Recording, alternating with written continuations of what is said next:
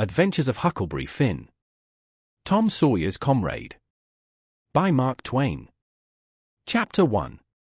You don't know about me without you have read a book by the name of The Adventures of Tom Sawyer, but that ain't no matter. That book was made by Mr. Mark Twain, and he told the truth, mainly. There was things which he stretched, but mainly he told the truth. That is nothing. I never seen anybody but lied one time or another, without it was Aunt Polly, or the widow, or maybe Mary. Aunt Polly, Tom's Aunt Polly, she is, and Mary, and the widow Douglas is all told about in that book, which is mostly a true book, with some stretches, as I said before. Now the way that the book winds up is this: Tom and me found the money that the robbers hid in the cave, and it made us rich. We got $6,000 apiece, all gold. It was an awful sight of money when it was piled up. Well, Judge Thatcher he took it and put it out at interest, and it fetched us $1 a day apiece all the year round, more than a body could tell what to do with. The widow Douglas she took me for her son, and allowed she would civilize me, but it was rough living in the house all the time, considering how dismal, regular and decent the widow was in all her ways, and so when I couldn't stand it no longer I lit out.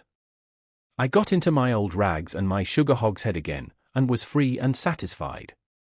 But Tom Sawyer he hunted me up and said he was going to start a band of robbers, and I might join if I would go back to the widow and be respectable. So I went back. The widow she cried over me, and called me a poor lost lamb, and she called me a lot of other names, too, but she never meant no harm by it. She put me in them new clothes again, and I couldn't do nothing but sweat, and feel all cramped up. Well, then, the old thing commenced again. The widow rung a bell for supper, and you had to come to time. When you got to the table you couldn't go right to eating, but you had to wait for the widow to tuck down her head and grumble a little over the victuals, though there warn't really anything the matter with them, that is, nothing, only everything was cooked by itself. In a barrel of odds and ends it is different, things get mixed up, and the juice kind of swaps around, and the things go better. After supper she got out her book and learned me about Moses and the bulrushes, and I was in a sweat to find out all about him, but by and by she let it out that Moses had been dead a considerable long time, so then I didn't care no more about him, because I don't take no stock in dead people. Pretty soon I wanted to smoke, and asked the widow to let me. But she wouldn't. She said it was a mean practice and wasn't clean, and I must try to not do it any more. That is just the way with some people. They get down on a thing when they don't know nothing about it.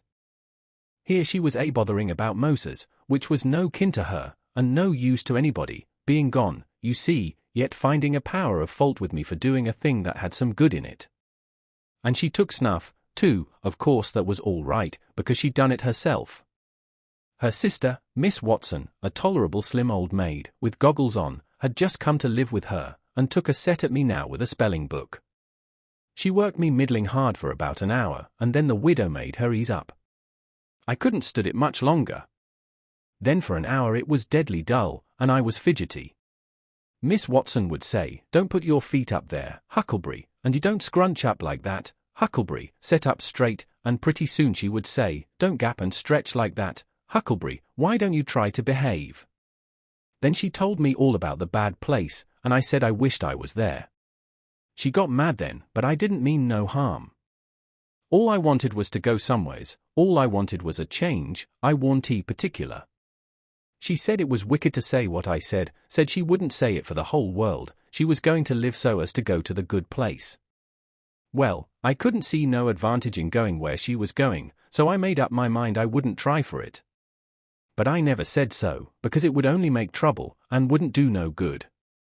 Now she had got a start, and she went on and told me all about the good place. She said all a body would have to do there was to go around all day long with a harp and sing, forever and ever. So I didn't think much of it. But I never said so. I asked her if she reckoned Tom Sawyer would go there, and she said not by a considerable sight. I was glad about that, because I wanted him and me to be together. Miss Watson she kept pecking at me, and it got tiresome and lonesome. By and by they fetched the Naz in and had prayers, and then everybody was off to bed. I went up to my room with a piece of candle, and put it on the table. Then I sat down in a chair by the window and tried to think of something cheerful, but it warn't no use. I felt so lonesome I most wished I was dead. the stars were shining, and the leaves rustled in the woods ever so mournful, and I heard an owl, away off, hoo-wooing about somebody that was dead, and a whippoorwill and a dog crying about somebody that was going to die, and the wind was trying to whisper something to me, and I couldn't make out what it was, and so it made the cold shivers run over me. Then away out in the woods I heard that kind of a sound that a ghost makes when it wants to tell about something that's on its mind and can't make itself understood, and so can't rest easy in its grave, and has to go about that way every night grieving. I got so downhearted and scared I did wish I had some company. Pretty soon a spider went crawling up my shoulder, and I flipped it off and it lit in the candle, and before I could budge it was all shriveled up. I didn't need anybody to tell me that that was an awful bad sign and would fetch me some bad luck, so I was scared and most shook the clothes off of me. I got up and turned around in my tracks 3 times and crossed my breast every time, and then I tied up a little lock of my hair with a thread to keep witches away. But I hadn't no confidence. You do that when you've lost a horseshoe that you've found, instead of nailing it up over the door, but I hadn't ever heard anybody say it was any way to keep off bad luck when you'd killed a spider. I sat down again, shaking all over, and got out my pipe for a smoke, for the house was all as still as death now, and so the widow wouldn't know. Well, after a long time I heard the clock away off in the town go boom, boom, boom, 12 licks, and all still again, stiller than ever. Pretty soon I heard a twig snap down in the dark amongst the trees, something was a-stirring. I sat still and listened. Directly I could just barely hear a meow. Meow, down there. That was good. Says I, meow. Meow, as soft as I could, and then I put out the light and scrambled out of the window onto the shed. Then I slipped down to the ground and crawled in among the trees, and, sure enough, there was Tom Sawyer waiting for me. Chapter 2. We went tiptoeing along a path amongst the trees back towards the end of the widow's garden, stooping down so as the branches wouldn't scrape our heads. When we was passing by the kitchen I fell over a root and made a noise. We crouched down and laid still. Miss Watson's big named Jim, was sitting in the kitchen door. We could see him pretty clear, because there was a light behind him. He got up and stretched his neck out about a minute, listening. Then he says, "Who da?" He listened some more, then he come tiptoeing down and stood right between us. We could 'a touched him, nearly. Well, likely it was minutes and minutes that there warn't a sound, and we all there so close together. There was a place on my ankle that got to itching, but I dasn't scratch it, and then my ear begun to itch, and next my back, right between my shoulders. Seemed like I'd die if I couldn't scratch. Well, I've noticed that thing plenty times since. If you are with the quality, or at a funeral, or trying to go to sleep when you ain't sleepy, if you are anywhere where it won't do for you to scratch, why you will itch all over in upwards of 1,000 places. Pretty soon Jim says, "Say, who is you? War is you? Dog my cats if I didn't hear something." Well, I know what I's gwine to do. I's gwine to set down here and listen till I hears it again. So he sat down on the ground betwixt me and Tom. He leaned his back up against a tree, and stretched his legs out till one of them most touched one of mine. My nose begun to itch. It itched till the tears come into my eyes. But I dasn't scratch. Then it begun to itch on the inside. Next I got to itching underneath. I didn't know how I was going to set still. This miserableness went on as much as 6 or 7 minutes, but it seemed a sight longer than that. I was itching in 11 different places now. I reckoned I couldn't stand it more'n a minute longer, but I set my teeth hard and got ready to try. Just then Jim begun to breathe heavy, next he begun to snore, and then I was pretty soon comfortable again. Tom he made a sign to me, kind of a little noise with his mouth, and we went creeping away on our hands and knees. When we was 10 foot off Tom whispered to me, and wanted to tie Jim to the tree for fun. But I said no, he might wake and make a disturbance, and then they'd find out I warn't in. Then Tom said he hadn't got candles enough, and he would slip in the kitchen and get some more. I didn't want him to try. I said Jim might wake up and come. But Tom wanted to risk it, so we slid in there and got 3 candles, and Tom laid 5 cents on the table for pay. Then we got out, and I was in a sweat to get away, but nothing would do Tom but he must crawl to where Jim was, on his hands and knees, and play something on him. I waited, and it seemed a good while. Everything was so still and lonesome. As soon as Tom was back, we cut along the path, around the garden fence, and by fetched up on the steep top of the hill the other side of the house. Tom said he slipped Jim's hat off of his head and hung it on a limb right over him, and Jim stirred a little, but he didn't wake. Afterwards Jim said the witches bewitched him and put him in a trance, and rode him all over the state, and then set him under the trees again, and hung his hat on a limb to show who done it. And next time Jim told it, he said they rode him down to New Orleans, and, after that, every time he told it he spread it more and more, till by he said they rode him all over the world, and tired him most to death, and his back was all over saddle boils. Jim was monstrous proud about it, and he got so he wouldn't hardly notice the other Naz. Naz would come miles to hear Jim tell about it, and he was more looked up to than any Nar in that country. Strange Naz would stand with their mouths open and look him all over, same as if he was a wonder. Naz is always talking about witches in the dark by the kitchen fire, but whenever one was talking and letting on to know all about such things, Jim would happen in and say, "Hm. What you knows about witches?" and that now was corked up and had to take a back seat. Jim always kept that 5-cent piece round his neck with a string, and said it was a charm the devil give to him with his own hands, and told him he could cure anybody with it and fetch witches whenever he wanted to just by saying something to it, but he never told what it was he said to it. Naz would come from all around there and give Jim anything they had, just for a sight of that 5-cent piece, but they wouldn't touch it, because the devil had had his hands on it. Jim was most ruined for a servant, because he got stuck up on account of having seen the devil and been rode by witches. Well, when Tom and me got to the edge of the hilltop, we looked away down into the village and could see 3 or 4 lights twinkling, where there was sick folks, maybe, and the stars over us were sparkling ever so fine, and down by the village was the river, a whole mile broad, and awful still and grand. We went down the hill and found Joe Harper and Ben Rogers, and 2 or 3 more of the boys, hid in the old tanyard.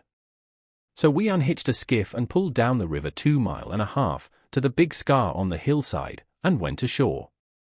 We went to a clump of bushes, and Tom made everybody swear to keep the secret, and then showed them a hole in the hill, right in the thickest part of the bushes.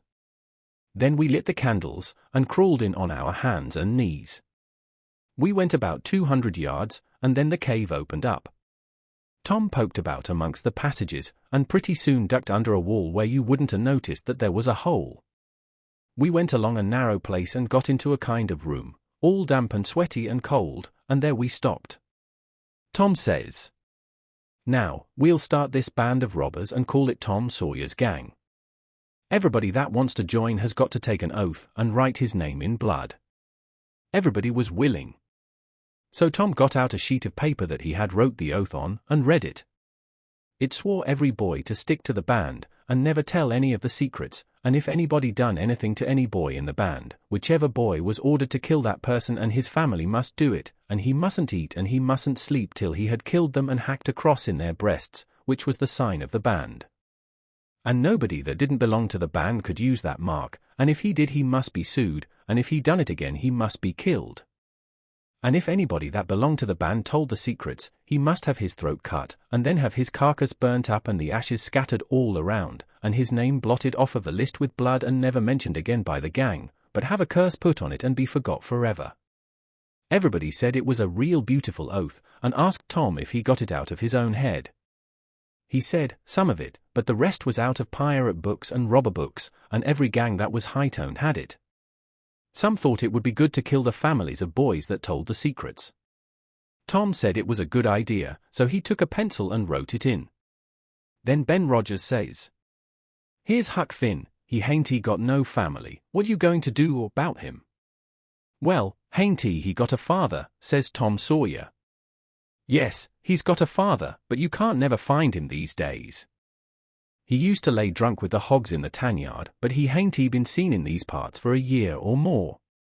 They talked it over, and they was going to rule me out, because they said every boy must have a family or somebody to kill, or else it wouldn't be fair and square for the others. Well, nobody could think of anything to do, everybody was stumped, and set still. I was most ready to cry, but all at once I thought of a way, and so I offered them Miss Watson, they could kill her. Everybody said, "Oh, she'll do. That's all right." Huck can come in." Then they all stuck a pin in their fingers to get blood to sign with, and I made my mark on the paper. "Now," says Ben Rogers, "what's the line of business of this gang?" "Nothing, only robbery and murder," Tom said. "But who are we going to rob, houses, or cattle, or stuff?" "Stealing cattle and such things ain't robbery, it's burglary," says Tom Sawyer. "We ain't burglars. That ain't no sort of style. We are highwaymen. We stop stages and carriages on the road, with masks on, and kill the people and take their watches and money." "Must we always kill the people?" "Oh, certainly. It's best. Some authorities think different, but mostly it's considered best to kill them, except them that you bring to the cave here, and keep them till they're ransomed." "Ransomed? What's that?" "I don't know. But that's what they do. I've seen it in books, and so of course that's what we've got to do. But how can we do it if we don't know what it is?" "Why, blame it all, we've got to do it. Don't I tell you it's in the books? Do you want to go to doing different from what's in the books, and get things all muddled up?" "Oh, that's all very fine to say, Tom Sawyer, but how in the nation are these fellows going to be ransomed if we don't know how to do it to them? That's the thing I want to get at." "Now, what do you reckon it is?" "Well, I don't know. But perhaps if we keep them till they're ransomed, it means that we keep them till they are dead." "Now, that's something like. That'll answer. Why couldn't you said that before? We'll keep them till they're ransomed to death, and a bothersome lot they'll be, too, eating up everything, and always trying to get loose." "How you talk, Ben Rogers. How can they get loose when there's a guard over them, ready to shoot them down if they move a peg?" "A guard? Well, that is good. So somebody's got to set up all night and never get any sleep, just so as to watch them. I think that's foolishness. Why can't a body take a club and ransom them as soon as they get here?" "Because it ain't in the book, so that's why. Now, Ben Rogers, do you want to do things regular, or don't you? That's the idea. Don't you reckon that the people that made the books knows what's the correct thing to do? Do you reckon you can learn 'em anything? Not by a good deal. No, sir, we'll just go on and ransom them in the regular way." "All right. I don't mind, but I say it's a fool way, anyhow. Say, do we kill the women, too?" "Well, Ben Rogers, if I was as ignorant as you I wouldn't let on." "Kill the women?" "No, nobody ever saw anything in the books like that. You fetch them to the cave, and you're always as polite as pie to them, and by they fall in love with you, and never want to go home any more." "Well, if that's the way I'm agreed, but I don't take no stock in it.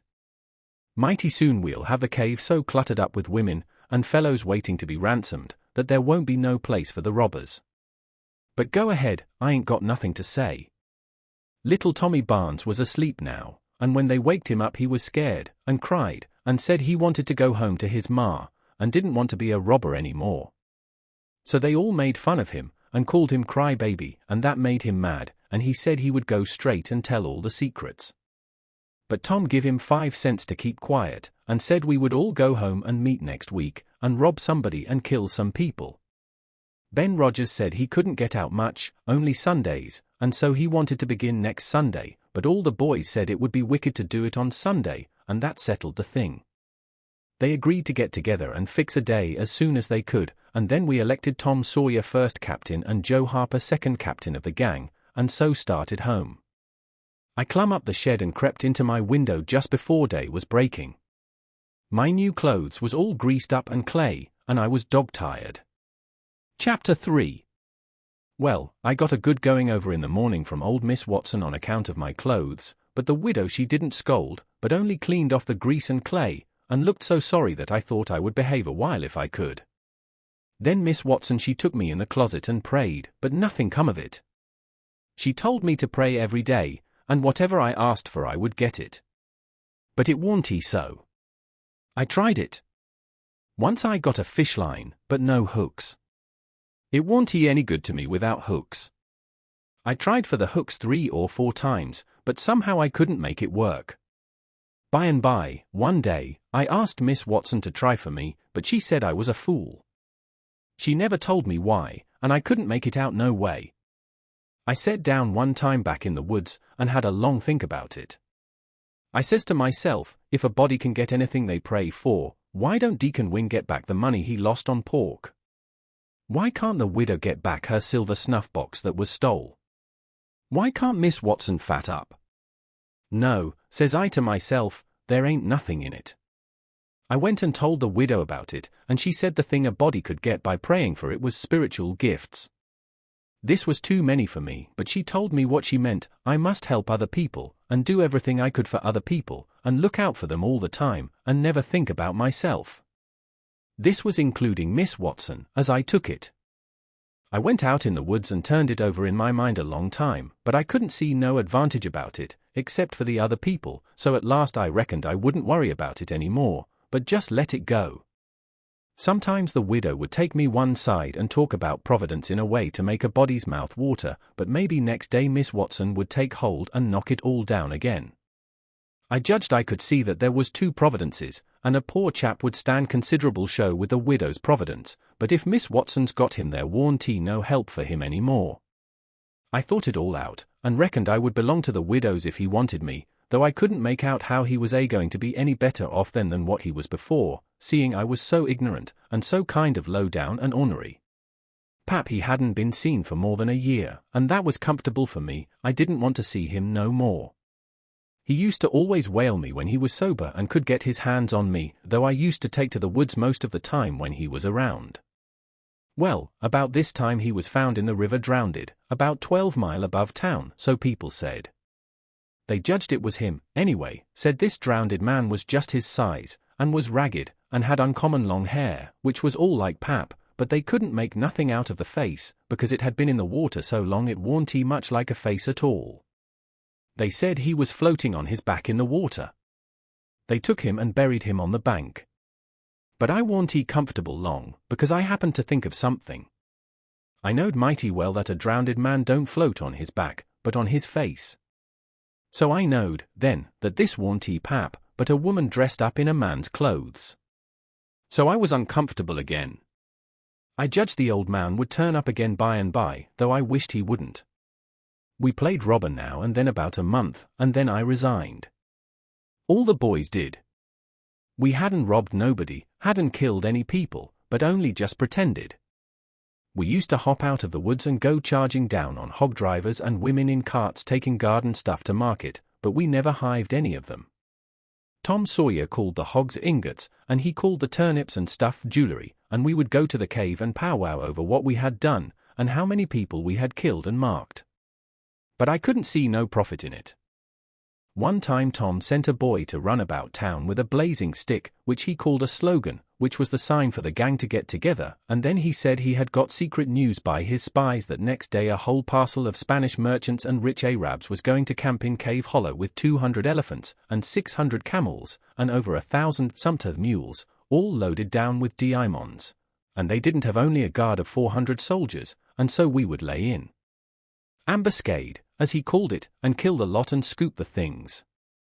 He said we must slick up our swords and guns, and get ready. He never could go after even a turnip cart, but he must have the swords and guns all scoured up for it, though they was only lath and broomsticks, and you might scour at them till you rotted, and then they warn't worth a mouthful of ashes more than what they was before. I didn't believe we could lick such a crowd of Spaniards and Arabs, but I wanted to see the camels and elephants, so I was on hand next day, Saturday, in the ambuscade, and when we got the word we rushed out of the woods and down the hill. But there warn't no Spaniards and Arabs, and there warn't no camels nor no elephants. It warn't anything but a Sunday school picnic, and only a primer class at that. We busted it up, and chased the children up the hollow, but we never got anything but some doughnuts and jam, though Ben Rogers got a rag doll, and Joe Harper got a hymn book and a tract, and then the teacher charged in, and made us drop everything and cut. I didn't see no diamonds, and I told Tom Sawyer so. He said there was loads of them there, anyway, and he said there was Arabs there, too, and elephants and things. I said, why couldn't we see them, then? He said if I warn't so ignorant, but had read a book called Don Quixote, I would know without asking. He said it was all done by enchantment. he said there was hundreds of soldiers there, and elephants and treasure, and so on, but we had enemies which he called magicians, and they had turned the whole thing into an infant Sunday school, just out of spite. I said, all right, then the thing for us to do was to go for the magicians. Tom Sawyer said I was a numbskull.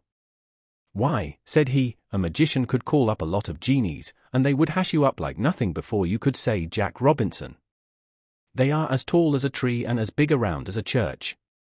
Well, I says, suppose we got some genies to help us, can't we lick the other crowd then? How are you going to get them? I don't know.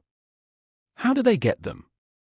Why, they rub an old tin lamp or an iron ring, and then the genies come tearing in, with the thunder and lightning a-ripping around and the smoke a-rolling, and everything they're told to do they up and do it. They don't think nothing of pulling a shot tower up by the roots, and belting a Sunday school superintendent over the head with it, or any other man. Who makes them tear around so? Why, whoever rubs the lamp or the ring. They belong to whoever rubs the lamp or the ring, and they've got to do whatever he says. If he tells them to build a palace 40 miles long out of diamonds, and fill it full of chewing gum, or whatever you want, and fetch an emperor's daughter from China for you to marry, they've got to do it, and they've got to do it before sun-up next morning, too.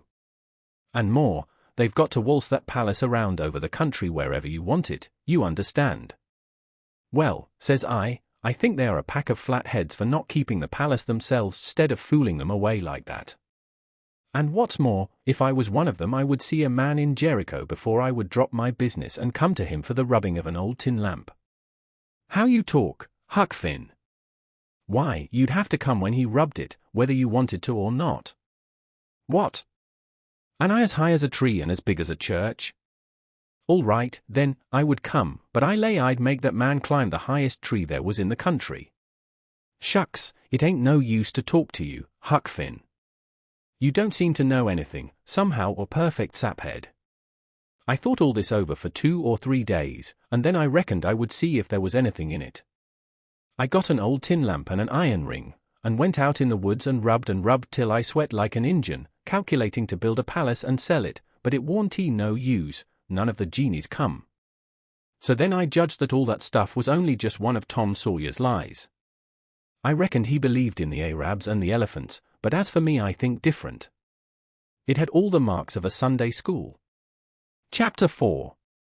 Well, 3 or 4 months run along, and it was well into the winter now. I had been to school most all the time and could spell and read and write just a little, and could say the multiplication table up to 6 times 7 is 35, and I don't reckon I could ever get any further than that if I was to live forever. I don't take no stock in mathematics, anyway. At first I hated the school, but by and by I got so I could stand it. Whenever I got uncommon tired I played hooky, and the hiding I got next day done me good and cheered me up. So the longer I went to school the easier it got to be. I was getting sort of used to the widow's ways, too, and they warn't so raspy on me. Living in a house and sleeping in a bed pulled on me pretty tight mostly, but before the cold weather I used to slide out and sleep in the woods sometimes, and so that was a rest to me. I liked the old ways best, but I was getting so I liked the new ones, too, a little bit. The widow said I was coming along slow but sure, and doing very satisfactory. She said she warn't ashamed of me. One morning I happened to turn over the salt cellar at breakfast. I reached for some of it as quick as I could to throw over my left shoulder and keep off the bad luck, but Miss Watson was in ahead of me, and crossed me off. She says, "Take your hands away, Huckleberry, what a mess you are always making." The widow put in a good word for me, but that warn't going to keep off the bad luck, I knowed that well enough. I started out, after breakfast, feeling worried and shaky, and wondering where it was going to fall on me, and what it was going to be. There is ways to keep off some kinds of bad luck, but this wasn't one of them kind, so I never tried to do anything, but just poked along low-spirited and on the watch out. I went down to the front garden and clumb over the stile where you go through the high board fence. There was an inch of new snow on the ground, and I seen somebody's tracks. They had come up from the quarry and stood around the stile a while, and then went on around the garden fence. It was funny they hadn't come in, after standing around so. I couldn't make it out. It was very curious, somehow. I was going to follow around, but I stooped down to look at the tracks first. I didn't notice anything at first, but next I did. There was a cross in the left boot heel made with big nails, to keep off the devil. I was up in a second and shinning down the hill. I looked over my shoulder every now and then, but I didn't see nobody. I was at Judge Thatcher's as quick as I could get there. He said, "Why, my boy, you are all out of breath. Did you come for your interest?" "No, sir," I says, "is there some for me?" "Oh, yes, a half-yearly is in, last night, over $150. Quite a fortune for you. You had better let me invest it along with your 6,000, because if you take it you'll spend it." "No, sir," I says, "I don't want to spend it. I don't want it at all, nor the 6,000, nut her. I want you to take it, I want to give it to you, or the 6,000 and all." He looked surprised. He couldn't seem to make it out. He says, "Why, what can you mean, my boy?" I says, "Don't you ask me no questions about it, please. You'll take it, won't you?" He says, "Well, I'm puzzled. Is something the matter?" "Please take it," says I, "and don't ask me nothing, then I won't have to tell no lies." He studied a while, and then he says, "Oh, I think I see. You want to sell all your property to me, not give it. That's the correct idea." Then he wrote something on a paper and read it over, and says, "There, you see it says for a consideration. That means I have bought it of you and paid you for it. Here's $1 for you. Now you sign it." So I signed it, and left. Miss Watson's Jim, had a hairball as big as your fist, which had been took out of the fourth stomach of an ox, and he used to do magic with it. He said there was a spirit inside of it, and it knowed everything. So I went to him that night and told him Pap was here again, for I found his tracks in the snow. What I wanted to know was, what he was going to do, and was he going to stay? Jim got out his hairball and said something over it, and then he held it up and dropped it on the floor. It fell pretty solid, and only rolled about an inch. Jim tried it again, and then another time, and it acted just the same. Jim got down on his knees, and put his ear against it and listened. But it warn't no use, he said it wouldn't talk. He said sometimes it wouldn't talk without money. I told him I had an old slick counterfeit quarter that warn't no good because the brass showed through the silver a little, and it wouldn't pass nohow, even if the brass didn't show, because it was so slick it felt greasy, and so that would tell on it every time. I reckoned I wouldn't say nothing about the $1 I got from the judge. I said it was pretty bad money, but maybe the hairball would take it, because maybe it wouldn't know the difference. Jim smelt it and bit it and rubbed it, and said he would manage so the hairball would think it was good. He said he would split open a raw Irish potato and stick the quarter in between and keep it there all night, and next morning you couldn't see no brass, and it wouldn't feel greasy no more, and so anybody in town would take it in a minute, let alone a hairball. Well, I knowed a potato would do that before, but I had forgot it. Jim put the quarter under the hairball, and got down and listened again. This time he said the hairball was all right. He said it would tell my whole fortune if I wanted it to. I says, "Go on." So the hairball talked to Jim, and Jim told it to me. He says, "Yo, ole father don't know yet what his gwin to do. Sometimes he spec he'll go away, den again he spec he'll stay. The best way is to rest easy let the ole man take his own way. Days two angels hovering round about him. One UVM is white shiny, t'other one is black. The white one gets him to go right a little while, den the black one sail in busted all up. A body can't tell yet which one gwin to fetch him at the las. But you is all right. You gwin to have considerable trouble in your life, considerable joy. Sometimes you gwin to git hurt, sometimes you gwin to git sick, but every time you's gwin to git well again. Days two gals flying about you in your life. One UVM's light t'other one is dark. One is rich t'other is po. You's gwin to marry the po the one fast the rich one by by. You wants to keep away from the water as much as you kin, don't run no risk, 'cause it's down in the bills that use Gwyn to git hung. When I lit my candle and went up to my room that night, there sat Pap his own self. Chapter 5. I had shut the door too. Then I turned around and there he was. I used to be scared of him all the time, he tanned me so much. I reckoned I was scared now, too, but in a minute I see I was mistaken, that is, after the first jolt, as you may say, when my breath sort of hitched, he being so unexpected, but right away after I see I warn't scared of him worth bothering about. He was most 50, and he looked it. His hair was long and tangled and greasy and hung down, and you could see his eyes shining through like he was behind vines. It was all black, no grey, so was his long, mixed-up whiskers. There warn't no colour in his face, where his face showed, it was white, not like another man's white, but a white to make a body sick, a white to make a body's flesh crawl, a tree-toad white, a fish-belly white. As for his clothes, just rags, that was all. He had one ankle resting on t'other knee, the boot on that foot was busted, and two of his toes stuck through, and he worked them now and then. His hat was laying on the floor, an old black slouch with the top caved in, like a lid. I stood looking at him, he sat there looking at me, with his chair tilted back a little. I set the candle down. I noticed the window was up, so he had clum in by the shed. He kept looking me all over. By and by he says, "Starchy clothes, very. You think you're a good deal of a big bug, don't you?" "Maybe I am, maybe I ain't," I says. "Don't you give me none o' your lip," says he.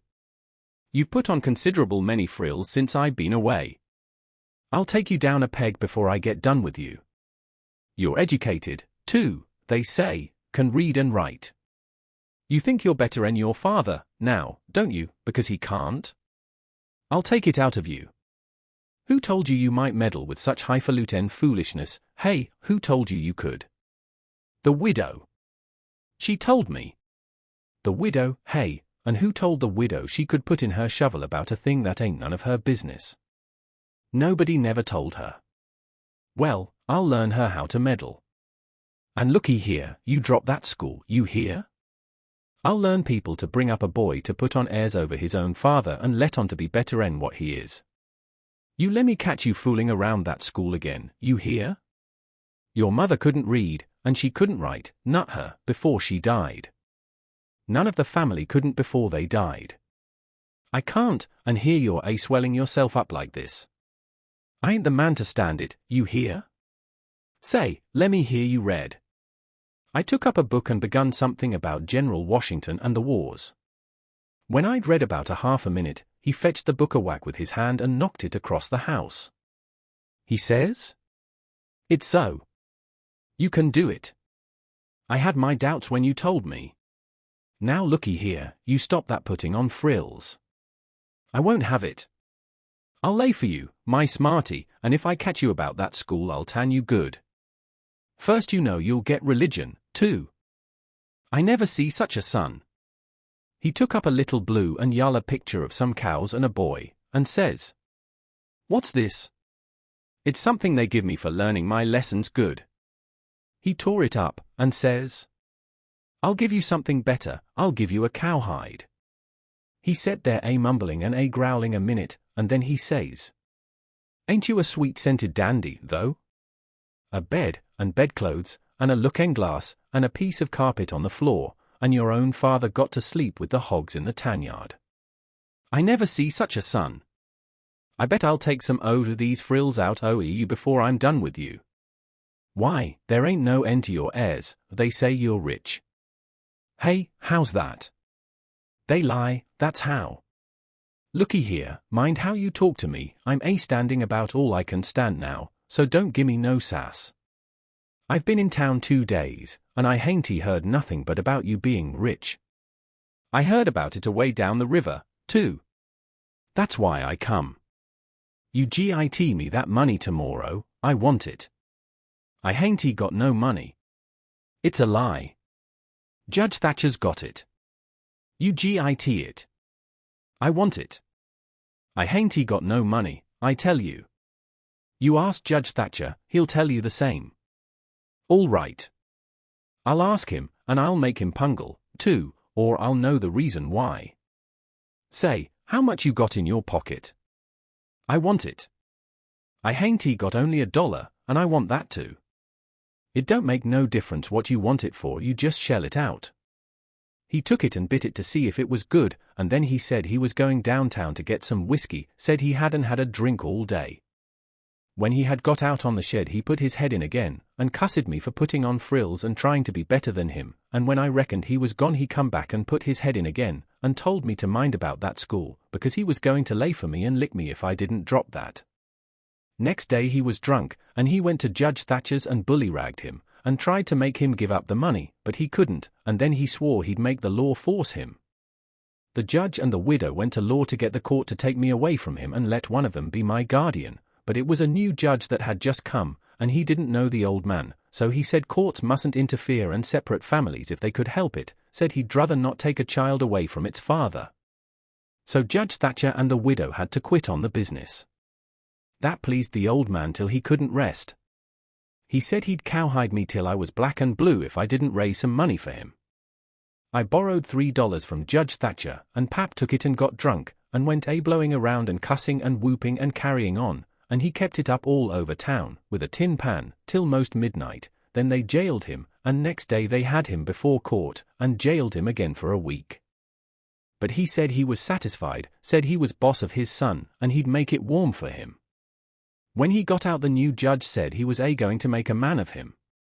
So he took him to his own house, and dressed him up clean and nice, and had him to breakfast and dinner and supper with the family, and was just old pie to him, so to speak. And after supper he talked to him about temperance and such things till the old man cried, and said he'd been a fool, and fooled away his life, but now he was going to turn over a new leaf and be a man nobody wouldn't be ashamed of, and he hoped the judge would help him and not look down on him. The judge said he could hug him for them words, so he cried, and his wife she cried again. Pap said he'd been a man that had always been misunderstood before, and the judge said he believed it. The old man said that what a man wanted that was down was sympathy, and the judge said it was so they cried again. And when it was bedtime the old man rose up and held out his hand, and says, "Look at it, gentlemen and ladies all, take a hold of it, shake it. There's a hand that was the hand of a hog, but it ain't so no more, it's the hand of a man that started in on a new life, and'll die before he'll go back. You mark them words, don't forget I said them. It's a clean hand now, shake it, don't be afeared." So they shook it, one after the other, all around, and cried. The judge's wife she kissed it. Then the old man he signed a pledge, made his mark. The judge said it was the holiest time on record, or something like that. Then they tucked the old man into a beautiful room, which was the spare room, and in the night sometime he got powerful thirsty and clumb out onto the porch roof and slid down a stanchion and traded his new coat for a jug of 40 rod, and clumb back again and had a good old time, and towards daylight he crawled out again, drunk as a fiddler, and rolled off the porch and broke his left arm in 2 places, and was most froze to death when somebody found him after sun-up. And when they come to look at that spare room they had to take soundings before they could navigate it. The judge he felt kind of sore. He said he reckoned a body could reform the old man with a shotgun, maybe, but he didn't know no other way. Chapter 6. Well, pretty soon the old man was up and around again, and then he went for Judge Thatcher in the courts to make him give up that money, and he went for me, too, for not stopping school. He catched me a couple of times and thrashed me, but I went to school just the same, and dodged him or outrun him most of the time. I didn't want to go to school much before, but I reckoned I'd go now to spite Pap. That law trial was a slow business, appeared like they weren't ever going to get started on it, so every now and then I'd borrow $2 or $3 off of the judge for him, to keep from getting a cowhiding. Every time he got money he got drunk, and every time he got drunk he raised Cain around town, and every time he raised Cain he got jailed. He was just suited, this kind of thing was right in his line. He got to hanging around the widows too much, and so she told him at last that if he didn't quit using around there she would make trouble for him. Well, wasn't he mad? He said he would show who was Huck Finn's boss. So he watched out for me one day in the spring, and catched me, and took me up the river about 3 mile in a skiff, and crossed over to the Illinois shore where it was woody and there weren't no houses but an old log hut in a place where the timber was so thick you couldn't find it if you didn't know where it was. He kept me with him all the time, and I never got a chance to run off. We lived in that old cabin, and he always locked the door and put the key under his head nights. He had a gun which he had stole, I reckon, and we fished and hunted, and that was what we lived on. Every little while he locked me in and went down to the store, 3 miles, to the ferry, and traded fish and game for whiskey, and fetched it home and got drunk and had a good time, and licked me. The widow she found out where I was by and by, and she sent a man over to try to get hold of me, but Pap drove him off with the gun, and it warn't long after that till I was used to being where I was, and liked it, all but the cowhide part. It was kind of lazy and jolly, laying off comfortable all day, smoking and fishing, and no books nor study. 2 months or more run along, and my clothes got to be all rags and dirt, and I didn't see how I'd ever got to like it so well at the widow's, where you had to wash, and eat on a plate, and comb up, and go to bed and get up regular, and be forever bothering over a book, and have old Miss Watson pecking at you all the time. I didn't want to go back no more. I had stopped cussing, because the widow didn't like it, but now I took to it again because Pap hadn't no objections. It was pretty good times up in the woods there, take it all around. But by and by Pap got too handy with his hickory, and I couldn't stand it. I was all over welts. He got to going away so much, too, and locking me in. Once he locked me in and was gone 3 days. It was dreadful lonesome. I judged he had got drowned, and I wasn't ever going to get out any more. I was scared. I made up my mind I would fix up some way to leave there. I had tried to get out of that cabin many a time, but I couldn't find no way. There warn't a window to it big enough for a dog to get through. I couldn't get up the chimbley, it was too narrow. The door was thick, solid oak slabs.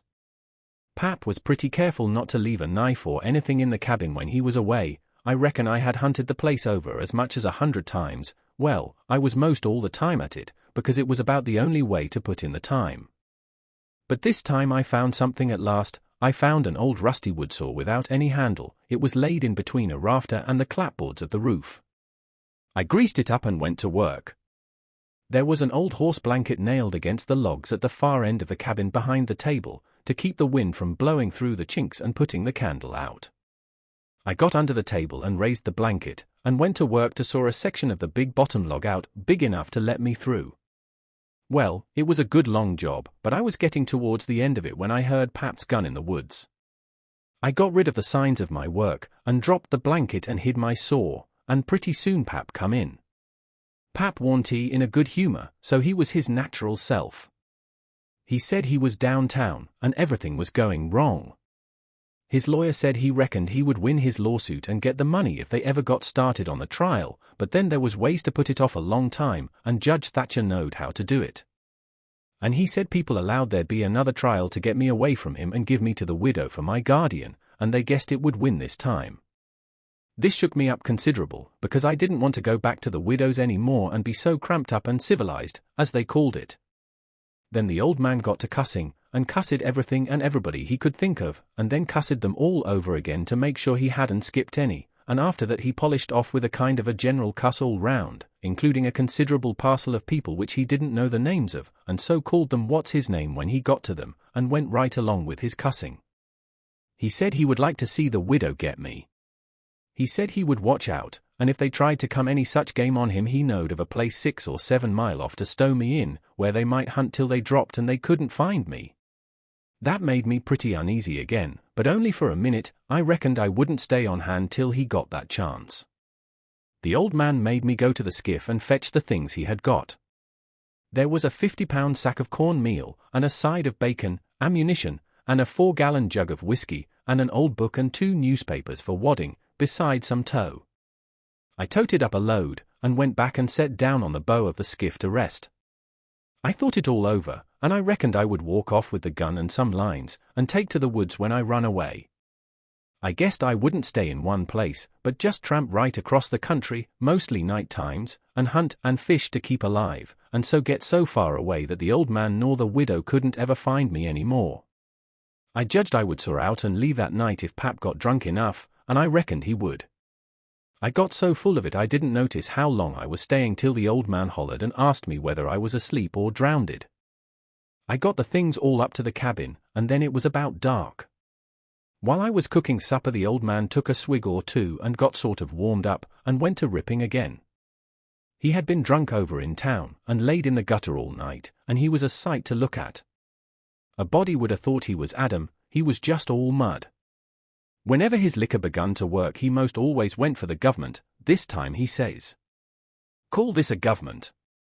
Why, just look at it and see what it's like.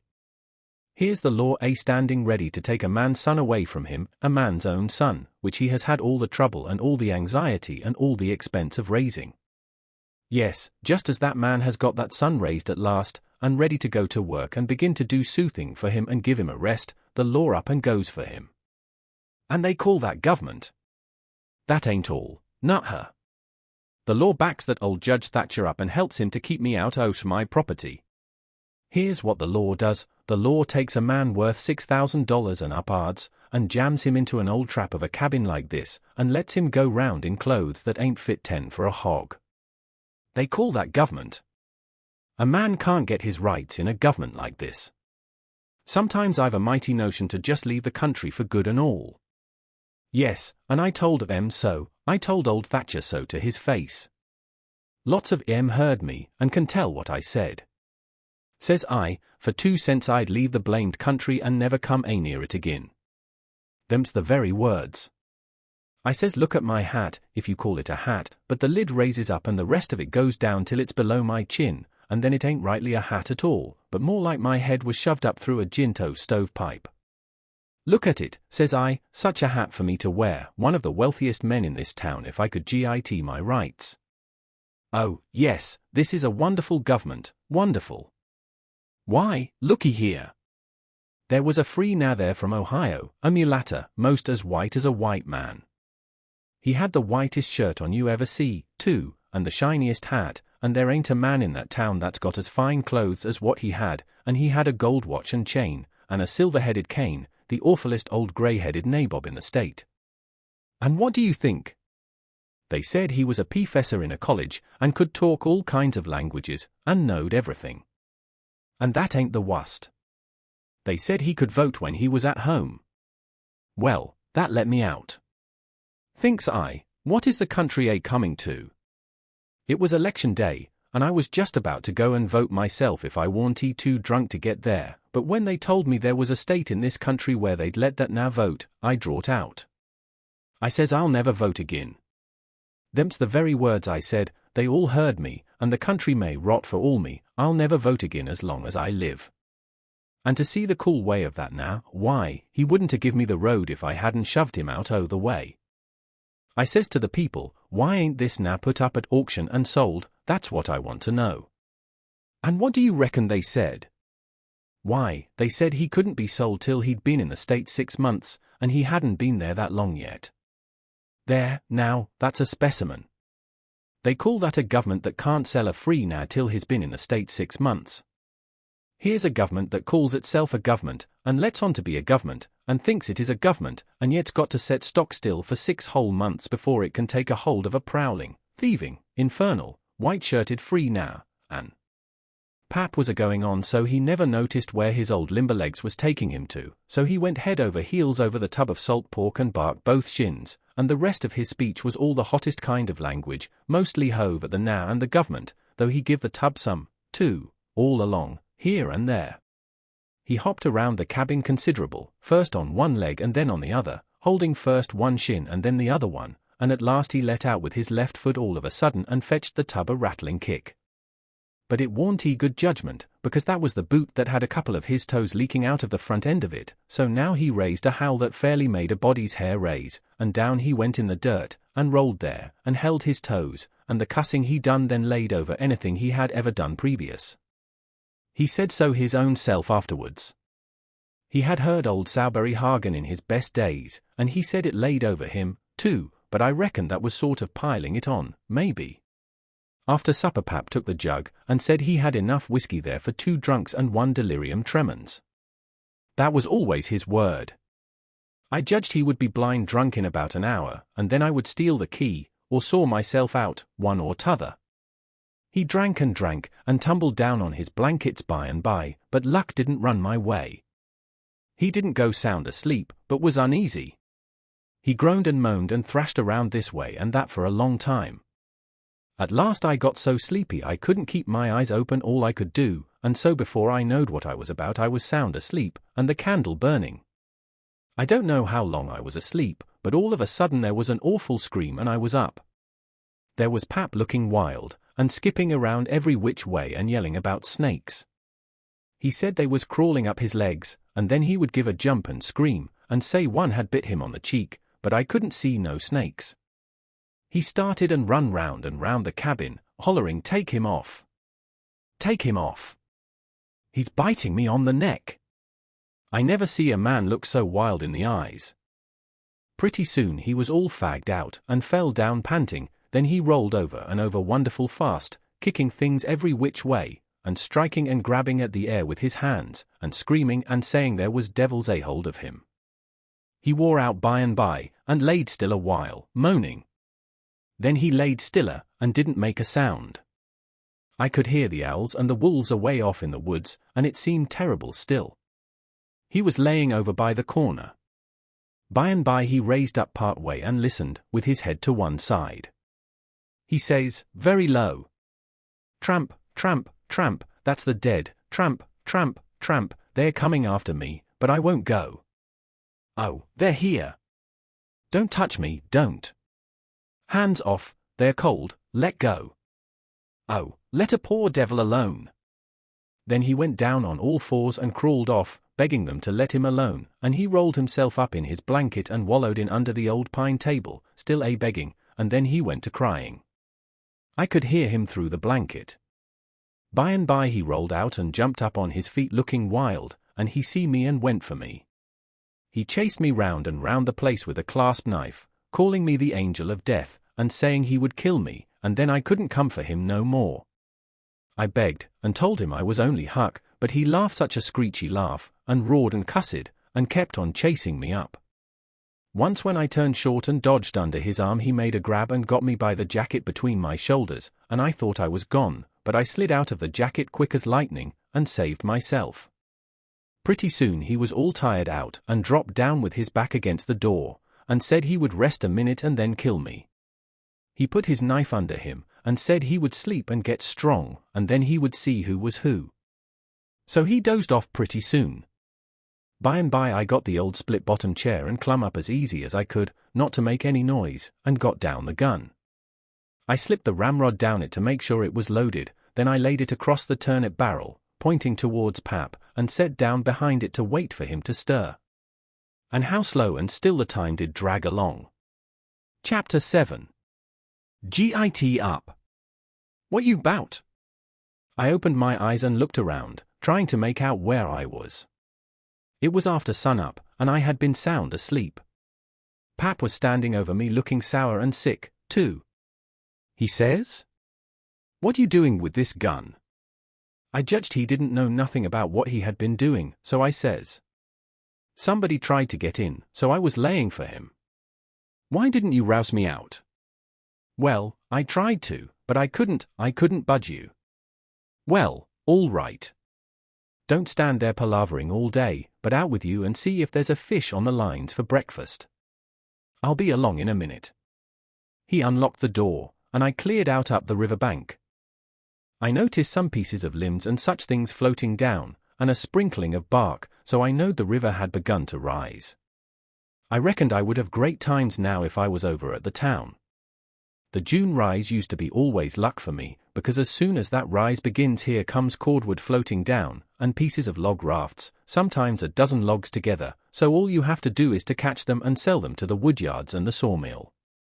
I went along up the bank with one eye out for Pap and t'other one out for what the rise might fetch along. Well, all at once here comes a canoe, just a beauty, too, about 13 or 14 foot long, riding high like a duck. I shot head first off of the bank like a frog, clothes and all on, and struck out for the canoe. I just expected there'd be somebody laying down in it, because people often done that to fool folks, and when a chap had pulled a skiff out most of it they'd raise up and laugh at him. But it warn't he so this time. It was a drift canoe sure enough, and I clumb in and paddled her ashore. Thinks I, the old man will be glad when he sees this, she's worth $10. But when I got to shore Pap wasn't in sight yet, and as I was running her into a little creek like a gully, all hung over with vines and willows, I struck another idea. I judged I'd hide her good, and then, stead of taking to the woods when I run off, I'd go down the river about 50 mile and camp in one place for good, and not have such a rough time tramping on foot. It was pretty close to the shanty, and I thought I heard the old man coming all the time, but I got her hid, and then I out and looked around a bunch of willows, and there was the old man down the path a piece just drawing a bead on a bird with his gun. So he hadn't seen anything. When he got along I was hard at it taking up a trot line. He abused me a little for being so slow, but I told him I fell in the river, and that was what made me so long. I knowed he would see I was wet, and then he would be asking questions. We got 5 catfish off the lines and went home. While we laid off after breakfast to sleep up, both of us being about wore out, I got to thinking that if I could fix up some way to keep Pap and the widow from trying to follow me, it would be a certainer thing than trusting to luck to get far enough off before they missed me. You see, all kinds of things might happen. Well, I didn't see no way for a while, but by and by Pap raised up a minute to drink another barrel of water, and he says, "Another time a man comes prowling round here you rouse me out, you hear? That man warn't he here for no good. I'd a shot him. Next time you rouse me out, you hear?" Then he dropped down and went to sleep again, but what he had been saying give me the very idea I wanted. I says to myself, I can fix it now so nobody won't think of following me. About 12 o'clock we turned out and went along up the bank. The river was coming up pretty fast, and lots of driftwood going by on the rise. By and by along comes part of a log raft, 9 logs fast together. We went out with the skiff and towed it ashore. Then we had dinner. Anybody but Pap would have waited and seen the day through, so as to catch more stuff, but that warn't Pap's style. 9 logs was enough for one time, he must shove right over to town and sell. So he locked me in and took the skiff, and started off towing the raft about 3:30. I judged he wouldn't come back that night. I waited till I reckoned he had got a good start, then I out with my saw, and went to work on that log again. Before he was t'other side of the river I was out of the hole, him and his raft was just a speck on the water away off yonder. I took the sack of cornmeal and took it to where the canoe was hid, and shoved the vines and branches apart and put it in, then I done the same with the side of bacon, then the whiskey jug. I took all the coffee and sugar there was, and all the ammunition, I took the wadding, I took the bucket and good, I took a dipper and a tin cup, and my old saw and 2 blankets, and the skillet and the coffee pot. I took fish lines and matches and other things, everything that was worth a cent. I cleaned out the place. I wanted an axe, but there wasn't any, only the one out at the woodpile, and I knowed why I was going to leave that. I fetched out the gun, and now I was done. I had wore the ground a good deal crawling out of the hole and dragging out so many things. So I fixed that as good as I could from the outside by scattering dust on the place, which covered up the smoothness and the sawdust. Then I fixed the piece of log back into its place, and put 2 rocks under it and one against it to hold it there, for it was bent up at that place and didn't quite touch ground. If you stood 4 or 5 foot away and didn't know it was sawed, you wouldn't never notice it, and besides, this was the back of the cabin, and it warn't likely anybody would go fooling around there. It was all grass clear to the canoe, so I hadn't left a track. I followed around to see. I stood on the bank and looked out over the river. All safe. So I took the gun and went up a piece into the woods, and was hunting around for some birds when I see a wild pig. Hogs soon went wild in them bottoms after they had got away from the prairie farms. I shot this fellow and took him into camp. I took the axe and smashed in the door. I beat it and hacked it considerable doing it. I fetched the pig in, and took him back nearly to the table and hacked into his throat with the axe, and laid him down on the ground to bleed. I say ground because it was ground, hard-packed, and no boards. Well, next I took an old sack and put a lot of big rocks in it, all I could drag, and I started it from the pig, and dragged it to the door and through the woods down to the river and dumped it in, and down it sunk, out of sight. You could easy see that something had been dragged over the ground. I did wish Tom Sawyer was there. I knowed he would take an interest in this kind of business, and throw in the fancy touches. Nobody could spread himself like Tom Sawyer in such a thing as that. Well, last I pulled out some of my hair, and blooded the axe good, and stuck it on the back side, and slung the axe in the corner. Then I took up the pig and held him to my breast with my jacket, so he couldn't drip, till I got a good piece below the house and then dumped him into the river. Now I thought of something else. So I went and got the bag of meal and my old saw out of the canoe, and fetched them to the house. I took the bag to where it used to stand, and ripped a hole in the bottom of it with the saw, for there warn't no knives and forks on the place. Pap done everything with his clasp knife about the cooking. Then I carried the sack about 100 yards across the grass and through the willows east of the house, to a shallow lake that was 5 miles wide and full of rushes, and ducks too, you might say, in the season. There was a slough or a creek leading out of it on the other side that went miles away, I don't know where, but it didn't go to the river. The meal sifted out and made a little track all the way to the lake. I dropped Pap's whetstone there too, so as to look like it had been done by accident. Then I tied up the rip in the meal sack with a string, so it wouldn't leak no more, and took it and my saw to the canoe again. It was about dark now, so I dropped the canoe down the river under some willows that hung over the bank, and waited for the moon to rise. I made fast to a willow, then I took a bite to eat, and by laid down in the canoe to smoke a pipe and lay out a plan. I says to myself, they'll follow the track of that sackful of rocks to the shore and then drag the river for me. And they'll follow that meal track to the lake and go browsing down the creek that leads out of it to find the robbers that killed me and took the things. They won't ever hunt the river for anything but my dead carcass. They'll soon get tired of that, and won't bother no more about me. All right, I can stop anywhere I want to. Jackson's Island is good enough for me, I know that island pretty well, and nobody ever comes there. And then I can paddle over to town nights, and slink around and pick up things I want. Jackson's Island's the place. I was pretty tired, and the first thing I knowed I was asleep. When I woke up I didn't know where I was for a minute. I sat up and looked around, a little scared. Then I remembered. The river looked miles and miles across. The moon was so bright I could have counted the drift logs that went slipping along, black and still, hundreds of yards out from shore. Everything was dead quiet, and it looked late and smelt late. You know what I mean, I don't know the words to put it in. I took a good gap and a stretch, and was just going to unhitch and start when I heard a sound away over the water. I listened. Pretty soon I made it out. It was that dull kind of irregular sound that comes from oars working in rullocks when it's a still night. I peeped out through the willow branches, and there it was, a skiff, away across the water. I couldn't tell how many was in it.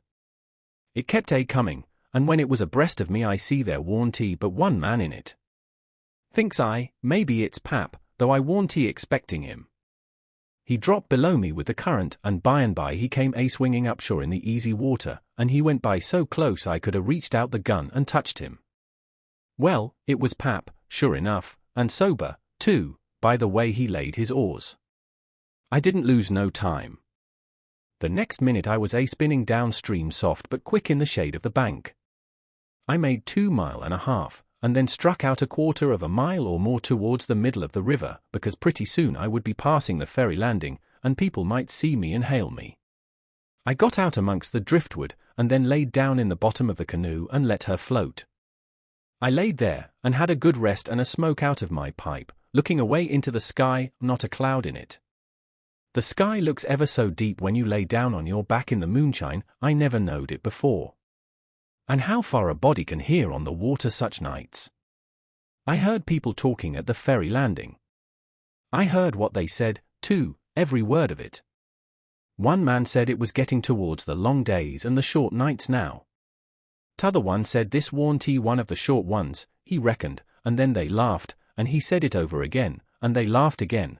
Then they waked up another fellow and told him, and laughed, but he didn't laugh, he ripped out something brisk, and said let him alone. The first fellow said he allowed to tell it to his old woman, she would think it was pretty good, but he said that warn't nothing to some things he had said in his time. I heard one man say it was nearly 3 o'clock, and he hoped daylight wouldn't wait more than about a week longer. After that the talk got further and further away, and I couldn't make out the words anymore, but I could hear the mumble, and now and then a laugh, too, but it seemed a long ways off.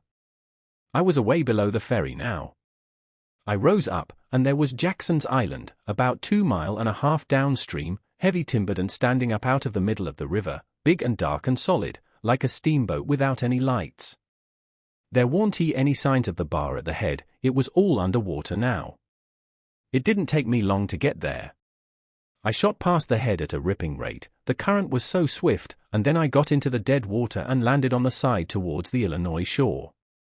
I run the canoe into a deep dent in the bank that I knowed about. I had to part the willow branches to get in, and when I made fast nobody could have seen the canoe from the outside. I went up and sat down on a log at the head of the island, and looked out on the big river and the black driftwood and away over to the town, 3 miles away, where there was 3 or 4 lights twinkling. A monstrous big lumber raft was about a mile upstream, coming along down, with a lantern in the middle of it. I watched it come creeping down, and when it was most abreast of where I stood I heard a man say, "Stern oars, there. Heave her head to starboard." I heard that just as plain as if the man was by my side. There was a little grey in the sky now, so I stepped into the woods, and laid down for a nap before breakfast. Chapter 8. The sun was up so high when I waked that I judged it was after 8 o'clock. I laid there in the grass and the cool shade thinking about things, and feeling rested and Ruther comfortable and satisfied. I could see the sun out at 1 or 2 holes, but mostly it was big trees all about, and gloomy in there amongst them. There was freckled places on the ground where the light sifted down through the leaves, and the freckled places swapped about a little, showing there was a little breeze up there. A couple of squirrels sat on a limb and jabbered at me very friendly. I was powerful lazy and comfortable, didn't want to get up and cook breakfast. Well, I was dozing off again when I thinks I hears a deep sound of boom, the way up the river. I rouses up, and rests on my elbow and listens. Pretty soon I hears it again. I hopped up, and went and looked out at a hole in the leaves, and I see a bunch of smoke laying on the water a long ways up, about abreast the ferry. And there was the ferryboat full of people floating along down. I knowed what was the matter now. Boom! I see the white smoke squirt out of the ferryboat side. You see, they was firing cannon over the water, trying to make my carcass come to the top. I was pretty hungry, but it warn't going to do for me to start a fire, because they might see the smoke. So I sat there and watched the cannon smoke and listened to the boom. The river was a mile wide there, and it always looks pretty on a summer morning, so I was having a good enough time seeing them hunt for my remainders if I only had a bite to eat. Well, then I happened to think how they always put quicksilver in loaves of bread and float them off, because they always go right to the drowned carcass and stop there. So, says I, I'll keep a lookout, and if any of them's floating around after me I'll give them a show. I changed to the Illinois edge of the island to see what luck I could have, and I warn't disappointed. A big double loaf come along, and I most got it with a long stick, but my foot slipped and she floated out further. Of course I was where the current set in the closest to the shore, I knowed enough for that. But by and by along comes another one, and this time I won. I took out the plug and shook out the little dab of quicksilver, and set my teeth in. It was baker's bread, what the quality eat, none of your low-down corn pone. I got a good place amongst the leaves, and sat there on a log, munching the bread and watching the ferryboat, and very well satisfied. And then something struck me. I says, now I reckon the widow or the parson or somebody prayed that this bread would find me, and here it has gone and done it. So there ain't no doubt but there is something in that thing, that is, there's something in it when a body like the widow or the parson prays, but it don't work for me, and I reckon it don't work for only just the right kind. I lit a pipe and had a good long smoke, and went on watching. The ferryboat was floating with the current, and I allowed I'd have a chance to see who was aboard when she come along, because she would come in close, where the bread did. When she'd got pretty well along down towards me, I put out my pipe and went to where I fished out the bread, and laid down behind a log on the bank in a little open place. Where the log forked I could peep through. By and by she come along, and she drifted in so close that they could have run out a plank and walked ashore. Most everybody was on the boat. Pap, and Judge Thatcher, and Bessie Thatcher, and Joe Harper, and Tom Sawyer, and his old Aunt Polly, and Sid and Mary, and plenty more. Everybody was talking about the murder, but the captain broke in and says, "Look sharp, now, the current sets in the closest here, and maybe he's washed ashore and got tangled amongst the brush at the water's edge." I hope so, anyway. I didn't hope so. They all crowded up and leaned over the rails, nearly in my face, and kept still, watching with all their might. I could see them first rate, but they couldn't see me. Then the captain sung out, "Stand away," and the cannon let off such a blast right before me that it made me deaf with the noise and pretty near blind with the smoke, and I judged I was gone. If they'd had some bullets in, I reckon they'd got the corpse they was after. Well, I see I warn't hurt, thanks to goodness. The boat floated on and went out of sight around the shoulder of the island. I could hear the booming now and then, further and further off, and by, after an hour, I didn't hear it no more. The island was 3 miles long. I judged they had got to the foot, and was giving it up. But they didn't yet a while. They turned around the foot of the island and started up the channel on the Missouri side, under steam, and booming once in a while as they went. I crossed over to that side and watched them. When they got abreast the head of the island, they quit shooting and dropped over to the Missouri shore and went home to the town. I knowed I was all right now. Nobody else would come hunting after me. I got my traps out of the canoe and made me a nice camp in the thick woods. I made a kind of a tent out of my blankets to put my things under so the rain couldn't get at them. I catched a catfish and haggled him open with my saw, and toward sundown I started my campfire and had supper. Then I set out a line to catch some fish for breakfast. When it was dark I sat by my campfire smoking, and feeling pretty well satisfied, but by and by it got sort of lonesome, and so I went and sat on the bank and listened to the current swashing along, and counted the stars and drift logs and rafts that come down, and then went to bed. There ain't no better way to put in time when you are lonesome. You can't stay so, you soon get over it. And so for 3 days and nights. No difference, just the same thing. But the next day I went exploring around down through the island. I was boss of it, it all belonged to me, so to say, and I wanted to know all about it, but mainly I wanted to put in the time. I found plenty strawberries, ripe and prime, and green summer grapes, and green raspberries, and the green blackberries was just beginning to show. They would all come handy by and by, I judged. Well, I went fooling along in the deep woods till I judged I warn't far from the foot of the island. I had my gun along, but I hadn't shot nothing, it was for protection, thought I would kill some game nigh home. About this time I mighty near stepped on a good-sized snake, and it went sliding off through the grass and flowers, and I after it, trying to get a shot at it. I clipped along, and all of a sudden I bounded right onto the ashes of a campfire that was still smoking. My heart jumped up amongst my lungs. I never waited for to look further, but uncocked my gun and went sneaking back on my tiptoes as fast as ever I could. Every now and then I stopped a second amongst the thick leaves and listened, but my breath come so hard I couldn't hear nothing else. I slunk along another piece further, then listened again, and so on, and so on.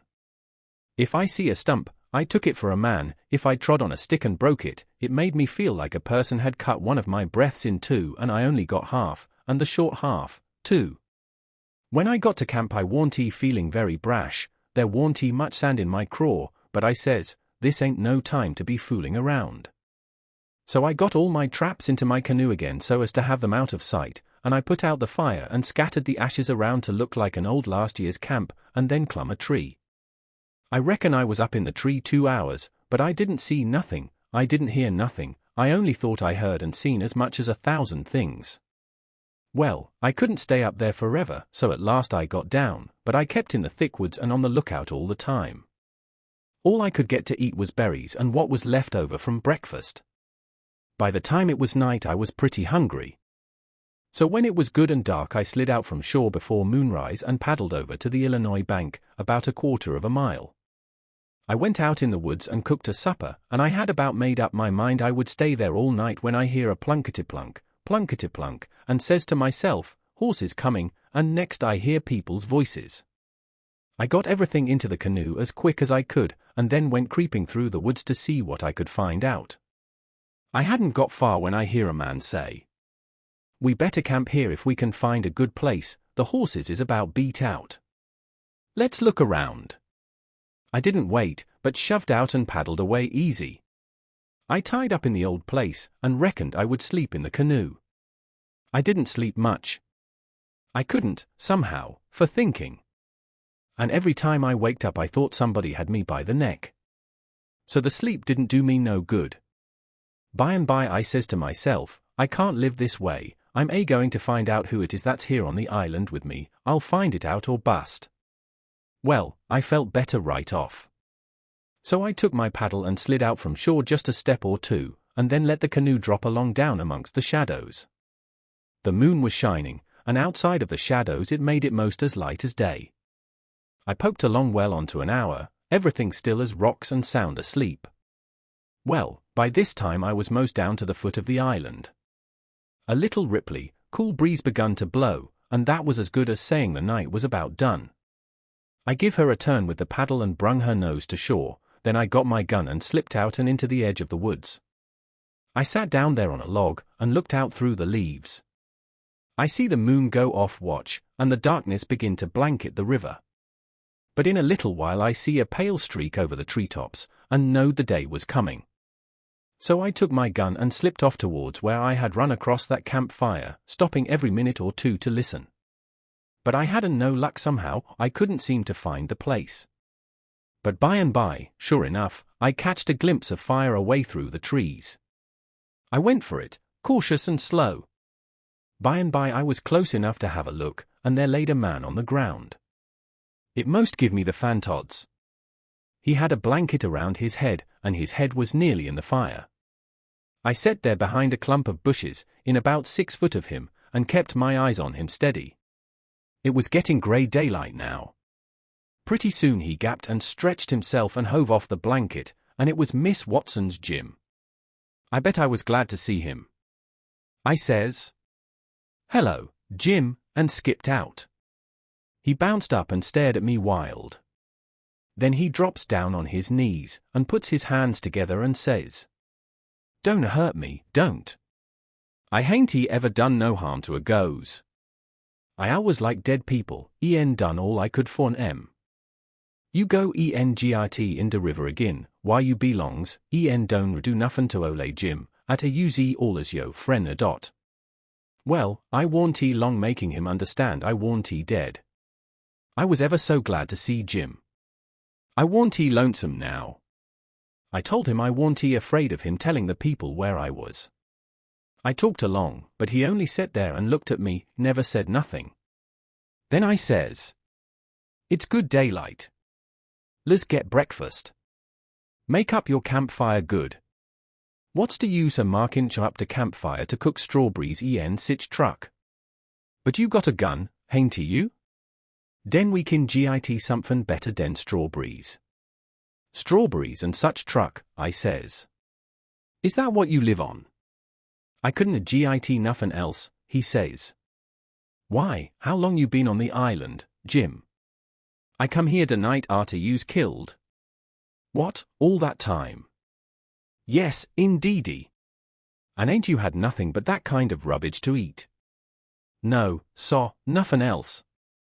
"Well, you must be most starved, ain't you?" "I reckon I could eat a hoss." "I think I could." "How long you been on der island?" "Since the night I got killed." "No. Why, what has you lived on?" "But you got a gun." "Oh, yes, you got a gun." "That's good. Now you kill somethin' I'll make up to fire." So we went over to where the canoe was, and while he built a fire in a grassy open place amongst the trees, I fetched meal and bacon and coffee pot and frying pan, and sugar and tin cups, and the now was set back considerable, because he reckoned it was all done with witchcraft. I catched a good big catfish, too, and Jim cleaned him with his knife, and fried him. When breakfast was ready we lolled on the grass and eat it smoking hot. Jim laid it in with all his might, for he was most about starved. Then when we had got pretty well stuffed, we laid off and lazied. By and by Jim says, "But looky here, Huck, who was it that you killed in that shanty if it warn't you?" Then I told him the whole thing, and he said it was smart. He said Tom Sawyer couldn't get up no better plan than what I had. Then I says, "How do you come to be here, Jim, and how do you get here?" He looked pretty uneasy, and didn't say nothing for a minute. Then he says, "Maybe I better not tell." "Why, Jim?" "Well, day's reasons." "But you wouldna tell on me if I use to tell you, would you, Huck?" "Blamed if I would, Jim." "Well, I believe you, Huck." I run off. "Jim." "But mind, you said you wouldna tell, you said you wouldna tell, Huck." "Well, I did. I said I wouldn't, and I'll stick to it. Honest Injun, I will. People would call me a low-down abolitionist and despise me for keeping mum, but that don't make no difference. I ain't going to tell, and I ain't going back there, anyways. So, now, let's know all about it. Well, you see, it usie this way.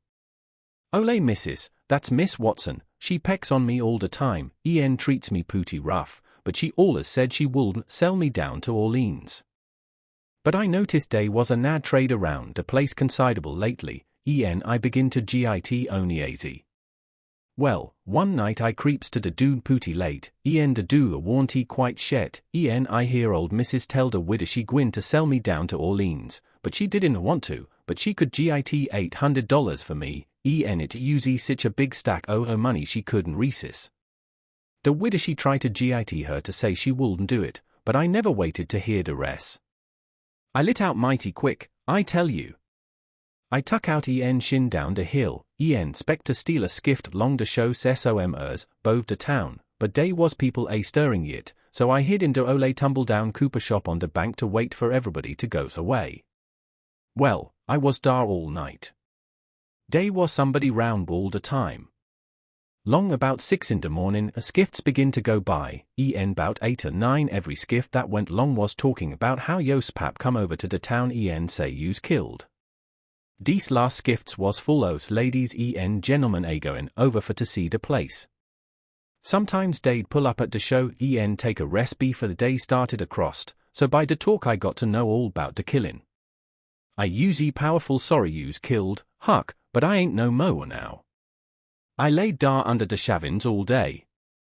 I usie hungry, but I warn't afeard, becase I knowed ole missus the widder was going to start to the camp meetin' right arter breakfast be gone all day, day knows I goes off with the cattle 'bout daylight, so they wouldn't expect to see me round at a place, so they wouldn't miss me tell arter dark in the evening. The youth servants wouldn't miss me, case they'd shin out take holiday soon as the ole folks usie out away. Well, when it come dark I tuck out up the river road, went about 2 mile or more to where they warn't no houses. I'd made up my mind about what I's agwine to do. You see, if I kept on trying to git away afoot, the dogs you'd track me, if I stole a skift to cross over, they'd miss that skift, you see, they'd know about where I'd land on the youth side, where to pick up my track. So I says, a raff is what I's arter, it don't make no track. I see a light coming round at a peant by maybe, so I wade in shove a log ahead od me swum more halfway across the river, got in amongst the driftwood, kept my head down low, kinda swum agin the current till the raft come along. Then I swum to the stern at tuck a halt. It clouded up a usie pooty dark for a little while. So I clum up laid down on the planks. The men usie all the way yonder in the middle, where the lantern was. The river was risen, day was a good current, so I reckoned at Byforth in the morning I'd be 25 mile down the river, then I'd slip in G's before the daylight swim asho, take to the woods on the Illinois side. But I didn't have no luck. When we usie mows down to the head of the island a man begin to come aft with the lantern, I see it warn't no use fur to wait, so I slid overboard struck out further island. Well, I had a notion I could land a mows anyways, but I couldn't, bank too bluff. I usie mows to the foot of the island before I found a good place. I went into the woods jed I wouldn't fool with rafts no mo, long as they moved the lantern round so. I had my pipe a plug a dogleg, some matches in my cap, day warn't wet, so I usie all right. And so you ain't had no meat nor bread to eat all this time? Why didn't you get mud turkles? How you gwine to git wem? You can't slip up on men grab 'em, how's a body gwine to hit 'em with a rock? How could a body do it in the night? I want gwine to show myself on the bank in the daytime. Well, that's so. You've had to keep in the woods all the time, of course. Did you hear him shooting the cannon? Oh, yes. I know day was arter you. I see him go by here, watched him through the bushes. Some young birds come along, flying a yard or two at a time and lighting. Jim said it was a sign it was going to rain. He said it was a sign when young chickens flew that way, and so he reckoned it was the same way when young birds done it. I was going to catch some of them, but Jim wouldn't let me. He said it was death. He said his father laid mighty sick once, and some of them catched a bird, and his old granny said his father would die, and he did. And Jim said you mustn't count the things you are going to cook for dinner, because that would bring bad luck. The same if you shook the tablecloth after sundown. And he said if a man owned a beehive and that man died, the bees must be told about it before sunup next morning, or else the bees would all weaken down and quit work and die. Jim said bees wouldn't sting idiots, but I didn't believe that because I had tried them lots of times myself, and they wouldn't sting me. I had heard about some of these things before, but not all of them. Jim knowed all kinds of signs. He said he knowed most everything. I said it looked to me like all the signs was about bad luck, and so I asked him if there warn't any good luck signs. He says, mighty few, and a day ain't no use to a body. What do you want to know when good luck's coming for? Want to keep it off. And he said, if you's got hairy arms a hairy brayus, it's a sign that you's agwine to be rich. Well, day's some use in a sign like that, case it's so for ahead. You see, maybe you's got to be po for long time fust, so you might git discourage kill Yosef if you didn't know by the sign that you gwin to be rich by maybe. Have you got hairy arms and a hairy breast, Jim? What's the use to ask that question? Don't you see I has? Well, are you rich? No, but I been rich onct, and gwin to be rich again. Onct I had $14, but I tucked to speculate en got busted out. What did you speculate in, Jim? Well, fust I tackled stock. What kind of stock? Why, livestock, cattle, you know. I put $10 in a cow. But I ain't gwin to resk no most money in stock. The cow up died on my hands. So you lost the $10? No, I didn't lose it all. I only lost about 9 of it. I sold a hide taller for $1 10 cents. You had $5.10 left. Did you speculate any more? Yes. You know that one leg now that belongs to old Mr. Bradish? Well, he sot up a bank, say anybody that put in $1 would git for the dollars mo tractor a de year. Well, all the nows went in, but they didn't have much. I was the only one that had much. So I stuck out for mo dan for the dollars, I said if I didn't a git it I'd start a bank myself. Well, of course that now want to keep me out of the business, but case he says they warn't business enough for 2 banks, so he say I could put in my $5 he pay me 35 at the end of the year. So I done it. Den I reckon I'd insta $35 right off keep things moving. They was a na name Bob that had catched a wood flat, his master didn't know it, I bought it off him told him to take the $35 when the de year come, but somebody stole the wood flat that night, next day the one leg na say the bank's busted. So they didn't a none uvs git no money. What did you do with the 10 cents, Jim? Well, I usually gwin to spend it, but I had a dream, the dream told me to give it to a na name Balaam. Balaam's as they call him for short, his one a dem chuckleheads, you know. But his lucky they say, I warnty lucky. The dream say let Balaam insta 10 cents he'd make a raise for me. Well, Balaam he tucked the money, when he was in church he heard the preacher say that whoever give to the poor lend to the Lord, bound to git his money back 100 times. So Balaam he tuck give the 10 cents to the poe, laid low to see what was gwine to come of it. Well, what did come of it, Jim? Nuffin never come of it. I couldn't manage to collect that money no way, ballum he couldn't. I ain't gwine to lend no more money adout I see de security. Bound that a git yo money back 100 times, de preacher says. If I could git de 10 cents back, I'd call it squaw, be glad at a chanced. Well, it's all right anyway, Jim, long as you're going to be rich again sometime or other. Yes, I's rich now, come to look at it. I owns myself, I's worth $800. I wished I had the money, I would no want no mo. Chapter 9. I wanted to go and look at a place right about the middle of the island that I'd found when I was exploring, so we started and soon got to it, because the island was only 3 miles long and 1/4 of a mile wide. This place was a tolerable long, steep hill or ridge about 40 foot high. We had a rough time getting to the top, the sides were so steep and the bushes so thick.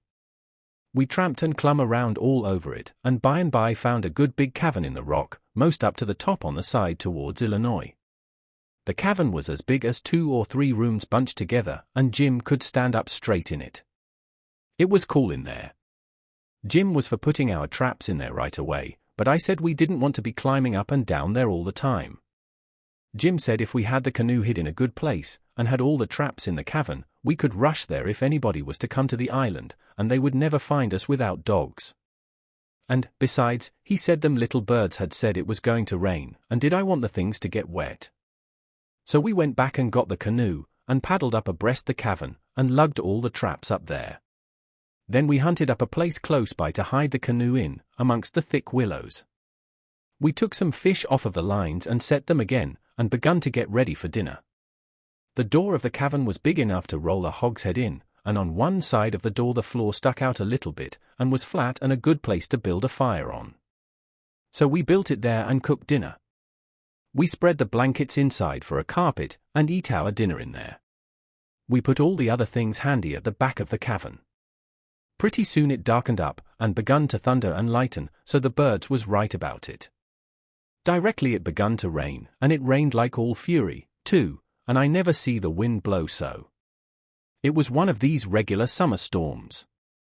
It would get so dark that it looked all blue-black outside, and lovely, and the rain would thrash along by so thick that the trees off a little ways looked dim and spider-weby, and here would come a blast of wind that would bend the trees down and turn up the pale underside of the leaves, and then a perfect ripper of a gust would follow along and set the branches to tossing their arms as if they was just wild, and next, when it was just about the bluest and blackest, FST. It was as bright as glory, and you'd have a little glimpse of treetops plunging about away off yonder in the storm, hundreds of yards further than you could see before, dark as sin again in a second, and now you'd hear the thunder let go with an awful crash, and then go rumbling, grumbling, tumbling, down the sky towards the underside of the world, like rolling empty barrels downstairs, where it's long stairs and they bounce a good deal, you know. Jim, this is nice, I says. I wouldn't want to be nowhere else but here. Pass me along another hunk of fish and some hot corn bread. Well, you wouldn't have been here if it hadn't a been for Jim. You'd have been down dar in the woods without any dinner, gittin' amos drownded, too, that you would, honey. Chickens knows when it's gwine to rain, so do the birds, chilly. The river went on raising and raising for 10 or 12 days, till at last it was over the banks. The water was 3 or 4 foot deep on the island in the low places and on the Illinois bottom. On that side it was a good many miles wide, but on the Missouri side it was the same old distance across, a half a mile, because the Missouri shore was just a wall of high bluffs. Daytimes we paddled all over the island in the canoe. It was mighty cool and shady in the deep woods, even if the sun was blazing outside.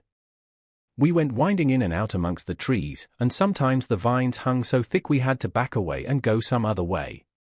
Well, on every old broken-down tree you could see rabbits and snakes and such things, and when the island had been overflowed a day or two they got so tame, on account of being hungry, that you could paddle right up and put your hand on them if you wanted to, but not the snakes and turtles, they would slide off in the water. The ridge our cavern was in was full of them. We could have had pets enough if we'd wanted them. One night we catched a little section of a lumber raft, nice pine planks. It was 12 foot wide and about 15 or 16 foot long, and the top stood above water 6 or 7 inches, a solid, level floor. We could see saw logs go by in the daylight sometimes, but we let them go. We didn't show ourselves in daylight.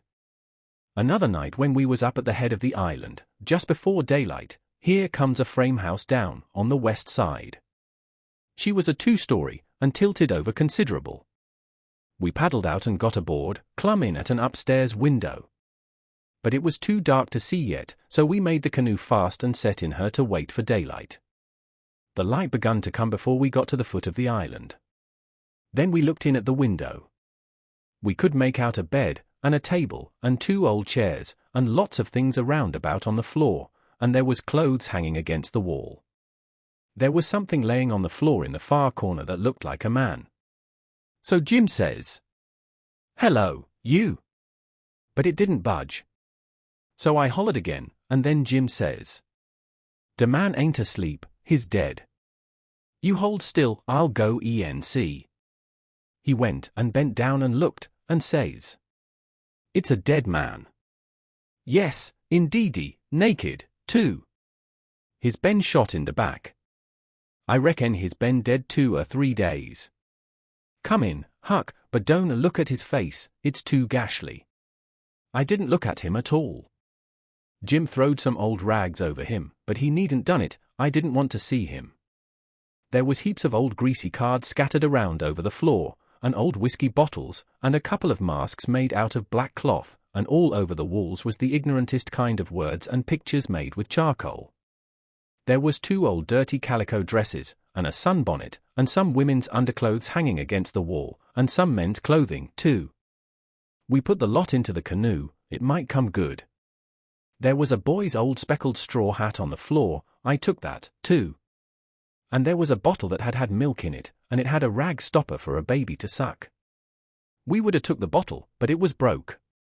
There was a seedy old chest, and an old hair trunk with the hinges broke. They stood open, but there warn't nothing left in them that was any account. The way things were scattered about, we reckoned the people left in a hurry, and warn't fixed so as to carry off most of their stuff. We got an old tin lantern, and a butcher knife without any handle, and a brand new Barlow knife worth 2 bits in any store, and a lot of tallow candles, and a tin candlestick, and a gourd, and a tin cup, and a ratty old bed quilt off the bed, and a reticule with needles and pins and beeswax and buttons and thread and all such truck in it, and a hatchet and some nails, and a fishline as thick as my little finger with some monstrous hooks on it, and a roll of buckskin, and a leather dog collar, and a horseshoe, and some vials of medicine that didn't have no label on them, and just as we was leaving I found a tolerable good currycomb, and Jim he found a ratty old fiddlebow, and a wooden leg. The straps was broke off of it, but, barring that, it was a good enough leg, though it was too long for me and not long enough for Jim, and we couldn't find the other one, though we hunted all around. And so, take it all around, we made a good haul. When we was ready to shove off we was a 1/4 of a mile below the island, and it was pretty broad day, so I made Jim lay down in the canoe and cover up with the quilt, because if he set up people could tell he was a narrow good ways off. I paddled over to the Illinois shore, and drifted down most a 1/2 a mile doing it. I crept up the dead water under the bank, and hadn't no accidents and didn't see nobody. We got home all safe. Chapter 10. After breakfast I wanted to talk about the dead man and guess out how he come to be killed, but Jim didn't want to. He said it would fetch bad luck, and besides, he said, he might come and harn't us. He said a man that warn't buried was more likely to go harnting around than one that was planted and comfortable. That sounded pretty reasonable, so I didn't say no more, but I couldn't keep from studying over it and wishing I knowed who shot the man, and what they done it for. We rummaged the clothes we'd got and found $8 in silver sewed up in the lining of an old blanket overcoat. Jim said he reckoned the people in that house stole the coat, because if they'd knowed the money was there they wouldn't have left it.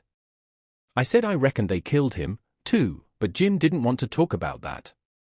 I says, "Now you think it's bad luck, but what did you say when I fetched in the snakeskin that I found on the top of the ridge day before yesterday? You said it was the worst bad luck in the world to touch a snakeskin with my hands. Well, here's your bad luck. We've raked in all this truck and $8 besides." I wish we could have some bad luck like this every day, Jim. Never you mind, honey, never you mind. Don't you git too pert.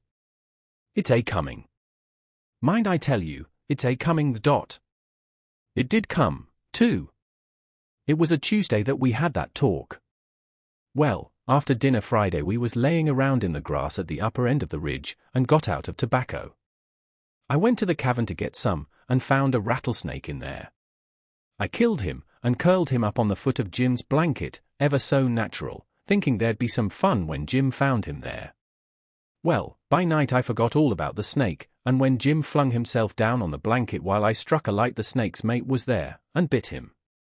He jumped up yelling, and the first thing the light showed was the varmint curled up and ready for another spring. I laid him out in a second with a stick, and Jim grabbed Pap's whiskey jug and begun to pour it down. He was barefooted, and the snake bit him right on the heel.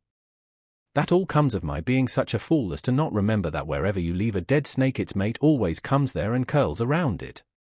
Jim told me to chop off the snake's head and throw it away, and then skin the body and roast a piece of it. I done it, and he eat it and said it would help cure him. He made me take off the rattles and tie them around his wrist, too. He said that would help. Then I slid out quiet and throwed the snakes clear away amongst the bushes, for I warn't going to let Jim find out it was all my fault, not if I could help it. Jim sucked and sucked at the jug, and now and then he got out of his head and pitched around and yelled, but every time he come to himself he went to sucking at the jug again. His foot swelled up pretty big, and so did his leg, but by and by the drunk begun to come, and so I judged he was all right, but I'd druther been bit with a snake than Pap's whiskey. Jim was laid up for 4 days and nights. Then the swelling was all gone and he was around again. I made up my mind I wouldn't ever take a holt of a snakeskin again with my hands, now that I see what had come of it. Jim said he reckoned I would believe him next time. And he said that handling a snakeskin was such awful bad luck that maybe we hadn't got to the end of it yet. He said he'd druther see the new moon over his left shoulder as much as 1,000 times than take up a snakeskin in his hand. Well, I was getting to feel that way myself, though I've always reckoned that looking at the new moon over your left shoulder is one of the carelessest and foolishest things a body can do. Old Hank Bunker done it once, and bragged about it, and in less than 2 years he got drunk and fell off of the shot tower, and spread himself out so that he was just a kind of a layer, as you may say, and they slid him edgeways between 2 barn doors for a coffin, and buried him so they say, but I didn't see it. Pap told me.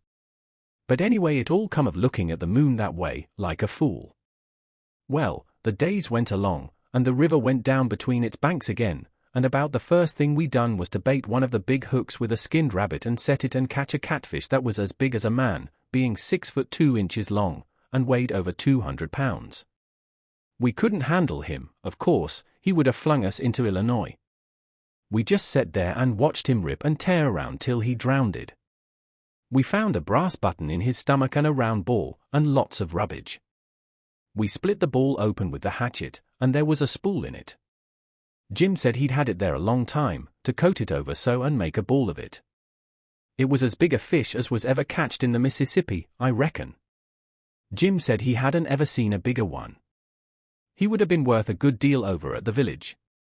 They peddle out such a fish as that by the pound in the market house there, everybody buys some of him, his meat's as white as snow and makes a good fry. Next morning I said it was getting slow and dull, and I wanted to get us stirring up some way.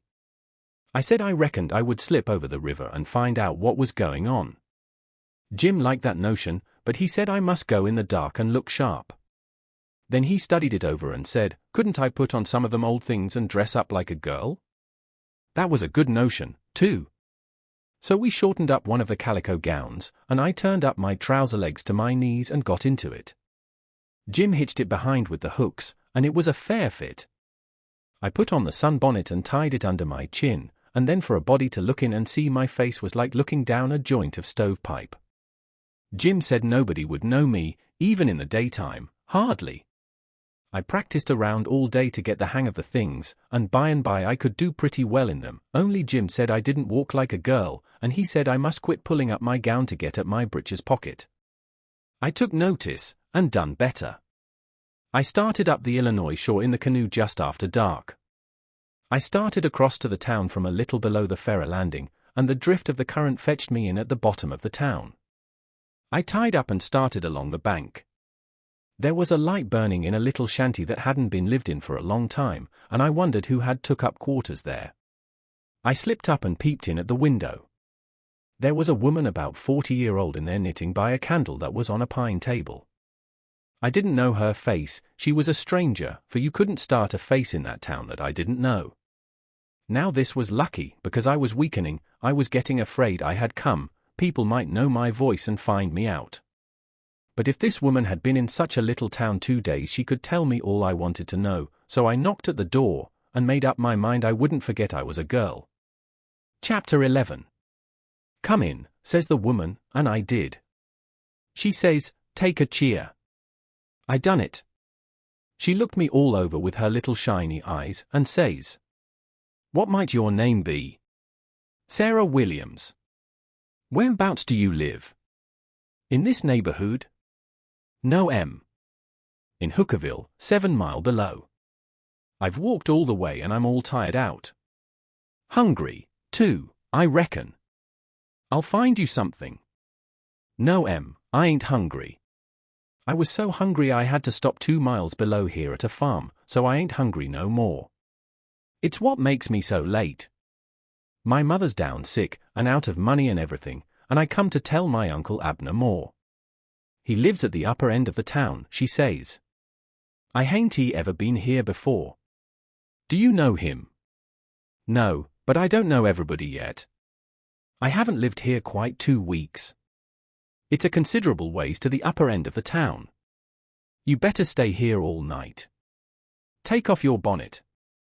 "No," I says, "I'll rest a while, I reckon, and go on. I ain't afeard of the dark."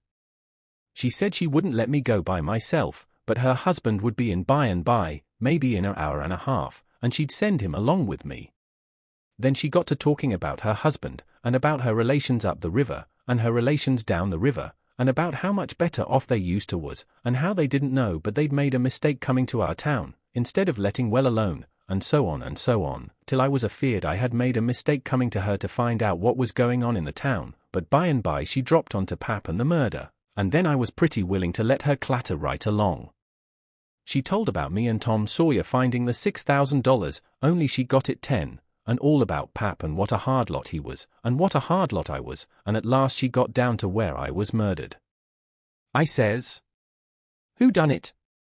"We've heard considerable about these goings on down in Huckerville, but we don't know who 'twas that killed Huck Finn." "Well, I reckon there's a right smart chance of people here that'd like to know who killed him.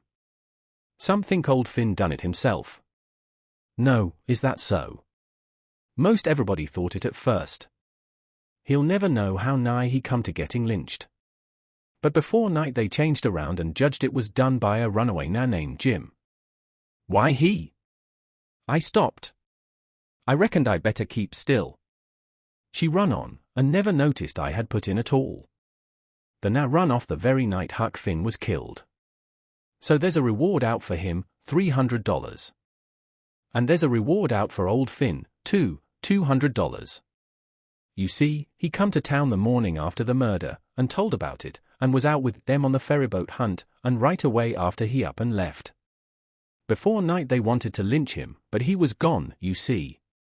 Well, next day they found out the now was gone. They found out he hadn't been seen since 10 o'clock the night the murder was done.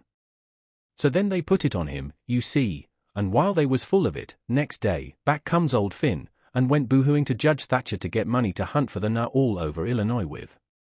The judge gave him some, and that evening he got drunk, and was around till after midnight with a couple of mighty hard-looking strangers, and then went off with them.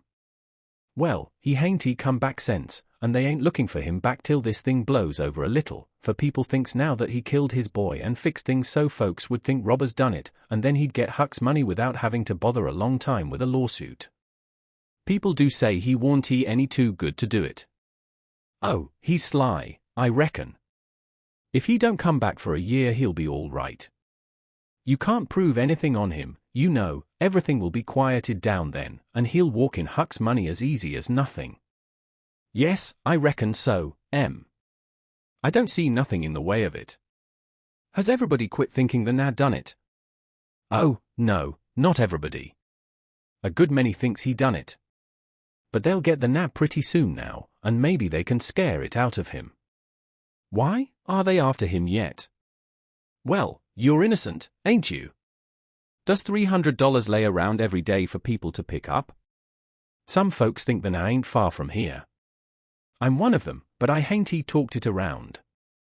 A few days ago I was talking with an old couple that lives next door in the log shanty, and they happened to say hardly anybody ever goes to that island over yonder that they call Jackson's Island. Don't anybody live there? Says I.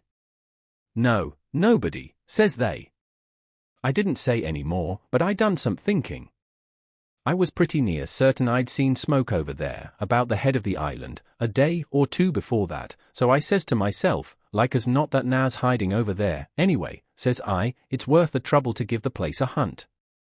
I hain't seen any smoke since, so I reckon maybe he's gone, if it was him, but husband's going over to see him and another man. He was gone up the river, but he got back today, and I told him as soon as he got here 2 hours ago.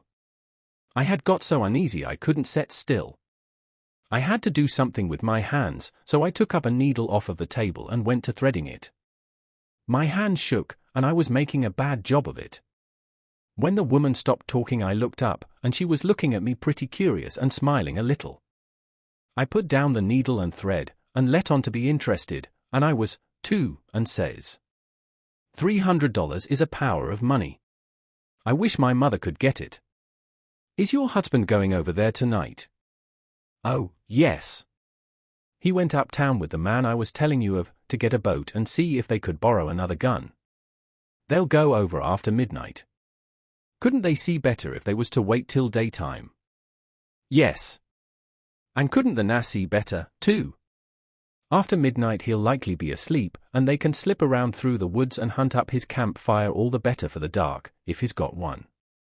I didn't think of that. The woman kept looking at me pretty curious, and I didn't feel a bit comfortable. Pretty soon she says, "What did you say your name was, honey?" Mary Williams. Somehow it didn't seem to me that I said it was Mary before, so I didn't look up. Seemed to me I said it was Sarah, so I felt sort of cornered, and was afeared maybe I was looking it, too. I wished the woman would say something more. The longer she sat still the uneasier I was. But now she says, "Honey, I thought you said it was Sarah when you first come in." Oh, yes I did. Sarah Mary Williams. Sarah's my first name. Some calls me Sarah, some calls me Mary. Oh, that's the way of it.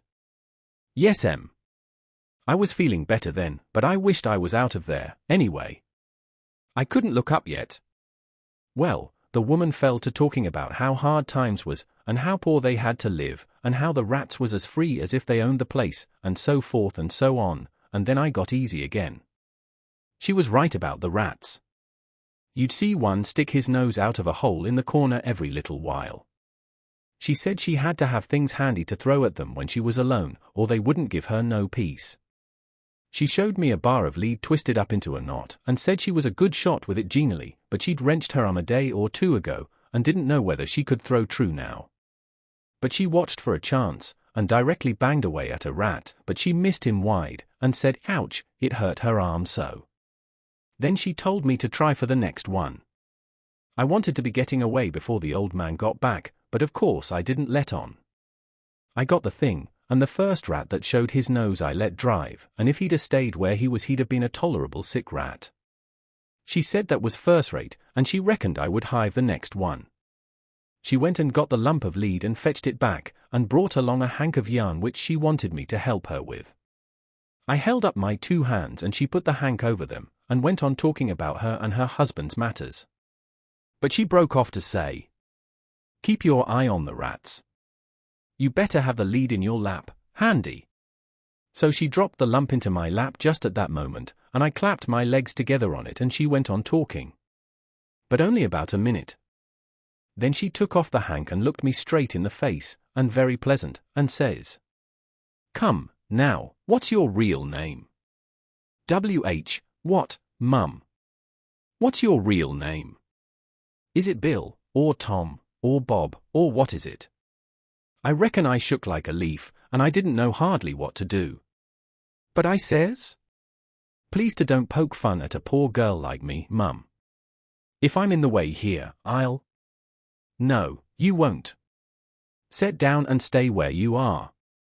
I ain't going to hurt you, and I ain't going to tell on you, nut her. You just tell me your secret, and trust me. I'll keep it, and, what's more, I'll help you.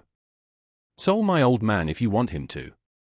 You see, you're a runaway 'prentice, that's all. It ain't anything. There ain't no harm in it.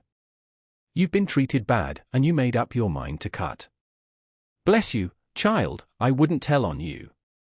Tell me all about it now, that's a good boy. So I said it wouldn't be no use to try to play it any longer, and I would just make a clean breast and tell her everything, but she mustn't go back on her promise. Then I told her my father and mother was dead, and the law had bound me out to a mean old farmer in the country 30 mile back from the river, and he treated me so bad I couldn't stand it no longer. He went away to be gone a couple of days, and so I took my chance and stole some of his daughter's old clothes and cleared out, and I had been 3 nights coming the 30 miles. I travelled nights, and hid daytimes and slept, and the bag of bread and meat I carried from home lasted me all the way, and I had plenty. I said I believed my Uncle Abner Moore would take care of me, and so that was why I struck out for this town of Goshen. Goshen, child? This ain't Goshen. This is St. Petersburg. Goshen's 10 mile further up the river. Who told you this was Goshen? Why, a man I met at daybreak this morning, just as I was going to turn into the woods for my regular sleep. He told me when the roads forked I must take the right hand, and 5 mile would fetch me to Goshen. He was drunk, I reckon. He told you just exactly wrong. Well, he did act like he was drunk, but it ain't no matter now. I got to be moving along. I'll fetch Goshen before daylight. Hold on a minute. I'll put you up a snack to eat. You might want it. So she put me up a snack, and says, say, when a cow's laying down, which end of her gets up first? Answer up prompt now, don't stop to study over it. Which end gets up first? The hind end, Mum. Well, then, a horse. The forrard end, Mum.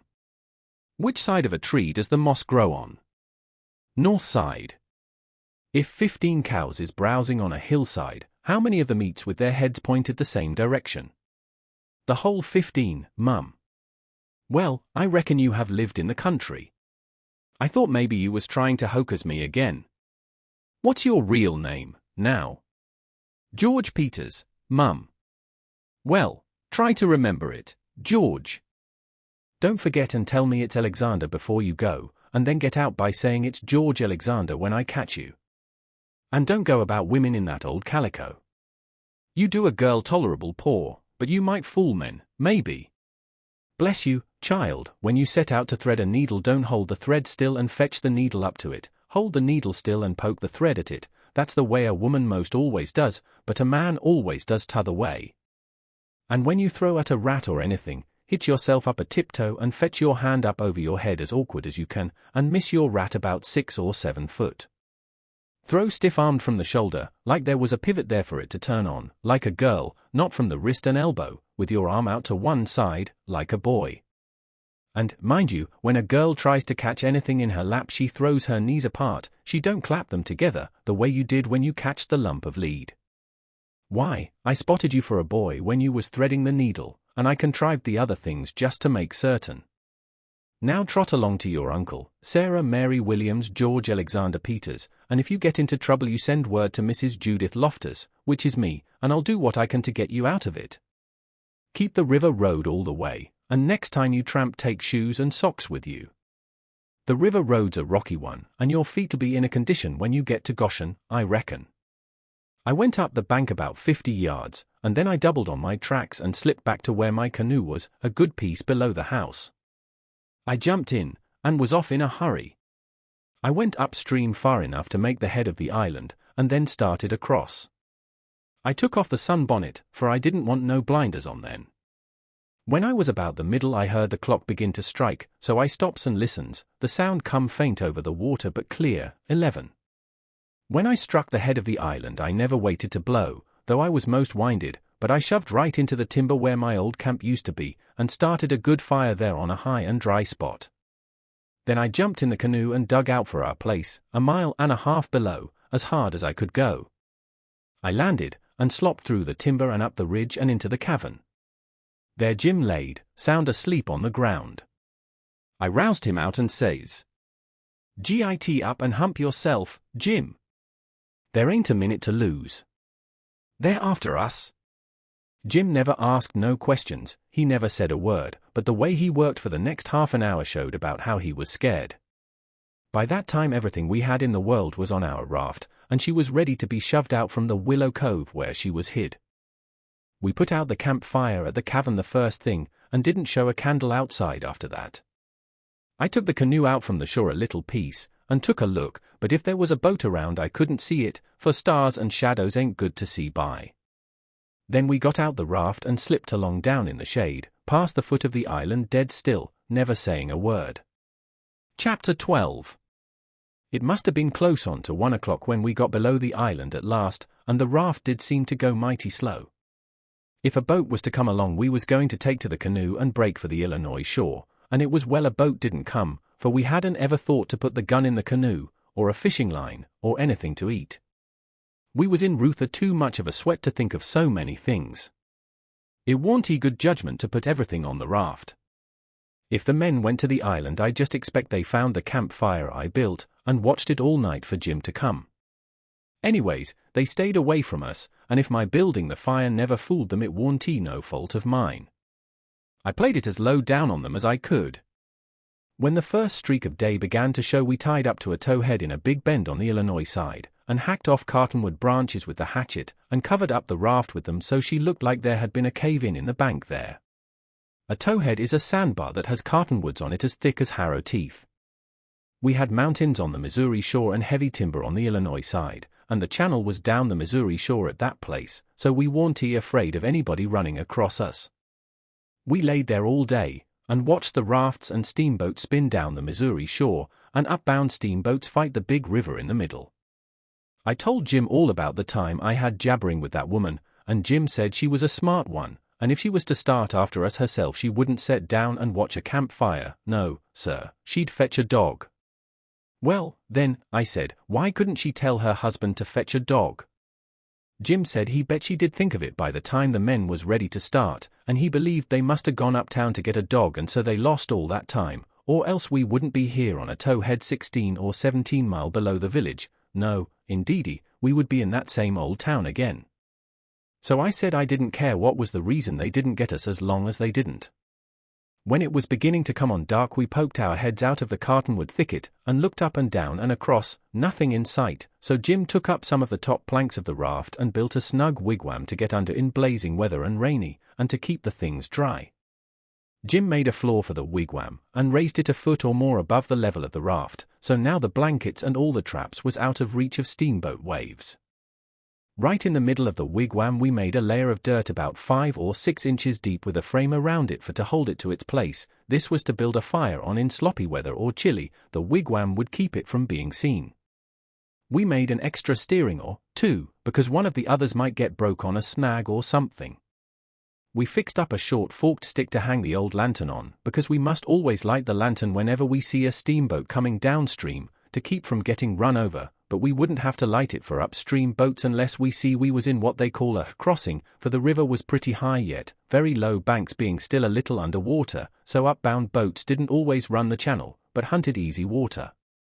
This second night we run between 7 and 8 hours, with a current that was making over 4 miles an hour. We catched fish and talked, and we took a swim now and then to keep off sleepiness. It was kind of solemn, drifting down the big, still river, laying on our backs looking up at the stars, and we didn't ever feel like talking loud, and it warn't often that we laughed, only a little kind of a low chuckle. We had mighty good weather as a general thing, and nothing ever happened to us at all, that night, nor the next, nor the next. Every night we passed towns, some of them away up on black hillsides, nothing but just a shiny bed of lights, not a house could you see. The 5th night we passed St. Louis, and it was like the whole world lit up.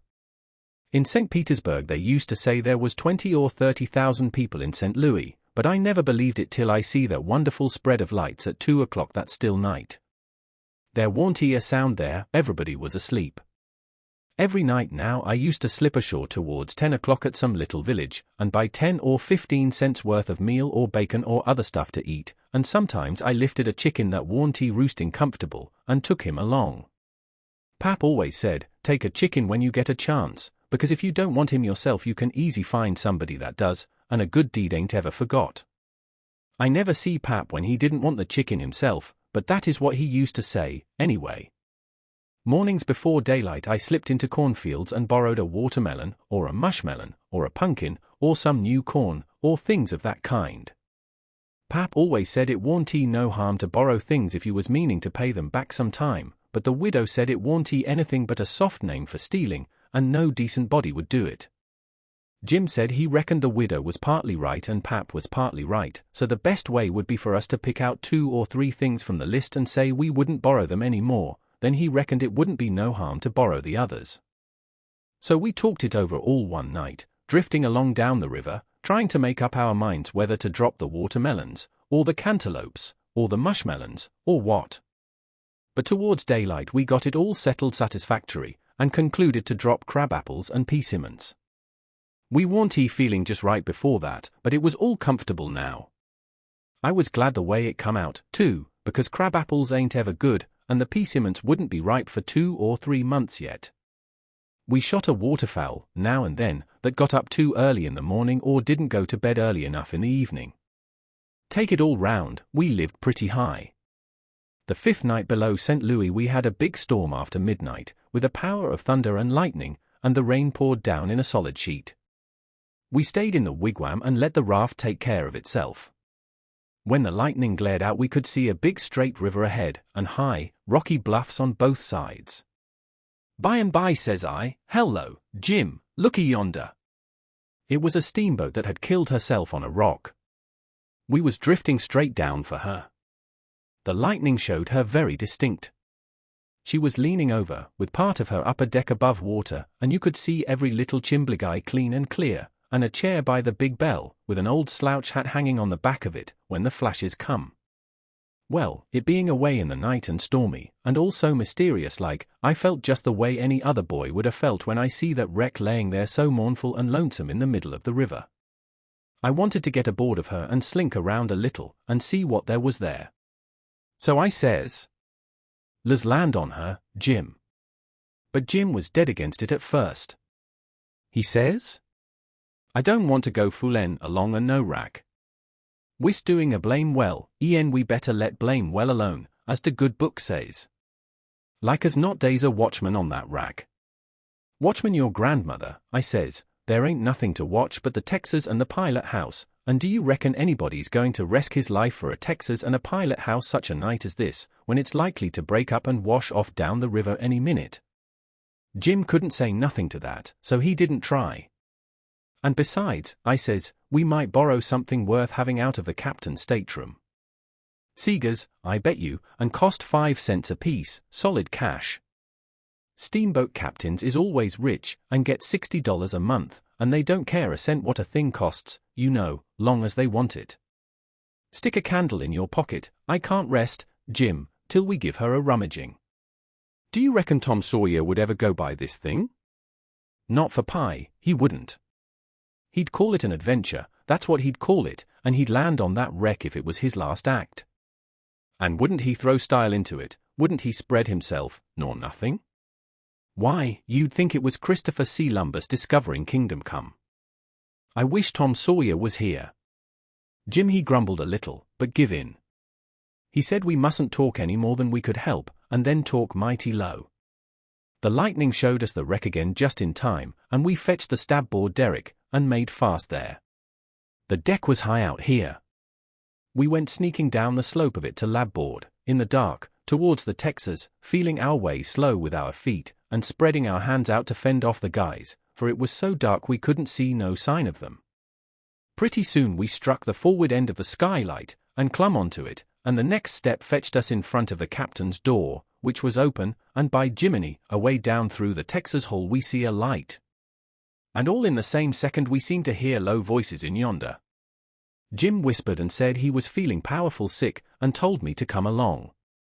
I says, all right, and was going to start for the raft, but just then I heard a voice wail out and say, "Oh, please don't, boys, I swear I won't ever tell." Another voice said, pretty loud, "It's a lie, Jim Turner. You've acted this way before. You always want more in your share of the truck, and you've always got it, too, because you swore st if you didn't you tell. But this time you've said it just one time too many. You're the meanest, treacherousest hound in this country." By this time Jim was gone for the raft. I was just a-biling with curiosity, and I says to myself, Tom Sawyer wouldn't back out now, and so I won't either. I'm going to see what's going on here.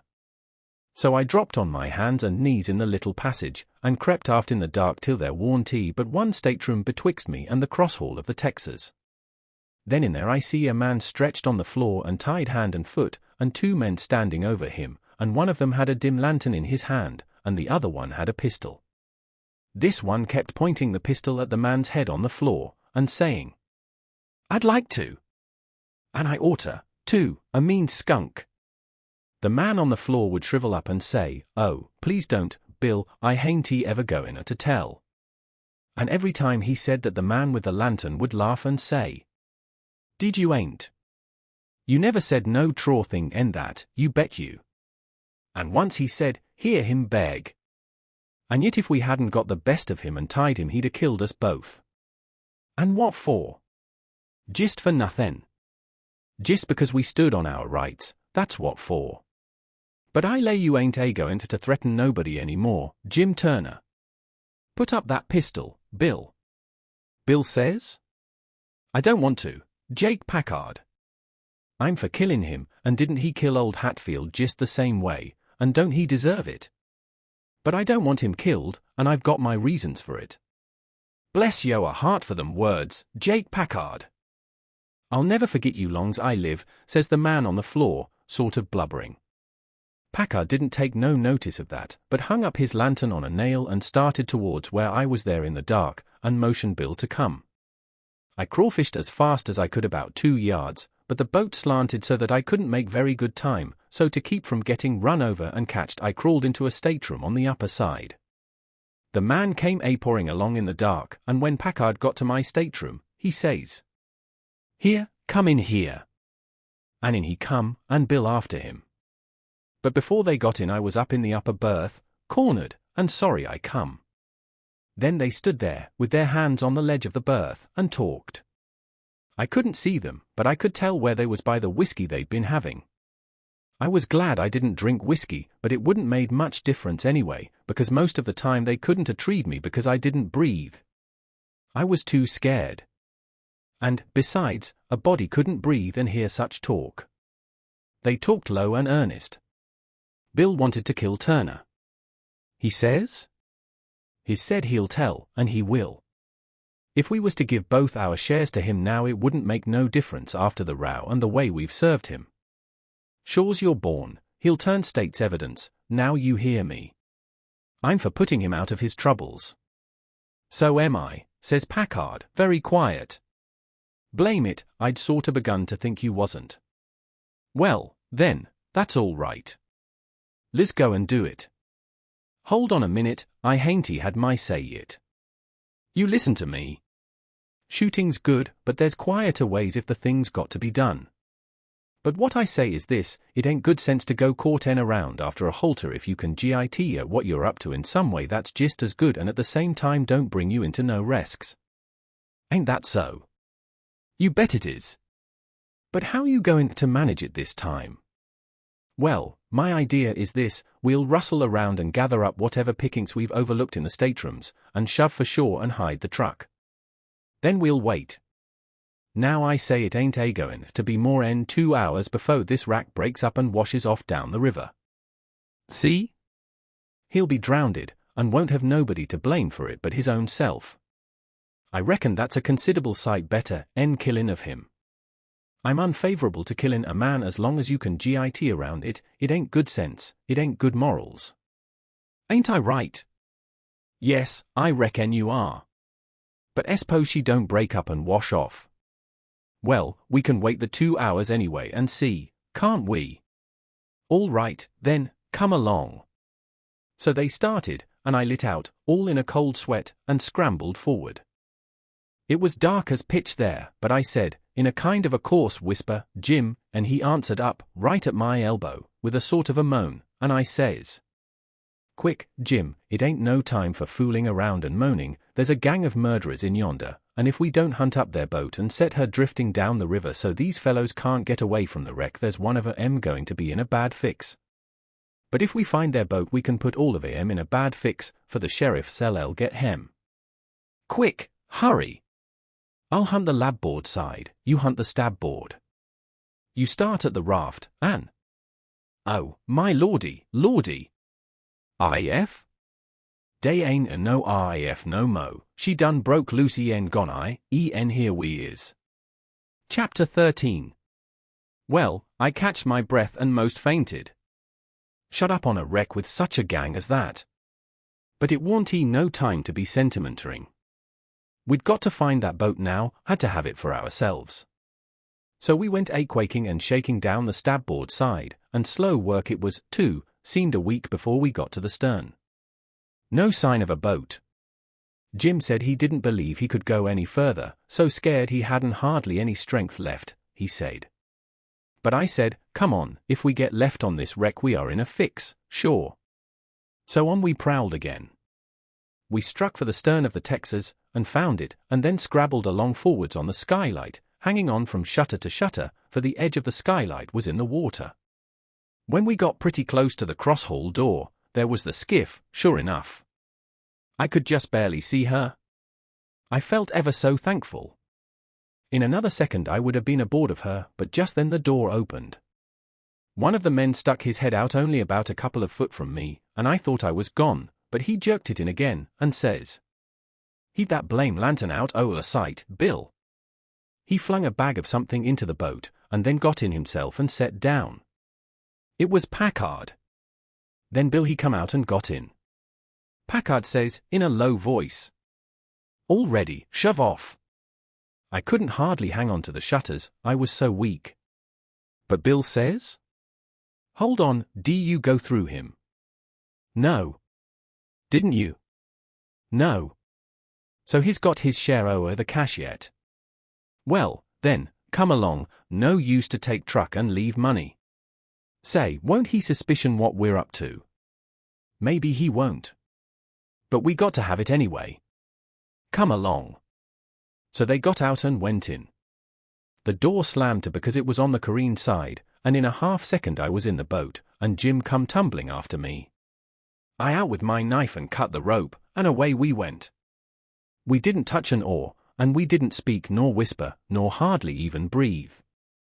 We went gliding swift along, dead silent, past the tip of the paddle box, and past the stern. Then in a second or two more we was 100 yards below the wreck, and the darkness soaked her up, every last sign of her, and we was safe, and knowed it. When we was 300 or 400 yards downstream we see the lantern show like a little spark at the Texas door for a second, and we knowed by that the rascals had missed their boat, and was beginning to understand that they was in just as much trouble now as Jim Turner was. Then Jim manned the oars, and we took out after our raft. Now was the first time that I begun to worry about the men. I reckon I hadn't had time to before. I begun to think how dreadful it was, even for murderers, to be in such a fix. I says to myself, there ain't no telling but I might come to be a murderer myself yet, and then how would I like it? So says I to Jim, "The first light we see we'll land 100 yards below it or above it, in a place where it's a good hiding place for you and the skiff, and then I'll go and fix up some kind of a yarn, and get somebody to go for that gang and get them out of their scrape, so they can be hung when their time comes." But that idea was a failure, for pretty soon it begun to storm again, and this time worse than ever. The rain poured down, and never a light showed, everybody in bed, I reckon. We boomed along down the river, watching for lights and watching for our raft. After a long time the rain let up, but the clouds stayed, and the lightning kept whimpering, and by a flash showed us a black thing ahead, floating, and we made for it. It was the raft, and mighty glad was we to get aboard of it again. We seen a light now away down to the right, on shore. So I said I would go for it. The skiff was half full of plunder which the gang had stole there on the wreck. We hustled it onto the raft in a pile, and I told Jim to float along down and show a light when he judged he had gone about 2 mile, and keep it burning till I come. Then I manned my oars and shoved for the light. As I got down towards it, 3 or 4 more showed up on a hillside. It was a village. I closed in above the shore light and laid on my oars and floated. As I went by, I see it was a lantern hanging on the jackstaff of a double-hull ferryboat. I skimmed around for the watchman, wondering whereabouts he slept, and by I found him roosting on the bitts, forward, with his head down between his knees. I gave his shoulder 2 or 3 little shoves, and begun to cry. He stirred up, in a kind of a startlish way, but when he see it was only me, he took a good gap and stretch, and then he says, "Hello, what's up? Don't cry, bub. What's the trouble?" I says, "Pap, and ma'am, and sis, and..." Then I broke down. He says, "Oh, dang it now, don't take on so, we all has to have our troubles, and this NLL come out all right. What's the matter with them? There, are you the watchman of the boat?" "Yes," he says, kind of pretty well satisfied like. "I'm the captain and the owner and the mate and the pilot and watchman and head deckhand, and sometimes I'm the freight and passengers. I ain't as rich as old Jim Hornback, and I can't be so blame generous and good to Tom, Dick and Harry as what he is, and slam around money the way he does, but I've told him a many a time I wouldn't trade places with him, for, says I, a sailor's life's the life for me, and I'm derned if I'd live 2 mile out o' town, where there ain't nothing ever going on, not for all his spondulics and as much more on top of it." Says I broke in and says, "They're in an awful peck of trouble, and..." "Who is?" "Why, Pap and Mam and Sis and Miss Hooker, and if you take your ferryboat and go up there." "Up where?" "Where are they?" "On the wreck." "What wreck?" "Why, there ain't but one." "What, you don't mean the Walter Scott?" "Yes." "Good land. What are they doing there, for gracious sakes?" "Well, they didn't go there a purpose." "I bet they didn't." "Why, great goodness, there ain't no chance for them if they don't git off mighty quick." "Why, how in the nation did they ever git into such a scrape?" "Easy enough. Miss Hooker was visiting up there to the town." "Yes, Booth's Landing, go on." "She was visiting there at Booth's Landing, and just in the edge of the evening she started over with her now woman in the horse ferry to stay all night at her friend's house, Miss what you may call her, I disremember her name, and they lost their steering oar, and swung around and went floating down, stern first, about 2 mile, and saddlebagsed on the wreck, and the ferryman and the now woman and the horses was all lost. But Miss Hooker she made a grab and got aboard the wreck. Well, about an hour after dark we come along down in our trading scow, and it was so dark we didn't notice the wreck till we was right on it, and so we saddlebagsed, but all of us was saved but Bill Whipple, and oh, he was the best creature. I most wished it had been me, I do. My George! It's the beatenest thing I ever struck." "And then what did you all do?" "Well, we hollered and took on, but it's so wide there we couldn't make nobody hear. So Pap said somebody got to get ashore and get help somehow. I was the only one that could swim, so I made a dash for it, and Miss Hooker she said if I didn't strike help sooner, come here and hunt up her uncle, and he'd fix the thing. I made the land about a mile below, and been fooling along ever since, trying to get people to do something, but they said, what, in such a night and such a current? There ain't no sense in it, go for the steam ferry. Now if you'll go an. By Jackson, I'd like to, and, blame it, I don't know but I will, but who in the dingnation's going to pay for it? Do you reckon you're Pap? Why that's all right. Miss Hooker she told me, particular, that her uncle Hornback. Great guns! Is he her uncle? Looky here, you break for that light over yonder way, and turn out west when you git there, and about 1/4 mile out you'll come to the tavern, tell them to dart you out to Jim Hornback's, and he'll foot the bill. And don't you fool around any, because he'll want to know the news. Tell him I'll have his niece all safe before he can get to town. Hump yourself, now, I'm going up around the corner here to roust out my engineer. I struck for the light, but as soon as he turned the corner I went back and got into my skiff and bailed her out, and then pulled up shore in the easy water about 600 yards, and tucked myself in among some woodboats, for I couldn't rest easy till I could see the ferryboat start. But take it all around, I was feeling ruther comfortable on account of taking all this trouble for that gang, for not many would have done it. I wish the widow knowed about it. I judged she would be proud of me for helping these rapscallions, because rapscallions and deadbeats is the kind the widow and good people takes the most interest in. Well, before long, here comes the wreck, dim and dusky, sliding along down. A kind of cold shiver went through me, and then I struck out for her. She was very deep, and I see in a minute there warn't much chance for anybody being alive in her. I pulled all around her and hollered a little, but there wasn't any answer, all dead still. I felt a little bit heavy-hearted about the gang, but not much, for I reckoned if they could stand it, I could. Then here comes the ferryboat, so I shoved for the middle of the river on a long downstream slant, and when I judged I was out of eye reach, I laid on my oars, and looked back and see her go and smell around the wreck for Miss Hooker's remainders, because the captain would know her Uncle Hornback would want them, and then pretty soon the ferryboat give it up and went for the shore, and I laid into my work and went a-booming down the river. It did seem a powerful long time before Jim's light showed up, and when it did show, it looked like it was 1,000 miles off. By the time I got there the sky was beginning to get a little grey in the east, so we struck for an island, and hid the raft, and sunk the skiff, and turned in and slept like dead people. Chapter 14. By and by, when we got up, we turned over the truck the gang had stole off of the wreck, and found boots, and blankets, and clothes, and all sorts of other things, and a lot of books, and a spyglass, and 3 boxes of cigars. We hadn't ever been this rich before in neither of our lives. The cigars was prime. We laid off all the afternoon in the woods talking, and me reading the books, and having a general good time. I told Jim all about what happened inside the wreck and at the ferryboat, and I said these kinds of things was adventures, but he said he didn't want no more adventures. He said that when I went in the Texas and he crawled back to get on the raft and found her gone, he nearly died, because he judged it was all up with him. Anyway, it could be fixed, for if he didn't get saved he would get drowned, and if he did get saved, whoever saved him would send him back home so as to get the reward, and then Miss Watson would sell him south, sure. Well, he was right, he was most always right, he had an uncommon level head, for an hour. I read considerable to Jim about kings and dukes and earls and such, and how gaudy they dressed, and how much style they put on, and called each other your majesty, and your grace, and your lordship, and so on, stead of Mr., and Jim's eyes bugged out and he was interested. He says, I didn't know day was so many UNM.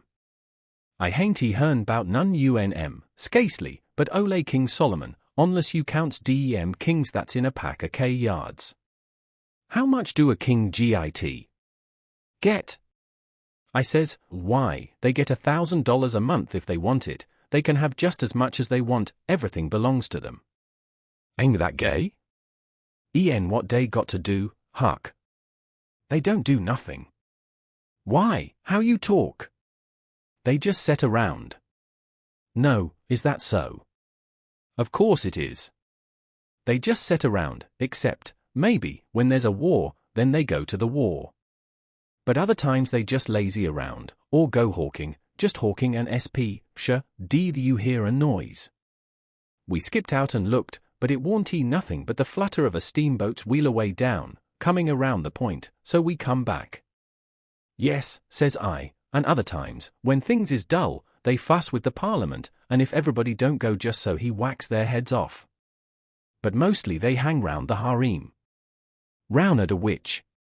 Harem. What's the harem? The place where he keeps his wives. Don't you know about the harem? Solomon had one, he had about 1 million wives. Why, yes, that's so, I done forgot it. A harem's a Boden house, I reckon. Mos likely dey has rackety times in de nussery. I reckon de wives quarrels considerable, that crease de racket. Yet dey say Solomon de wisest man that ever live. I don't take no stock in that becase why, would a wise man want to live in de midst of sich a blimblamin for all de time? No, deed he wouldn't. A wise man you take builds a biler factory, then he could shet down the biler factory when he want to rest. Well, but he was the wisest man anyway, because the widow she told me so, her own self. I don't care what the widow say, he warn't no wise man not her. He had some of the dad fetched ways I ever see. Does you know about that chili that he use gwin to chop in too? Yes, the widow told me all about it. Well, den. Warn't that the beaten's notion in the whirl? You jays take look at it a minute. Da's the stump, da, that's one the women, here is you, that's the youth a one, I Solomon, dish your dollar bills to chili. Both you claims it. What does I do? Does I shin around amongst the neighbors find out which you the bill do belong to, hand it over to the right one, all safe sound, the way that anybody that had any gumption would? No, I take whack the bill in two, give half it to you, the youth a half to the youth a woman. That's the way Solomon was gwin to do with the chili.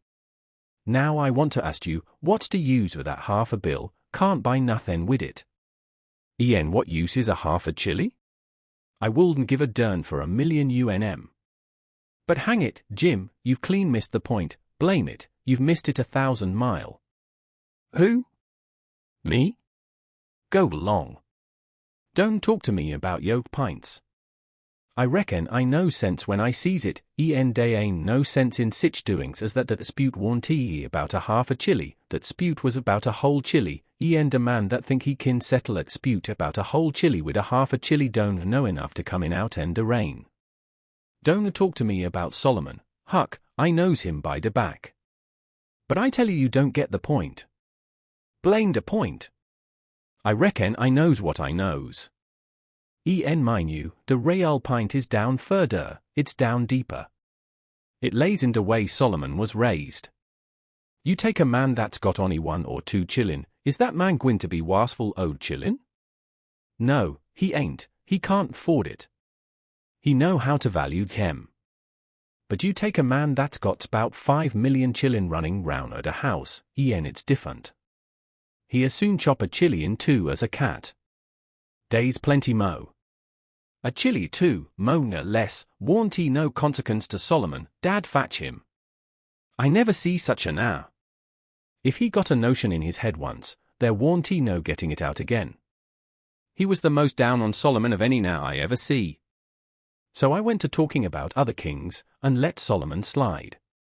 I told about Louis XVI that got his head cut off in France long time ago, and about his little boy the Dolphin, that would have been a king, but they took and shut him up in jail, and some say he died there. Pope little chapter. But some says he got out and got away, and come to America. That's good. But he'll be pooty lonesome, dey ain't no kings here, is dey, Huck? No. Den he can't git no situation. What he gwin to do? Well, I don't know. Some of them gets on the police, and some of them learns people how to talk French. Why, Huck, don't know the French people talk the same way we does. No, Jim, you couldn't understand a word they said, not a single word. Well, now, I be ding busted. How did that come? I don't know, but it's so. I got some of their jabber out of a book. Suppose a man was to come to you and say Pollevu Franzi, what would you think? I wouldn't think nothin', I'd take bust him over the head, that is, if he warn't white. I wouldn't know now to call me that. Shucks, it ain't calling you anything. It's only saying, do you know how to talk French? Well, den, why couldn't he say it? Why, he is saying it. That's a Frenchman's way of saying it. Well, it's a blame ridiculous way, I don't want to hear no mo about it. Dey ain't no sense in it. Looky here, Jim, does a cat talk like we do? No, a cat don't. Well, does a cow? No, a cow don't, not her. Does a cat talk like a cow, or a cow talk like a cat? No, they don't. It's natural and right for them to talk different from each other, ain't it? Course. And ain't it natural and right for a cat and a cow to talk different from us? Why, most surely it is. Well, then, why ain't it natural and right for a Frenchman to talk different from us? You answer me that. Is a cat a man, Huck? No. Well, den, dey ain't no sense in a cat talking like a man. Is a cow a man, is a cow a cat?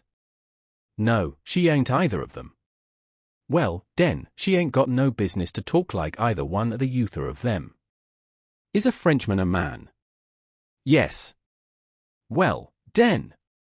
Dad blame it, why don't he talk like a man? You answer me that. I see it warn't no use wasting words, you can't learn a now to argue. So I quit. Chapter 15. We judged that 3 nights more would fetch us to Cairo, at the bottom of Illinois, where the Ohio River comes in, and that was what we was after. We would sell the raft and get on a steamboat and go way up the Ohio amongst the free states, and then be out of trouble. Well, the second night a fog begun to come on, and we made for a towhead to tie to, for it wouldn't do to try to run in a fog, but when I paddled ahead in the canoe, with the line to make fast, there warn't anything but little saplings to tie to. I passed the line around one of them right on the edge of the cut bank, but there was a stiff current, and the raft come booming down so lively she tore it out by the roots and away she went.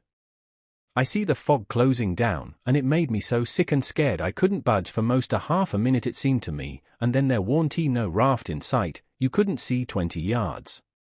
I jumped into the canoe and run back to the stern, and grabbed the paddle and set her back a stroke. But she didn't come. I was in such a hurry I hadn't untied her.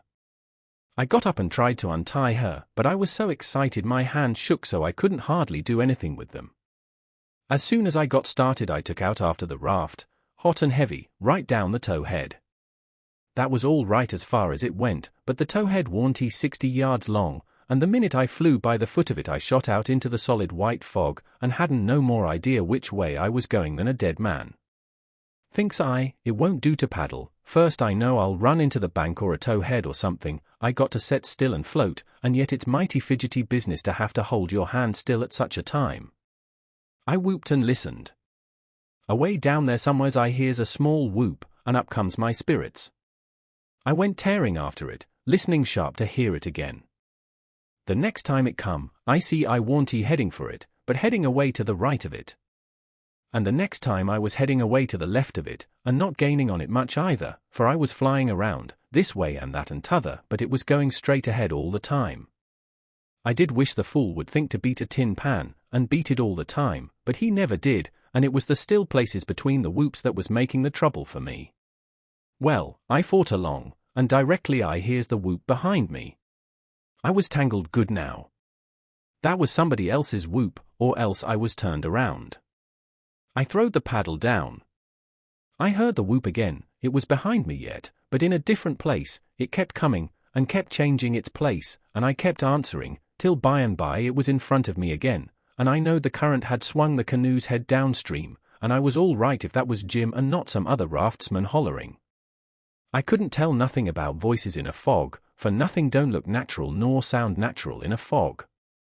The whooping went on, and in about a minute I come booming down on a cut bank with smoky ghosts of big trees on it, and the current throwed me off to the left and shot by, amongst a lot of snags that fairly roared, the current was tearing by them so swift. In another second or two it was solid white and still again. I sat perfectly still then, listening to my heart thump, and I reckon I didn't draw a breath while it thumped 100. I just give up then. I knowed what the matter was. That cut bank was an island, and Jim had gone down t'other side of it. It warn't no towhead that you could float by in 10 minutes.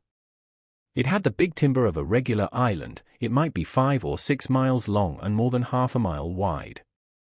I kept quiet, with my ears cocked, about 15 minutes, I reckon. I was floating along, of course, for 5 miles an hour, but you don't ever think of that. No, you feel like you are laying dead still on the water, and if a little glimpse of a snag slips by you don't think to yourself how fast you're going, but you catch your breath and think, my, how that snag's tearing along. If you think it ain't dismal and lonesome out in a fog that way by yourself in the night, you try it once, you'll see. Next, for about a half an hour, I whoops now and then, at last I hears the answer a long ways off, and tries to follow it, but I couldn't do it, and directly I judged I'd got into a nest of towheads, for I had little dim glimpses of them on both sides of me, sometimes just a narrow channel between, and some that I couldn't see. I knowed was there because I'd hear the wash of the current against the old dead brush and trash that hung over the banks. Well, I warn't long loosing the whoops down amongst the towheads, and I only tried to chase them a little while, anyway, because it was worse than chasing a jack-o'-lantern. You never knowed a sound dodge around so, and swap places so quick and so much. I had to claw away from the bank pretty lively 4 or 5 times, to keep from knocking the island out of the river, and so I judged the raft must be butting into the bank every now and then, or else it would get further ahead and clear out of hearing. It was floating a little faster than what I was. Well, I seemed to be in the open river again by and by, but I couldn't hear no sign of a whoop nowheres. I reckon Jim had fetched up on a snag, maybe, and it was all up with him. I was good and tired, so I laid down in the canoe and said I wouldn't bother no more. I didn't want to go to sleep, of course, but I was so sleepy I couldn't help it, so I thought I would take just one little catnap. But I reckon it was more than a catnap, for when I waked up the stars was shining bright, the fog was all gone, and I was spinning down a big bend stern first. First I didn't know where I was, I thought I was dreaming, and when things began to come back to me they seemed to come up dim out of last week. It was a monstrous big river here, with the tallest and the thickest kind of timber on both banks, just a solid wall, as well as I could see by the stars. I looked away downstream, and seen a black speck on the water. I took after it, but when I got to it warn't nothing but a couple of saw logs made fast together. Then I see another speck, and chased that, then another, and this time I was right. It was the raft. When I got to it Jim was sitting there with his head down between his knees, asleep, with his right arm hanging over the steering oar. The other oar was smashed off, and the raft was littered up with leaves and branches and dirt. So she'd had a rough time. I made fast and laid down under Jim's nose on the raft, and began to gap, and stretch my fists out against Jim, and says, "Hello, Jim, have I been asleep? Why didn't you stir me up? Goodness gracious, is that you, Huck? You ain't dead, you ain't drownded, you's back again? It's too good for true, honey, it's too good for true. Lemme look at you chilly, lemme feel you. No, you ain't dead. You's back again, livey and sound, geez de same ole Huck, thanks to goodness. What's the matter with you, Jim? You been drinking? Drinking? Has I been drinking? Has I had a chance to be drinking? Well, then, what makes you talk so wild? How does I talk wild? How? Why, hain't you been talking about my coming back, and all that stuff, as if I'd been gone away? Huck Finn, you look me in de eye. Hain't you been gone away? Gone away? Why, what in the nation do you mean? I hain't been gone anywheres. Where would I go to? Well, looky here, boss, day's somethin' wrong, day is. Is I me, or who is I? Is I here, or whar is I? Now that's what I wants to know. Well, I think you're here, plain enough, but I think you're a tangle-headed old fool, Jim. I is I? Well, you answer me dis, didn't you tote out de line in de canoe fur to make fast to de tow head? No, I didn't. What tow head? I hain't see no tow head. You hain't seen no tow head? Looky here, didn't de line pull loose de IF go hummin' down de river, leave you de canoe behind in de fog? What fog? Why, de fog that's been around all night. Didn't you whoop, didn't I whoop, tell we got mixed up into islands one us got lost t'other one was G's as good as loss, K's he didn't know where he was. Didn't I bust up agin a lot of dem islands have a terrible time mo's git drowned? Now ain't that so, boss, ain't it so? You answer me that. Well, this is too many for me, Jim. I hain't seen no fog, nor no islands, nor no troubles, nor nothing. I been setting here talking with you all night till you went to sleep about 10 minutes ago, and I reckon I done the same. You couldn't have got drunk in that time, so of course you've been dreaming. Dad fetch it, how is I gwine to dream all that in 10 minutes?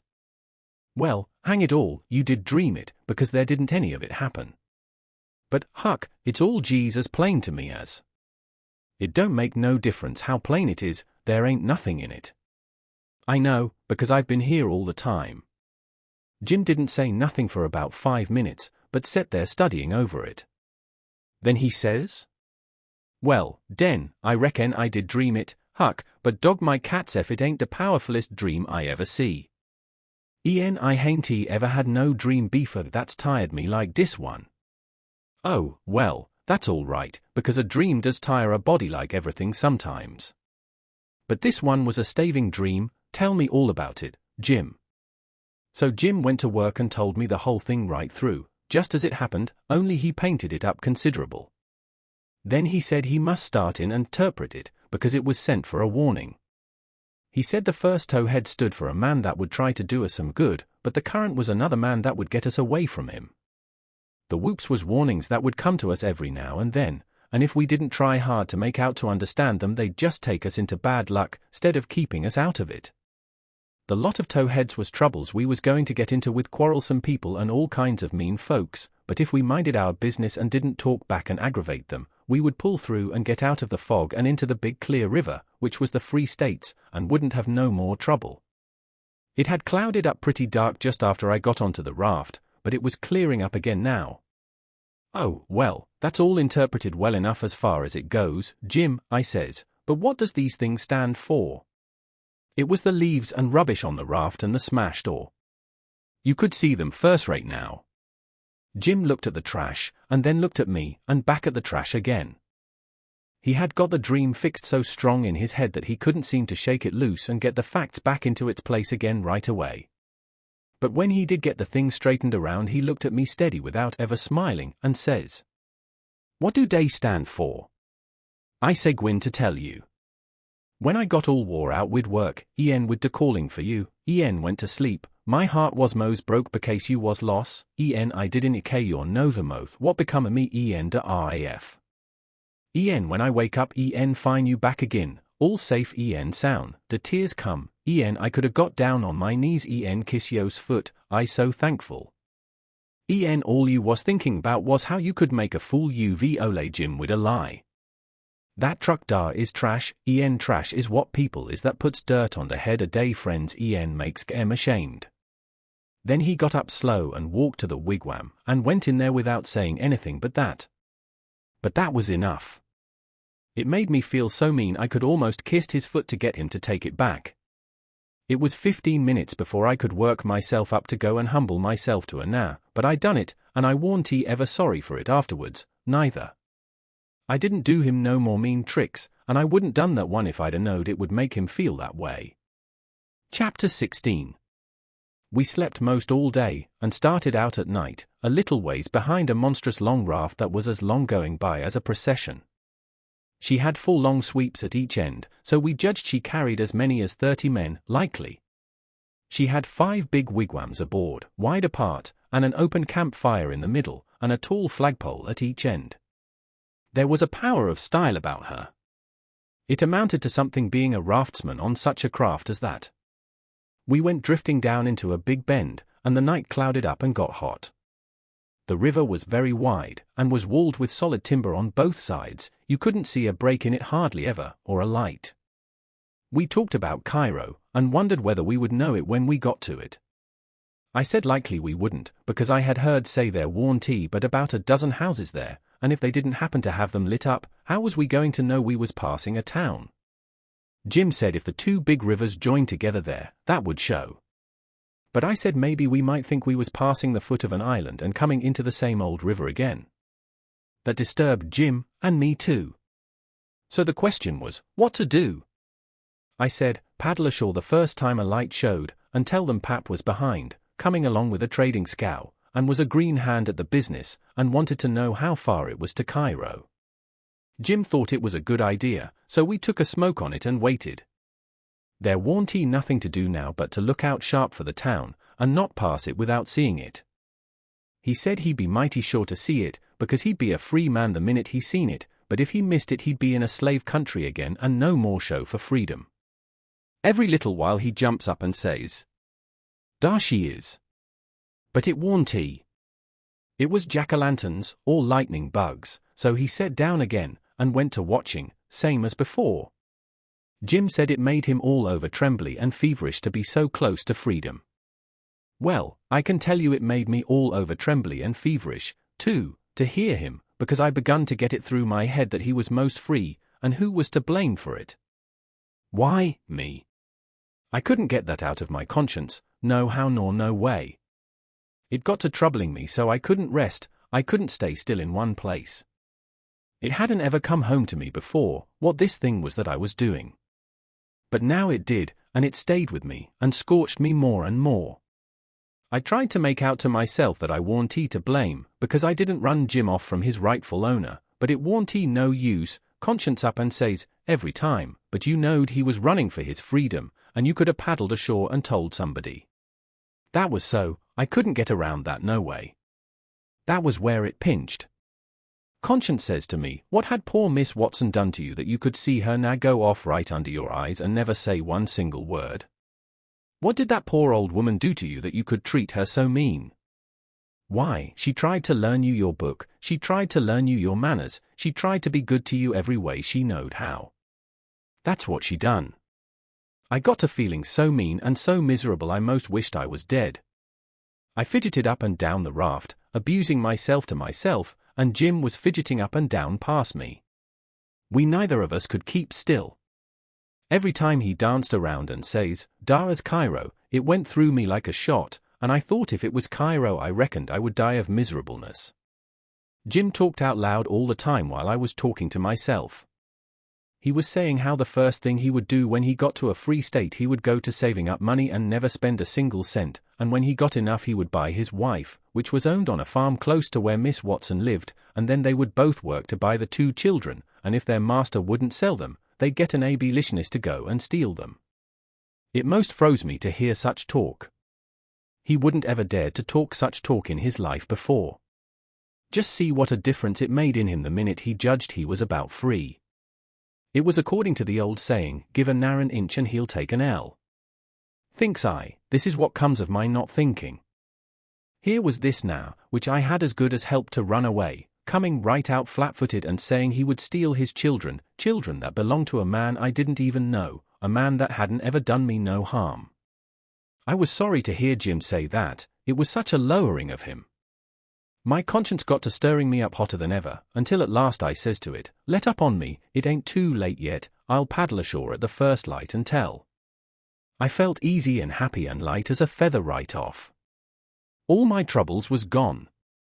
I went to looking out sharp for a light, and sort of singing to myself. By and by one showed. Jim sings out. "We're safe, Huck, we're safe. Jump up and crack your heels.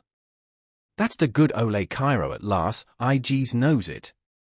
I says, "I'll take the canoe and go and see, Jim. It mightn't be, you know." He jumped and got the canoe ready, and put his old coat in the bottom for me to set on, and give me the paddle, and as I shoved off, he says, "Pooty soon I'll be a shoutin' for joy, I'll say, it's all on account o' Huck, I's a free man, I couldn't ever been free ef it hadn't a been for Huck, Huck done it. Jim won't ever forget you, Huck, you's the best friend Jim's ever had, you's the only friend ole Jim's got now."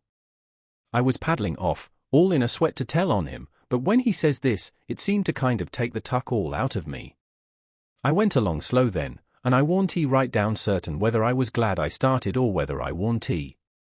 When I was 50 yards off, Jim says, "Dar you goes, the ole true Huck, the only white gentleman that ever kept his promise to ole Jim." Well, I just felt sick. But I says, I got to do it, I can't get out of it. Right then along comes a skiff with 2 men in it with guns, and they stopped and I stopped. One of them says, "What's that yonder?" "A piece of a raft," I says. "Do you belong on it?" "Yes, sir." "Any men on it?" "Only one, sir." "Well, there's 5 nas run off tonight up yonder, above the head of the bend." "Is your man white or black?" I didn't answer up prompt. I tried to, but the words wouldn't come. I tried for a second or two to brace up and out with it, but I warn't man enough, hadn't the spunk of a rabbit. I see I was weakening, so I just give up trying, and up and says, "He's white. I reckon we'll go and see for ourselves." "I wish you would," says I, "because it's pap that's there, and maybe you'd help me tow the raft ashore where the light is. He's sick, and so is Mam and Mary Ann." "Oh, the devil! We're in a hurry, boy." "But I suppose we've got to. Come, buckle to your paddle, and let's get along." I buckled to my paddle and they laid to their oars. When we had made a stroke or two, I says, "Pap'll be mighty much obliged to you, I can tell you. Everybody goes away when I want them to help me tow the raft ashore, and I can't do it by myself." "Well, that's infernal mean. Odd, too. Say, boy, what's the matter with your father?" "It's well, it ain't anything much." They stopped pulling. It warn't he but a mighty little ways to the raft now. One says, "Boy, that's a lie. What is the matter with your pap? Answer up square now, and it'll be the better for you." "I will, sir, I will, honest, but don't leave us, please." "It's the gentleman, if you'll only pull ahead, and let me give you the headline, you won't have to come near the raft, please do." "Set her back, John, set her back," says one. They backed water. "Keep away, boy, keep to Lord." "Confound it, I just expect the wind has blowed it to us. Your pap's got the smallpox, and you know it precious well. Why didn't you come out and say so? Do you want to spread it all over?" "Well," says I, blubbering, "I've told everybody before, and they just went away and left us. Poor devil, there's something in that. We are right down sorry for you, but well, hang it, we don't want the smallpox, you see. Look here, I'll tell you what to do. Don't you try to land by yourself, or you'll smash everything to pieces. You float along down about 20 miles, and you'll come to a town on the left-hand side of the river. It will be long after sunup then, and when you ask for help you tell them your folks are all down with chills and fever. Don't be a fool again, and let people guess what is the matter. Now we're trying to do you a kindness, so you just put 20 miles between us, that's a good boy.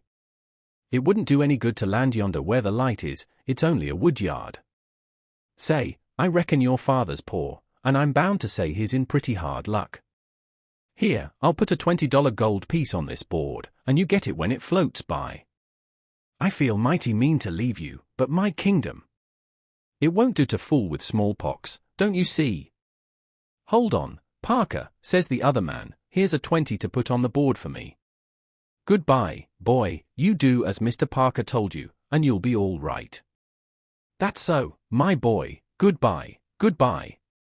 If you see any runaway nags you get help and nab them, and you can make some money by it."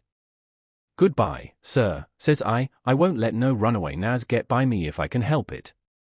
They went off and I got aboard the raft, feeling bad and low, because I knowed very well I had done wrong, and I see it warn't no use for me to try to learn to do right. A body that don't get started right when his little ain't got no show, when the pinch comes there ain't nothing to back him up and keep him to his work, and so he gets beat.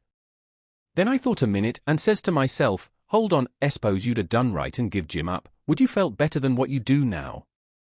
No, says I'd feel bad, I'd feel just the same way I do now. Well, then, says I, what's the use you learning to do right when it's troublesome to do right and ain't no trouble to do wrong, and the wages is just the same? I was stuck. I couldn't answer that. So I reckoned I wouldn't bother no more about it, but after this always do whichever come handiest at the time. I went into the wigwam, Jim warn't he there. I looked all around, he warn't he anywhere. I says, Jim. Here I is, Huck. Is dey out o' sight yit? Don't talk loud. He was in the river under the stern oar, with just his nose out. I told him they were out of sight, so he come aboard. He says? I was listening to all the talk, I slips into the river was gwine to shove for show if dey come aboard. Den I was gwine to swim to the IF again when dey was gone. But lawsy, how you did fool Huck. That was the smart's dodge. I tell you, Chili, I inspect it save Ole Jim ain't going to forget you for that, honey. Then we talked about the money. It was a pretty good raise, $20 apiece. Jim said we could take deck passage on a steamboat now, and the money would last us as far as we wanted to go in the Free States. He said 20 mile more warn't far for the raft to go, but he wished we was already there. Towards daybreak we tied up, and Jim was mighty particular about hiding the raft good. Then he worked all day fixing things in bundles, and getting all ready to quit rafting. That night about 10 we hove in sight of the lights of a town away down in a left-hand bend. I went off in the canoe to ask about it. Pretty soon I found a man out in the river with a skiff, setting a trot line. I ranged up and says, "Mister, is that town Cairo?" "Cairo? No. You must be a blamed fool. What town is it, mister? If you want to know, go and find out. If you stay here bothering around me for about a half a minute longer you'll get something you won't want." I paddled to the raft. Jim was awful disappointed, but I said never mind, Cairo would be the next place, I reckoned. We passed another town before daylight, and I was going out again, but it was high ground, so I didn't go. "No high ground about Cairo," Jim said. I had forgot it. We laid up for the day on a towhead tolerable close to the left-hand bank. I begun to suspicion something. So did Jim. I says, "Maybe we went by Cairo in the fog that night." He says, "Don't let's talk about it, Huck. Ponaz can't have no luck. I allus spect that rattlesnake skin warn't done with its work. I wish I'd never seen that snake skin, Jim, I do wish I'd never laid eyes on it. It ain't your fault, Huck, you didn't know. Don't you blame yourself 'bout it. When it was daylight, here was the clear Ohio water inshore, sure enough, and outside was the old regular muddy. So it was all up with Cairo. We talked it all over. It wouldn't do to take to the shore, we couldn't take the raft up the stream, of course. There warn't no way but to wait for dark, and start back in the canoe and take the chances. So we slept all day amongst the cottonwood thicket, so as to be fresh for the work, and when we went back to the raft about dark the canoe was gone. We didn't say a word for a good while. There warn't anything to say. We both knowed well enough it was some more work of the rattlesnake skin, so what was the use to talk about it? It would only look like we was finding fault, and that would be bound to fetch more bad luck, and keep on fetching it, too, till we knowed enough to keep still. By and by we talked about what we better do, and found there warn't no way but just to go along down with the raft till we got a chance to buy a canoe to go back in. We warn't going to borrow it when there warn't anybody around, the way Pap would do, for that might set people after us. So we shoved out after dark on the raft. Anybody that don't believe yet that it's foolishness to handle a snakeskin, after all that snakeskin done for us, will believe it now if they read on and see what more it done for us. The place to buy canoes is off of rafts laying up at shore. But we didn't see no rafts laying up, so we went along during 3 hours and more. Well, the night got grey and ruther thick, which is the next meanest thing to fog. You can't tell the shape of the river, and you can't see no distance. It got to be very late and still, and then along comes a steamboat up the river. We lit the lantern, and judged she would see it. Upstream boats didn't generally come close to us, they go out and follow the bars and hunt for easy water under the reefs, but nights like this they bull right up the channel against the whole river.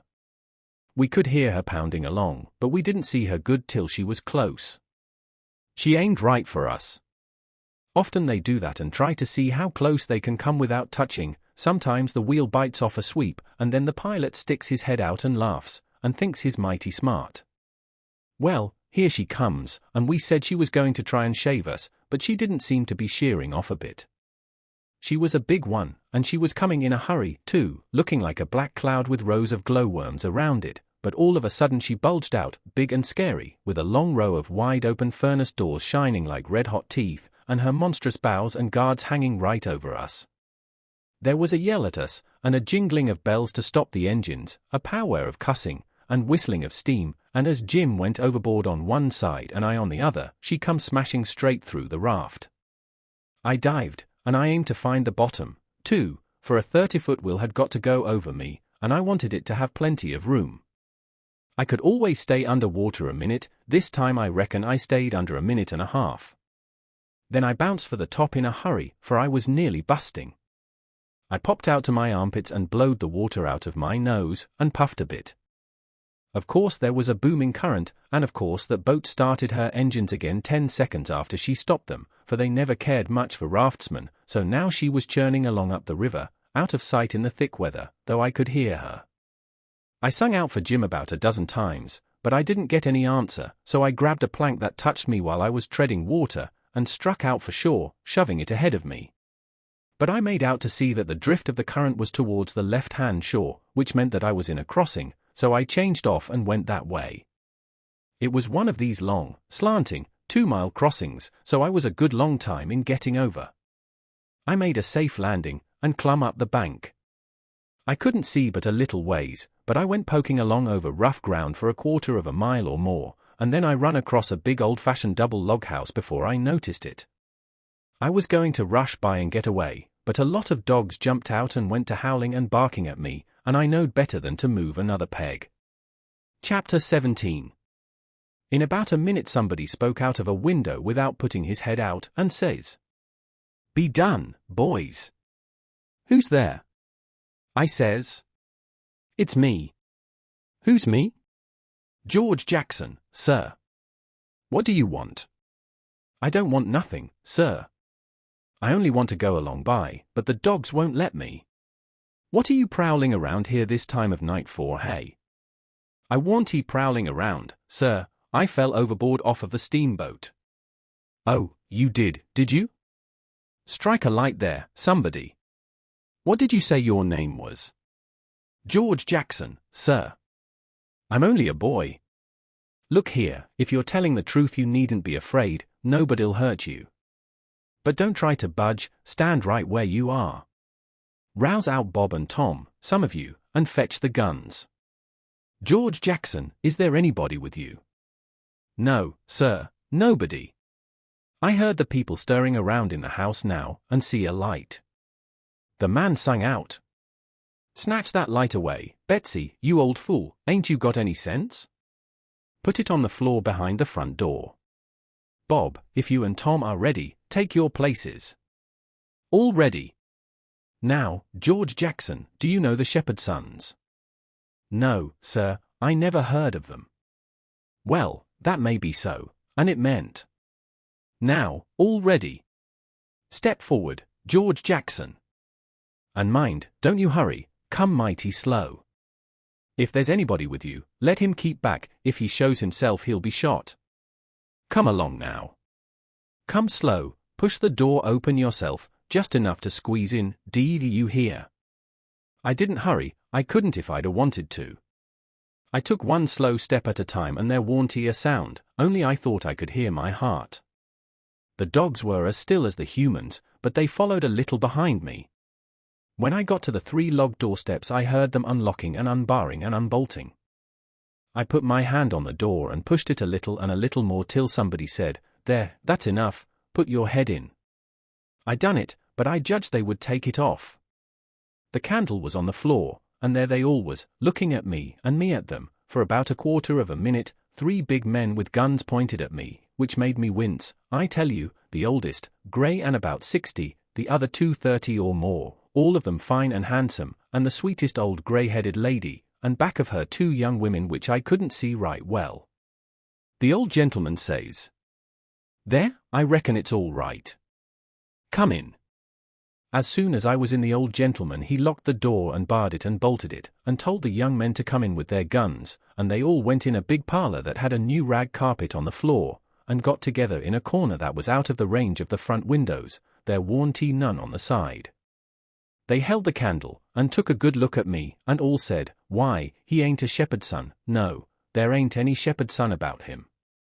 Then the old man said he hoped I wouldn't mind being searched for arms, because he didn't mean no harm by it, it was only to make sure. So he didn't pry into my pockets, but only felt outside with his hands, and said it was all right. He told me to make myself easy and at home, and tell all about myself, but the old lady says, "Why, bless you, Saul, the poor thing's as wet as he can be, and don't you reckon it may be he's hungry?" "True for you, Rachel, I forgot." So the old lady says, "Betsy, this was a now woman, you fly around and get him something to eat as quick as you can, poor thing, and one of you girls go and wake up Buck and tell him, oh, here he is himself. Buck, take this little stranger and get the wet clothes off from him and dress him up in some of yours that's dry." Buck looked about as old as me, a 13 or 14 or along there, though he was a little bigger than me. He hadn't on anything but a shirt, and he was very frowsy-headed. He came in gaping and digging one fist into his eyes, and he was dragging a gun along with the other one. He says, "Ain't they no shepherd sons around?" They said, "No, 'twas a false alarm." "Well," he says, "if they'd have been some, I reckon I'd have got one." They all laughed, and Bob says, "Why, Buck, they might have scalped us all, you've been so slow in coming." "Well, nobody come after me, and it ain't right I'm always kept down, I don't get no show." "Never mind, Buck, my boy," says the old man, "you'll have show enough, all in good time, don't you fret about that. Go 'long with you now, and do as your mother told you." When we got upstairs to his room he got me a coarse shirt and a roundabout and pants of his, and I put them on. While I was at it he asked me what my name was, but before I could tell him he started to tell me about a blue jay and a young rabbit he had catched in the woods day before yesterday, and he asked me where Moses was when the candle went out. I said I didn't know, I hadn't heard about it before, no way. "Well, guess," he says. "How am I going to guess," says I, "when I never heard tell of it before?" "But you can guess, can't you? It's just as easy." "Which candle?" I says. "Why, any candle," he says. "I don't know where he was," says I. "Where was he?" "Why, he was in the dark." "That's where he was." "Well, if you knowed where he was, what did you ask me for?" "Why, blame it, it's a riddle, don't you see?" "Say, how long are you going to stay here?" "You got to stay always. We can just have booming times, they don't have no school now." "Do you own a dog?" "I've got a dog, and he'll go in the river and bring out chips that you throw in." "Do you like to comb up Sundays, and all that kind of foolishness?" "You bet I don't, but Ma she makes me." "Confound these ole britches. I reckon I'd better put mem on, but I'd ruther not, it's so warm." "Are you all ready?" "All right. Come along, old hoss. Cold corn pone, cold corn beef, butter and buttermilk, that is what they had for me down there, and there ain't nothing better that ever I've come across yet." Buck and his ma and all of them smoked cob pipes, except the now woman, which was gone, and the 2 young women. They all smoked and talked, and I eat and talked. The young women had quilts around them, and their hair down their backs. They all asked me questions, and I told them how Pap and me and all the family was living on a little farm down at the bottom of Arkansas, and my sister Mary and run off and got married and never was heard of no more, and Bill went to hunt them and he warn't he heard of no more, and Tom and Mort died, and then there warn't he nobody but just me and Pap left, and he was just trimmed down to nothing, on account of his troubles. So when he died I took what there was left, because the farm didn't belong to us, and started up the river, deck passage, and fell overboard, and that was how I come to be here. So they said I could have a home there as long as I wanted it. Then it was most daylight and everybody went to bed, and I went to bed with Buck, and when I waked up in the morning, drat it all, I had forgot what my name was. So I laid there about an hour trying to think, and when Buck waked up I says, "Can you spell, Buck?" "Yes," he says. "I bet you can't spell my name," says I. "I bet you what you dare I can," says he. "All right," says I, "go ahead." "Georgejxon, there now," he says. "Well," says I, "you done it, but I didn't think you could. It ain't no slouch of a name to spell right off without studying. I set it down, private, because somebody might want me to spell it next, and so I wanted to be handy with it and rattle it off like I was used to it. It was a mighty nice family, and a mighty nice house, too. I hadn't seen no house out in the country before that was so nice and had so much style. It didn't have an iron latch on the front door, nor a wooden one with a buckskin string, but a brass knob to turn, the same as houses in town. There warn't no bed in the parlor, nor a sign of a bed, but heaps of parlors in towns has beds in them. There was a big fireplace that was bricked on the bottom, and the bricks was kept clean and red by pouring water on them and scrubbing them with another brick. Sometimes they wash them over with red water paint that they call Spanish brown, same as they do in town. They had big brass dog irons that could hold up a saw log. There was a clock on the middle of the mantelpiece, with a picture of a town painted on the bottom half of the glass front and a round place in the middle of it for the sun, and you could see the pendulum swinging behind it. It was beautiful to hear that clock tick, and sometimes when one of these peddlers had been along and scoured her up and got her in good shape, she would start in and strike 150 before she got tuckered out. They wouldn't took any money for her. Well, there was a big outlandish parrot on each side of the clock, made out of something like chalk, and painted up gaudy. By one of the parrots was a cat made of crockery, and a crockery dog by the other, and when you pressed down on them they squeaked, but didn't open their mouths nor look different nor interested. They squeaked through underneath. There was a couple of big wild turkey wing fans spread out behind those things. On the table in the middle of the room was a kind of a lovely crockery basket that had apples and oranges and peaches and grapes piled up in it, which was much redder and yellower and prettier than real ones is, but they weren't real because you could see where pieces had got chipped off and showed the white chalk, or whatever it was, underneath. This table had a cover made out of beautiful oilcloth, with a red and blue spread eagle painted on it, and a painted border all around. It come all the way from Philadelphia, they said. There were some books, too, piled up perfectly exact, on each corner of the table. One was a big family Bible full of pictures. One was Pilgrim's Progress, about a man that left his family, it didn't say why. I read considerable in it now and then. The statements was interesting, but tough. Another was Friendship's Offering, full of beautiful stuff and poetry, but I didn't read the poetry. Another was Henry Clay's speeches, and another was Dr. Gunn's Family Medicine, which told you all about what to do if a body was sick or dead. There was a hymn book, and a lot of other books. And there was nice split-bottom chairs, and perfectly sound, too, not bagged down in the middle and busted, like an old basket. They had pictures hung on the walls, mainly Washingtons and Lafayettes, and Battles, and Highland Marys, and one called Signing the Declaration. There were some that they called crayons, which one of the daughters which was dead made her own self when she was only 15 years old. They was different from any pictures I ever see before, blacker, mostly, than is common.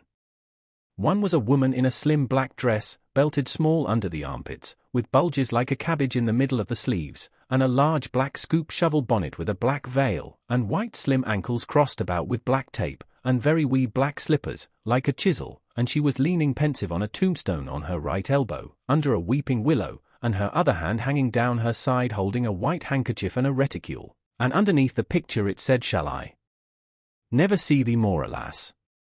Another one was a young lady with her hair all combed up straight to the top of her head, and knotted there in front of a comb like a chair back, and she was crying into a handkerchief and had a dead bird laying on its back in her other hand with its heels up, and underneath the picture it said, "I shall never hear thy sweet chirrup more, alas."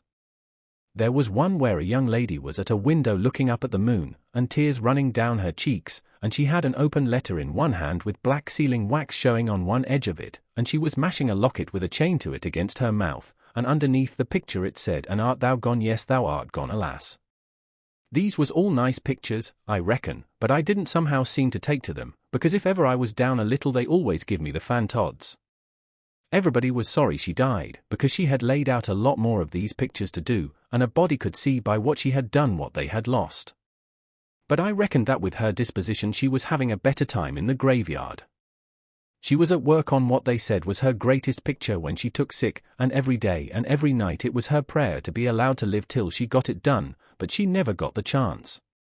It was a picture of a young woman in a long white gown, standing on the rail of a bridge all ready to jump off, with her hair all down her back, and looking up to the moon, with the tears running down her face, and she had 2 arms folded across her breast, and 2 arms stretched out in front, and 2 more reaching up towards the moon, and the idea was to see which pair would look best, and then scratch out all the other arms, but, as I was saying, she died before she got her mind made up, and Now they kept this picture over the head of the bed in her room, and every time her birthday come they hung flowers on it. Other times it was hid with a little curtain.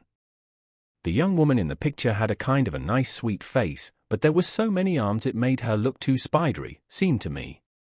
This young girl kept a scrapbook when she was alive, and used to paste obituaries and accidents and cases of patient suffering in it out of the Presbyterian Observer, and write poetry after them out of her own head. It was very good poetry. This is what she wrote about a boy by the name of Stephen Dowling Bots that fell down a well and was drowned. Oh, to Stephen Dowling Bots, D.E.C'd. And did young Stephen sicken? And did young Stephen die? And did the sad hearts thicken? And did the mourners cry? No, such was not the fate of young Stephen Dowling Bots. Though sad hearts round him thickened, 'twas not from sickness shots. No whooping cough did rack his frame, nor measles drear with spots. Not these impaired the sacred name of Stephen Dowling Bots. Despised love struck not with woe that head of curly knots, nor stomach troubles laid him low. Young Stephen Dowling Bots. Oh no. Then list with tearful eye, whilst I his fate do tell, his soul did from this cold world fly, by falling down a well. They got him out and emptied him. Alas, it was too late. His spirit was gone for to sport aloft in the realms of the good and great. If Emmeline Grangerford could make poetry like that before she was 14, there ain't no telling what she could have done by and by. Buck said she could rattle off poetry like nothing. She didn't ever have to stop to think. He said she would slap down a line, and if she couldn't find anything to rhyme with it would just scratch it out and slap down another one, and go ahead. She warn't he particular, she could write about anything you choose to give her to write about just so it was sadful. Every time a man died, or a woman died, or a child died, she would be on hand with her tribute before he was cold. She called them tributes. The neighbors said it was the doctor first, then Emmeline, then the undertaker. The undertaker never got in ahead of Emmeline but once, and then she hung fire on a rhyme for the dead person's name, which was Whistler.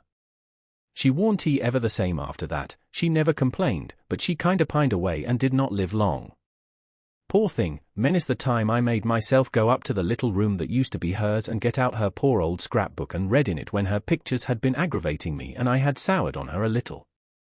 I liked all that family, dead ones and all, and warn't he going to let anything come between us. Poor Emmeline made poetry about all the dead people when she was alive, and it didn't seem right that there warn't he nobody to make some about her now she was gone, so I tried to sweat out a verse or two myself, but I couldn't seem to make it go somehow. They kept Emmeline's room trim and nice, and all the things fixed in it just the way she liked to have them when she was alive, and nobody ever slept there. The old lady took care of the room herself, though there was plenty of Naz, and she sewed there a good deal and read her Bible there mostly. Well, as I was saying about the parlour, there was beautiful curtains on the windows, white, with pictures painted on them of castles with vines all down the walls, and cattle coming down to drink. There was a little old piano, too, that had tin pans in it, I reckon, and nothing was ever so lovely as to hear the young ladies sing The Last Link is Broken and play the Battle of Prague on it. The walls of all the rooms was plastered, and most had carpets on the floors, and the whole house was whitewashed on the outside. It was a double house, and the big open place betwixt them was roofed and floored, and sometimes the table was set there in the middle of the day, and it was a cool, comfortable place. Nothing couldn't be better. And warn't he the cooking good, and just bushels of it too. Chapter 18. Colonel Grangerford was a gentleman, you see. He was a gentleman all over, and so was his family. He was well born, as the saying is, and that's worth as much in a man as it is in a horse, so the widow Douglas said, and nobody ever denied that she was of the first aristocracy in our town, and pap he always said it, too, though he warn't he no more quality than a mudcat himself. Colonel Grangerford was very tall and very slim, and had a darkish paly complexion, not a sign of red in it anywheres. He was clean-shaved every morning all over his thin face, and he had the thinnest kind of lips, and the thinnest kind of nostrils, and a high nose, and heavy eyebrows, and the blackest kind of eyes, sunk so deep back that they seemed like they was looking out of caverns at you, as you may say. His forehead was high, and his hair was black and straight and hung to his shoulders. His hands was long and thin, and every day of his life he put on a clean shirt and a full suit from head to foot made out of linen so white it hurt your eyes to look at it, and on Sundays he wore a blue tailcoat with brass buttons on it. He carried a mahogany cane with a silver head to it.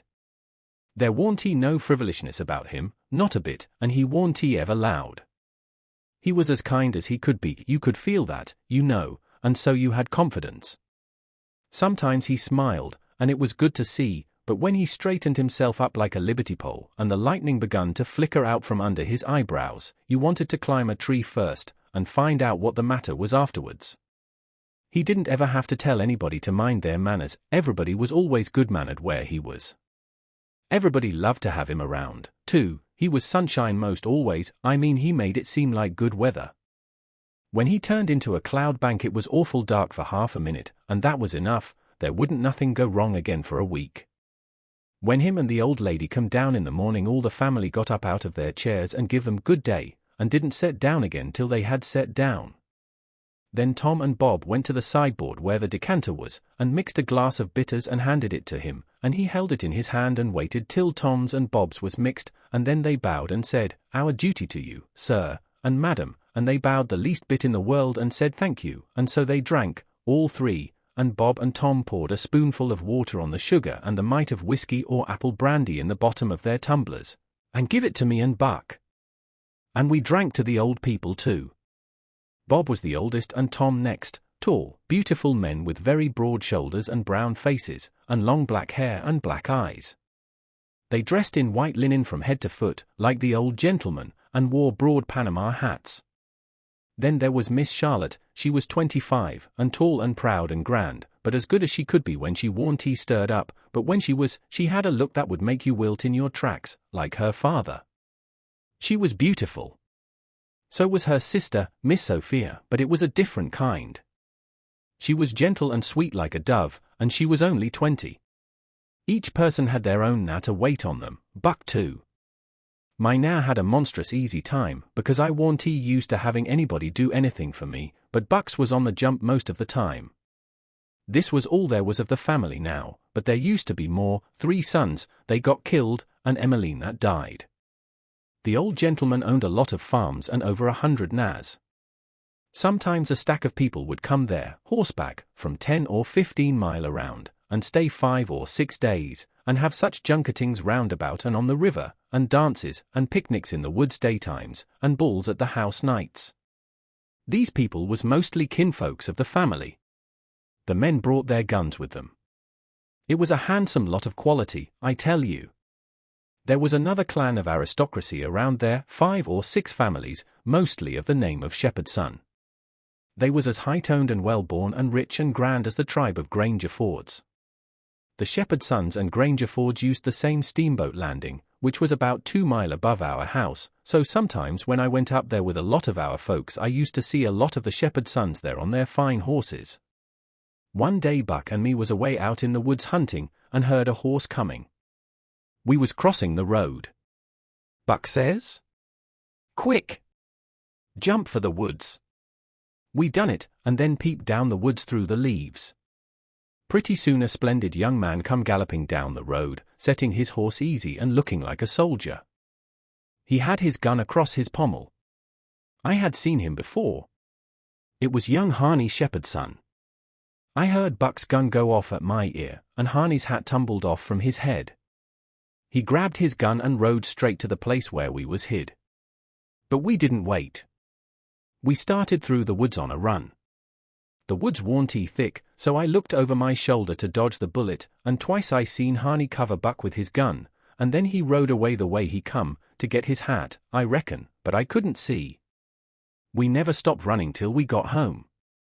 The old gentleman's eyes blazed a minute, 'twas pleasure, mainly, I judged, then his face sort of smoothed down, and he says, kind of gentle, "I don't like that shooting from behind a bush. Why didn't you step into the road, my boy? The Shepherd's sons don't, father. They always take advantage." Miss Charlotte she held her head up like a queen while Buck was telling his tale, and her nostrils spread and her eyes snapped. The 2 young men looked dark, but never said nothing. Miss Sophia she turned pale, but the colour come back when she found the man warn't hurt. Soon as I could get Buck down by the corn cribs under the trees by ourselves, I says, "Did you want to kill him, Buck?" "Well, I bet I did." "What did he do to you?" "Him? He never done nothing to me." "Well, then, what did you want to kill him for?" "Why, nothing, only it's on account of the feud." "What's a feud?" "Why, where was you raised? Don't you know what a feud is?"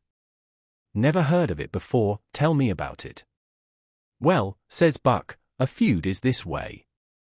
A man has a quarrel with another man, and kills him, then that other man's brother kills him, then the other brothers, on both sides, goes for one another, then the cousins chip in, and by everybody's killed off, and there ain't no more feud. But it's kind of slow, and takes a long time." "Has this one been going on long, Buck?" "Well, I should reckon. It started 30 year ago, or somers along there. There was troubles about something, and then a lawsuit to settle it, and the suit went agin one of the men, and so he up and shot the man that won the suit, which he would naturally do, of course. Anybody would." "What was the trouble about, Buck, land?" "I reckon maybe, I don't know." "Well, who done the shooting? Was it a Grangerford or a shepherd's son?" "Laws, how do I know? It was so long ago." "Don't anybody know?" "Oh, yes, Pa knows, I reckon, and some of the other old people, but they don't know now what the row was about in the first place."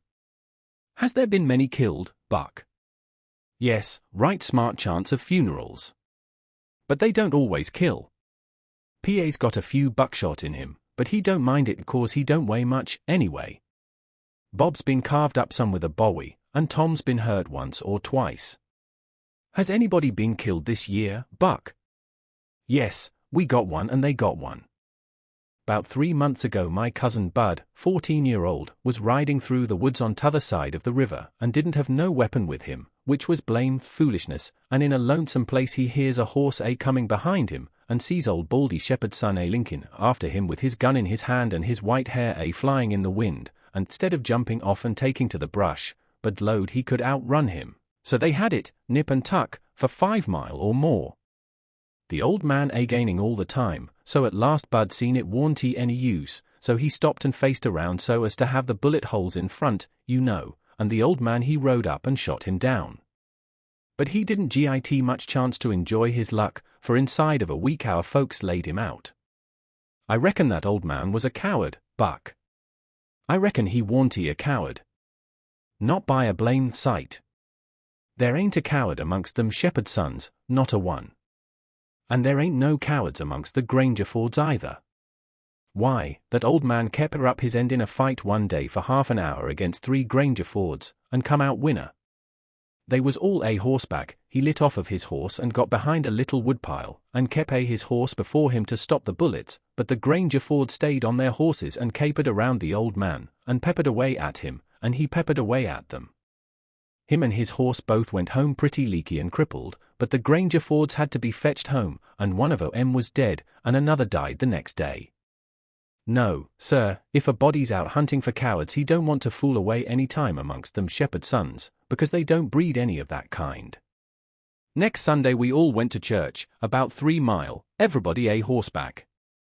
The men took their guns along, so did Buck, and kept them between their knees or stood them handy against the wall. The shepherd's sons done the same. It was pretty ornery preaching, all about brotherly love, and such like tisomeness, but everybody said it was a good sermon, and they all talked it over going home, and had such a powerful lot to say about faith and good works and free grace and predestination, and I don't know what all, that it did seem to me to be one of the roughest Sundays I had run across yet. About an hour after dinner everybody was dozing around, some in their chairs and some in their rooms, and it got to be pretty dull. Buck and a dog was stretched out on the grass in the sun sound asleep. I went up to our room, and judged I would take a nap myself. I found that sweet Miss Sophia standing in her door, which was next to ours, and she took me in her room and shut the door very soft, and asked me if I liked her, and I said I did, and she asked me if I would do something for her and not tell anybody, and I said I would. Then she said she'd forgot her testament, and left it in the seat at church between two other books, and would I slip out quiet and go there and fetch it to her, and not say nothing to nobody. I said I would. So I slid out and slipped off up the road, and there warn't anybody at the church, except maybe a hog or two, for there warn't any lock on the door, and hogs likes a punchin' floor in summertime because it's cool. If you notice, most folks don't go to church only when they've got to, but a hog is different. Says I to myself, something's up, it ain't natural for a girl to be in such a sweat about a testament. So I give it a shake, and out drops a little piece of paper with 2:30 wrote on it with a pencil. I ransacked it, but couldn't find anything else. I couldn't make anything out of that, so I put the paper in the book again, and when I got home and upstairs there was Miss Sophia in her door waiting for me. She pulled me in and shut the door, then she looked in the testament till she found the paper, and as soon as she read it she looked glad, and before a body could think she grabbed me and give me a squeeze, and said I was the best boy in the world, and not to tell anybody. She was mighty red in the face for a minute, and her eyes lighted up, and it made her powerful pretty.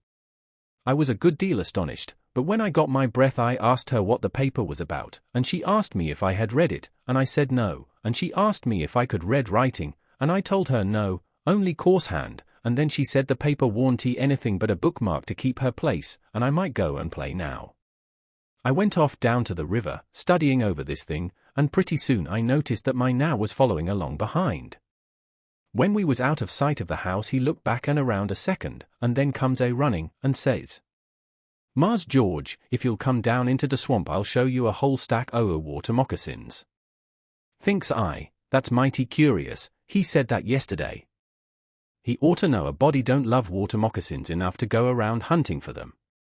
What is he up to, anyway? So I says, "All right, trot ahead." I followed a 1/2 mile, then he struck out over the swamp, and waded ankle deep as much as another 1/2 mile. We come to a little flat piece of land which was dry and very thick with trees and bushes and vines, and he says, "You shove right in dar just a few steps, Mars George, dar as war day is. I seed em befo', I don't care you're to see em no mo dot." Then he slopped right along and went away, and pretty soon the trees hid him. I poked into the place a ways and come to a little open patch as big as a bedroom all hung around with vines, and found a man laying there asleep, and, by jings, it was my old Jim. I waked him up, and I reckoned it was going to be a grand surprise to him to see me again, but it warn't he. He nearly cried he was so glad, but he warn't he surprised. Said he swum along behind me that night, and heard me yell every time, but dasn't he answer because he didn't want nobody to pick him up and take him into slavery again. Says he, "I got hurt a little, couldn't swim fars, so I was a considerable ways behind you towards the lass. When you landed I reckoned I could catch up with you on the land without having to shout at you, but when I see that house I begin to go slow. I use off too fur to hear what they say to you, I was 'fraid over the dogs, but when it use all quiet agin, I knowed you's in the house, so I struck out for the woods to wait for day. Early in the morning some of the nas come along, gwin to the fields, day tuck me showed me dis place, why the dogs can't track me on accounts over the water, day brings me truck to eat every night, tells me how you's getting along. Why didn't you tell my Jack to fetch me here sooner, Jim? Well, 'twant no use to disturb you, Huck, tell we could do somethin', but wiss all right now. I been buyin' pots pans victuals, as I got a chanced, patchin' up the RAF a nights when. What raft, Jim? Our ole RAF the dot. You mean to say our old raft warn't smashed all to flinders? No, she warn't She was tore up a good deal, one of her was, but they warn't no great harm done, only our traps was mos all loss. We hadn't a dive so deep swum so fur under water, the night hadn't a been so dark, we warn't so scared, ben sich punkin heads, as to saying this, with a seed da RAF.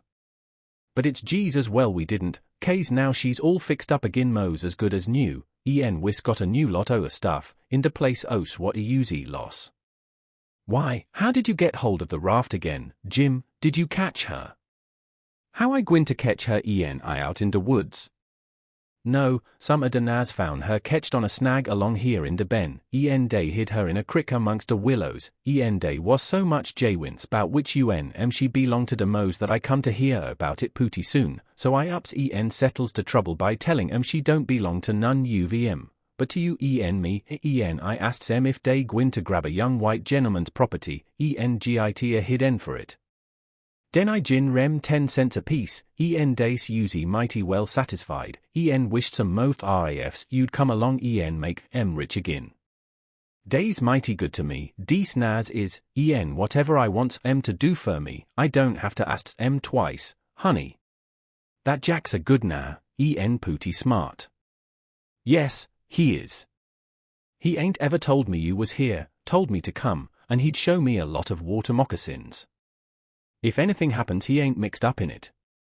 He can say he never seen us together, and it'll be the truth. I don't want to talk much about the next day. I reckon I'll cut it pretty short. I waked up about dawn, and was going to turn over and go to sleep again, when I noticed how still it was, didn't seem to be anybody stirring. That warn't usual. Next I noticed that Buck was up and gone. Well, I gets up, wondering, and goes downstairs, nobody around, everything as still as a mouse. Just the same outside. Thinks I, what does it mean? Down by the woodpile I comes across my Jack, and says, "What's it all about?" Says he, "Don't you know, Mars George?" "No," says I don't. "Well, den, Miss Sophia's run off, deed she has. She run off in de night sometime, nobody don't know geez when, run off to get married to that young Harney shepherd's son, you know, leastways, so dey spec. De fambly found it out 'bout half an hour ago, maybe a little mo, I tell you dey warn't no time loss.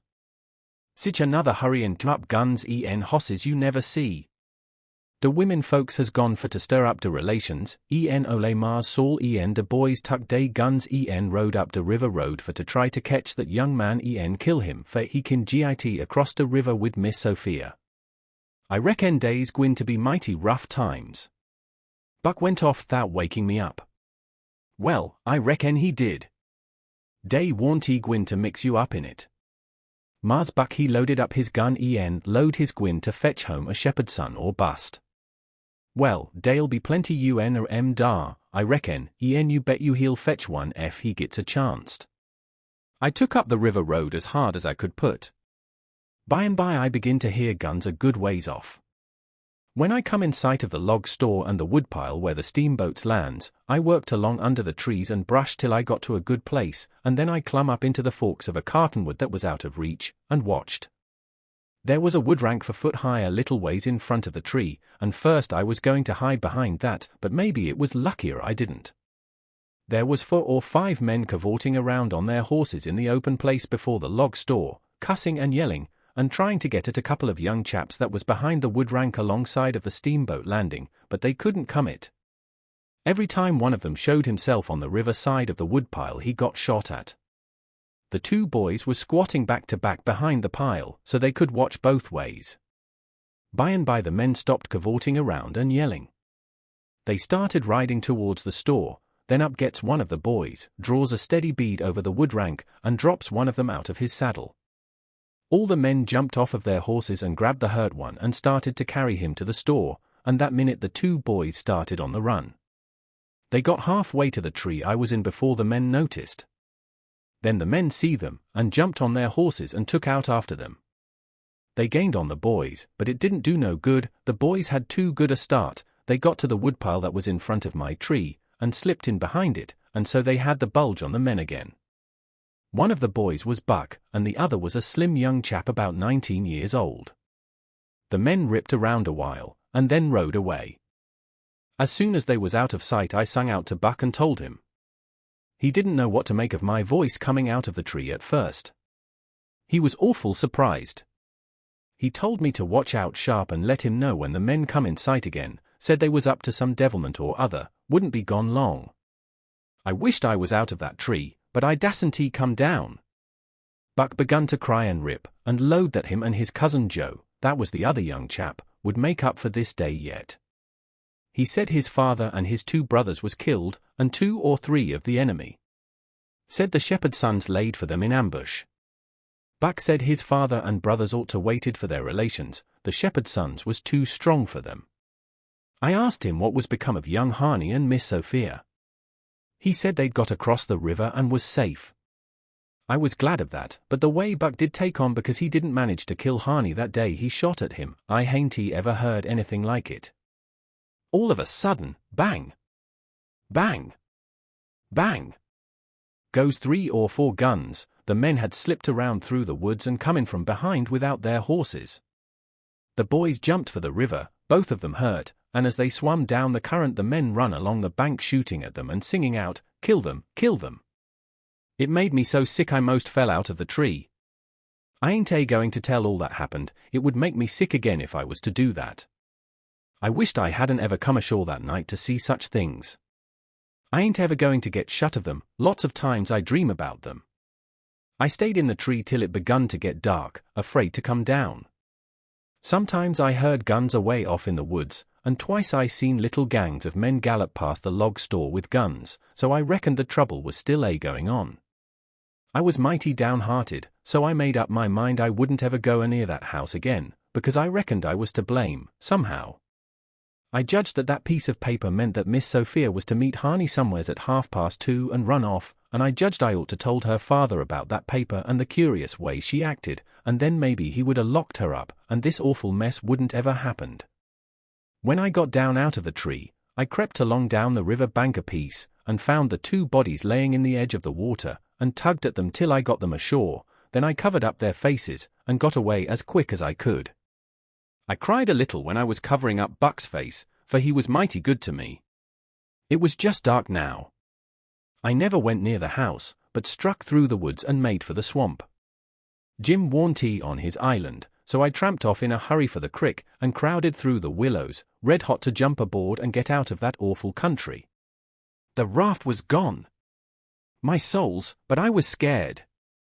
I couldn't get my breath for most a minute. Then I raised a yell. A voice not 25 foot from me says, "Good lan! Is that you, honey? Don't make no noise." It was Jim's voice, nothing ever sounded so good before. I run along the bank a piece and got aboard, and Jim he grabbed me and hugged me, he was so glad to see me. He says, "Laws bless you, Chilly, I usie right down shows you's dead agin. Jack's been here, he say he reckon you's been shot, case you didn't come home no mo, so I's jays dis minute a starting a da RAF a down towards de Moofa de crick, so's to be all ready for to shove out leave soon as Jack comes agin tells me for certain you is dead. Lawsy, I's mighty glad to git you back agin, honey." I says, "All right, that's mighty good, they won't find me, and they'll think I've been killed, and floated down the river, there's something up there that'll help them think so don't you lose no time, Jim, but just shove off for the big water as fast as ever you can." I never felt easy till the raft was 2 miles below there and out in the middle of the Mississippi. Then we hung up our signal lantern, and judged that we was free and safe once more. I hadn't had a bite to eat since yesterday, so Jim he got out some corn dodgers and buttermilk, and pork and cabbage and greens. There ain't nothing in the world so good when it's cooked right, and whilst I eat my supper we talked, and had a good time. I was powerful glad to get away from the feuds, and so was Jim to get away from the swamp. We said there warn't no home like a raft, after all. Other places do seem so cramped up and smothery, but a raft don't. You feel mighty free and easy and comfortable on a raft. Chapter 19. 2 or 3 days and nights went by, I reckon I might say they swam by, they slid along so quiet and smooth and lovely. Here is the way we put in the time. It was a monstrous big river down there, sometimes 1.5 miles wide, we run nights, and laid up and hid daytimes, soon as night was most gone we stopped navigating and tied up, nearly always in the dead water under a towhead, and then cut young cottonwoods and willows, and hid the raft with them. Then we set out the lines. Next we slid into the river and had a swim, so as to freshen up and cool off, then we sat down on the sandy bottom where the water was about knee-deep, and watched the daylight come. Not a sound anywheres, perfectly still, just like the whole world was asleep, only sometimes the bullfrogs a cluttering, maybe. The first thing to see, looking away over the water, was a kind of dull line. That was the woods on t'other side. You couldn't make nothing else out, then a pale place in the sky, then more paleness spreading around, then the river softened up away off, and warn't black any more, but grey. You could see little dark spots drifting along ever so far away, trading scows, and such things, and long black streaks, rafts. Sometimes you could hear a sweep squeaking, or jumbled up voices, it was so still. And sounds come so far, and by you could see a streak on the water, which you know by the look of the streak that there's a snag there in a swift current which breaks on it and makes that streak look that way, and you see the mist curl up off of the water, and the east reddens up, and the river, and you make out a log cabin in the edge of the woods, away on the bank on t'other side of the river, being a woodyard, likely, and piled by them cheat so you can throw a dog through it anywheres.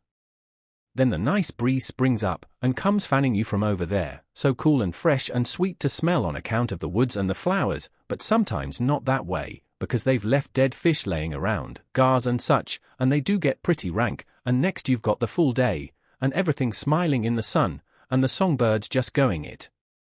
A little smoke couldn't be noticed now, so we would take some fish off of the lines and cook up a hot breakfast.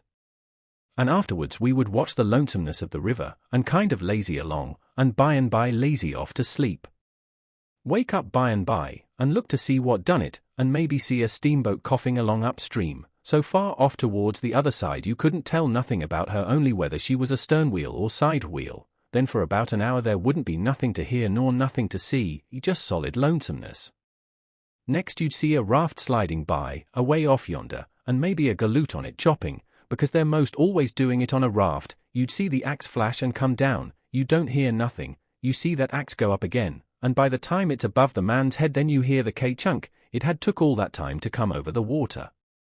So we would put in the day, lazying around, listening to the stillness. Once there was a thick fog, and the rafts and things that went by was beating tin pans so the steamboats wouldn't run over them. A scow or a raft went by so close we could hear them talking and cussing and laughing, heard them plain, but we couldn't see no sign of them. It made you feel crawly, it was like spirits carrying on that way in the air. Jim said he believed it was spirits, but I says, no, spirits wouldn't say, dern the dern fog. Soon as it was night out we shoved. When we got her out to about the middle we let her alone, and let her float wherever the current wanted her to. Then we lit the pipes, and dangled our legs in the water, and talked about all kinds of things. We was always naked, day and night, whenever the mosquitoes would let us. The new clothes Buck's folks made for me was too good to be comfortable, and besides I didn't go much on clothes, nohow. Sometimes we'd have that whole river all to ourselves for the longest time. Yonder was the banks and the islands, across the water, and maybe a spark, which was a candle in a cabin window, and sometimes on the water you could see a spark or two, on a raft or a scow, you know, and maybe you could hear a fiddle or a song coming over from one of them crafts. It's lovely to live on a raft. We had the sky up there, all speckled with stars, and we used to lay on our backs and look up at them, and discuss about whether they was made or only just happened. Jim he allowed they was made, but I allowed they happened. I judged it would have took too long to make so many. Jim said the moon could 'a' laid them. Well, that looked kind of reasonable, so I didn't say nothing against it, because I've seen a frog lay most as many, so of course it could be done. We used to watch the stars that fell, too, and see them streak down. Jim allowed they'd got spoiled and was hove out of the nest. Once or twice of a night we would see a steamboat slipping along in the dark, and now and then she would belch a whole world of sparks up out of her chimblies, and they would rain down in the river and look awful pretty. Then she would turn a corner and her lights would wink out and her powwow shut off and leave the river still again, and by her waves would get to us, a long time after she was gone, and joggle the raft a bit, and after that you wouldn't hear nothing, for you couldn't tell how long, except maybe frogs or something. After midnight the people on shore went to bed, and then for 2 or 3 hours the shores was black, no more sparks in the cabin windows. These sparks was our clock. The first one that showed again meant morning was coming, so we hunted a place to hide and tie up right away. One morning about daybreak I found a canoe and crossed over a chute to the main shore. It was only 200 yards, and paddled about a mile up a creek amongst the cypress woods, to see if I couldn't get some berries. just as I was passing a place where a kind of a cowpath crossed the crick, here comes a couple of men tearing up the path as tight as they could foot it. I thought I was a goner, for whenever anybody was after anybody I judged it was me, or maybe Jim. I was about to dig out from there in a hurry, but they was pretty close to me then, and sung out and begged me to save their lives, said they hadn't been doing nothing, and was being chased for it, said there was men and dogs coming. They wanted to jump right in, but I says, "Don't you do it. I don't hear the dogs and horses yet, you've got time to crowd through the brush and get up the crick a little ways, then you take to the water and wade down to me and get in, that'll throw the dogs off the scent." They done it, and soon as they was aboard I lit out for our towhead, and in about 5 or 10 minutes we heard the dogs and the men away off, shouting. We heard them come along towards the crick, but couldn't see them. They seemed to stop and fool around a while, then, as we got further and further away all the time, we couldn't hardly hear them at all. By the time we had left a mile of woods behind us and struck the river, everything was quiet, and we paddled over to the towhead and hid in the cottonwoods and was safe. One of these fellows was about 70 or upwards, and had a bald head and very grey whiskers. He had an old battered-up slouch hat on, and a greasy blue woolen shirt, and ragged old blue jeans breeches stuffed into his boot tops, and home-knit galluses. No, he only had one. He had an old long-tailed blue jeans coat with slick brass buttons flung over his arm, and both of them had big, fat, ratter-looking carpet bags. The other fellow was about 30, and dressed about as ornery. After breakfast we all laid off and talked, and the first thing that come out was that these chaps didn't know one another. "What got you into trouble?" says the bald head to t'other chap. "Well, I'd been selling an article to take the tartar off the teeth, and it does take it off, too, and generally the enamel along with it, but I stayed about 1 night longer than I ought to, and was just in the act of sliding out when I ran across you on the trail this side of town, and you told me they were coming, and begged me to help you to get off. So I told you I was expecting trouble myself, and would scatter out with you. That's the whole yarn. What's yourn?" Well, I'd been running a little temperance revival thar, 'bout a week, and was the pet of the women folks, big and little, for I was marking it mighty warm for the rummies, I tell you, and tarkeen as much as $5 or $6 a night, 10 cents a head, children and nas free, and business growing all the time, when somehow or another a little report got around last night that I had a way of putting in my time with a private jug on the sly. And now rousted me out this morning, and told me the people was getherins on the quiet with their dogs and horses, and they'd be along pretty soon and give me about half an hour's start, and then run me down if they could, and if they got me they'd tar and feather me and ride me on a rail, sure. I didn't wait for no breakfast, I warn't hungry. "Old man," said the young one, "I reckon we might double-team it together. What do you think?" "I ain't undisposed." "What's your line, mainly?" "Job printer by trade, do a little in patent medicines, theatre actor, tragedy, you know, take a turn to mesmerism and phrenology when there's a chance, teach singing geography school for a change, sling a lecture sometimes. Oh, I do lots of things, most anything that comes handy, so it ain't work." "What's your lay?" "I've done considerable in the doctoring way in my time. Laying on o' hands is my best holt, for cancer and paralysis, and sich things, and I can tell a fortune pretty good when I've got somebody along to find out the facts for me. Preachin's my line, too, and working camp meetings, and missionarian around." Nobody never said anything for a while, then the young man hove a sigh and says, "Alas!" "What are you alassined about?" says the bald head. "To think I should have lived to be leading such a life, and be degraded down into such company." And he begun to wipe the corner of his eye with a rag. "Durn your skin, ain't the company good enough for you?" says the bald head, pretty pert and uppish. "Yes, it is good enough for me, it's as good as I deserve, for who fetched me so low when I was so high? I did myself. I don't blame you, gentlemen, far from it, I don't blame anybody. I deserve it all. Let the cold world do its worst, one thing I know, there's a grave somewhere for me. The world may go on just as it's always done, and take everything from me, loved ones, property, everything, but it can't take that. Some day I'll lie down in it and forget it all, and my poor broken heart will be at rest." He went on wiping. "Drot your poor broken heart," says the bald head, "what are you heaving your poor broken heart at us, fr? We hain't done nothing. No, I know you haven't. I ain't blaming you, gentlemen. I brought myself down, yes, I did it myself. It's right I should suffer, perfectly right, I don't make any moan. Brought you down from war? War was you brought down from? Ah, you would not believe me, the world never believes, let it pass, 'tis no matter. The secret of my birth. The secret of your birth. Do you mean to say? Gentlemen, says the young man, very solemn, I will reveal it to you, for I feel I may have confidence in you. By rights I am a duke. Jim's eyes bugged out when he heard that, and I reckon mine did, too. Then the bald head says, no. You can't mean it. Yes. My great-grandfather, eldest son of the Duke of Bridgewater, fled to this country about the end of the last century, to breathe the pure air of freedom, married here, and died, leaving a son, his own father dying about the same time. The second son of the late Duke seized the titles and estates, the infant real Duke was ignored. I am the lineal descendant of that infant, I am the rightful Duke of Bridgewater, and here am I, forlorn, torn from my high estate, hunted of men, despised by the cold world, ragged, worn, heartbroken, and degraded to the companionship of felons on a raft. Jim pitied him ever so much, and so did I. We tried to comfort him, but he said it warn't he much use, he couldn't be much comforted, said if we was a mind to acknowledge him, that would do him more good than most anything else, so we said we would, if he would tell us how.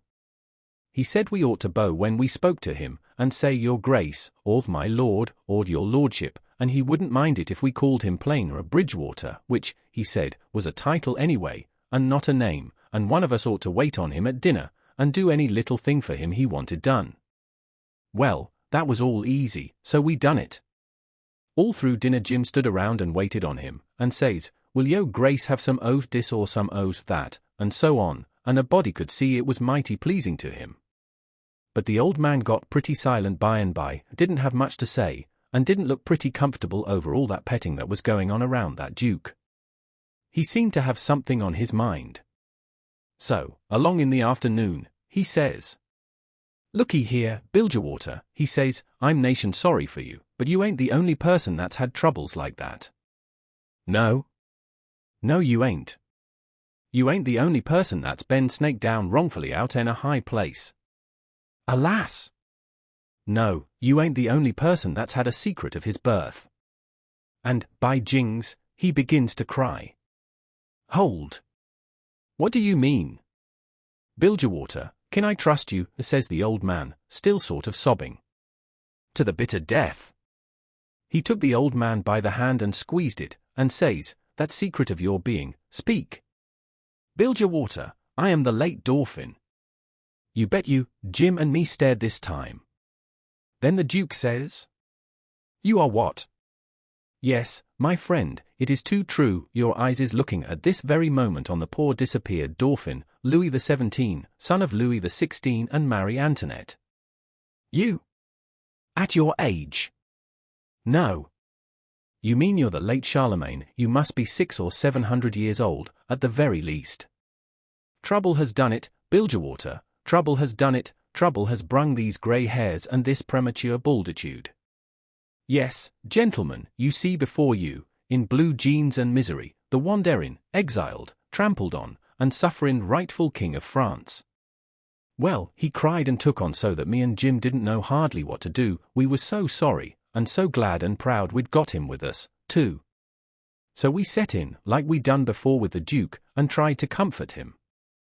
But he said it warn't no use, nothing but to be dead and done with it all could do him any good, though he said it often made him feel easier and better for a while if people treated him according to his rights, and got down on one knee to speak to him, and always called him your majesty, and waited on him first at meals, and didn't set down in his presence till he asked them. So Jim and me set to majestying him, and doing this and that and t'other for him, and standing up till he told us we might set down. This done him heaps of good, and so he got cheerful and comfortable. But the Duke kind of soured on him, and didn't look a bit satisfied with the way things was going. Still, the king acted real friendly towards him, and said the Duke's great-grandfather and all the other Dukes of Bilgewater was a good deal thought of by his father, and was allowed to come to the palace considerable, but the Duke stayed huffy a good while, till by and by the king says, "Like as not we got to be together a blamed long time on this your raft, build your water, and so what's the use your being sour? It'll only make things uncomfortable. It ain't my fault I warn't born a duke, it ain't your fault you warn't born a king, so what's the use to worry? Make the best o' things the way you find it, says I, that's my motto. This ain't no bad thing that we've struck here, plenty grub and an easy life, come, give us your hand, Duke, and let's all be friends." The Duke done it, and Jim and me was pretty glad to see it. It took away all the uncomfortableness and we felt mighty good over it, because it would have been a miserable business to have any unfriendliness on the raft, for what you want, above all things, on a raft, is for everybody to be satisfied, and feel right and kind towards the others. It didn't take me long to make up my mind that these liars warn't no kings nor dukes at all, but just low-down humbugs and frauds. But I never said nothing, never let on, kept it to myself. It's the best way, then you don't have no quarrels, and don't get into no trouble. If they wanted us to call them kings and dukes, I hadn't no objections, long as it would keep peace in the family, and it warn't no use to tell Jim, so I didn't tell him. If I never learnt nothing else out of Pap, I learnt that the best way to get along with his kind of people is to let them have their own way. Chapter 20. They asked us considerable many questions, wanted to know what we covered up the raft that way for, and laid by in the daytime instead of running. Was Jim a runaway now? Says I. Goodness sakes, would a runaway now run south? No, they allowed he wouldn't. I had to account for things some way, so I says, my folks was living in Pike County, in Missouri, where I was born, and they all died off but me and Pa and my brother Ike. Pa, he'd load he'd break up and go down and live with Uncle Ben, who's got a little one-horse place on the river, 44 mile below Orleans. Pa was pretty poor, and had some debts, so when he'd squared up there warn't nothing left but $16 an hour nah, Jim. That warn't enough to take us 1,400 mile, deck passage, nor no other way. Well, when the river rose Pa had a streak of luck one day, he catched this piece of a raft, so we reckoned we'd go down to Orleans on it. PA's luck didn't hold out, a steamboat run over the for'ard corner of the raft one night, and we all went overboard and dove under the wheel. Jim and me come up all right, but Pa was drunk, and Ike was only 4 years old, so they never come up no more. Well, for the next day or two we had considerable trouble, because people was always coming out in skiffs and trying to take Jim away from me, saying they believed he was a runaway now. We don't run daytimes no more now, nights they don't bother us. The Duke says, leave me alone to cipher out a way so we can run in the daytime if we want to. I'll think the thing over, I'll invent a plan that'll fix it. We'll let it alone for today, because of course we don't want to go by that town yonder in daylight, it mightn't be healthy. Towards night it begun to darken up and look like rain, the heat lightning was squirting around low down in the sky, and the leaves was beginning to shiver. It was going to be pretty ugly, it was easy to see that. So the Duke and the King went to overhauling our wigwam, to see what the beds was like.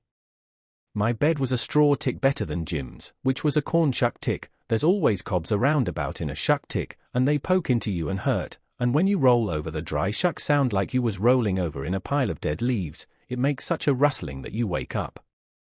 Well, the Duke allowed he would take my bed, but the King allowed he wouldn't. He says, I should 'a reckoned the difference in rank would 'a suggested to you that a corn shuck bed warn't just fit 10 for me to sleep on. Your Grace'll take the shuck bed yourself.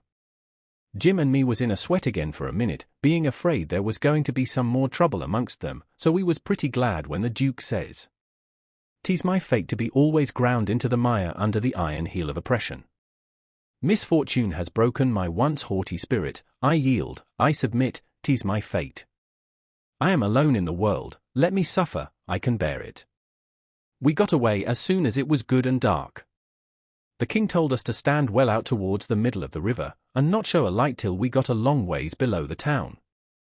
We come in sight of the little bunch of lights by and by, that was the town, you know, and slid by, about a half a mile out, all right. When we was 3/4 of a mile below we hoisted up our signal lantern, and about 10 o'clock it come on to rain and blow and thunder and lighten like everything, so the King told us to both stay on watch till the weather got better. Then him and the Duke crawled into the wigwam and turned in for the night. It was my watch below till 12, but I wouldn't have turned in anyway if I'd had a bed, because a body don't see such a storm as that every day in the week, not by a long sight. My souls, how the wind did scream along! And every second or two there'd come a glare that lit up the white caps for a half a mile around, and you'd see the islands looking dusty through the rain, and the trees thrashing around in the wind. Then comes a h-whack, bum! Bum! Bumblumblum bum bum bum bum, and the thunder would go rumbling and grumbling away, and quit, and then rip comes another flash and another sockdolager. The waves most washed me off the raft sometimes, but I hadn't any clothes on, and didn't mind. We didn't have no trouble about snags. The lightning was glaring and flittering around so constant that we could see them plenty soon enough to throw her head this way or that and miss them. I had the middle watch, you know, but I was pretty sleepy by that time, so Jim he said he would stand the first half of it for me. He was always mighty good that way, Jim was. I crawled into the wigwam, but the king and the duke had their legs sprawled around, so there warn't no show for me, so I laid outside. I didn't mind the rain, because it was warm, and the waves warn't running so high now. About 2 they come up again, though, and Jim was going to call me, but he changed his mind, because he reckoned they warn't high enough yet to do any harm, but he was mistaken about that, for pretty soon all of a sudden along comes a regular ripper and washed me overboard. It most killed Jim laughing. He was the easiest nat to laugh that ever was, anyway. I took the watch, and Jim he laid down and snored away, and by the storm let up for good and all, and the first cabin light that showed, I rousted him out and we slid the raft into hiding quarters for the day. The king got out an old ratty deck of cards after breakfast, and him and the duke played 7-up a while, 5 cents a game. Then they got tired of it, and allowed they would lay out a campaign, as they called it. The duke went down into his carpet bag, and fetched up a lot of little printed bills and read them out loud. One bill said, the celebrated Dr. Armand de Mornalban of Paris would lecture on the science of phrenology at such and such a place, on the blank day of blank, at 10 cents admission, and furnish charts of character at 25 cents apiece. The duke said that was him.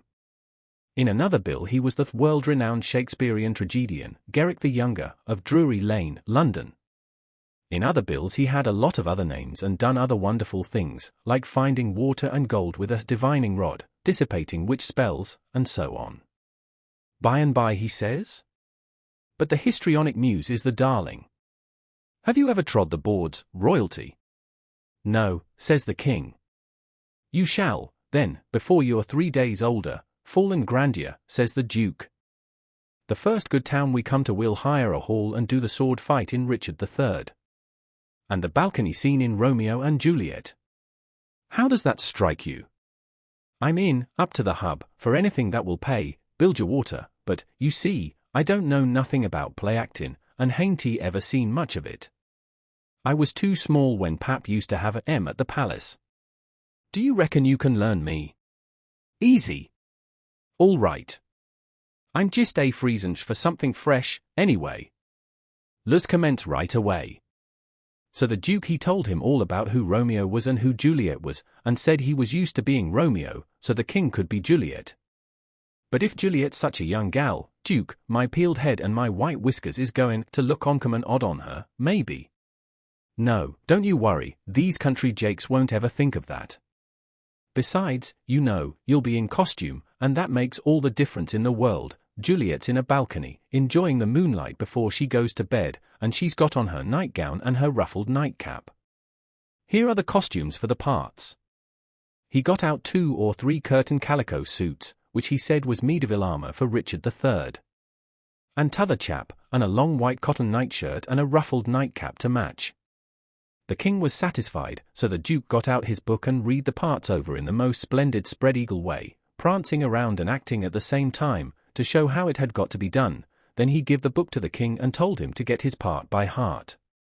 There was a little one-horse town about 3 miles down the bend, and after dinner the duke said he had ciphered out his idea about how to run in daylight without it being dangersome for Jim, so he allowed he would go down to the town and fix that thing. The king allowed he would go, too, and see if he couldn't strike something. We was out of coffee, so Jim said I better go along with them in the canoe and get some.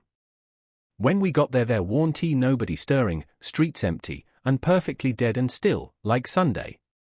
We found a sick now sunning himself in a backyard, and he said everybody that warn't he too young or too sick or too old was gone to camp meeting, about 2 mile back in the woods. The king got the directions, and allowed he'd go and work that camp meeting for all it was worth, and I might go, too. The duke said what he was after was a printing office. We found it, a little bit of a concern, up over a carpenter shop, carpenters and printers all gone to the meeting, and no doors locked. It was a dirty, littered-up place, and had ink marks, and handbills with pictures of horses and runaway nows on them, all over the walls. The duke shed his coat and said he was all right now. So me and the king lit out for the camp meeting. We got there in about a half an hour fairly dripping, for it was a most awful hot day. There was as much as 1,000 people there from 20 mile around. The woods was full of teams and wagons, hitched everywheres, feeding out of the wagon troughs and stomping to keep off the flies. There was sheds made out of poles and roofed over with branches, where they had lemonade and gingerbread to sell, and piles of watermelons and green corn and such like truck. The preaching was going on under the same kinds of sheds, only they was bigger and held crowds of people. The benches was made out of outside slabs of logs, with holes bored in the round side to drive sticks into for legs. They didn't have no backs. The preachers had high platforms to stand on at one end of the sheds. The women had on sunbonnets, and some had linsey-woolsey frocks, some gingham ones, and a few of the young ones had on calico. Some of the young men was barefooted, and some of the children didn't have on any clothes but just a tow linen shirt. Some of the old women was knitting, and some of the young folks was courting on the sly. The first shed we come to the preacher was lining out a hymn. He lined out 2 lines, everybody sung it, and it was kind of grand to hear it, there was so many of them and they done it in such a rousing way, then he lined out 2 more for them to sing, and so on. The people woke up more and more, and sung louder and louder, and towards the end some begun to groan, and some begun to shout. Then the preacher begun to preach, and begun in earnest, too, and went weaving first to one side of the platform and then the other, and then leaning down over the front of it, with his arms and his body going all the time, and shouting his words out with all his might, and every now and then he would hold up his Bible and spread it open, and kind of pass it around this way and that, shouting, "It's the brazen serpent in the wilderness. Look upon it and live." And people would shout out, "Glory, Amen." And so he went on, and the people groaning and crying and saying Amen. Oh, come to the mourner's bench. Come, black with sin. Amen, come, sick and sore. Amen, come, lame and halt and blind. Amen, come, poor and needy, sunk in shame.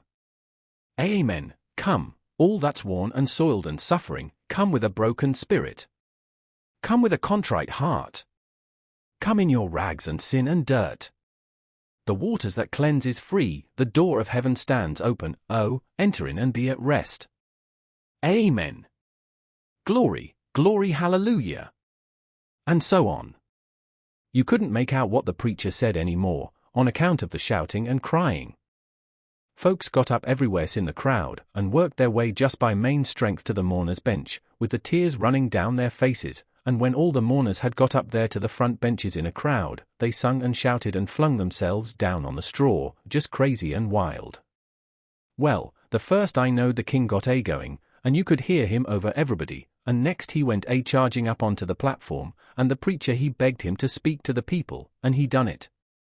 He told them he was a pirate, been a pirate for 30 years out in the Indian Ocean, and his crew was thinned out considerable last spring in a fight, and he was home now to take out some fresh men, and thanks to goodness he'd been robbed last night and put ashore off of a steamboat without a cent, and he was glad of it. It was the blessedest thing that ever happened to him, because he was a changed man now, and happy for the first time in his life, and, poor as he was going to start right off and work his way back to the Indian Ocean, and put in the rest of his life trying to turn the pirates into the true path, for he could do it better than anybody else, being acquainted with all pirate crews in that ocean, and though it would take him a long time to get there without money, he would get there anyway, and every time he convinced a pirate he would say to him, "Don't you thank me, don't you give me no credit, it all belongs to them dear people in Pokeville camp meeting. Natural brothers and benefactors of the race, and that dear preacher there, the truest friend a pirate ever had." And then he busted into tears, and so did everybody. Then somebody sings out, "Take up a collection for him, take up a collection." Well, a half a dozen made a jump to do it, but somebody sings out, "Let him pass the hat around." Then everybody said it, the preacher too. So the king went all through the crowd with his hat swabbing his eyes, and blessing the people and praising them and thanking them for being so good to the poor pirates away off there, and every little while the prettiest kind of girls, with the tears running down their cheeks, would up and ask him would he let them kiss him for to remember him by, and he always done it, and some of them he hugged and kissed as many as 5 or 6 times, and he was invited to stay a week, and everybody wanted him to live in their houses, and said they'd think it was an honor, but he said as this was the last day of the camp meeting he couldn't do no good, and besides he was in a sweat to get to the Indian Ocean right off and go to work on the pirates. When we got back to the raft and he come to count up, he found he had collected $87.75. And then he had fetched away a 3-gallon jug of whiskey, too, that he found under a wagon when he was starting home through the woods. The king said, take it all around, it laid over any day he'd ever put in the missionarying line. He said it warn't no use talking, heathens don't amount to shucks alongside of pirates to work a camp meeting with. The Duke was thinking he'd been doing pretty well till the king come to show up, but after that he didn't think so much. He had set up and printed off 2 little jobs for farmers in that printing office, horse bills, and took the money for dollars. And he had got in $10 worth of advertisements for the paper, which he said he would put in for $4 if they would pay in advance, so they done it. The price of the paper was $2 a year, but he took in 3 subscriptions for $half apiece on condition of them paying him in advance. They were going to pay in cordwood and onions as usual, but he said he had just bought the concern and knocked down the price as low as he could afford it, and was going to run it for cash. He set up a little piece of poetry, which he made, himself, out of his own head, 3 verses, kind of sweet and saddish. The name of it was, Yes, Crush, Cold World, This Breaking Heart, and he left that all set up and ready to print in the paper, and didn't charge nothing for it. Well, he took in $9.50, and said he'd done a pretty square day's work for it. Then he showed us another little job he'd printed and hadn't charged for, because it was for us. It had a picture of a runaway now with a bundle on a stick over his shoulder, and $200 rewards under it. The reading was all about Jim, and just described him to a dot. It said he run away from St. Jacques Plantation, 40 miles below New Orleans, last winter, and likely went north, and whoever would catch him and send him back he could have the reward and expenses. Now, says the Duke, after tonight we can run in the daytime if we want to. Whenever we see anybody coming we can tie Jim hand and foot with a rope and lay him in the wigwam and show this handbill and say we captured him up the river, and were too poor to travel on a steamboat, so we got this little raft on credit from our friends and are going down to get the reward. Handcuffs and chains would look still better on Jim, but it wouldn't go well with the story of us being so poor. Too much like jewelry. Ropes are the correct thing, we must preserve the unities, as we say on the boards. We all said the Duke was pretty smart, and there couldn't be no trouble about running daytimes. We judged we could make miles enough that night to get out of the reach of the power we reckoned the Duke's work in the printing office was going to make in that little town, then we could boom right along if we wanted to. We laid low and kept still, and never shoved out till nearly 10 o'clock, then we slid by, pretty wide away from the town, and didn't hoist our lantern till we was clear out of sight of it. When Jim called me to take the watch at 4 in the morning, he says, "Huck, does you reckon we gwine to run across any Moo Kings on dis trip?" "No," I says, "I reckon not." "Well," says he, "that's all right, den. I don't mind 1-2 kings, but that's enough. Dis one's powerful drunk, and the Duke ain't much better." I found Jim had been trying to get him to talk French, so he could hear what it was like, but he said he had been in this country so long, and had so much trouble, he'd forgot it. Chapter 21. It was after sunup now, but we went right on and didn't tie up. The king and the Duke turned out by and by looking pretty rusty, but after they jumped overboard and took a swim it chippered them up a good deal. After breakfast the king he took a seat on the corner of the raft, and pulled off his boots and rolled up his breeches, and let his legs dangle in the water so as to be comfortable, and lit his pipe, and went to getting his Romeo and Juliet by heart. When he had got it pretty good, him and the Duke begun to practice it together. The Duke had to learn him over and over again how to say every speech, and he made him sigh, and put his hand on his heart, and after a while he said he done it pretty well, only, he says, you mustn't bellow out Romeo. That way, like a bull, you must say it soft and sick and languishy, so, Romeo. That is the idea, for Juliet's a dear sweet mere child of a girl, you know, and she doesn't bray like a jackass. Well, next they got out a couple of long swords that the Duke made out of oak laths, and begun to practice the sword fight. The Duke called himself Richard III, and the way they laid on and pranced around the raft was grand to see. But by and by the king tripped and fell overboard, and after that they took a rest, and had a talk about all kinds of adventures they'd had in other times along the river. After dinner the Duke says, "Well, Capet, we'll want to make this a first-class show, you know, so I guess we'll add a little more to it. We want a little something to answer encores with, anyway." "What's encores, Bilgewater?"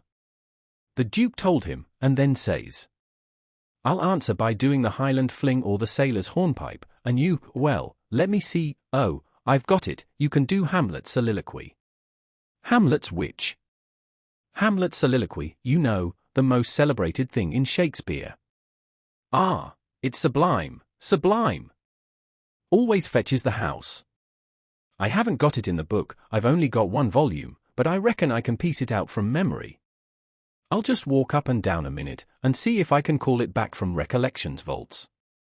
So he went to marching up and down, thinking, and frowning horrible every now and then he would hoist up his eyebrows, next he would squeeze his hand on his forehead and stagger back and kind of moan, next he would sigh, and next he'd let on to drop a tear. It was beautiful to see him. By and by he got it. He told us to give attention. Then he strikes a most noble attitude, with one leg shoved forwards, and his arms stretched away up, and his head tilted back, looking up at the sky, and then he begins to rip and rave and grit his teeth, and after that, all through his speech, he howled, and spread around, and swelled up his chest, and just knocked the spots out of any acting ever I see before. This is the speech, I learned it, easy enough, while he was learning it to the king. To be, or not to be, that is the bare bodkin. That makes calamity of so long life. For who would fardels bear till Bearnarm would do come to Dunsinane? But that the fear of something after death murders the innocent sleep. Great nature's second course. And makes us rather sling the arrows of outrageous fortune than fly to others that we know not of. There's the respect must give us pause. Wake Duncan with thy knocking. I would thou couldst. For who would bear the whips and scorns of time? The oppressor's wrong, the proud man's contumely, the law's delay, and the quietus which his pangs might take. In the dead waste and middle of the night, when churchyards yawn, in customary suits of solemn black, but that the undiscovered country from whose bourne no traveller returns, breathes forth contagion on the world. And thus the native hue of resolution, like the poor cat-eye the adage, is sicklied o'er with care, and all the clouds that lowered o'er our housetops, with this regard their currents turn awry, and lose the name of action. 'Tis a consummation devoutly to be wished. But soft you, the fair Ophelia, ope not thy ponderous and marble jaws, but get thee to a nunnery, go. Well, the old man he liked that speech, and he mighty soon got it so he could do it first rate. It seemed like he was just born for it, and when he had his hand in and was excited, it was perfectly lovely the way he would rip and tear and rear up behind when he was getting it off. The first chance we got, the Duke he had some show bills printed, and after that, for 2 or 3 days as we floated along, the raft was a most uncommon lively place, for there warn't nothing but sword fighting and rehearsing, as the Duke called it, going on all the time. One morning, when we was pretty well down the state of Arkansas, we come in sight of a little one-horse town in a big bend, so we tied up about 3/4 of a mile above it, in the mouth of a crick which was shut in like a tunnel by the cypress trees, and all of us but Jim took the canoe and went down there to see if there was any chance in that place for our show.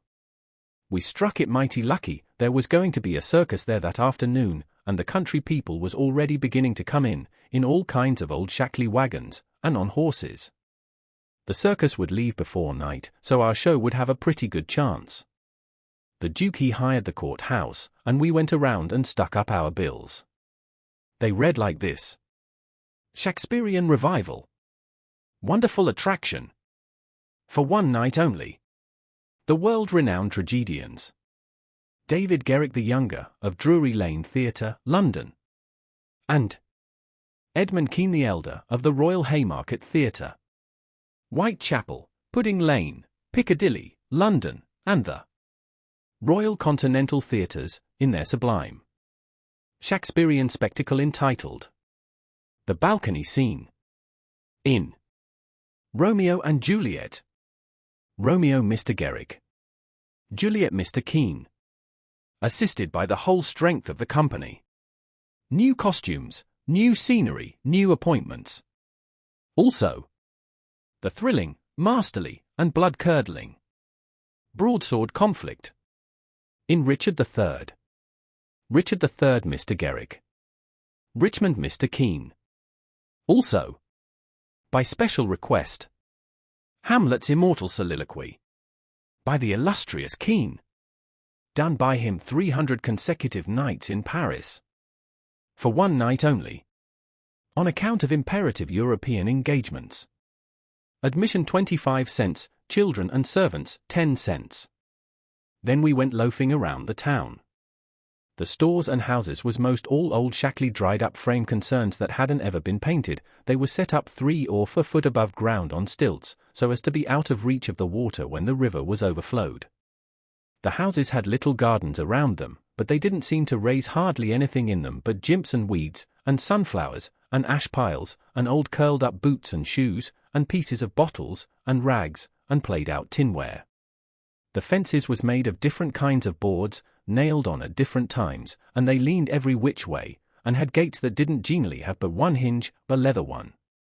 Some of the fences had been whitewashed, some time or another, but the Duke said it was in Columbus's time, like enough. There was generally hogs in the garden, and people driving them out. All the stores was along one street. They had white domestic awnings in front, and the country people hitched their horses to the awning posts. There was empty dry goods boxes under the awnings, and loafers roosting on them all day long, whittling them with their Barlow knives, and chawing tobacco, and gaping and yawning and stretching, a mighty ornery lot. They generally had on yellow straw hats most as wide as an umbrella, but didn't wear no coats nor waistcoats. They called one another Bill, and Buck, and Hank, and Joe, and Andy, and talked lazy and drawly, and used considerable many cuss words. There was as many as one loafer leaning up against every awning post, and he most always had his hands in his breeches pockets, except when he fetched them out to lend a chaw of tobacco or scratch. What a body was hearing amongst them all the time was, "Gimme a chaw v tobacco, Hank. Cain't I hain't he got but one chaw left? Ask Bill." Maybe Bill he gives him a chaw, maybe he lies and says he ain't got none. Some of them kinds of loafers never has a cent in the world, nor a chaw of tobacco of their own. They get all their chawing by borrowing. They say to a fellow, "I wished you'd lend me a chaw, Jack. I just this minute give Ben Thompson the last chaw I had," which is a lie pretty much every time. It don't fool nobody but a stranger, but Jack ain't no stranger, so he says, "You give him a chaw, did you? So did your sister's cat's grandmother. You pay me back the chaws you've already borrowed offen me, Leif Buckner, then I'll loan you 1 or 2 ton of it, and won't charge you no back interest, nut her." Well, I did pay you back some of it once. Yes, you did, 'bout 6 chaws. You borrowed store tobacco and paid back na head. Store tobacco is flat black plug, but these fellows mostly chaws the natural leaf twisted. When they borrow a chaw they don't generally cut it off with a knife, but set the plug in between their teeth, and gnaw with their teeth and tug at the plug with their hands till they get it in two. Then sometimes the one that owns the tobacco looks mournful at it when it's handed back, and says, sarcastic, "Here, gimme the chaw, and you take the plug." All the streets and lanes was just mud. They warn't nothing else but mud, mud as black as tar and nigh about a foot deep in some places, and 2 or 3 inches deep in all the places. The hogs loafed and grunted around everywheres. You'd see a muddy sow and a litter of pigs come lazying along the street and hoolop herself right down in the way, where folks had to walk around her, and she'd stretch out and shut her eyes and wave her ears whilst the pigs was milking her, and look as happy as if she was on salary. And pretty soon you'd hear a loafer sing out, "Hi! So boy, sick him, tige, and away the sow would go, squealing most horrible, with a dog or two swinging to each ear, and 3 or 4 dozen more coming, and then you would see all the loafers get up and watch the thing out of sight, and laugh at the fun and look grateful for the noise. Then they'd settle back again till there was a dog fight. There couldn't anything wake them up all over, and make them happy all over, like a dog fight, unless it might be putting turpentine on a stray dog and setting fire to him, or tying a tin pan to his tail and see him run himself to death. On the river front some of the houses was sticking out over the bank, and they was bowed and bent, and about ready to tumble in. The people had moved out of them. The bank was caved away under one corner of some others, and that corner was hanging over. People lived in them yet, but it was dangersome, because sometimes a strip of land as wide as a house caves in at a time. Sometimes a belt of land 1/4 of a mile deep will start in and cave along till it all caves into the river in one summer. Such a town as that has to be always moving back, and back, and back, because the river's always gnawing at it. The nearer it got to noon that day the thicker and thicker was the wagons and horses in the streets, and more coming all the time. Families fetched their dinners with them from the country, and eat them in the wagons. There was considerable whiskey drinking going on, and I seen 3 fights. By and by somebody sings out, "Here comes old Boggs, in from the country for his little old monthly drunk, here he comes, boys." All the loafers looked glad, I reckoned they was used to having fun out of Boggs. One of them says, "Wonder who his gwin to chaw up this time. If he'd chawed up all the men his ben gwin to chaw up in the last 20 year he'd have considerable reputation now." Another one says, "I wished old Boggs threaten me, 'cause then I'd know I warn't gwin to die for 1,000 a year." Boggs comes tearing along on his horse, whooping and yelling like an Injun, and singing out, "Clear the track, thar. I'm on the warpath, and the price UV coffins is gwin to raise." He was drunk, and weaving about in his saddle. He was over 50-year-old, and had a very red face. Everybody yelled at him and laughed at him and sassed him, and he sassed back, and said he'd attend to them and lay them out in their regular turns, but he couldn't wait now because he'd come to town to kill old Colonel Shearburn, and his motto was, "Meat first, and spoon victuals to top off on." He see me, and rode up and says, "Would you come FM, boy? You prepared to die?" Then he rode on. I was scared, but a man says, "He don't mean nothing, he's always carryin' on like that when he's drunk. He's the best-naturedest old fool in Arkansas, never hurt nobody, drunk nor sober."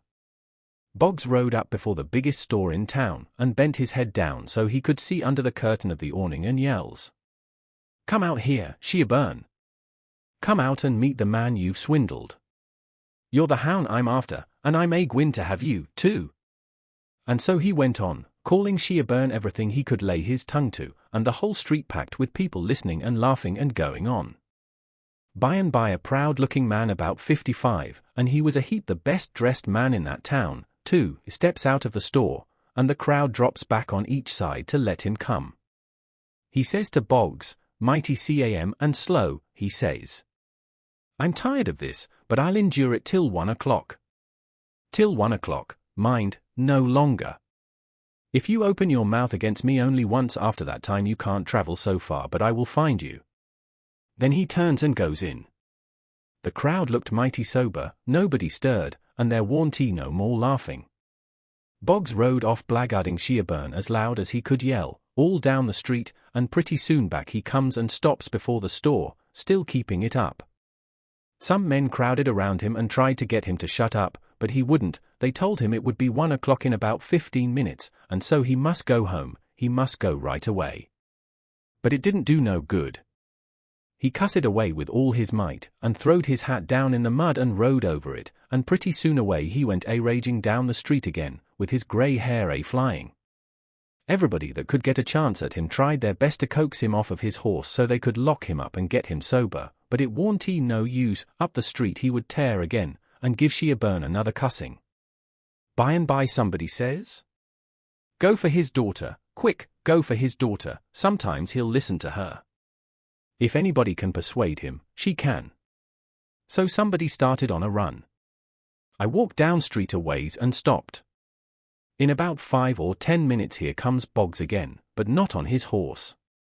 He was reeling across the street towards me, bareheaded, with a friend on both sides of him hold of his arms and hurrying him along. He was quiet, and looked uneasy, and he warn't hanging back any, but was doing some of the hurrying himself. Somebody sings out, "Boggs!" I looked over there to see who said it, and it was that Colonel Shearburn. He was standing perfectly still in the street, and had a pistol raised in his right hand, not aiming it, but holding it out with the barrel tilted up towards the sky. The same second I see a young girl coming on the run, and 2 men with her. Boggs and the men turned round to see who called him, and when they see the pistol the men jumped to one side, and the pistol barrel come down slow and steady to a level, both barrels cocked. Boggs throws up both of his hands and says, "Oh Lord, don't shoot." Bang! Goes the first shot, and he staggers back, clawing at the air. Bang! Goes the second one, and he tumbles backwards onto the ground, heavy and solid, with his arms spread out. That young girl screamed out and comes rushing, and down she throws herself on her father, crying, and saying, "Oh, he's killed him, he's killed him." The crowd closed up around them, and shouldered and jammed one another, with their necks stretched, trying to see, and people on the inside trying to shove them back and shouting, "Back, back. Give him air, give him air." He was drunk, and weaving about in his saddle. He was over 50-year-old, and had a very red face. Everybody yelled at him and laughed at him and sassed him, and he sassed back, and said he'd attend to them and lay them out in their regular turns, but he couldn't wait now because he'd come to town to kill old Colonel Shearburn, and his motto was, "Meat first, and spoon victuals to top off on." He see me, and rode up and says, "Would you come FM, boy? You prepared to die?" Then he rode on. I was scared, but a man says, "He don't mean nothing, he's always carryin' on like that when he's drunk. He's the best-naturedest old fool in Arkansas, never hurt nobody, drunk nor sober." Boggs rode up before the biggest store in town, and bent his head down so he could see under the curtain of the awning and yells, "Come out here, Shearburn. Come out and meet the man you've swindled. You're the hound I'm after, and I'm gwin to have you, too."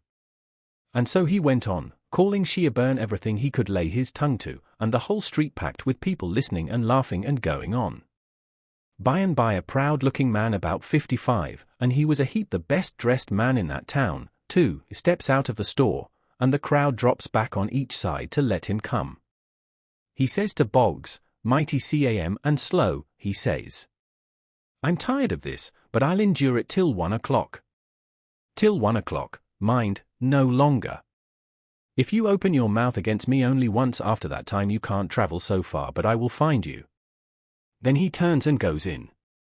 The crowd looked mighty sober, nobody stirred, and there warn't no more laughing. Boggs rode off blackguarding Shearburn as loud as he could yell, all down the street, and pretty soon back he comes and stops before the store, still keeping it up.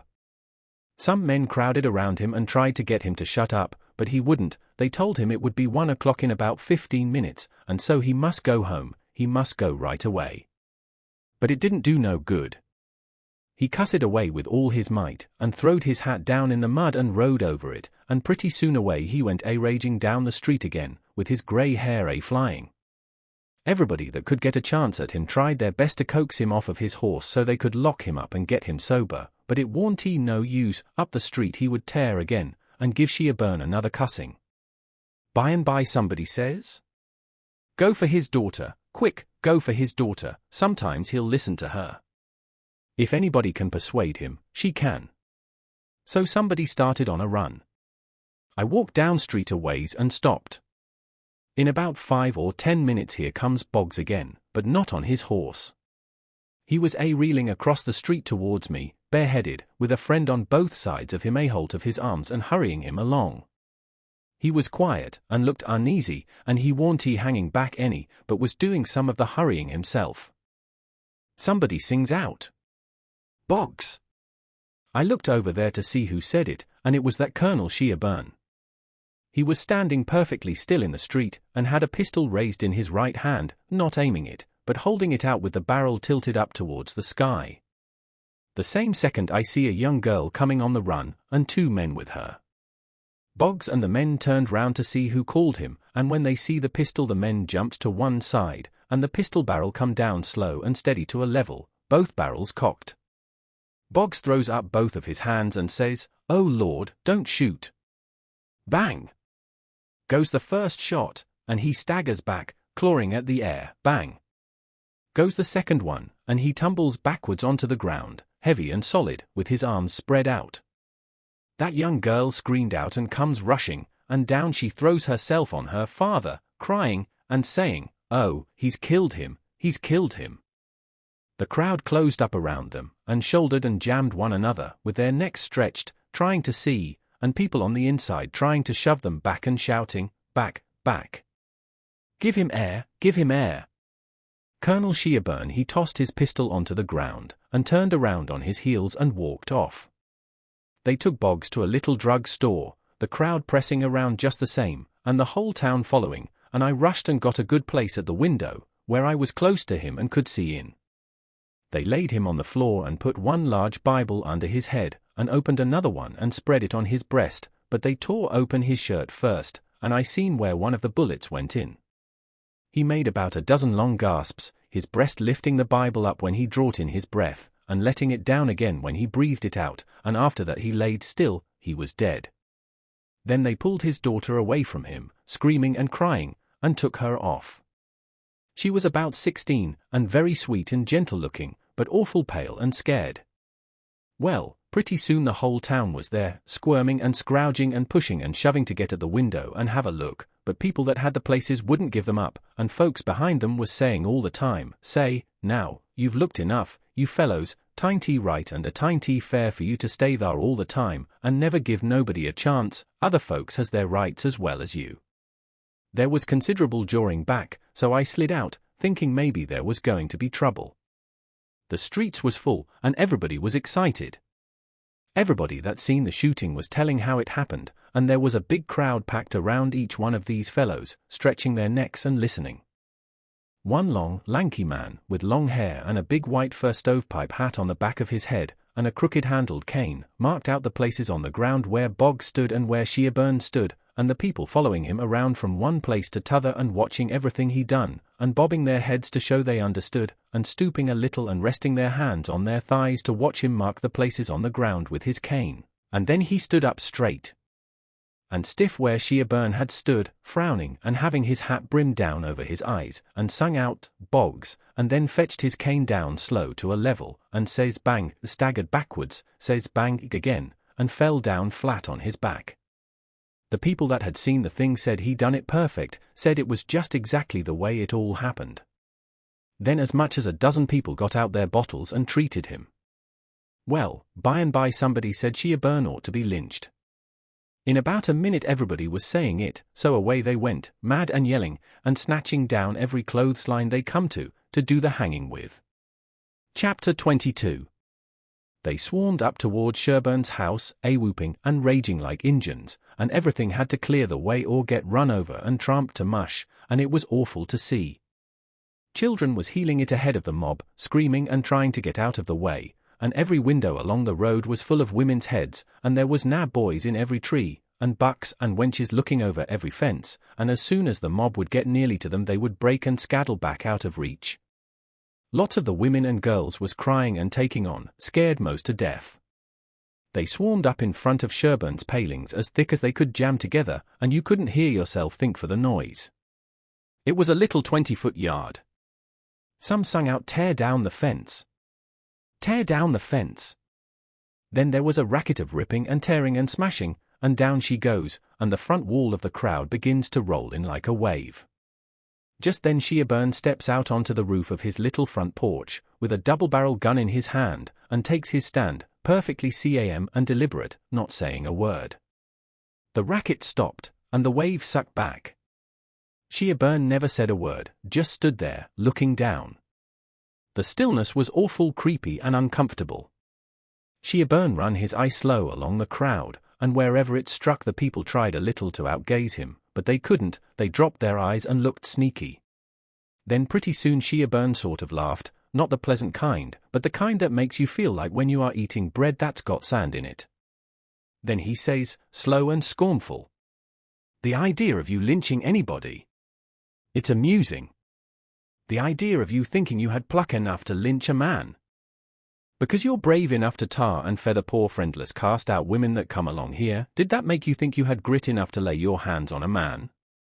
Why, a man's safe in the hands of 10,000 of your kind, as long as it's daytime and you're not behind him. Do I know you? I know you clear through.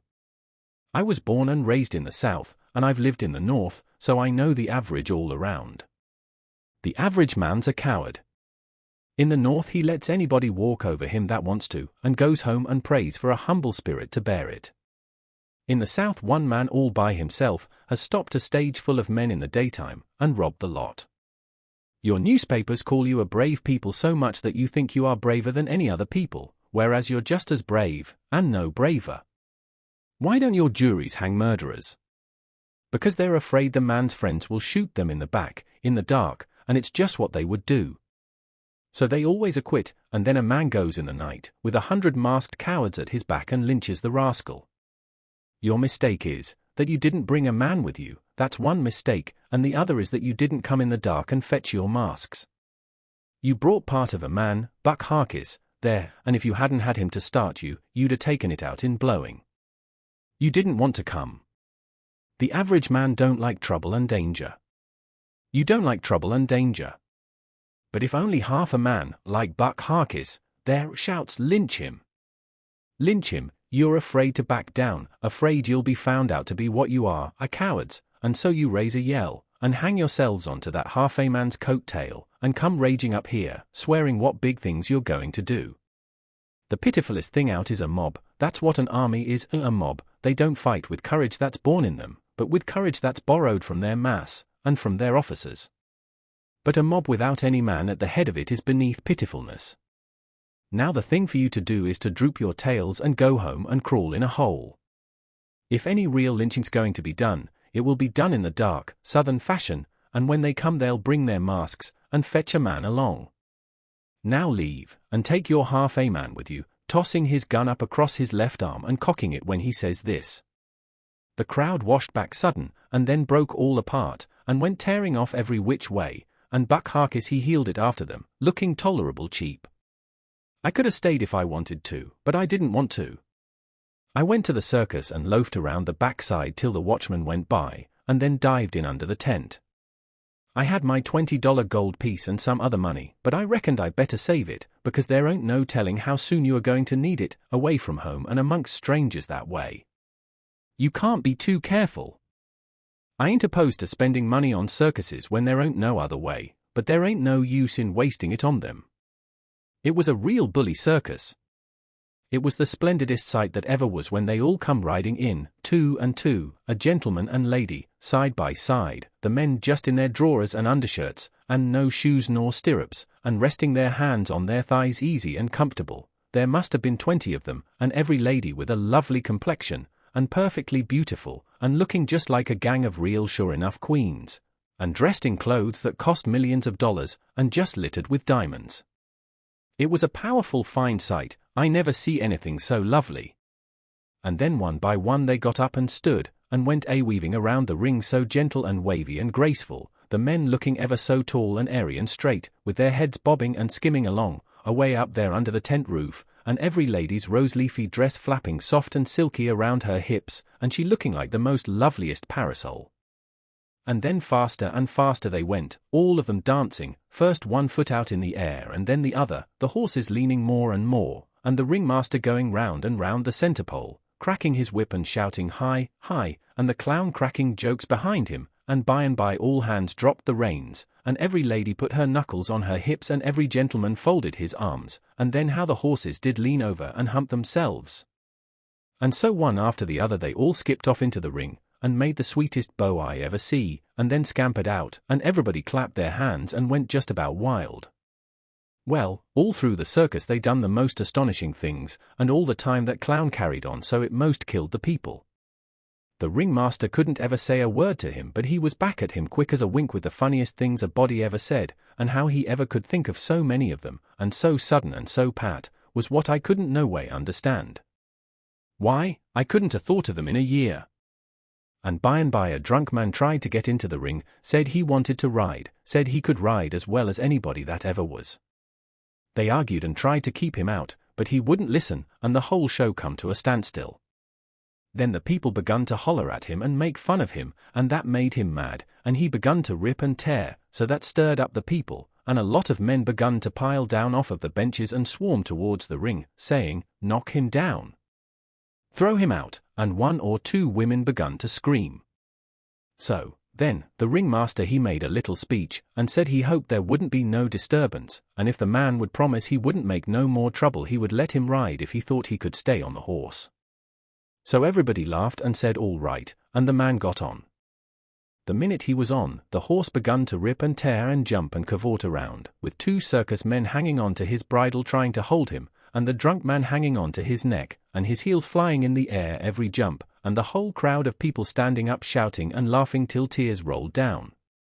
And at last, sure enough, all the circus men could do, the horse broke loose, and away he went like the very nation, round and round the ring, with that sot laying down on him and hanging to his neck, with first one leg hanging most to the ground on one side, and then t'other one on t'other side, and the people just crazy. It warn't he funny to me, though, I was all of a tremble to see his danger. But pretty soon he struggled up a straddle and grabbed the bridle, reeling this way and that, and the next minute he sprung up and dropped the bridle and stood. And the horse going like a house afire too. He just stood up there, sailing around as easy and comfortable as if he warn't he ever drunk in his life, and then he begun to pull off his clothes and sling them. He shed them so thick they kind of clogged up the air, and altogether he shed 17 suits. And, then, there he was, slim and handsome, and dressed the gaudiest and prettiest you ever saw, and he lit into that horse with his whip and made him fairly hum, and finally skipped off, and made his bow and danced off to the dressing room, and everybody just howling with pleasure and astonishment. Then the ringmaster he see how he had been fooled, and he was the sickest ringmaster you ever see, I reckon. Why, it was one of his own men. He had got up that joke all out of his own head, and never let on to nobody. Well, I felt sheepish enough to be took in so, but I wouldn't have been in that ringmaster's place, not for $1,000. I don't know, there may be bullier circuses than what that one was, but I never struck them yet. Anyways, it was plenty good enough for me, and wherever I run across it, it can have all of my custom every time. Well, that night we had our show, but there warn't only about 12 people there, just enough to pay expenses. And they laughed all the time, and that made the Duke mad, and everybody left, anyway, before the show was over, but one boy which was asleep. So the Duke said these Arkansas lunkheads couldn't come up to Shakespeare, what they wanted was low comedy, and maybe something ruther worse than low comedy, he reckoned. He said he could size their style. So next morning he got some big sheets of wrapping paper and some black paint, and drawed off some handbills, and stuck them up all over the village. The bill said, "At the courthouse. For 3 nights only. The world-renowned tragedians. David Garrick the Younger. And Edmund Kean the Elder. Of the London and Continental Theatres. In their thrilling tragedy of The King's Camelopard. O.R. The Royal Nonsuch. Admission 50 cents.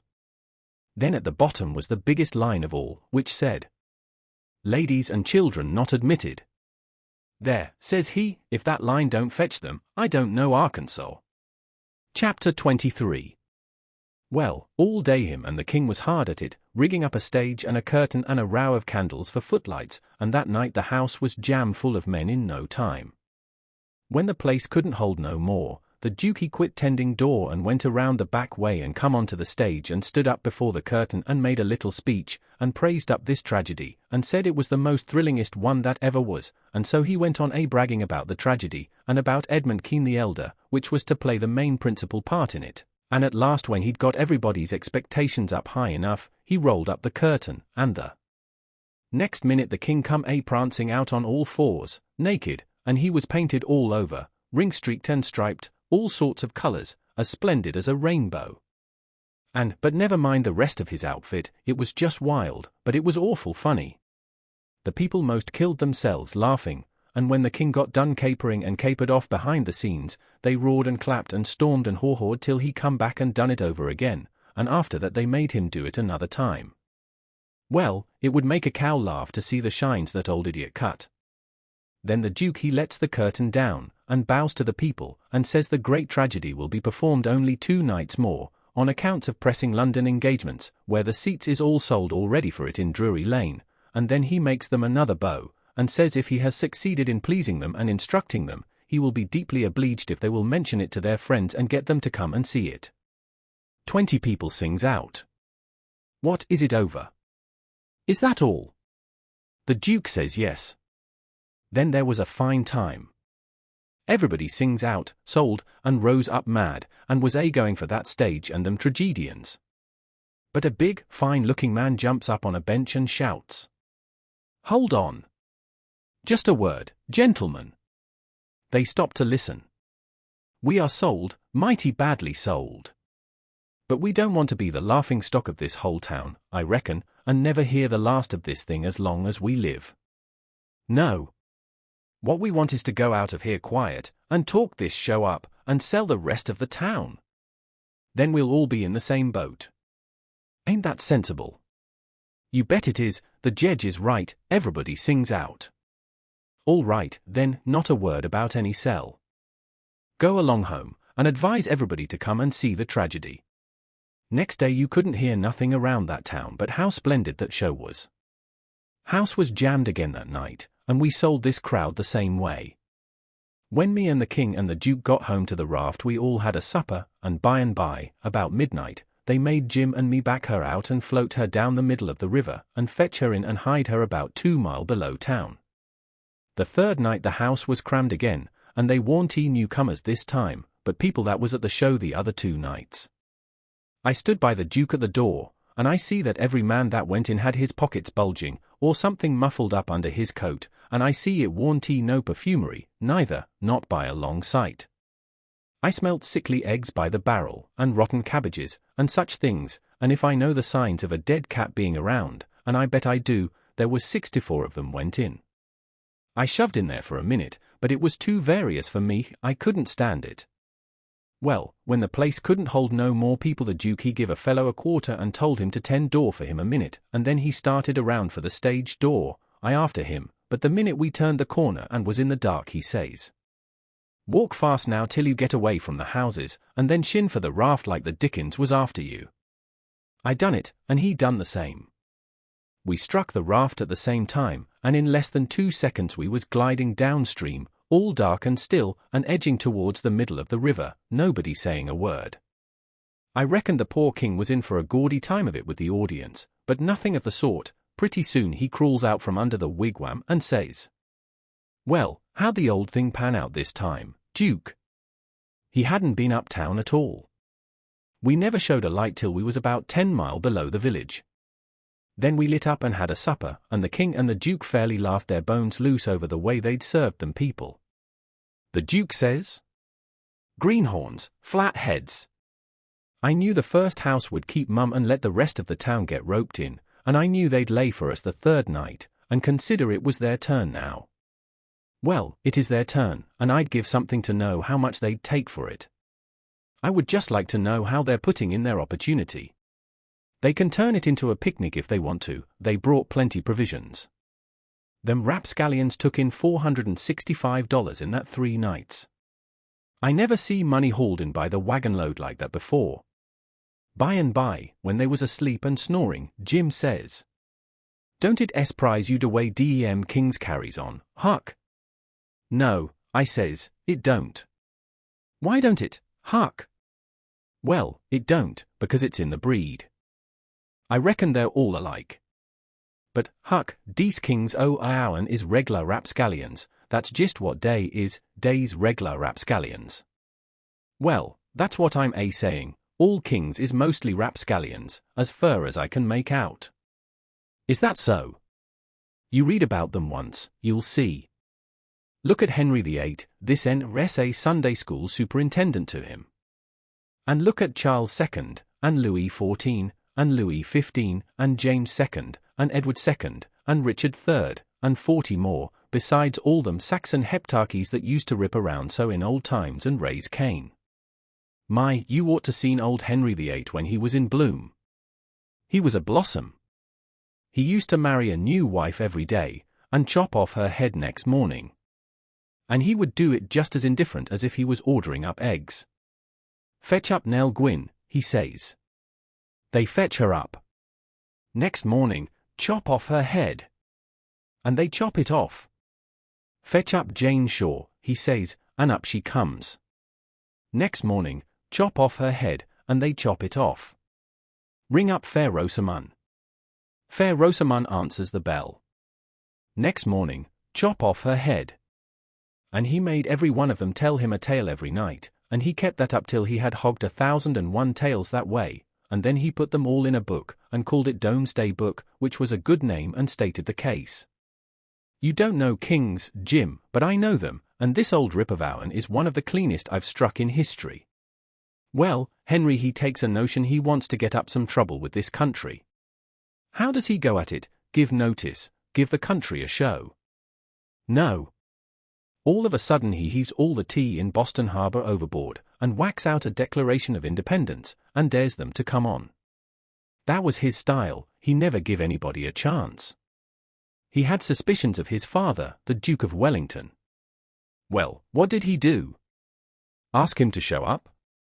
No, drowned him in a butt of Mamsie, like a cat. Suppose people left money laying around where he was, what did he do? He collared it. Suppose he contracted to do a thing, and you paid him, and didn't set down there and see that he done it, what did he do? He always done the other thing. Suppose he opened his mouth, what then? If he didn't shut it up powerful quick he'd lose a lie every time.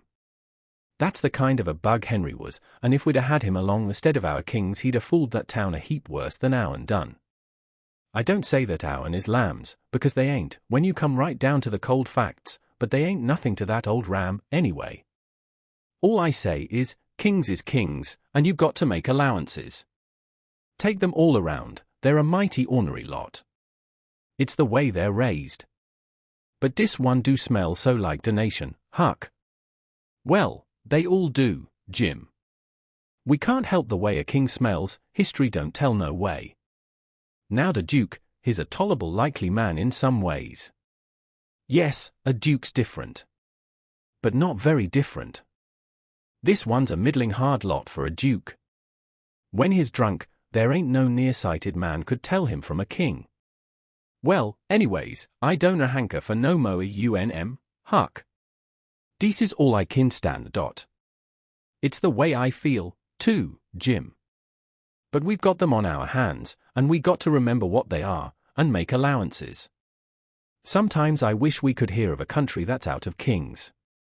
What was the use to tell Jim these warn't real kings and dukes? It wouldn't have done no good, and, besides, it was just as I said, you couldn't tell them from the real kind. I went to sleep, and Jim didn't call me when it was my turn. He often done that. When I waked up just at daybreak, he was sitting there with his head down betwixt his knees, moaning and mourning to himself. I didn't take notice nor let on. I knowed what it was about. He was thinking about his wife and his children away up yonder, and he was low and homesick, because he hadn't ever been away from home before in his life, and I do believe he cared just as much for his people as white folks does for their en. It don't seem natural, but I reckon it's so. He was often moaning and mourning that way nights, when he judged I was asleep, and saying, "Po little Lizabeth. Po little Johnny. It's mighty hard, I spec I ain't ever gwine to see you no mo, no mo." He was a mighty good nare, Jim was.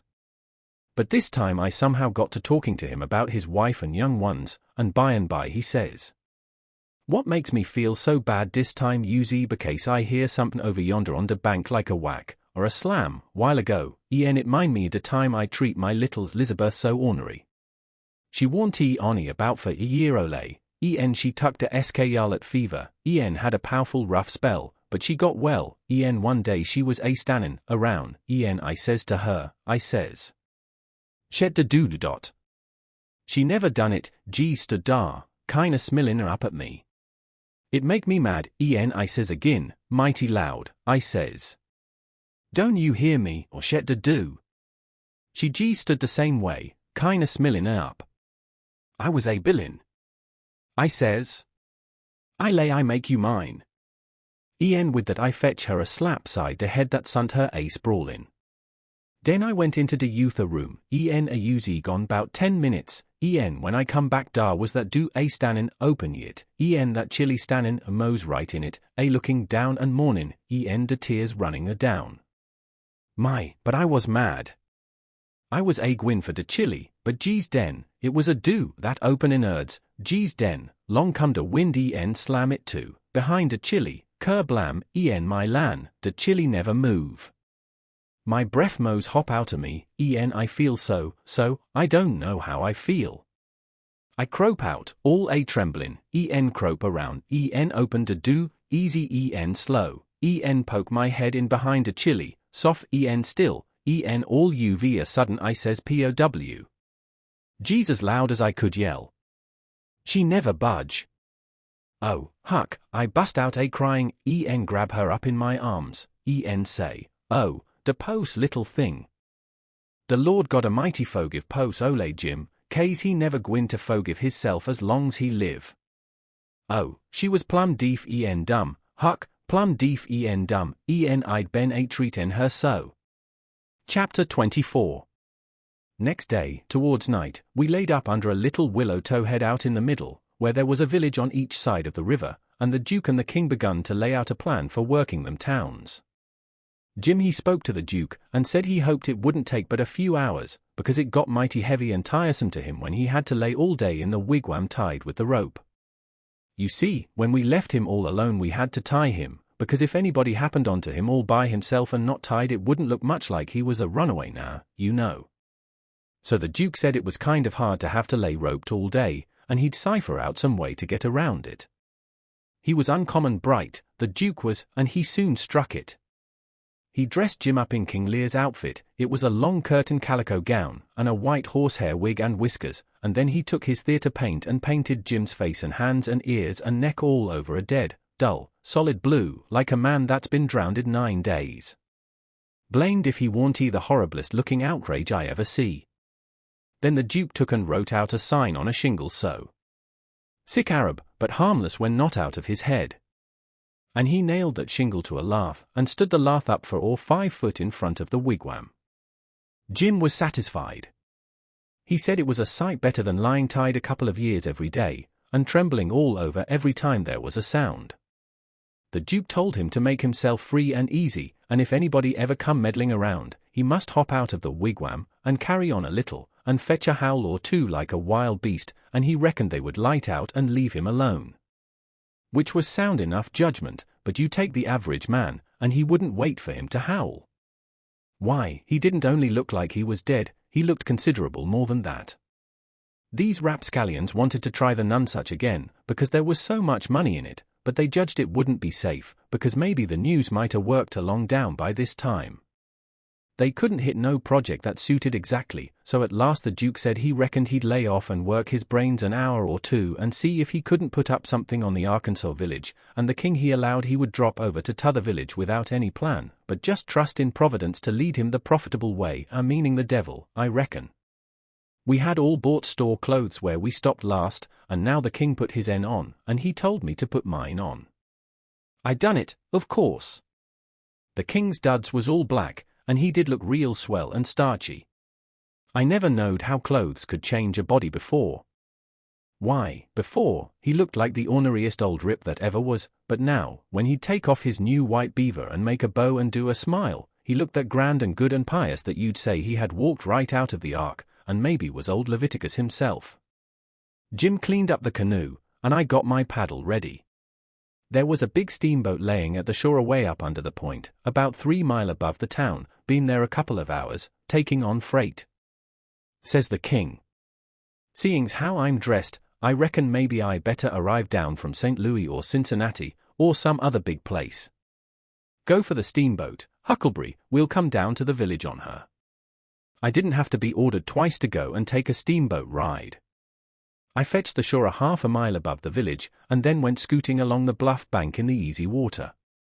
Pretty soon we come to a nice innocent-looking young country Jake sitting on a log swabbing the sweat off of his face, for it was powerful warm weather, and he had a couple of big carpet bags by him. "Run her nose in shore," says the king. "I done it." "Where are you bound for, young man?" "For the steamboat, going to Orleans." "Git aboard," says the king. "Hold on a minute, my servant he pee you with them bags." "Jump out and he pee the gentleman, Adolphus, meaning me, I see." I done so, and then we all three started on again. The young chap was mighty thankful, said it was tough work toting his baggage such weather. He asked the king where he was going, and the king told him he'd come down the river and landed at the other village this morning, and now he was going up a few miles to see an old friend on a farm up there. The young fellow says, "When I first see you I says to myself, it's Mr. Wilkes, sure, and he come mighty near getting here in time. But then I says again, no, I reckon it ain't him, or else he wouldn't be paddling up the river." "You ain't him, are you?" "No, my name's Blodgett, Alexander Blodgett, Reverend Alexander Blodgett, I suppose I must say, as I'm one o' the Lord's poor servants. But still I'm just as able to be sorry for Mr. Wilkes for not arriving in time, all the same, if he's missed anything by it, which I hope he hasn't."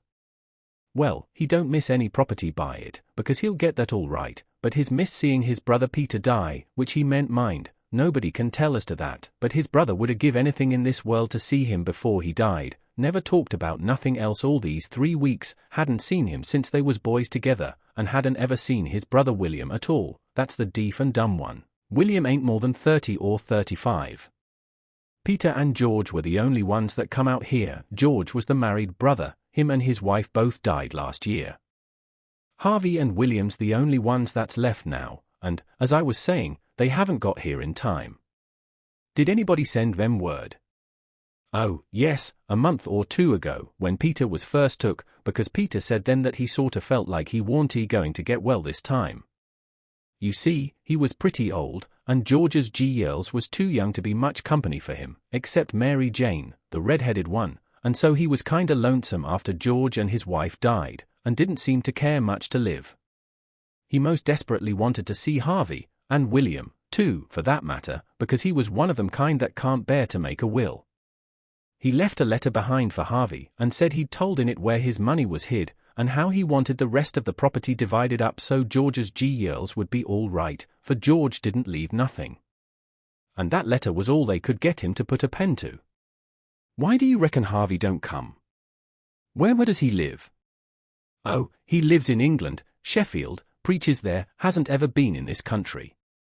He hasn't had any too much time, and besides he mightn't have got the letter at all, you know. Too bad he couldn't have lived to see his brothers, poor soul." "You going to Orleans, you say?" "Yes, but that ain't only a part of it. I'm going in a ship, next Wednesday, for Rio de Janeiro, where my uncle lives. It's a pretty long journey. But it'll be lovely, wished I was going." "Is Mary Jane the oldest? How old is the others?" "Mary Jane's 19, Susan's 15, and Joanna's about 14, that's the one that gives herself to good works and has a hare lip. Poor things! To be left alone in the cold world so. Well, they could be worse off. Old Peter had friends, and they ain't going to let them come to no harm. There's Hobson, the Baptist preacher, and Deacon Lothovey, and Ben Rucker, and Abner Shackelford, and Levi Bell, the lawyer, and Dr. Robinson, and their wives, and the widow Bartley, and, well, there's a lot of them, but these are the ones that Peter was thickest with, and used to write about sometimes, when he wrote home, so Harvey'll know where to look for friends when he gets here." Well, the old man went on asking questions till he just fairly emptied that young fellow. Blamed if he didn't inquire about everybody and everything in that blessed town, and all about the Wilkses, and about Peter's business, which was a tanner, and about George's, which was a carpenter, and about Harvey's, which was a dissentering minister, and so on, and so on. Then he says, "What did you want to walk all the way up to the steamboat for?" "Because she's a big Orleans boat, and I was afeared she mightn't stop there. When they're deep they won't stop for a hail. A Cincinnati boat will, but this is a St. Louis one." "Was Peter Wilkes well off?" "Oh, Yes, pretty well off. He had houses and land, and it's reckoned he left 3,000 or 4,000 in cash hid up somers. When did you say he died? I didn't say, but it was last night. Funeral tomorrow, likely. Yes, 'bout the middle of the day. Well, it's all terrible sad, but we've all got to go, one time or another. So what we want to do is to be prepared, then we're all right. Yes, sir, it's the best way. Ma used to always say that. When we struck the boat she was about done loading, and pretty soon she got off. The king never said nothing about going aboard, so I lost my ride, after all. When the boat was gone the king made me paddle up another mile to a lonesome place, and then he got ashore and says, "Now hustle back, right off, and fetch the Duke up here, and the new carpet bags. And if he's gone over to t'other side, go over there and git him. And tell him to git himself up regardless. Shove along, now." I see what he was up to, but I never said nothing, of course. When I got back with the Duke we hid the canoe, and then they sat down on a log, and the king told him everything, just like the young fellow had said it, every last word of it. And all the time he was doing it he tried to talk like an Englishman, and he done it pretty well, too, for a slouch. I can't imitate him, and so I ain't going to try to, but he really done it pretty good. Then he says, "How are you on the deaf and dumb, Bilgewater?" The Duke said, leave him alone for that, said he had played a deaf and dumb person on the histrionic boards. So then they waited for a steamboat.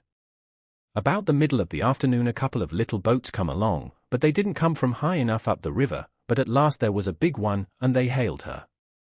She sent out her yawl, and we went aboard, and she was from Cincinnati, and when they found we only wanted to go 4 or 5 miles they was booming mad, and gave us a cussing, and said they wouldn't land us. But the king was calm. He says, "If gentlemen can afford to pay $1 a mile apiece to be took on and put off in a yawl, a steamboat can afford to carry can't it?"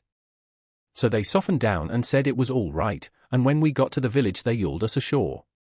About 24 men flocked down when they see the yawl coming, and when the king says, "Can any of you gentlemen tell me where Mr. Peter Wilkes lives?" they give a glance at one another, and nodded their heads, as much as to say, "What dr I tell you?" Then one of them says, kind of soft and gentle, "I'm sorry, sir, but the best we can do is to tell you where he did live yesterday evening." Sudden as winking the ornery old creature went all to smash, and fell up against the man, and put his chin on his shoulder, and cried down his back, and says, "Alas, alas, our poor brother, gone, and we never got to see him, oh, it's too hard."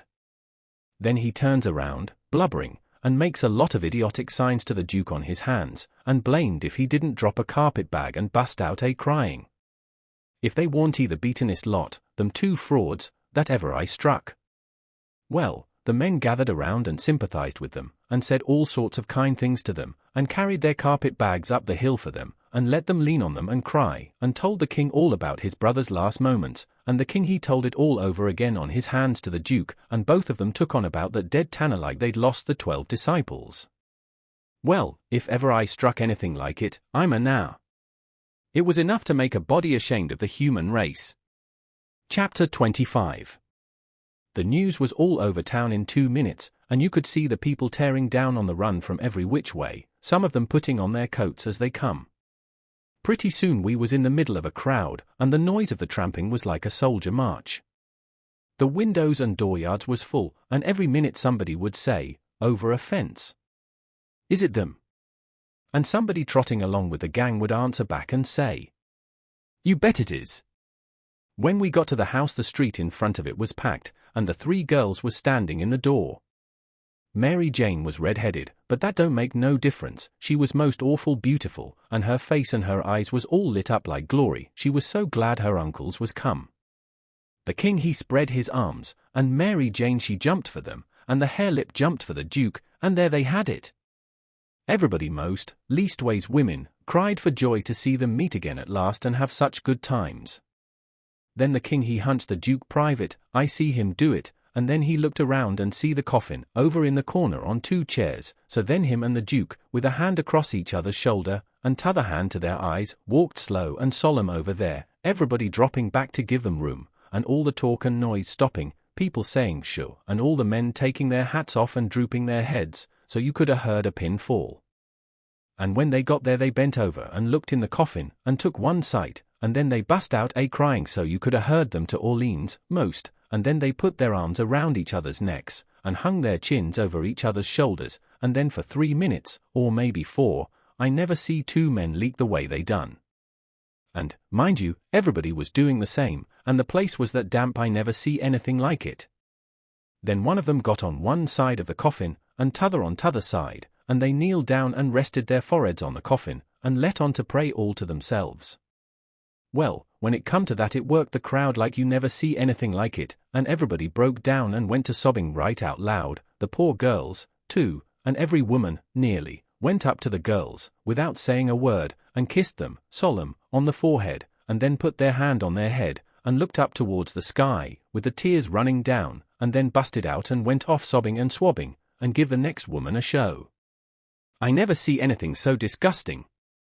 Well, by and by the king he gets up and comes forward a little, and works himself up and slobbers out a speech, all full of tears and flapdoodle about its being a sore trial for him and his poor brother to lose the diseased, and to miss seeing diseased alive after the long journey of 4,000 mile, but it's a trial that's sweetened and sanctified to us by this dear sympathy and these holy tears, and so he thanks them out of his heart and out of his brother's heart, because out of their mouths they can't, words being too weak and cold, and all that kind of rotten slush, till it was just sickening, and then he blubbers out a pious goody-goody amen, and turns himself loose and goes to crying fit to bust. And the minute the words were out of his mouth somebody over in the crowd struck up the doxology, and everybody joined in with all their might, and it just warmed you up and made you feel as good as church letting out. Music is a good thing, and after all that soul butter and hogwash I never see it freshen up things so, and sound so honest and bully. Then the king begins to work his jaw again, and says how him and his nieces would be glad if a few of the main principal friends of the family would take supper here with them this evening, and help set up with the ashes of the diseased, and says if his poor brother laying yonder could speak he knows who he would name, for they was names that was very dear to him, and mentioned often in his letters, and so he will name the same, to wit, as follows, viz. Reverend Mr. Hobson, and Deacon Lot Hovey, and Mr. Ben Rucker, and Abner Shackelford, and Levi Bell, and Dr. Robinson, and their wives, and the widow Bartley. Reverend Hobson and Dr. Robinson was down to the end of the town hunting together, that is, I mean the doctor was shipping a sick man to t'other world, and the preacher was pinting him right. Lawyer Bell was away up to Louisville on business. But the rest was on hand, and so they all come and shook hands with the king and thanked him and talked to him, and then they shook hands with the duke and didn't say nothing, but just kept smiling and bobbing their heads like a passel of sapheads whilst he made all sorts of signs with his hands and said goo goo, goo goo goo all the time, like a baby that can't talk. So the king he blattered along, and managed to inquire about pretty much everybody and dog in town, by his name, and mentioned all sorts of little things that happened one time or another in the town, or to George's family, or to Peter. And he always let on that Peter wrote him the things, but that was a lie, he got every blessed one of them out of that young flathead that we canoed up to the steamboat. Then Mary Jane she fetched the letter her father left behind, and the king he read it out loud and cried over it. It give the dwelling house and $3,000, gold, to the girls, and it give the tanyard, which was doing a good business, along with some other houses and land, worth about $7,000, and $3,000 in gold to Harvey and William, and told where the $6,000 cash was hid down cellar. So these two frauds said they'd go and fetch it up, and have everything square and above board, and told me to come with a candle. We shut the cellar door behind us, and when they found the bag they spilt it out on the floor, and it was a lovely sight, all them yaller boys. My, the way the king's eyes did shine. He slaps the duke on the shoulder and says, "Oh, this ain't bully nor nothin'." "Oh, no, I reckon not." "Why, Bilgy, it beats the nonsuch, don't it?" The duke allowed it did. They poured the yaller boys, and sifted them through their fingers and let them jingle down on the floor, and the king says, "It ain't no use talking, being a brothers to a rich dead man and representatives of furrin heirs that's got left is the line for you and me, Bilge. There is your comes of trust end to Providence. It's the best way, in the long run. I've tried 'em all, and there ain't no better way. Most everybody would have been satisfied with the pile, and took it on trust, but no, they must count it. So they count it, and it comes out $415 short. Says the king. Darn him, I wonder what he done with that $415. They worried over that a while, and ransacked all around for it. Then the Duke says, well, he was a pretty sick man, and likely he made a mistake. I reckon that's the way of it. The best way's to let it go, and keep still about it. We can spare it. Oh, shucks, yes, we can spare it.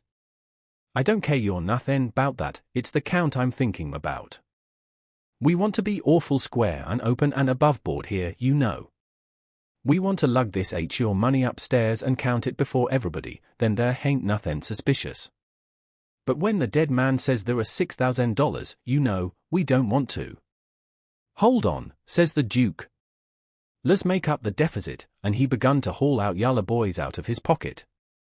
It's a most amazin' good idea, Duke, you have got a clever head on you, says the king. Blessed if the old nunsuch ain't a hepping Gus out agin, and he begun to haul out yalla jackets and stack them up. It most busted them, but they made up the 6,000 clean and clear. Say, says the Duke, I got another idea. Let's go upstairs and count this money, and then take and give it to the girls. Good land, Duke, lemme hug you. It's the most dazzling idea 'at ever a man struck. You have certainly got the most astonishing head I ever see. Oh, this is the boss dodge, there ain't no mistake 'bout it. Let them fetch along their suspicions now if they want to, this'll lay them out. When we got upstairs everybody gathered around the table, and the king he counted it and stacked it up, $300 in a pile, 20 elegant little piles. Everybody looked hungry at it, and licked their chops. Then they raked it into the bag again, and I see the king begin to swell himself up for another speech. He says, friends all, my poor brother that lays yonder has done generous by them that's left behind in the Vale of Sorrows. He has done generous by these your poor little lambs that he loved and sheltered, and that's left fatherless and motherless. Yes, and we that knowed him knows that he would have done more generous by 'em if he hadn't been afeard o' a wounding to his dear William and me. Now, wouldn't he? There ain't no question 'bout it in my mind. Well, then, what kind o' brothers would it be that stand in his way at sec a time? And what kind o' uncles would it be that rob sec poor sweet lambs as these are 'at he loved so at sec a time? If I know William, and I think I do, well, I'll just ask him. He turns around and begins to make a lot of signs to the Duke with his hands, and the Duke he looks at him stupid and leather-headed a while, then all of a sudden he seems to catch his meaning, and jumps for the king, goo-gooing with all his might for joy, and hugs him about 15 times before he lets up. Then the king says, I knowed it, I reckon that'll convince anybody the way he feels about it. Here, Mary Jane, Susan, Joanna, take the money, take it all. It's the gift of him that lays yonder, cold but joyful. Mary Jane she went for him, Susan and the hare-lip went for the Duke, and then such another hugging and kissing I never see yet. And everybody crowded up with the tears in their eyes, and most shook the hands off of them frauds, saying all the time, you dear good souls, how lovely, how could you?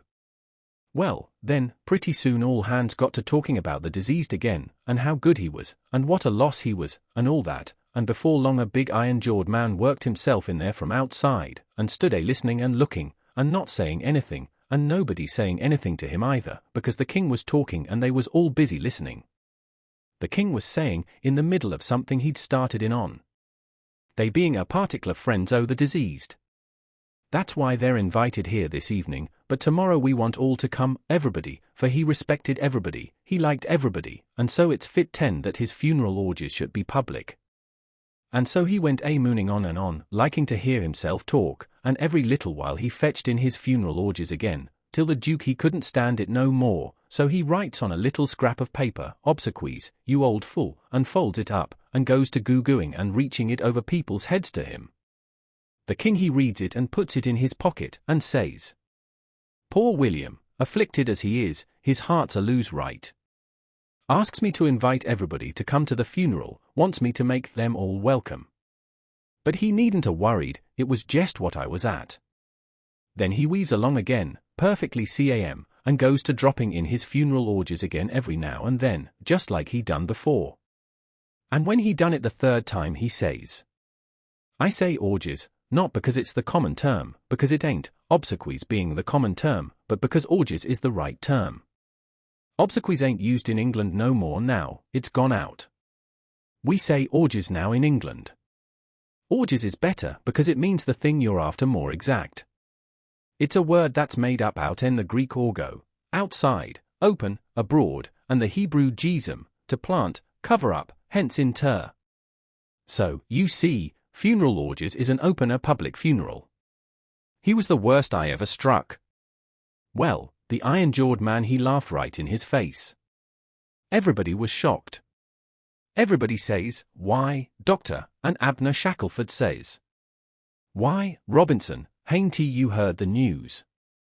This is Harvey Wilkes.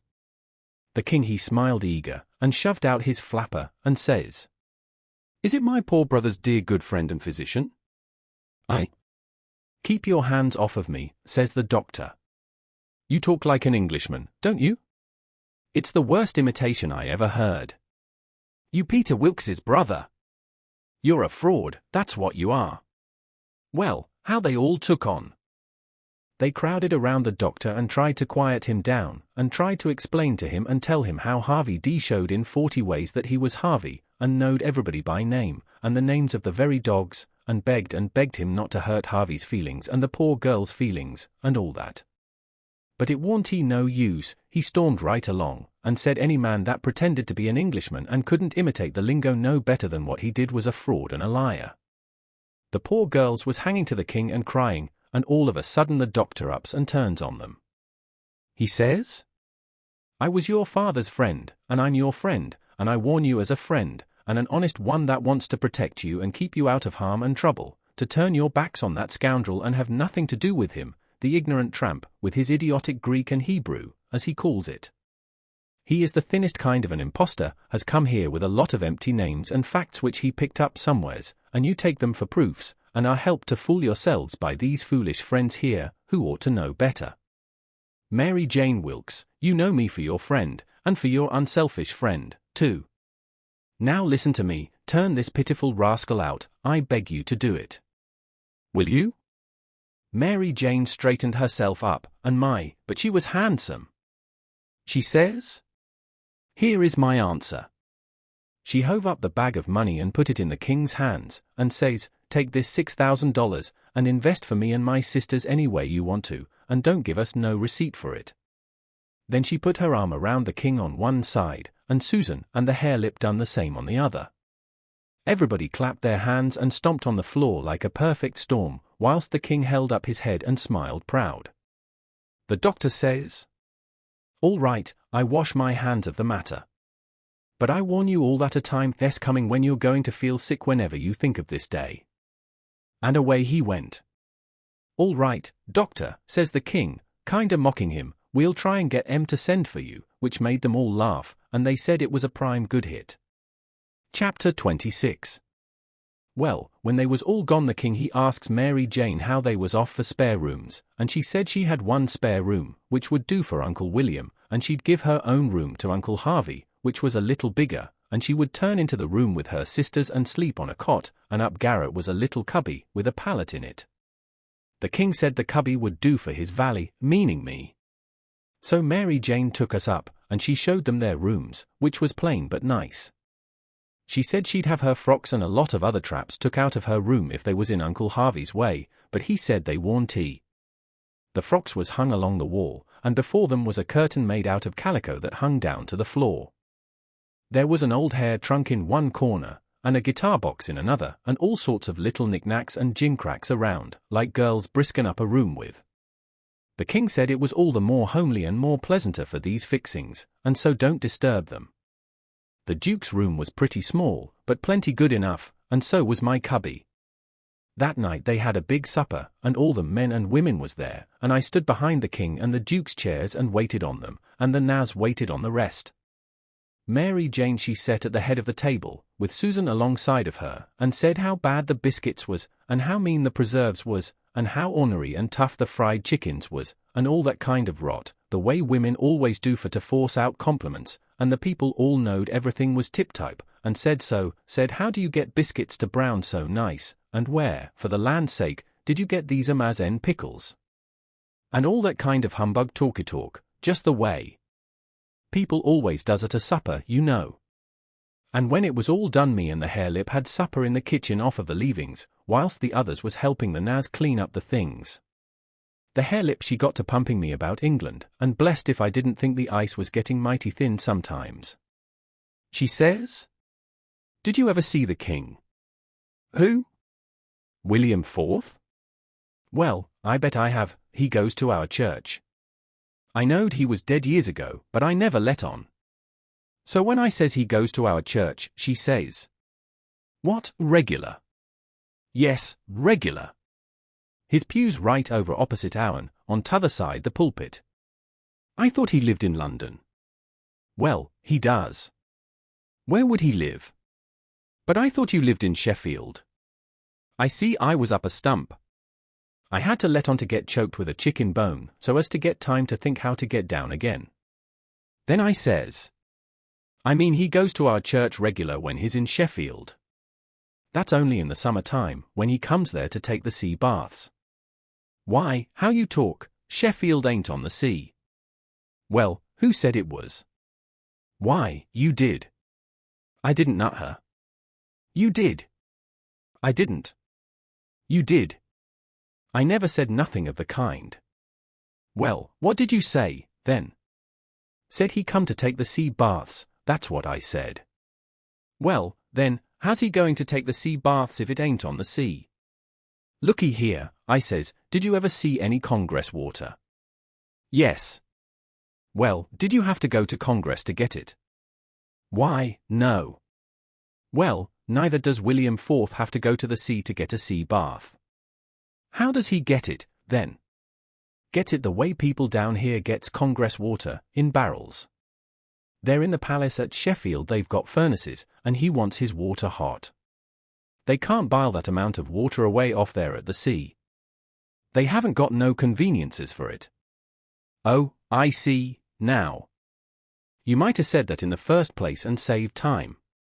When she said that, I see I was out of the woods again, and so I was comfortable and glad. Next, she says, "Do you go to church, too?" "Yes, regular." "Where do you set?" "Why, in our pew." "Whose pew?" "Why, our'n, your Uncle Harvey's." "His en?" "What does he want with a pew?" "Wants it to set in." "What did you reckon he wanted with it?" "Why, I thought he'd be in the pulpit." "Rot him, I forgot he was a preacher." I see I was up a stump again, so I played another chicken bone and got another think. Then I says, "Blame it, do you suppose there ain't but one preacher to a church?" "Why, what do they want with more?" "What, to preach before a king? I never did see such a girl as you. They don't have no less than 17. 17? My land! Why, I wouldn't set out such a string as that, not if I never got to glory. It must take them a week." "Shucks, they don't all of them preach the same day, only one of them." "Well, then, what does the rest of them do?" "Oh, nothing much. Loll around, pass the plate, and one thing or another. But mainly they don't do nothing." "Well, then, what are they for?" "Why, they're for style." "Don't you know nothing?"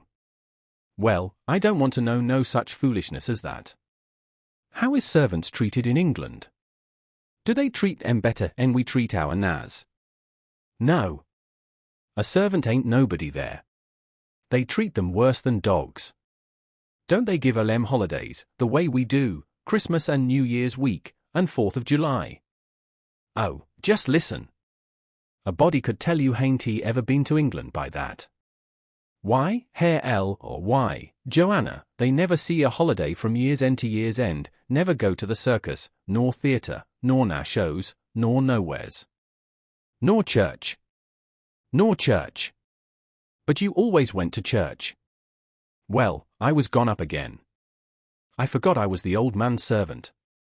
But next minute I whirled in on a kind of an explanation how a valley was different from a common servant and had to go to church whether he wanted to or not, and set with the family, on account of its being the law.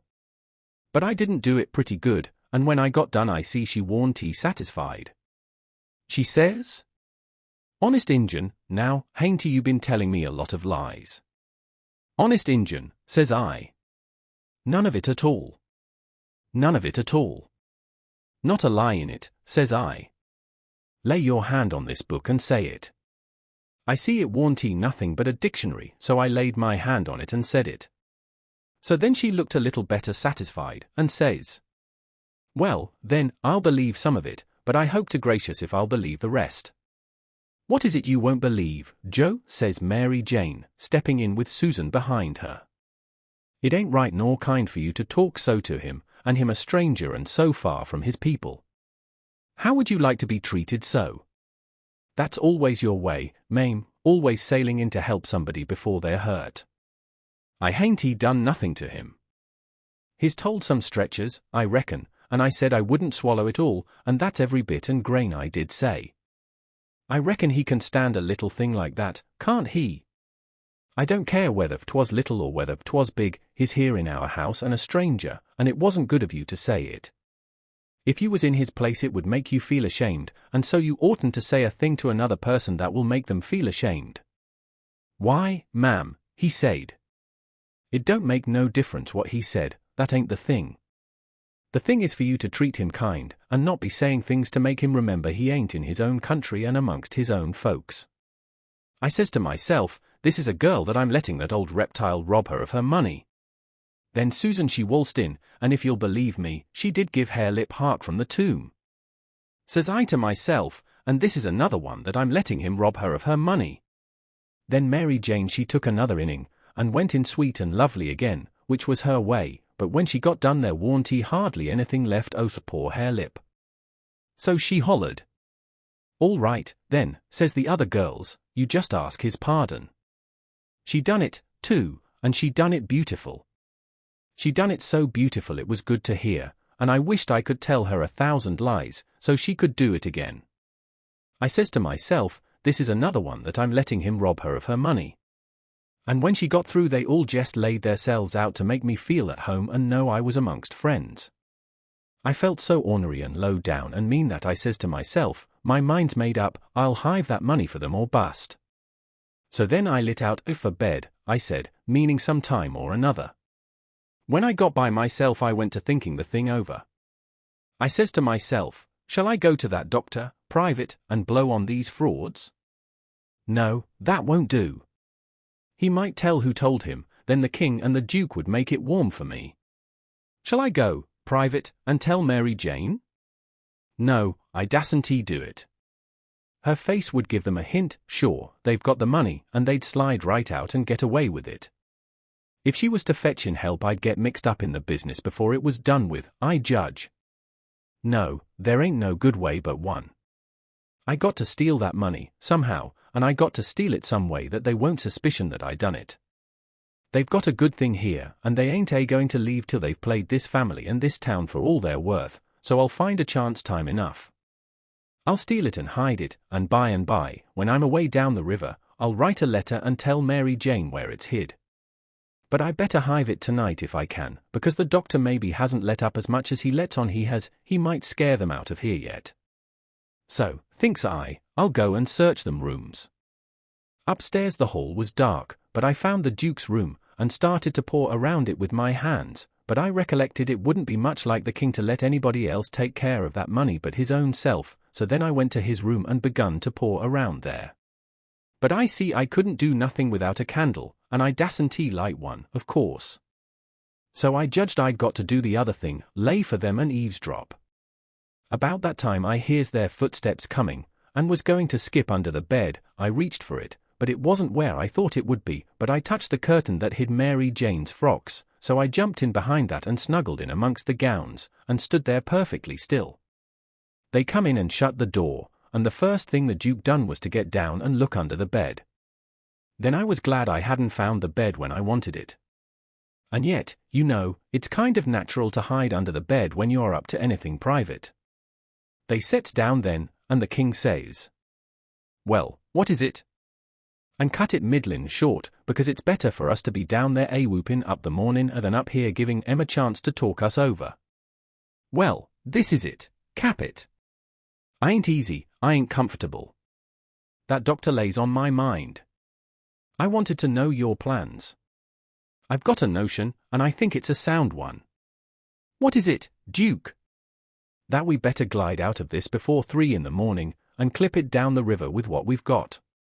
Specially, seeing we got it so easy, given back to us, flung at our heads, as you may say, when of course we allowed to have to steal it back. I'm for knocking off and lighting out." That made me feel pretty bad. About an hour or two ago it would have been a little different, but now it made me feel bad and disappointed. The king rips out and says, "What? And not sell out the rest of the property? March off like a passel of fools and leave $8,000 or $9,000 worth o' her property laying around just sufferings to be scooped in, and all good, saleable stuff, too." The duke he grumbled, said the bag of gold was enough, and he didn't want to go no deeper, didn't want to rob a lot of orphans of everything they had. "Why, how you talk," says the king. "We shan't rob him of nothing at all but jest this money. The people that buys the property is the sufferers, because as soon as it's found out we didn't own it, which won't be long after we've slid, the sale won't be valid, and it'll all go back to the estate. These your orphans allgit their house back again, and that's enough for them. They're young and spry, and can easy earn a living. They ain't going to suffer. Why, just think, there's those NS and those NS that ain't nigh so well off. Bless you, they ain't got nothing to complain of." Well, the king he talked him blind, so at last he give in, and said all right, but said he believed it was blamed foolishness to stay, and that doctor hanging over them. But the king says, "Cuss the doctor. What do we care you for him? Hain't we got all the fools in town on our side? And ain't that a big enough majority in any town?" So they got ready to go downstairs again. The duke says, "I don't think we put that money in a good place." That cheered me up. I'd begun to think I warn't going to get a hint of no kind to help me. The king says, "Why?" "Because Mary Jane or be in mourning from this out, and first you know the na that does up the rooms will get an order to box these duds up and put em away, and do you reckon a na can run across money and not borrow some of it?" "Your head's level again, Duke," says the king, and he comes fumbling under the curtain 2 or 3 foot from where I was. I stuck tight to the wall and kept mighty still, though quivery, and I wondered what them fellows would say to me if they catched me, and I tried to think what I'd better do if they did catch me. But the king he got the bag before I could think more than about a half a thought, and he never suspicioned I was around. They took and shoved the bag through a rip in the straw tick that was under the feather bed, and crammed it in a foot or two amongst the straw and said it was all right now, because a now only makes up the feather bed, and don't turn over the straw tick only about twice a year, and so it warn't in no danger of getting stole now. But I knowed better. I had it out of there before they was halfway downstairs. I groped along up to my cubby, and hid it there till I could get a chance to do better. I judged I better hide it outside of the house somewheres, because if they missed it they would give the house a good ransacking, I knowed that very well. Then I turned in, with my clothes all on, but I couldn't have gone to sleep if I'd a wanted to, I was in such a sweat to get through with the business. By and by I heard the king and the duke come up, so I rolled off my pallet and laid with my chin at the top of my ladder, and waited to see if anything was going to happen. But nothing did. So I held on till all the late sounds had quit and the early ones hadn't begun yet, and then I slipped down the ladder. Chapter 27. I crept to their doors and listened, they were snoring. So I tiptoed along, and got downstairs all right. There warn't a sound anywheres. I peeped through a crack of the dining room door, and see the men that was watching the corpse all sound asleep on their chairs. The door was open into the parlor, where the corpse was laying, and there was a candle in both rooms. I passed along, and the parlor door was open, but I see there warn't nobody in there but the remainders of Peter, so I shoved on by, but the front door was locked, and the key wasn't there. Just then I heard somebody coming down the stairs, back behind me. I run in the parlor and took a swift look around, and the only place I see to hide the bag was in the coffin. The lid was shoved along about a foot, showing the dead man's face down in there, with a wet cloth over it, and his shroud on. I tucked the money bag in under the lid, just down beyond where his hands was crossed, which made me creep, they were so cold, and then I run back across the room and in behind the door. The person coming was Mary Jane. She went to the coffin, very soft, and kneeled down and looked in, then she put up her handkerchief, and I see she begun to cry, though I couldn't hear her, and her back was to me. I slid out, and as I passed the dining room I thought I'd make sure them watchers hadn't seen me, so I looked through the crack, and everything was all right. They hadn't stirred. I slipped up to bed, feeling Ruther blue, on account of the thing playing out that way after I had took so much trouble and run so much risk about it.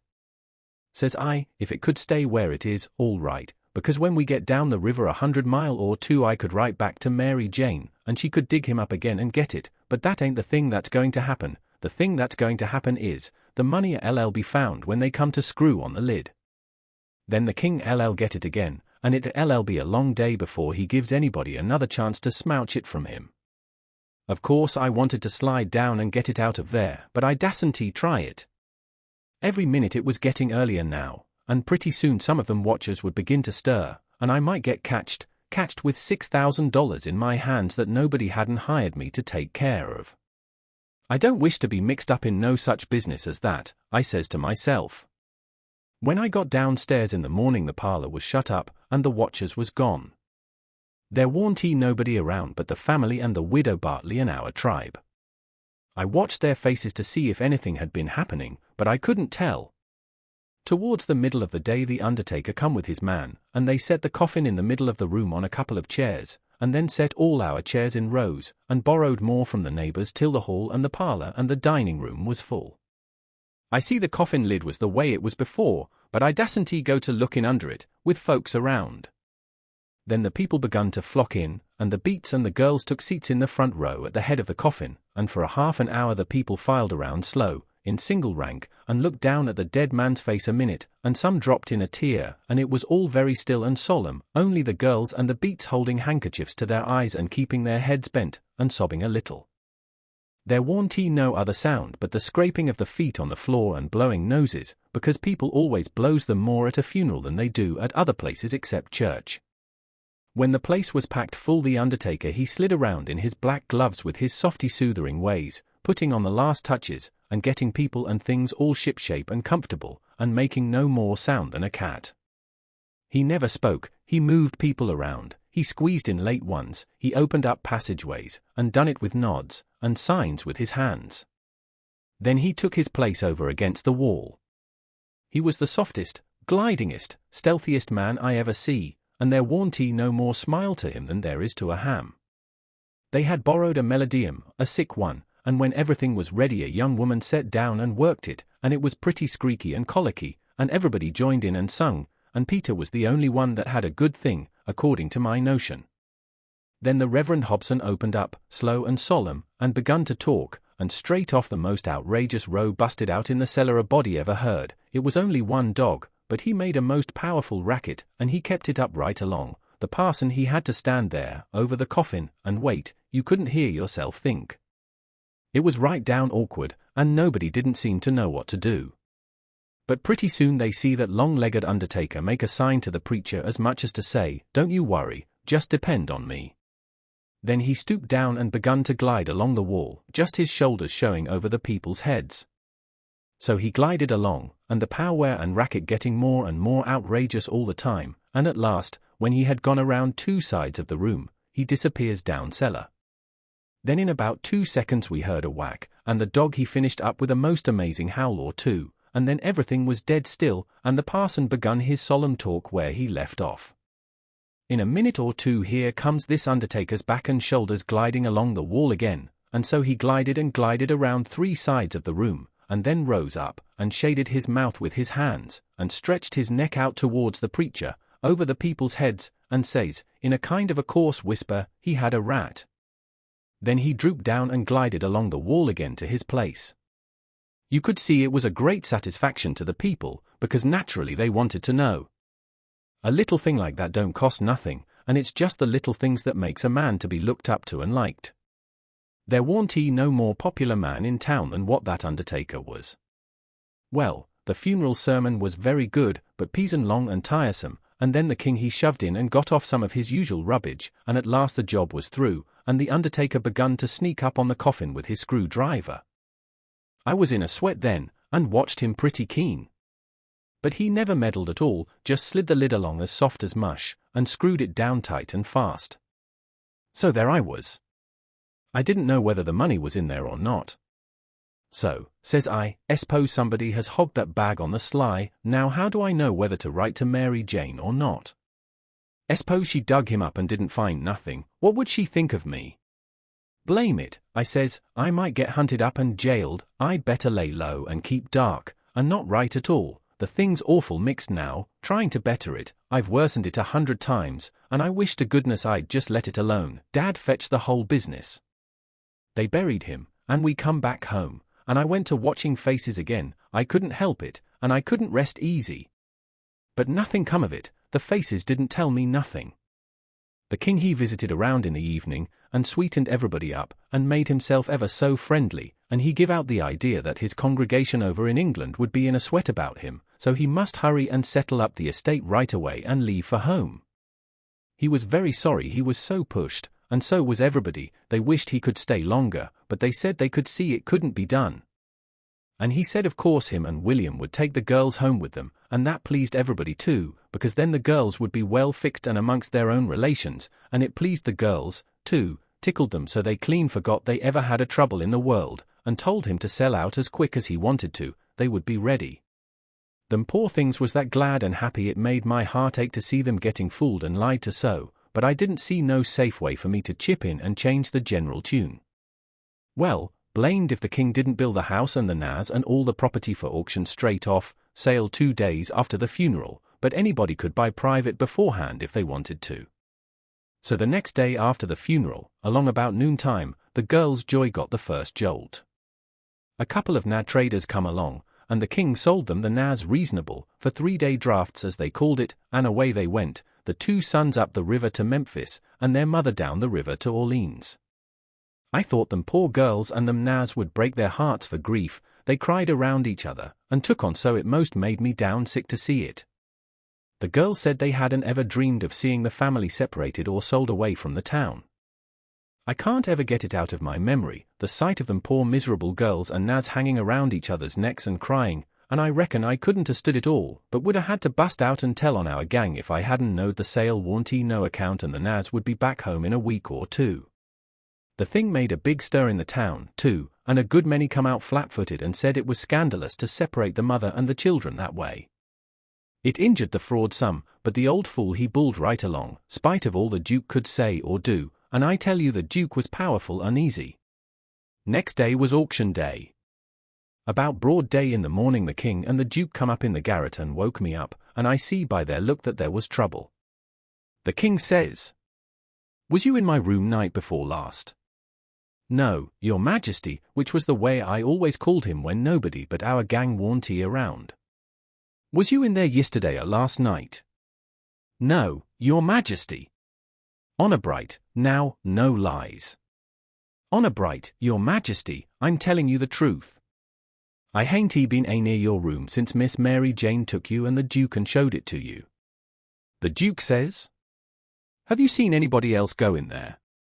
"No, your grace, not as I remember, I believe."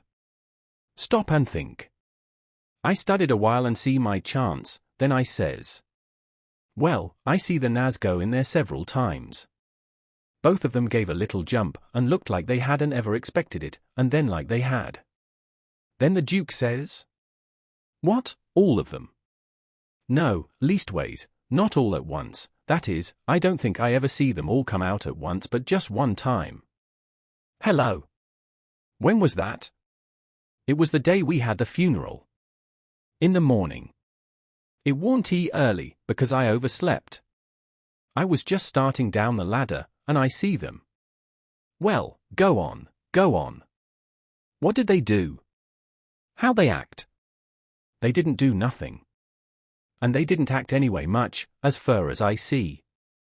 They tiptoed away, so I seen, easy enough, that they'd shoved in there to do up your majesty's room, or something, esposing you was up, and found you worn tea up, and so they was hoping to slide out of the way of trouble without waking you up, if they hadn't already waked you up. Great guns, this is a go, says the king, and both of them looked pretty sick and tolerable silly. They stood there a-thinking and scratching their heads a minute, and the Duke he bust into a kind of a little raspy chuckle, and says, "It does beat all how neat the Naz played their hand. They let on to be sorry they was going out of this region. And I believe they was sorry, and so did you, and so did everybody. Don't ever tell me any more that a Na ain't got any histrionic talent. Why, the way they played that thing it would fool anybody. In my opinion, there's a fortune in em. If I had capital and a theatre, I wouldn't want a better layout than that, and here we've gone and sold em for a song. Yes, and ain't privileged to sing the song yet. Say, where is that song, that draft?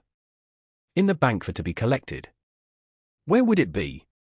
Well, that's all right then, thank goodness.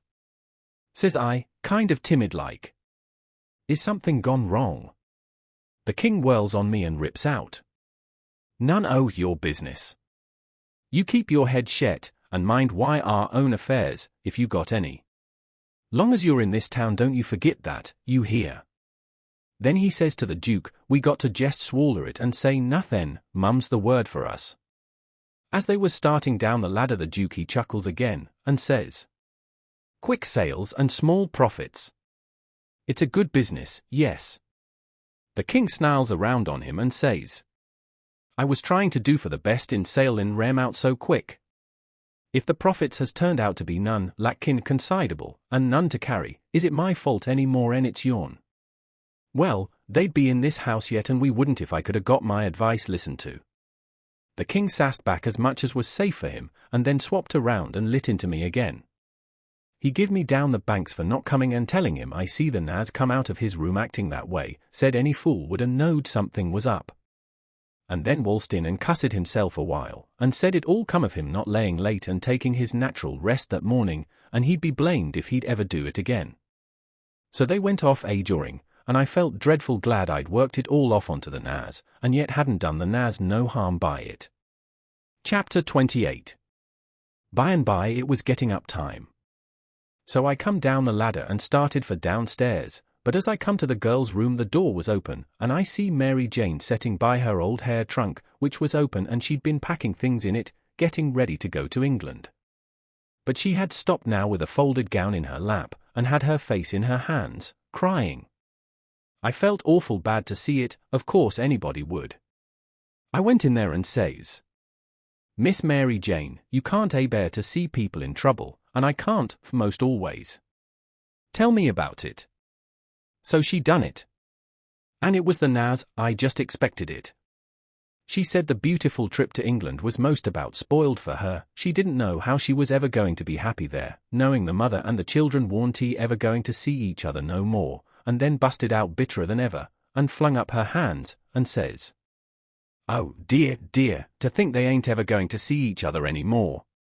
But they will, and inside of 2 weeks, and I know it, says I. Laws, it was out before I could think.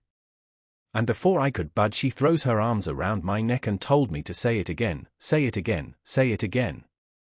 I see I had spoke too sudden and said too much, and was in a close place. I asked her to let me think a minute, and she sat there, very impatient and excited and handsome, but looking kind of happy and eased up, like a person that's had a tooth pulled out. So I went to studying it out. I says to myself, I reckon a body that ups and tells the truth when he is in a tight place is taking considerable many risks, though I ain't had no experience, and can't say for certain, but it looks so to me, anyway, and yet here's a case where I'm blessed if it don't look to me like the truth is better and actually safer than a lie.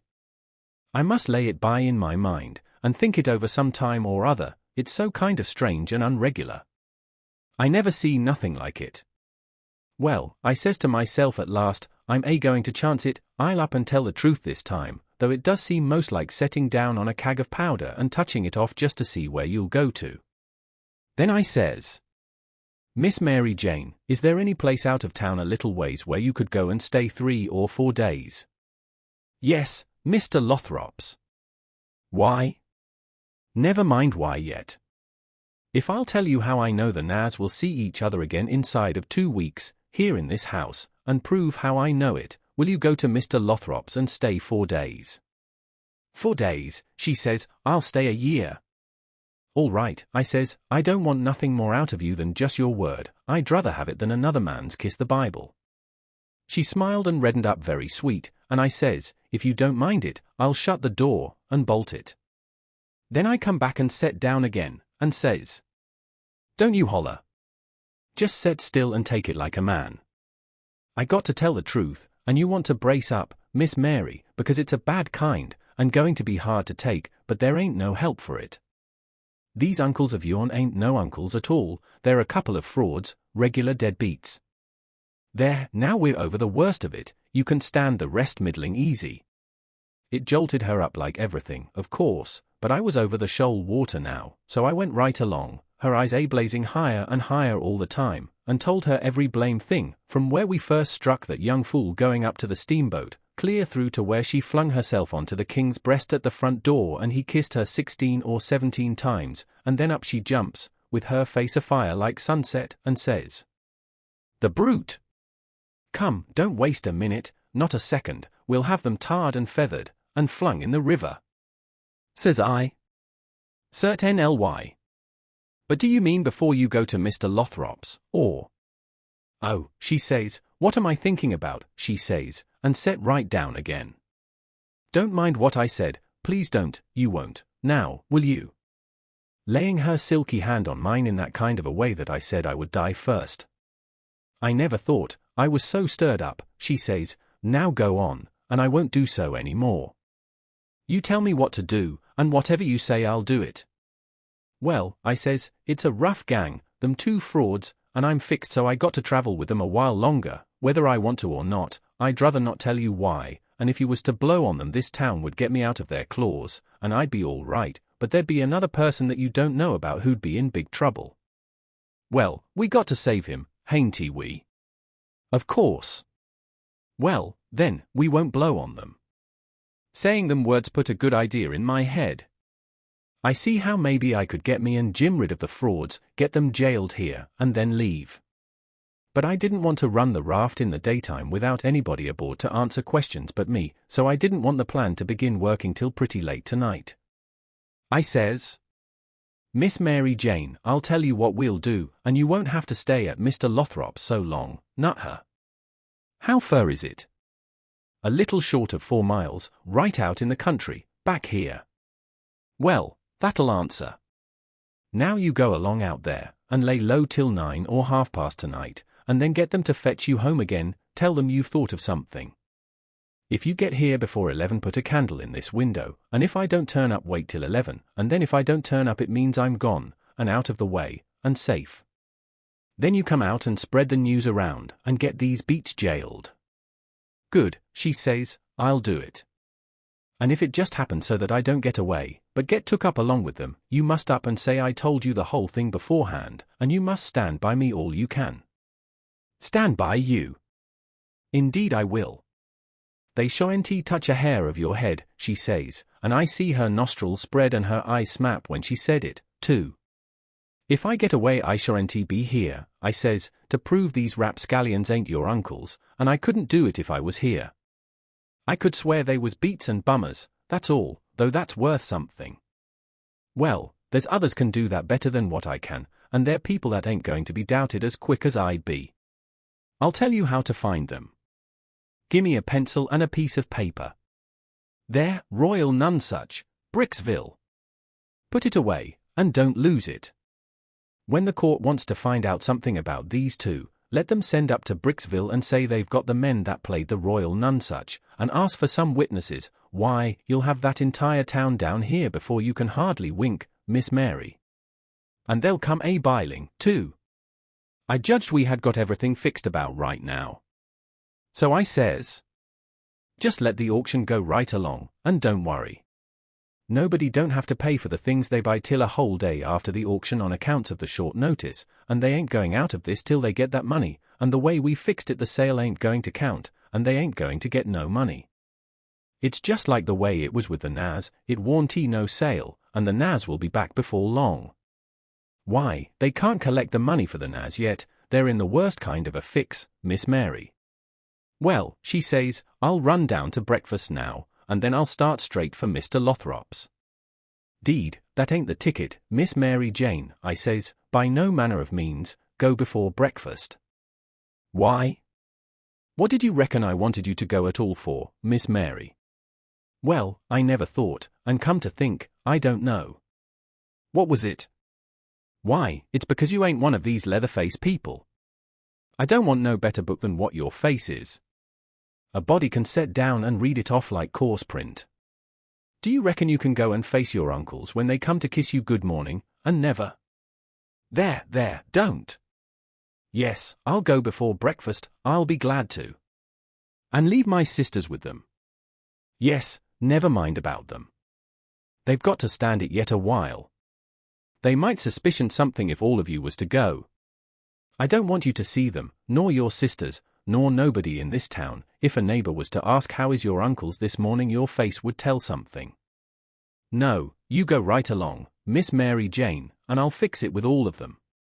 I'll tell Miss Susan to give your love to your uncles and say you've went away for a few hours for to get a little rest and change, or to see a friend, and you'll be back tonight or early in the morning. Gone to see a friend is all right, but I won't have my love given to them. Well, then, it suren't be. It was well enough to tell her so, no harm in it. It was only a little thing to do, and no trouble, and it's the little things that smooths people's roads the most. Down here below, it would make Mary Jane comfortable, and it wouldn't cost nothing. Then I says, there's one more thing, that bag of money. Well, they've got that, and it makes me feel pretty silly to think how they got it. No, you're out, there. They hain't got it. Why, who's got it? I wish I knowed, but I don't. I had it, because I stole it from them, and I stole it to give to you, and I know where I hid it, but I'm afraid it ain't there no more. I'm awful sorry, Miss Mary Jane, I'm just as sorry as I can be, but I done the best I could, I did honest. I come nigh getting caught, and I had to shove it into the first place I come to, and run, and it warn't a good place. Oh, stop blaming yourself, it's too bad to do it, and I won't allow it, you couldn't help it, it wasn't your fault. Where did you hide it? I didn't want to set her to thinking about her troubles again, and I couldn't seem to get my mouth to tell her what would make her see that corpse laying in the coffin with that bag of money on his stomach. So for a minute I didn't say nothing, then I says, I'd ruther not tell you where I put it, Miss Mary Jane, if you don't mind letting me off, but I'll write it for you on a piece of paper, and you can read it along the road to Mr. Lothrop's, if you want to. Do you reckon that'll do? Oh, yes. So I wrote, I put it in the coffin. It was in there when you was crying there, away in the night. I was behind the door, and I was mighty sorry for you, Miss Mary Jane. It made my eyes water a little to remember her crying there all by herself in the night, and them devils laying there right under her own roof, shaming her and robbing her, and when I folded it up and give it to her I see the water come into her eyes, too, and she shook me by the hand, hard, and says, Goodbye. I'm going to do everything just as you've told me, and if I don't ever see you again, I suren't ever forget you, and I'll think of you a many a time, and I'll pray for you, too. And she was gone. Pray for me. I reckoned if she knowed me she'd take a job that was more nearer her size. But I bet she done it, just the same, she was just that kind. She had the grit to pray for Judas if she took the notion, there warn't no back down to her, I judge. You may say what you want to, but in my opinion she had more sand in her than any girl I ever see, in my opinion she was just full of sand. It sounds like flattery, but it ain't no flattery. And when it comes to beauty, and goodness, too, she lays over them all. I hain't ever seen her since that time that I see her go out of that door, no, I hain't ever seen her since, but I reckon I've thought of her a many a million times, and of her saying she would pray for me, and if ever I'd a thought it would do any good for me to pray for her, blamed if I wouldn't a done it or bust. Well, Mary Jane she lit out the back way, I reckon, because nobody see her go. When I struck Susan and the hare lip, I says, "What's the name of them people over on t'other side of the river that you all goes to see sometimes?" They says, "There's several, but it's the Proctors, mainly." "That's the name," I says, "I most forgot it." "Well, Miss Mary Jane she told me to tell you she's gone over there in a dreadful hurry, one of them's sick." "Which one?" "I don't know, leastways, I kinda forget, but I thinks it's—" "Sakes alive, I hope it ain't Hannah." "I'm sorry to say it," I says, "but Hannah's the very one." "My goodness, and she so well only last week." "Is she took bad?" "It ain't no name for it." "They set up with her all night," Miss Mary Jane said, "and they don't think she'll last many hours." Only think of that, now. What's the matter with her? I couldn't think of anything reasonable, right off that way, so I says, "Mumps." "Mumps your granny." "They don't set up with people that's got the mumps." "They don't they?" "You better bet they do with these mumps." "These mumps is different." "It's a new kind," Miss Mary Jane said. "How's it a new kind?" "Because it's mixed up with other things." "What other things?" "Well, measles, and whooping cough, and erysipelas, and consumption, and yalla janders, and brain fever, and I don't know what all." "My land!" "And they call it the mumps."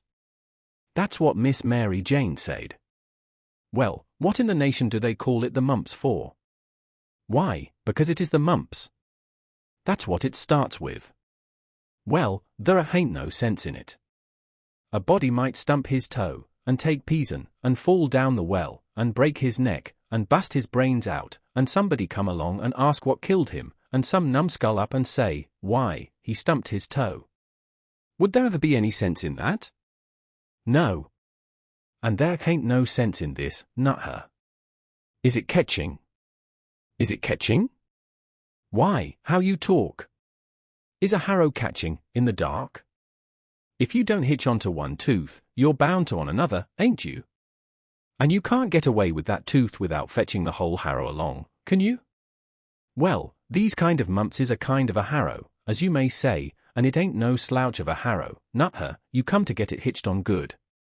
Well, it's awful, I think, says the hare-lip. I'll go to Uncle Harvey, Ann. Oh, yes, I says, I would. Of course I would. I wouldn't lose no time. Well, why wouldn't you? Just look at it a minute, and maybe you can see. Hain't he your uncles obliged to get along home to England as fast as they can? And do you reckon they'd be mean enough to go off and leave you to go all that journey by yourselves? You know they'll wait for you. So fur, so good. Your Uncle Harvey's a preacher, ain't he? Very well, then, is a preacher going to deceive a steamboat clerk? Is he going to deceive a ship clerk so as to get them to let Miss Mary Jane go aboard? Now you know he ain't. What will he do, then? Why, he'll say, "It's a great pity, but my church matters has got to get along the best way they can, for my niece has been exposed to the dreadful pluribus unum mumps, and so it's my bounden duty to set down here and wait the 3 months it takes to show on her if she's got it. But never mind, if you think it's best to tell your Uncle Harvey. Shucks, and stay fooling around here when we could all be having good times in England whilst we was waiting to find out whether Mary Jane's got it or not. Why, you talk like a muggins. Well, anyway, maybe you'd better tell some of the neighbours. Listen at that, now. You do beat all for natural stupidness. Can't you see that they'd go and tell? There ain't no way but just to not tell anybody at all. Well, maybe you're right, yes, I judge you are right. But I reckon we ought to tell Uncle Harvey she's gone out a while, anyway, so he won't be uneasy about her. Yes, Miss Mary Jane she wanted you to do that. She says, tell them to give Uncle Harvey and William my love and a kiss, and say I've run over the river to see Mr. What is the name of that rich family your Uncle Peter used to think so much of, I mean the one that. Why, you must mean the Apthorpes, ain't it? Of course, bother them kind of names, a body can't ever seem to remember them, half the time, somehow. "Yes," she said, "say she has run over for to ask the Apthorps to be sure and come to the auction and buy this house, because she allowed her Uncle Peter would ruther they had it than anybody else, and she's going to stick to them till they say they'll come, and then, if she ain't too tired, she's coming home, and if she is, she'll be home in the morning anyway." She said, "Don't say nothing about the Proctors, but only about the Apthorps, which'll be perfectly true, because she is going there to speak about their buying the house. I know it, because she told me so herself." "All right," they said, and cleared out to lay for their uncles, and give them the love and the kisses, and tell them the message. Everything was all right now. The girls wouldn't say nothing because they wanted to go to England, and the King and the Duke would ruther Mary Jane was off working for the auction than around in reach of Dr. Robinson. I felt very good. I judged I had done it pretty neat. I reckon Tom Sawyer couldn't have done it no neater himself. Of course he would have throwed more style into it, but I can't do that very handy, not being brung up to it. Well, they held the auction in the public square along towards the end of the afternoon, and it strung along, and the old man he was on hand and looking his level pissinist, up there long side of the auctioneer, and chipping in a little scripture now and then, or a little goody-goody saying of some kind, and the Duke he was around goo-gooing for sympathy all he knowed how, and just spreading himself genially. But by and by the thing dragged through, and everything was sold, everything but a little old trifling lot in the graveyard. So they'd got to work that off. I never see such a giraffe as the King was for wanting to swallow everything. Well, whilst they was at it a steamboat landed, and in about 2 minutes up comes a crowd whooping and yelling and laughing and carrying on, and singing out, "Here's your opposition line. Here's your 2 sets o' heirs to old Peter Wilkes, and you pays your money and you takes your choice." Chapter 29. They was fetching a very nice-looking old gentleman along, and a nice-looking younger one, with his right arm in a sling. And, my souls, how the people yelled and laughed, and kept it up. But I didn't see no joke about it, and I judged it would strain the Duke and the King some to see any. I reckoned they'd turn pale. But no, nary a pale did they turn. The Duke he never let on he suspicioned what was up, but just went a-goo-gooing around, happy and satisfied, like a jug that's googling out buttermilk, and as for the King, he just gazed and gazed down sorrowful on them newcomers like it give him the stomachache in his very heart to think there could be such frauds and rascals in the world. Oh, he done it admirable. Lots of the principal people gathered around the King, to let him see they was on his side. That old gentleman that had just come looked all puzzled to death. Pretty soon he begun to speak, and I see straight off he pronounced like an Englishman, not the King's way, though the King's was pretty good for an imitation. I can't give the old gent's words, nor I can't imitate him, but he turned around to the crowd, and says, about like this. "This is a surprise to me which I wasn't looking for, and I'll acknowledge, candid and frank, I ain't very well fixed to meet it and answer it, for my brother and me has had misfortunes, his broke his arm, and our baggage got put off at a town above here last night in the night by a mistake. I am Peter Wilkes' brother Harvey, and this is his brother William, which can't hear nor speak, and can't even make signs to amount to much, nowty he's only got one hand to work them with. We are who we say we are, and in a day or two, when I get the baggage, I can prove it. But up till then I won't say nothing more, but go to the hotel and wait." So him and the new dummy started off, and the King he laughs, and blethers out. Broke his arm, very likely, ain't it, and very convenient, too, for a fraud that's got to make signs, and ain't learnt how. Lost their baggage. That's mighty good, and mighty ingenious, under the circumstances. So he laughed again, and so did everybody else, except 3 or 4, or maybe half a dozen. One of these was that doctor, another one was a sharp-looking gentleman, with a carpet bag of the old-fashioned kind made out of carpet stuff, that had just come off of the steamboat and was talking to him in a low voice, and glancing towards the King now and then and nodding their heads. It was Levi Bell, the lawyer that was gone up to Louisville, and another one was a big rough husky that come along and listened to all the old gentleman said, and was listening to the King now. And when the King got done this husky up and says, "Say, looky here, if you are Harvey Wilkes, when did you come to this town?" "The day before the funeral, friend," says the King. "But what time o'd day?" "In the evening, 'bout an hour the 2 before sundown." "How'd you come?" "I come down on the Susan Powell from Cincinnati." Well, then, how'd you come to be up at the pint in the morning, in a canoe? I warn't up at the pint in the morning. It's a lie. Several of them jumped for him and begged him not to talk that way to an old man and a preacher. Preacher be hanged, he's a fraud and a liar. He was up at the pint that morning. I live up there, don't I? Well, I was up there, and he was up there. I see him there. He come in a canoe, along with Tim Collins and a boy. The doctor he up and says, "Would you know the boy again if you was to see him, Hines?" I reckon I would, but I don't know. Why, yonder he is, now. I know him perfectly easy. It was me he pointed at. The doctor says, "Neighbors, I don't know whether the new couple is frauds or not, but if these two ain't frauds, I am an idiot, that's all. I think it's our duty to see that they don't get away from here till we've looked into this thing. Come along, Hines, come along, the rest of you. We'll take these fellows to the tavern and affront them with t'other couple, and I reckon we'll find out something before we get through." It was nuts for the crowd, though maybe not for the king's friends, so we all started. It was about sundown. The doctor he led me along by the hand, and was plenty kind enough, but he never let go my hand. We all got in a big room in the hotel, and lit up some candles, and fetched in the new couple. First, the doctor says, "I don't wish to be too hard on these two men, but I think they're frauds, and they may have accomplices that we don't know nothing about. If they have, won't the accomplices get away with that bag of gold Peter Wilkes left? It ain't unlikely.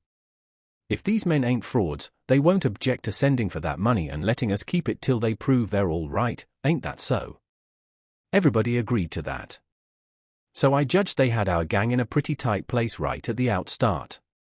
But the king he only looked sorrowful, and says, "Gentlemen, I wish the money was there, for I ain't got no disposition to throw anything in the way of a fair, open, out-and-out investigation o' this miserable business, but, alas, the money ain't there. You can send and see, if you want to." "Where is it, then?" "Well, when my niece give it to me to keep for her I took and hid it inside o' the straw tick o's my bed, not wishing it to bank it for the few days we'd be here, and considering the bed a safe place, we not being used to Naz, and suppoen rem honest, like servants in England. The Naz stole it the very next morning after I had went downstairs, and when I sold I hadn't missed the money yet, so they got clean away with it. My servant here can tell you about it, gentlemen." The doctor and several said shucks, and I see nobody didn't altogether believe him. One man asked me if I see the Naz steal it. I said no, but I see them sneaking out of the room and hustling away, and I never thought nothing, only I reckoned they was afraid they had waked up my master and was trying to get away before he made trouble with them. That was all they asked me. Then the doctor whirls on me and says, "Are you English, too?" I says yes, and him and some others laughed, and said, "Stuff." Well, then they sailed in on the general investigation, and there we had it, up and down, hour in, hour out, and nobody never said a word about supper, nor ever seemed to think about it, and so they kept it up, and it was the worst mixed-up thing you ever see. They made the king tell his yarn, and they made the old gentleman tell his en, and anybody but a lot of prejudiced chuckleheads would have seen that the old gentleman was spinning truth and t'other one lies. And by they had me up to tell what I knowed. The king he give me a left-handed look out of the corner of his eye, and so I knowed enough to talk on the right side. I begun to tell about Sheffield, and how we lived there, and all about the English Wilkses, and so on, but I didn't get pretty fur till the doctor begun to laugh, and Levi Bell, the lawyer, says, "Set down, my boy, I wouldn't strain myself if I was you.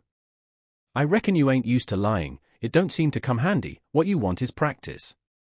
You do it pretty awkward." I didn't care nothing for the compliment, but I was glad to be let off, anyway. The doctor he started to say something, and turns and says, "If you'd been in town at first, Levi Bell," the king broke in and reached out his hand, and says, "Why, is this my poor dead brother's old friend that he's wrote so often about?" The lawyer and him shook hands, and the lawyer smiled and looked pleased, and they talked right along a while, and then got to one side and talked low, and at last the lawyer speaks up and says, "That'll fix it. I'll take the order and send it, along with your brothers, and then they'll know it's all right." So they got some paper and a pen, and the king he sat down and twisted his head to one side, and chawed his tongue, and scrawled off something, and then they give the pen to the duke, and then for the first time the duke looked sick. But he took the pen and wrote. So then the lawyer turns to the new old gentleman and says, "You and your brother please write a line or two and sign your names." The old gentleman wrote, but nobody couldn't read it.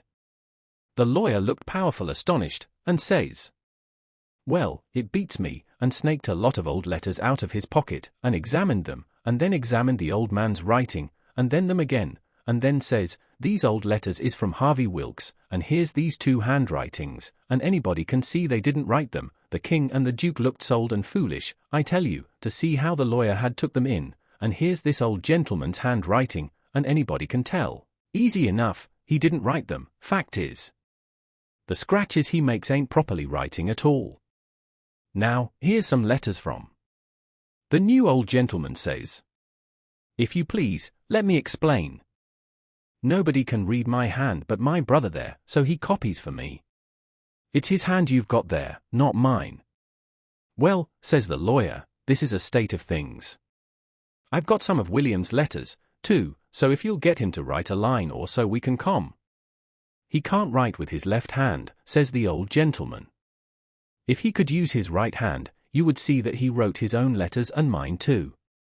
Look at both, please, they're by the same hand." The lawyer done it, and says, "I believe it's so, and if it ain't so, there's a heap stronger resemblance than I'd noticed before, anyway. Well, well, well. I thought we was right on the track of a solution, but it's gone to grass, partly.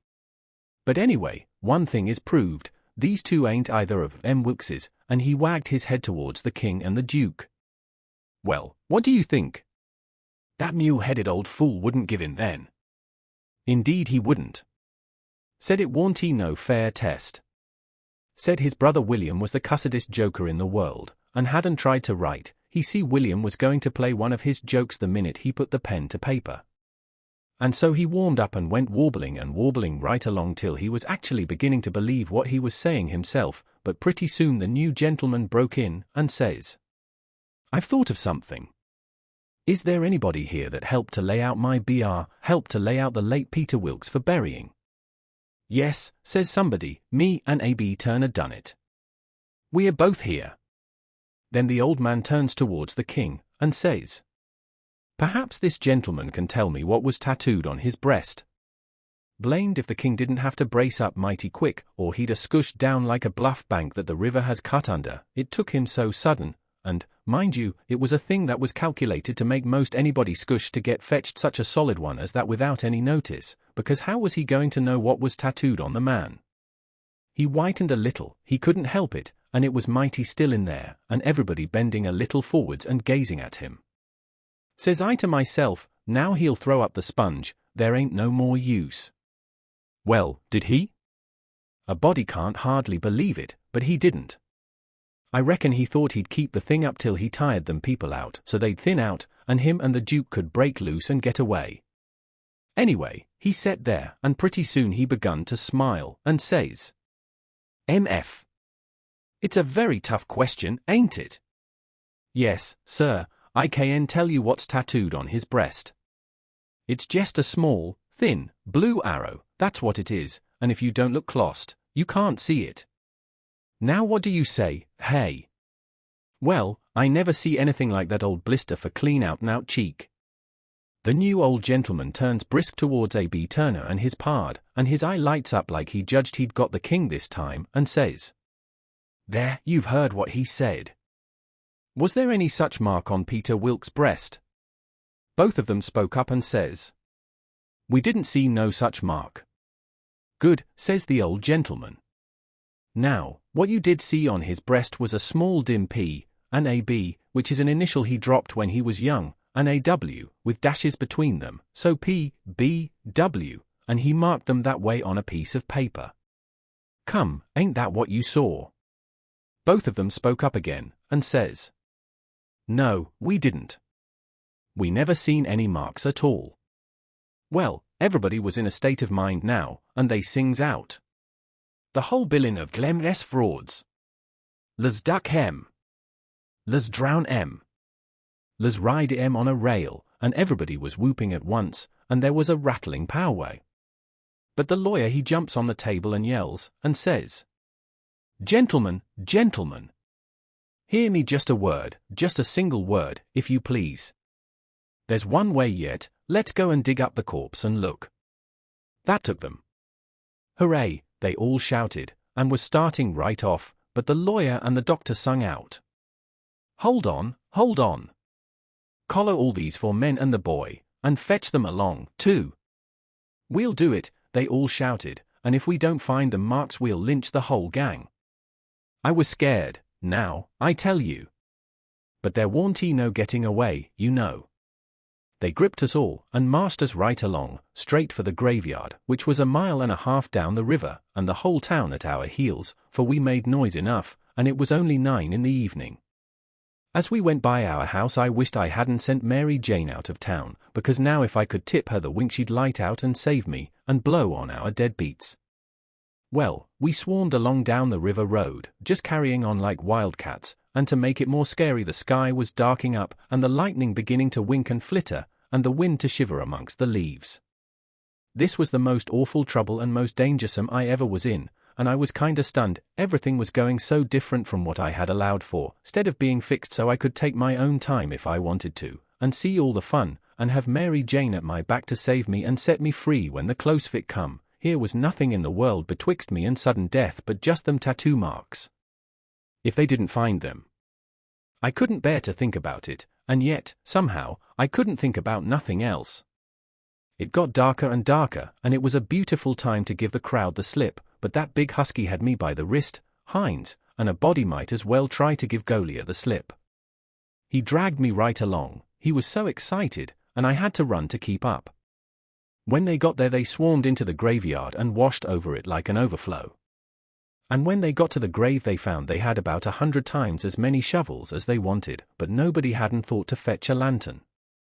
But they sailed into digging anyway by the flicker of the lightning, and sent a man to the nearest house, 1/2 mile off, to borrow one.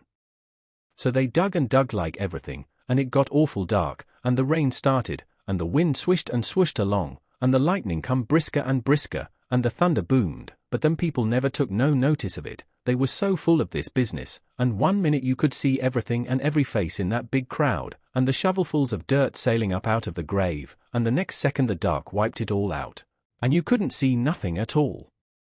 At last they got out the coffin and begun to unscrew the lid, and then such another crowding and shouldering and shoving as there was, to scrouge in and get a sight you never see, and in the dark, that way, it was awful. Hines he hurt my wrist dreadful pulling and tugging so, and I reckon he clean forgot I was in the world, he was so excited and panting. All of a sudden the lightning let go a perfect sluice of white glare, and somebody sings out, "By the living jingo, here's the bag of gold on his breast." Hines let out a whoop, like everybody else, and dropped my wrist and give a big surge to bust his way in and get a look, and the way I lit out and shinned for the road in the dark there ain't nobody can tell.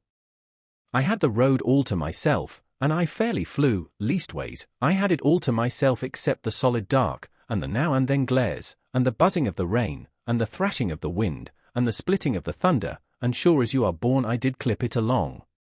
When I struck the town I see there warn't nobody out in the storm, so I never hunted for no back streets, but humped it straight through the main one, and when I begun to get towards our house I aimed my eye and set it. No light there, the house all dark, which made me feel sorry and disappointed, I didn't know why. But at last, just as I was sailing by, flash comes the light in Mary Jane's window. And my heart swelled up sudden, like to bust, and the same second the house and all was behind me in the dark, and wasn't ever going to be before me no more in this world. She was the best girl I ever see, and had the most sand. The minute I was far enough above the town to see I could make the tow head, I begun to look sharp for a boat to borrow, and the first time the lightning showed me one that wasn't chained I snatched it and shoved. It was a canoe, and warn't fastened with nothing but a rope. The towhead was a rattling big distance off, away out there in the middle of the river, but I didn't lose no time, and when I struck the raft at last I was so fagged I would have just laid down to blow and gasp if I could afforded it. But I didn't. As I sprung aboard I sung out, "Out with you, Jim, and set her loose. Glory be to goodness, we're shut of them. Jim lit out, and was coming for me with both arms spread. He was so full of joy, but when I glimpsed him in the lightning my heart shot up in my mouth and I went overboard backwards, for I forgot he was old King Lear and a drowned Arab all in one, and it most scared the livers and lights out of me. But Jim fished me out, and was going to hug me and bless me, and so on. He was so glad I was back and we was shut of the king and the duke, but I says, "Not now, have it for breakfast, have it for breakfast. Cut loose and let her slide." So in 2 seconds away we went sliding down the river, and it did seem so good to be free again and all by ourselves on the big river, and nobody to bother us.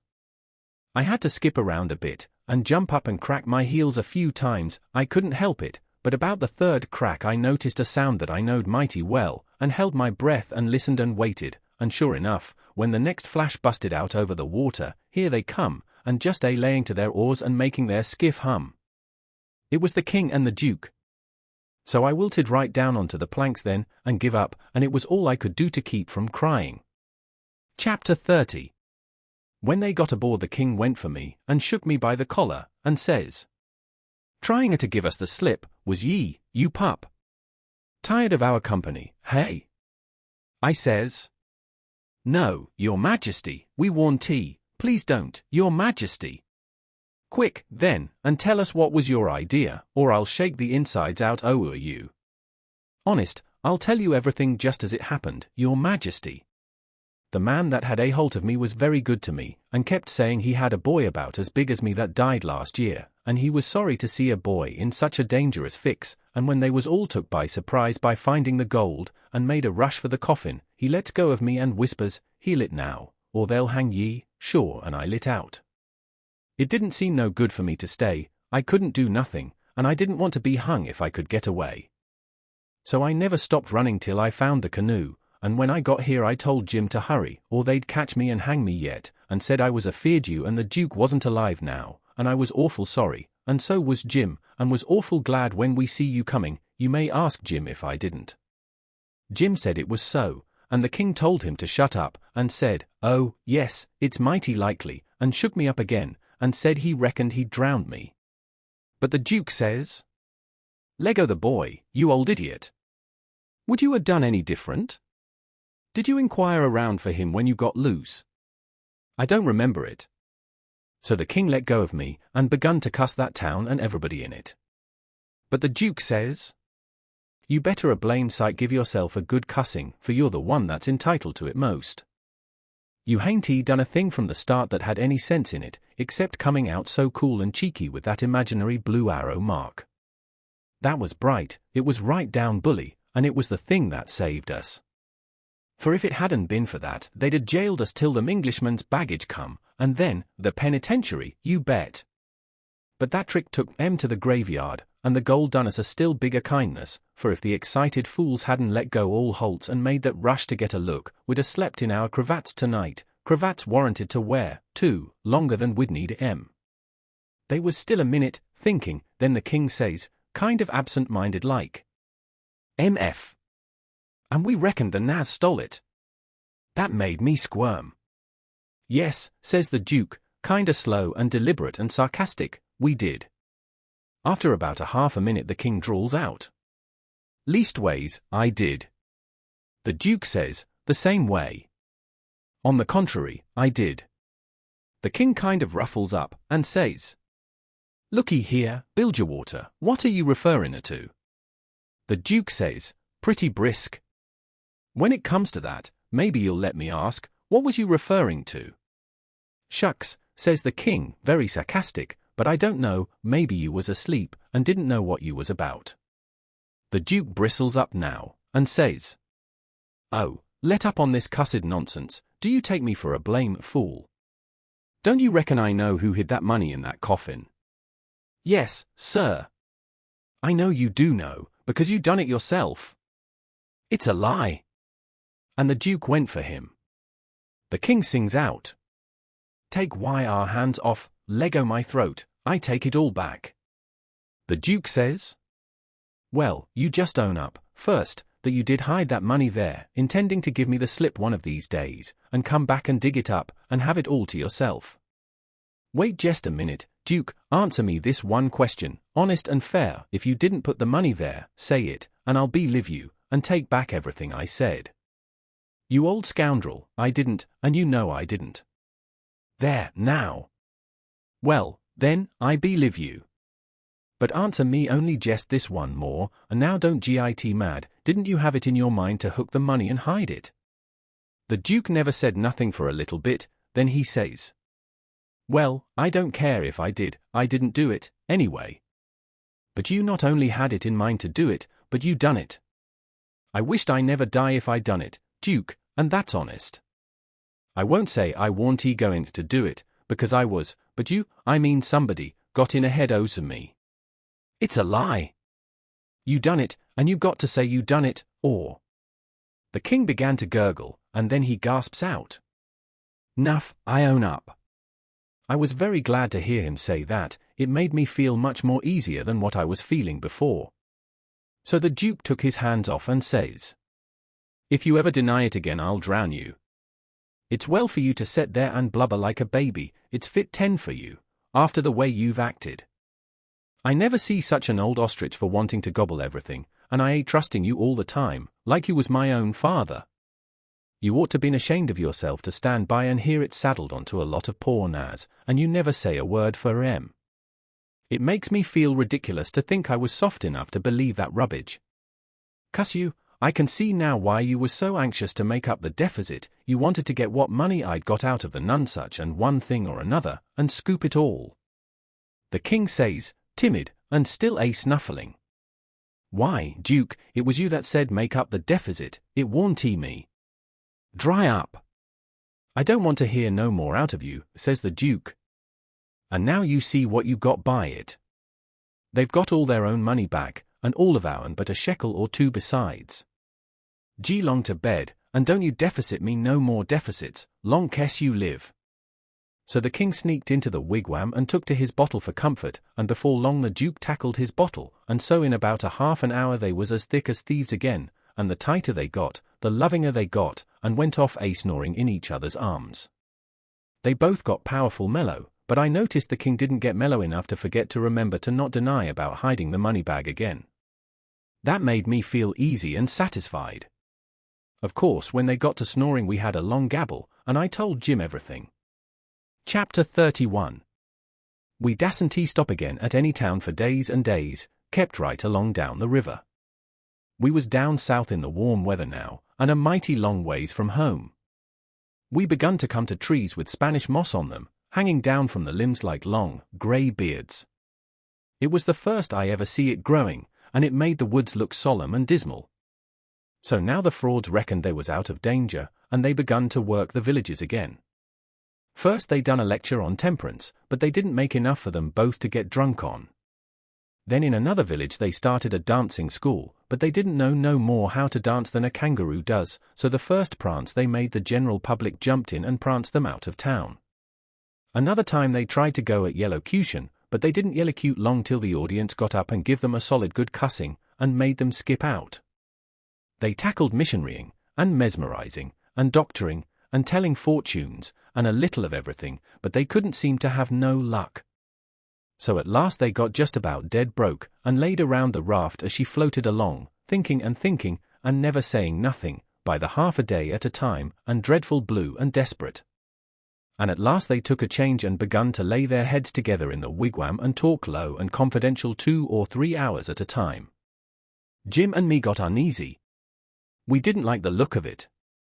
We judged they was studying up some kind of worse deviltry than ever. We turned it over and over, and at last we made up our minds they was going to break into somebody's house or store, or was going into the counterfeit money business, or something. So then we was pretty scared, and made up an agreement that we wouldn't have nothing in the world to do with such actions, and if we ever got the least show we would give them the cold shake and clear out and leave them behind. Well, early one morning we hid the raft in a good, safe place about 2 miles below a little bit of a shabby village named Pikesville, and the king he went ashore and told us all to stay hid whilst he went up to town and smelt around to see if anybody had got any wind of the royal nonsuch there yet. House to rob, you mean, says I to myself, and when you get through robbing it you'll come back here and wonder what has become of me and Jim and the raft, and you'll have to take it out in wondering. And he said if he warn't he back by midday the Duke and me would know it was all right, and we was to come along. So we stayed where we was. The Duke he fretted and sweated around, and was in a mighty sour way. He scolded us for everything, and we couldn't seem to do nothing right, he found fault with every little thing. Something was brewing, sure. I was good and glad when midday come and no king, we could have a change, anyway, and maybe a chance for the change on top of it. So me and the Duke went up to the village, and hunted around there for the king, and by we found him in the back room of a little low doggery, very tight, and a lot of loafers bully-ragging him for sport, and he cussing and threatening with all his might, and so tight he couldn't walk, and couldn't do nothing to them. The Duke he begun to abuse him for an old fool, and the king begun to sass back, and the minute they was fairly at it I lit out and shook the reefs out of my hind legs, and spun down the river road like a deer, for I see our chance, and I made up my mind that it would be a long day before they ever see me and Jim again. I got down there all out of breath but loaded up with joy, and sung out, "Set her loose, Jim! We're all right now." But there warn't no answer, and nobody come out of the wigwam. Jim was gone. I set up a shout, and then another one, and run this way and that in the woods, whooping and screeching, but it warn't no use, old Jim was gone. Then I set down and cried, I couldn't help it. But I couldn't set still long. Pretty soon I went out on the road, trying to think what I'd better do, and I run across a boy walking, and asked him if he'd seen a strange na dress so, and he says, "Yes." "Whereabouts?" says I. "Down to Silas Phelps' place, 2 mile below here. He's a runaway now, and they've got him." "Was you looking for him?" "You bet I ain't. I run across him in the woods about an hour or 2 ago, and he said if I hollered he'd cut my livers out, and told me to lay down and stay where I was, and I done it. Been there ever since, afeard to come out. Well, he says, you needn't be afeard no more, because they've got him. He run off FN down south, SOMers. It's a good job they got him. Well, I reckon. There's $200 reward on him. It's like picking up money out in the road. Yes, it is, and I could 'a' had it if I'd been big enough. I see him first. Who nailed him? It was an old fellow, a stranger, and he sold out his chance in him for $40, because he's got to go up the river and can't wait. Think o' that, now. You bet I'd wait, if it was 7 year. That's me, every time, says I'd, but maybe his chance ain't worth no more than that, if he'll sell it so cheap. Maybe there's something ain't straight about it. But it is, though, straight as a string. I see the handbill myself. It tells all about him, to a dot, paints him like a picture, and tells the plantation he's from, below New Orleans. No siree, Bob, they ain't no troubles about that speculation, you bet you. Say, gimme a chaw tobacco, won't ye? I didn't have none, so he left. I went to the raft, and sat down in the wigwam to think. But I couldn't come to nothing. I thought till I wore my head sore, but I couldn't see no way out of the trouble.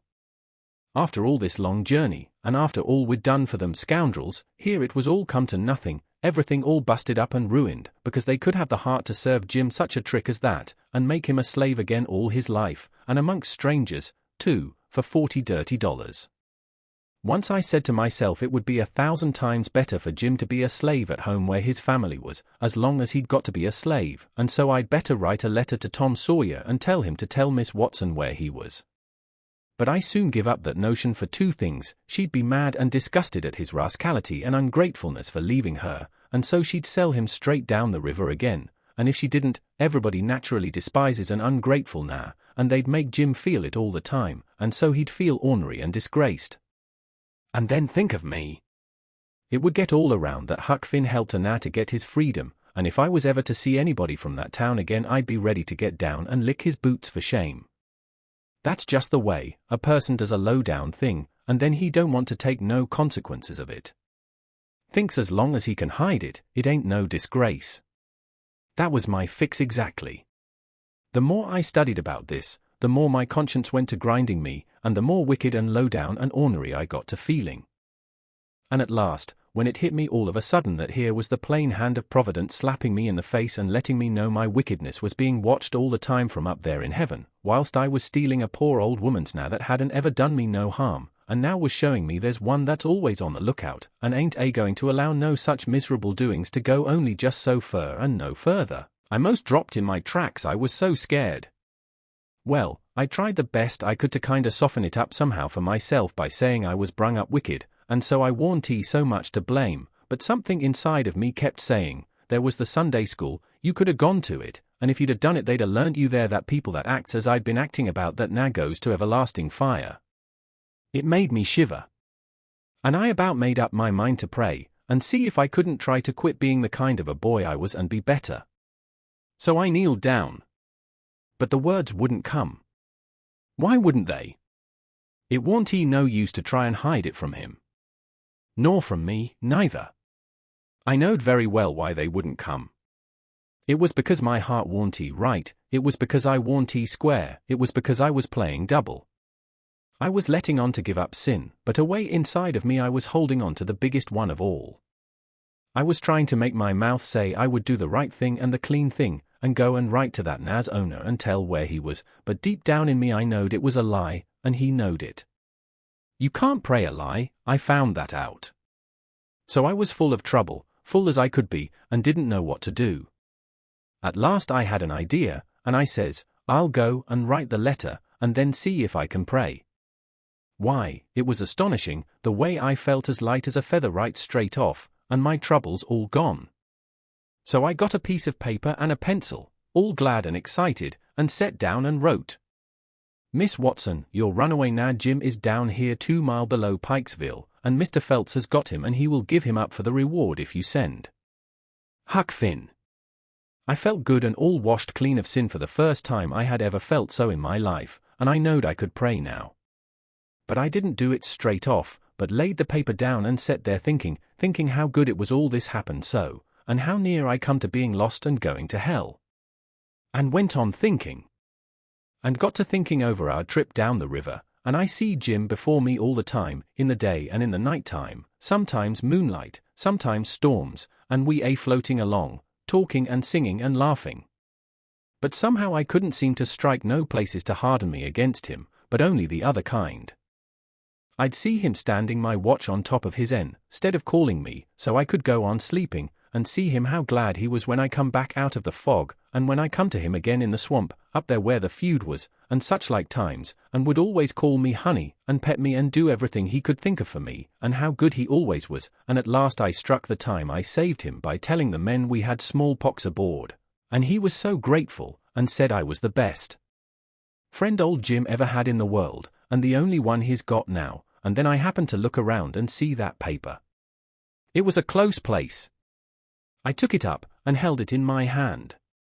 I was trembling, because I'd got to decide, forever, betwixt 2 things, and I knowed it. I studied a minute, sort of holding my breath, and then says to myself, all right, then, I'll go to hell, and tore it up. It was awful thoughts and awful words, but they was said. And I let them stay said, and never thought no more about reforming. I shoved the whole thing out of my head, and said I would take up wickedness again, which was in my line, being brung up to it, and the other warranty. And for a starter I would go to work and steal Jim out of slavery again, and if I could think up anything worse, I would do that, too, because as long as I was in, and in for good, I might as well go the whole hog. Then I set to thinking over how to get at it, and turned over some considerable many ways in my mind, and at last fixed up a plan that suited me. So then I took the bearings of a woody island that was down the river a piece, and as soon as it was fairly dark I crept out with my raft and went for it, and hid it there, and then turned in.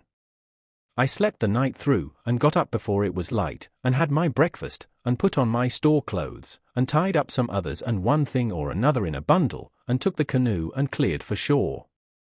I landed below where I judged was Phelps's place, and hid my bundle in the woods, and then filled up the canoe with water, and loaded rocks into her and sunk her where I could find her again when I wanted her, about 1/4 of a mile below a little steam sawmill that was on the bank. Then I struck up the road, and when I pass the mill I see a sign on it, Phelps's sawmill, and when I come to the farmhouses, 200 or 300 yards further along, I kept my eyes peeled, but didn't see nobody around, though it was good daylight now.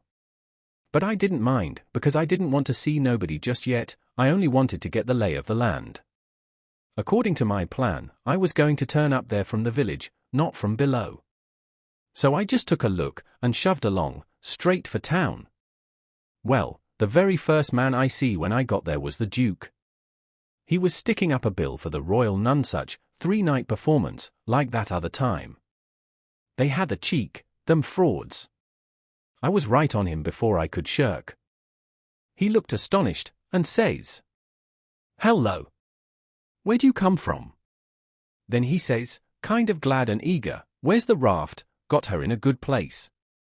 I says, "Why, that's just what I was going to ask your grace." Then he didn't look so joyful, and says, "What was your idea for asking me?" he says. "Well," I says, "when I see the king in that doggery yesterday I says to myself, we can't get him home for hours, till he's soberer, so I went a-loafing around town to put in the time and wait. A man up and offered me 10 cents to help him pull a skiff over the river and back to fetch a sheep, and so I went along, but when we was dragging him to the boat, and the man left me a holt of the rope and went behind him to shove him along, he was too strong for me and jerked loose and run, and we after him. We didn't have no dog, and so we had to chase him all over the country till we tired him out. We never got him till dark, then we fetched him over, and I started down for the raft. When I got there and see it was gone, I says to myself, they've got into trouble and had to leave, and they've took my now, which is the only now I've got in the world, and now I'm in a strange country, and ain't got no property no more, nor nothing, and no way to make my living, so I set down and cried. I slept in the woods all night. But what did become of the raft, then, and Jim, poor Jim? Blamed if I know, that is, what's become of the raft. That old fool had made a trade and got $40, and when we found him in the doggery the loafers had matched $50 with him and got every cent but what he'd spent for whiskey, and when I got him home late last night and found the raft gone, we said, that little rascal has stole our raft and shook us, and run off down the river. I wouldn't shake my now, would I, the only now I had in the world, and the only property. We never thought of that. Fact is, I reckon we'd come to consider him our now, yes, we did consider him so, goodness knows we had trouble enough for him. So when we see the raft was gone and we flat broke, there warn't he anything for it but to try the Royal Nonsuch another shake. And I've pegged along ever since, dry as a powder horn. Where's that 10 cents? Give it here. I had considerable money, so I give him 10 cents, but begged him to spend it for something to eat, and give me some, because it was all the money I had, and I hadn't had nothing to eat since yesterday. He never said nothing. The next minute he whirls on me and says, "Do you reckon that now would blow on us?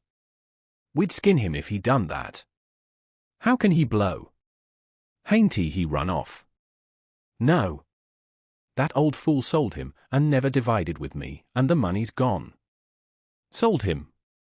I says, and begun to cry. Why, he was mine now, and that was my money. "Where is he? I want my now." "Well, you can't get your now, that's all, so dry up your blubbering. Looky here, do you think you'd venture to blow on us?" "Blamed if I think I'd trust you." "Why, if you was to blow on us?" He stopped, but I never see the Duke look so ugly out of his eyes before. I went on whimpering, and says, "I don't want to blow on nobody, and I ain't got no time to blow, nohow. I got to turn out and find my now." He looked kinda bothered, and stood there with his bills fluttering on his arm, thinking, and wrinkling up his forehead. At last he says, "I'll tell you something.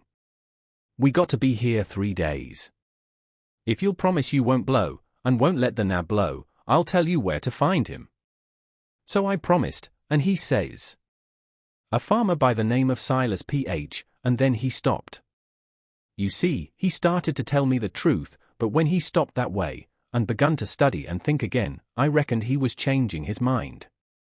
And so he was. He wouldn't trust me, he wanted to make sure of having me out of the way the whole 3 days. So pretty soon he says, The man that bought him is named Abram Foster, Abram Gene Foster, and he lives 40 mile back here in the country, on the road to Lafayette. All right, I says, I can walk it in 3 days. And I'll start this very afternoon. No you won't, you'll start now, and don't you lose any time about it, neither, nor do any gabbling by the way. Just keep a tight tongue in your head and move right along, and then you won't get into trouble with us, do ye hear? That was the order I wanted, and that was the one I played for. I wanted to be left free to work my plans. So clear out, he says, and you can tell Mr. Foster whatever you want to. Maybe you can get him to believe that Jim is your some idiots don't require documents, leastways I've heard there's such down south here. And when you tell him the handle and the reward's bogus, maybe he'll believe you when you explain to him what the idea was for getting em out.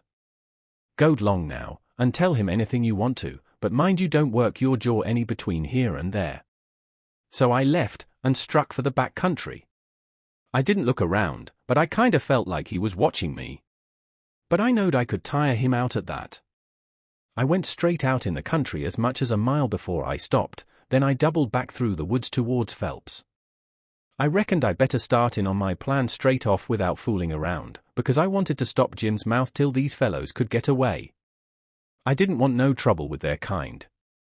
I'd seen all I wanted to of them, and wanted to get entirely shut of them. Chapter 32. When I got there it was all still and Sunday-like, and hot and sunshiny. The hands was gone to the fields, and there was them kind of faint dronings of bugs and flies in the air that makes it seem so lonesome and like everybody's dead and gone, and if a breeze fans along and quivers the leaves it makes you feel mournful, because you feel like it's spirits whispering, spirits that's been dead ever so many years, and you always think they're talking about you. As a general thing it makes a body wish he was dead, too, and done with it all. Phelps was one of these little one-horse cotton plantations, and they all look alike.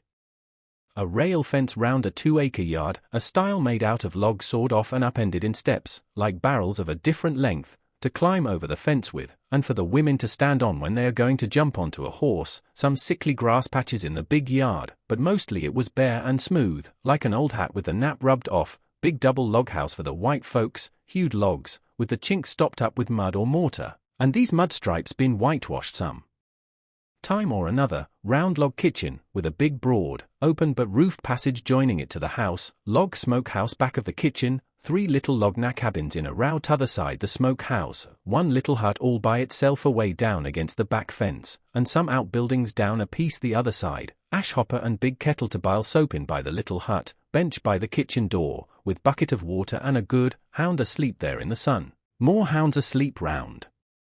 About 3 shade trees away off in a corner, some currant bushes and gooseberry bushes in one place by the fence, outside of the fence a garden and a watermelon patch, then the cotton fields begins, and after the fields the woods. I went around and clumb over the back stile by the ash hopper, and started for the kitchen. When I got a little ways I heard the dim hum of a spinning wheel wailing along up and sinking along down again, and then I knowed for certain I wished I was dead, for that is the lonesomest sound in the whole world. I went right along, not fixing up any particular plan, but just trusting to Providence to put the right words in my mouth when the time come, for I'd noticed that Providence always did put the right words in my mouth if I left it alone. When I got halfway, first one hound and then another got up and went for me, and of course I stopped and faced them, and kept still. And such another powwow as they made. In a quarter of a minute I was a kind of a hub of a wheel, as you may say, spokes made out of dogs, circle of 15 of them packed together around me, with their necks and noses stretched up towards me, barking and howling, and more coming. You could see them sailing over fences and around corners from everywheres. And now woman come tearing out of the kitchen with a rolling pin in her hand, singing out, "Begone you Tige! You Spot!"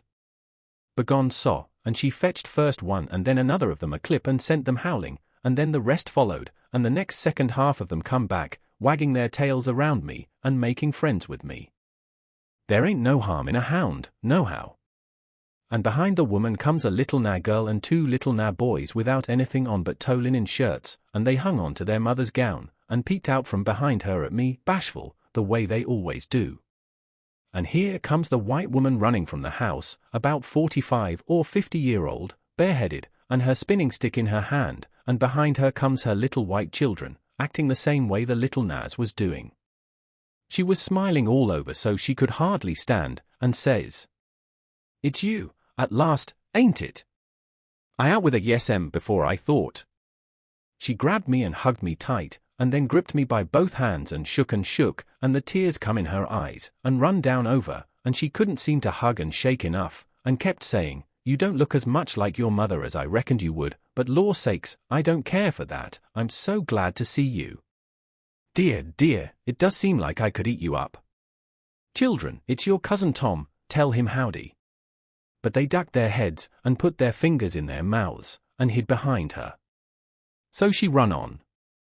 "Liza, hurry up and get him a hot breakfast right away, or did you get your breakfast on the boat?" I said I had got it on the boat. So then she started for the house, leading me by the hand, and the children tagging after. When we got there she set me down in a split-bottom chair, and set herself down on a little low stool in front of me, holding both of my hands, and says, "Now I can have a good look at you, and, laws Amy, I've been hungry for it a many a time, all these long years, and it's come at last. We been expecting you a couple of days and more. What kept you, boat get aground?" "Yes, she." "Don't say yes, say Aunt Sally." "Where'd she get aground?" I didn't rightly know what to say, because I didn't know whether the boat would be coming up the river or down. But I go a good deal on instinct, and my instinct said she would be coming up, from down towards Orleans. That didn't help me much, though, for I didn't know the names of bars down that way. I see I'd got to invent a bar, or forget the name of the one we got aground on, or, now I struck an idea, and fetched it out. It warn't either grounding, that didn't keep us back but a little. We blowed out a cylinder head. Good gracious! Anybody hurt? No, Killed her now. Well, it's lucky, because sometimes people do get hurt. 2 years ago last Christmas your Uncle Silas was coming up from New Orleans on the old Lally Rook, and she blowed out a cylinder head and crippled a man. And I think he died afterwards. He was a Baptist. Your Uncle Silas knowed a family in Baton Rouge that knowed his people very well. Yes, I remember now, he did die. Mortification set in, and they had to amputate him. But it didn't save him. Yes, it was mortification, that was it. He turned blue all over, and died in the hope of a glorious resurrection. They say he was a sight to look at. Your uncle's been up to the town every day to fetch you. And he's gone again, not more'n an hour ago, he'll be back any minute now. You must have met him on the road, didn't you, oldish man, with her? No, I didn't see nobody, Aunt Sally. The boat landed just at daylight, and I left my baggage on the wharf boat and went looking around the town and out a piece in the country, to put in the time and not get here too soon, and so I come down the back way. Who'd you give the baggage to? Nobody. Why, child, it'll be stole. Not where I hid it, I reckon it won't, I says. How'd you get your breakfast so early on the boat? It was kinda thin ice, but I says. The captain see me standing around, and told me I better have something to eat before I went ashore, so he took me in the Texas to the officer's lunch, and give me all I wanted. I was getting so uneasy I couldn't listen good. I had my mind on the children all the time, I wanted to get them out to one side and pump them a little, and find out who I was. But I couldn't get no show, Mrs. Phelps kept it up and run on so. Pretty soon she made the cold chills streak all down my back, because she says, "But here we're a-running on this way, and you hain't told me a word about Sis, nor any of them. Now I'll rest my works a little, and you start up yon, just tell me everything, tell me all about them all every one of em, and how they are, and what they're doing, and what they told you to tell me, and every last thing you can think of." Well, I see I was up a stump, and up it good. Providence had stood by me this fur all right, but I was hard and tight aground now. I see it warn't a bit of use to try to go ahead, I'd got to throw up my hand. So I says to myself, here's another place where I got to resk the truth. I opened my mouth to begin, but she grabbed me and hustled me in behind the bed, and says, "Here he comes. Stick your head down lower, there, that'll do, you can't be seen now. Don't you let on you're here.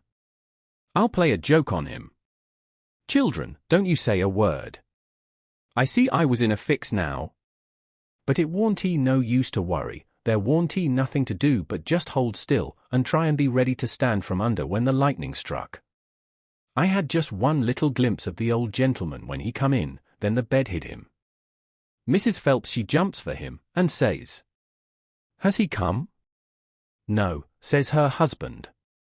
"Goodness gracious," she says, "what in the world can have become of him?"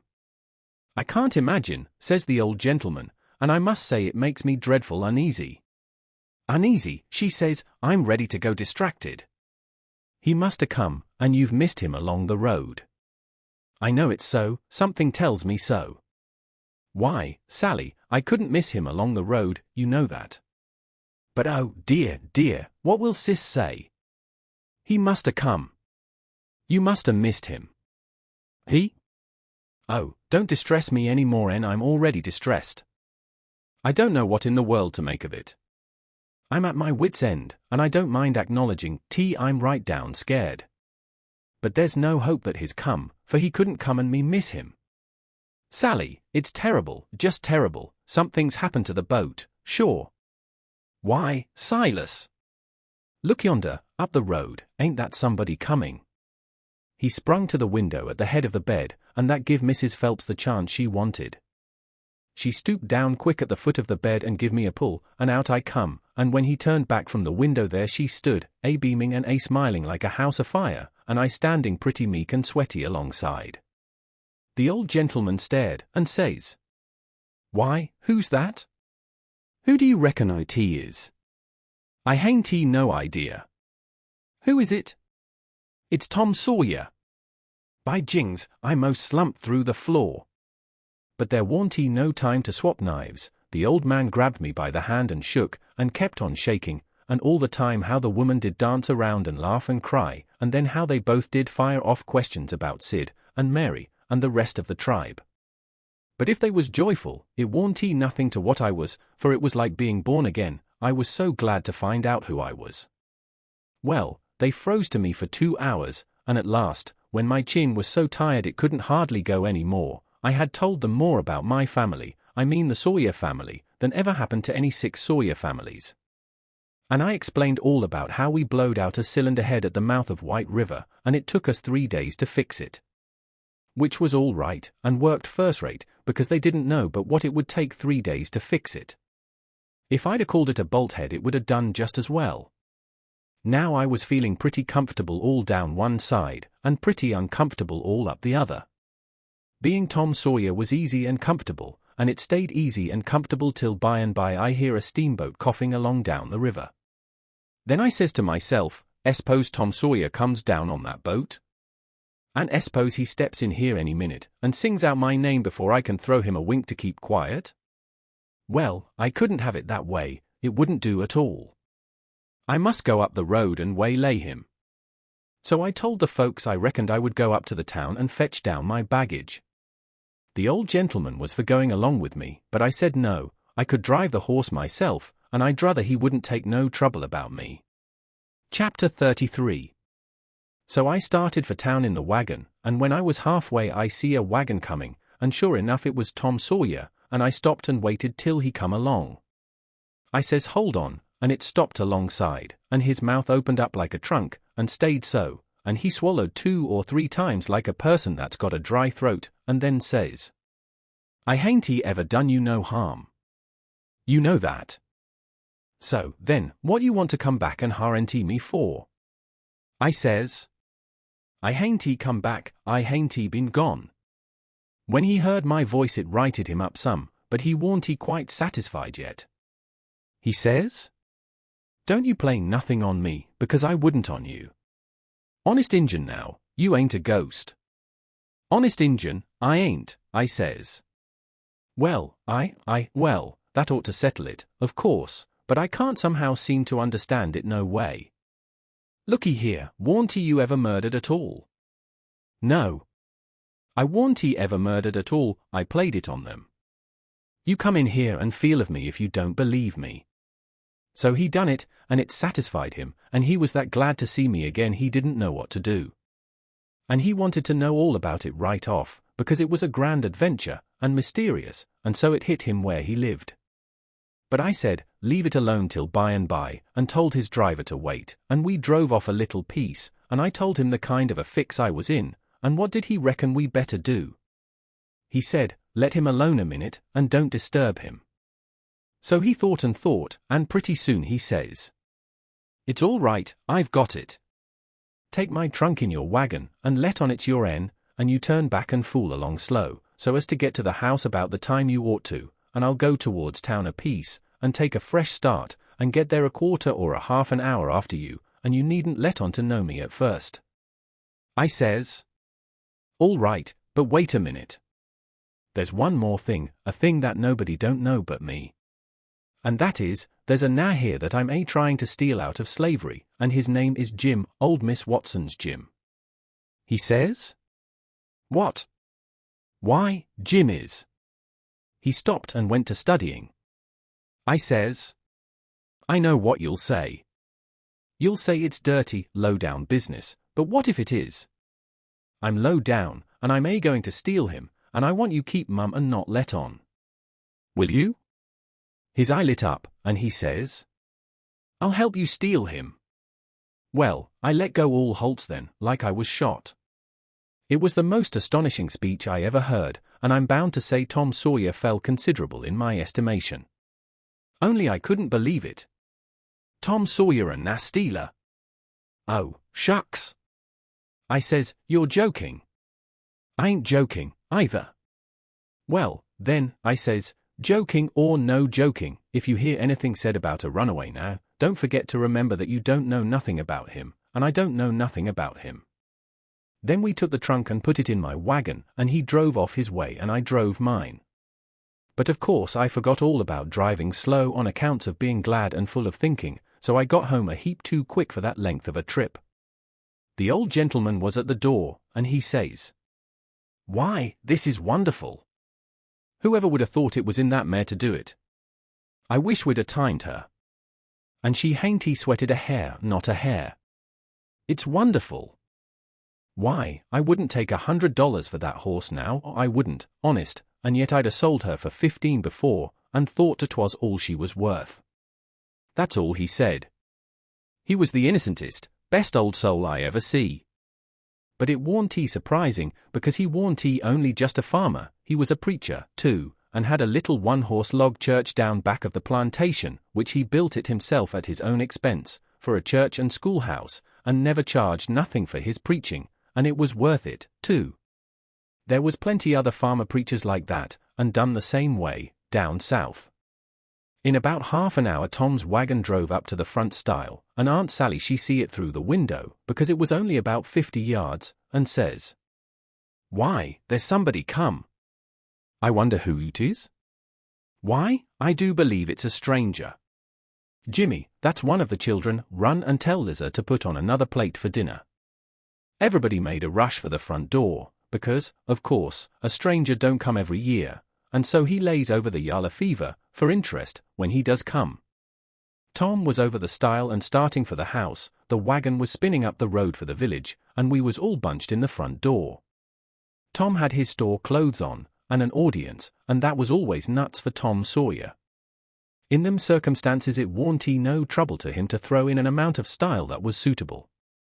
He warn't a boy to meeky along up that yard like a sheep, no, he come cam and important, like the ram. When he got front of us he lifts his hat ever so gracious and dainty, like it was the lid of a box that had butterflies asleep in it and he didn't want to disturb them, and says, Mr. Archibald Nichols, I presume.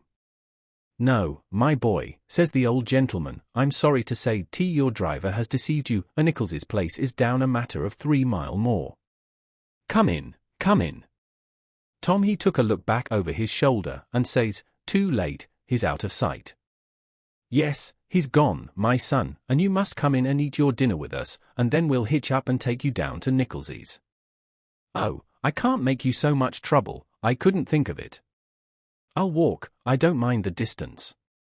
But we won't let you walk, it wouldn't be Southern hospitality to do it. Come right in. Oh, do, says Aunt Sally, it ain't a bit of trouble to us, not a bit in the world. You must stay. It's a long, dusty 3 mile, and we can't let you walk.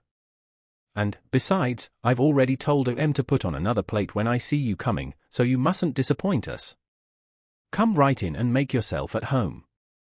So Tom he thanked them very hearty and handsome, and let himself be persuaded, and come in, and when he was in he said he was a stranger from Hicksville, Ohio, and his name was William Thompson, and he made another bow. Well, he run on, and on, and on, making up stuff about Hicksville and everybody in it he could invent, and I getting a little nervous, and wondering how this was going to help me out of my scrape, and at last, still talking along, he reached over and kissed Aunt Sally right on the mouth, and then settled back again in his chair comfortable, and was going on talking, but she jumped up and wiped it off with the back of her hand, and says, "You audacious puppy." He looked kind of hurt, and says, "I'm surprised at you, Emmem. You're SRP, why, what do you reckon I am? I've a good notion to take and say, what do you mean by kissing me?" He looked kind of humble, and says, "I didn't mean nothing, Emmem. I didn't mean no harm. I thought you'd like it." "Why, you born fool." She took up the spinning stick, and it looked like it was all she could do to keep from giving him a crack with it. "What made you think I'd like it?" "Well, I don't know. Only, they told me you would." "They told you I would?" "Whoever told you's another lunatic. I never heard the beat of it." "Who's they?" "Why, everybody. They all said so, Emmem." It was all she could do to hold in, and her eyes snapped, and her fingers worked like she wanted to scratch him, and she says, "Who's everybody? Out with their names, or there'll be an idiot short." He got up and looked distressed, and fumbled his hat, and says, "I'm sorry, and I warn't he expecting it. They told me to. They all told me to. They all said, kiss her, and said she'd like it. They all said it, every one of them. But I'm sorry, Emmem, and I won't do it no more, I won't, honest." "You won't you?"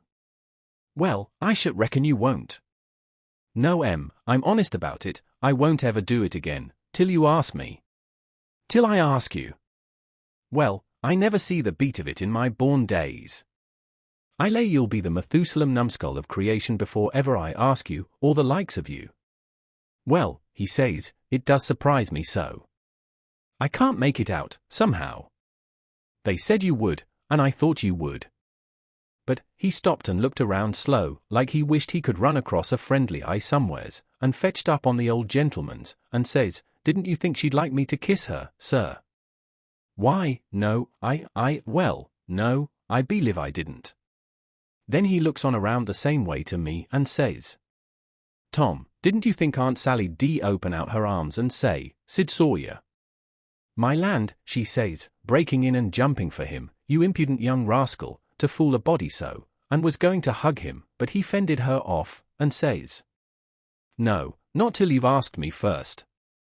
So she didn't lose no time, but asked him, and hugged him and kissed him over and over again, and then turned him over to the old man, and he took what was left. And after they got a little quiet again she says, "Why, dear me, I never see such a surprise. We warn't looking for you at all, but only Tom. Sis never wrote to me about anybody coming but him. It's because it warn't intended for any of us to come but Tom," he says, "but I begged, and at the last minute she let me come, too, so, coming down the river, me and Tom thought it would be a first-rate surprise for him to come here to the house first, and for me to by and by tag along and drop in, and let on to be a stranger. But it was a mistake, Aunt Sally. This ain't no healthy place for a stranger to come. No, not impudent whelps, Sid. You ought to had your jaws boxed, I hain't been so put out since I don't know when. But I don't care, I don't mind the terms, I'd be willing to stand 1,000 such jokes to have you here. Well, to think of that performance!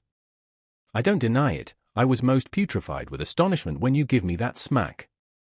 We had dinner out in that broad open passage betwixt the house and the kitchen, and there was things enough on that table for 7 families, and all hot, too, none of your flabby, tough meat that's laid in a cupboard in a damp cellar all night and tastes like a hunk of old cold cannibal in the morning. Uncle Silas he asked a pretty long blessing over it, but it was worth it, and it didn't cool it a bit, neither, the way I've seen them kind of interruptions do lots of times. There was a considerable good deal of talk all the afternoon, and me and Tom was on the lookout all the time, but it warn't no use, they didn't happen to say nothing about any runaway now, and we was afraid to try to work up to it. But at supper, at night, one of the little boys says, "Pa, meant Tom and Sid and me go to the show?" "No," says the old man, "I reckon there ain't going to be any, and you couldn't go if there was, because the runaway now told Burton and me all about that scandalous show, and Burton said he would tell the people, so I reckon they've drove the audacious loafers out of town before this time." So there it was, but I couldn't help it. Tom and me was to sleep in the same room and bed, so, being tired, we bid good night and went up to bed right after supper, and clumb out of the window and down the lightning rod, and shoved for the town, for I didn't believe anybody was going to give the king and the duke a hint, and so if I didn't hurry up and give them one they'd get into trouble sure. On the road Tom he told me all about how it was reckoned I was murdered, and how Pap disappeared pretty soon, and didn't come back no more, and what a stir there was when Jim run away, and I told Tom all about our Royal Nonsuch rapscallions, and as much of the raft voyage as I had time to, and as we struck into the town and up through the middle of it, it was as much as 8:30, then here comes a raging rush of people with torches, and an awful whooping and yelling, and banging tin pans and blowing horns, and we jumped to one side to let them go by, and as they went by I see they had the king and the duke astraddle of a rail, that is, I knowed it was the king and the duke, though they was all over tar and feathers, and didn't look like nothing in the world that was human, just looked like a couple of monstrous big soldier plumes. Well, it made me sick to see it, and I was sorry for them poor pitiful rascals. It seemed like I couldn't ever feel any hardness against them any more in the world. It was a dreadful thing to see. Human beings can be awful cruel to one another. We see we was too late, couldn't do no good. We asked some stragglers about it, and they said everybody went to the show looking very innocent, and laid low and kept dark till the poor old king was in the middle of his cavortings on the stage, then somebody give a signal, and the house rose up and went for them. So we poked along back home, and I warn't feeling so brash as I was before, but kind of ornery, and humble, and to blame, somehow, though I hadn't done nothing.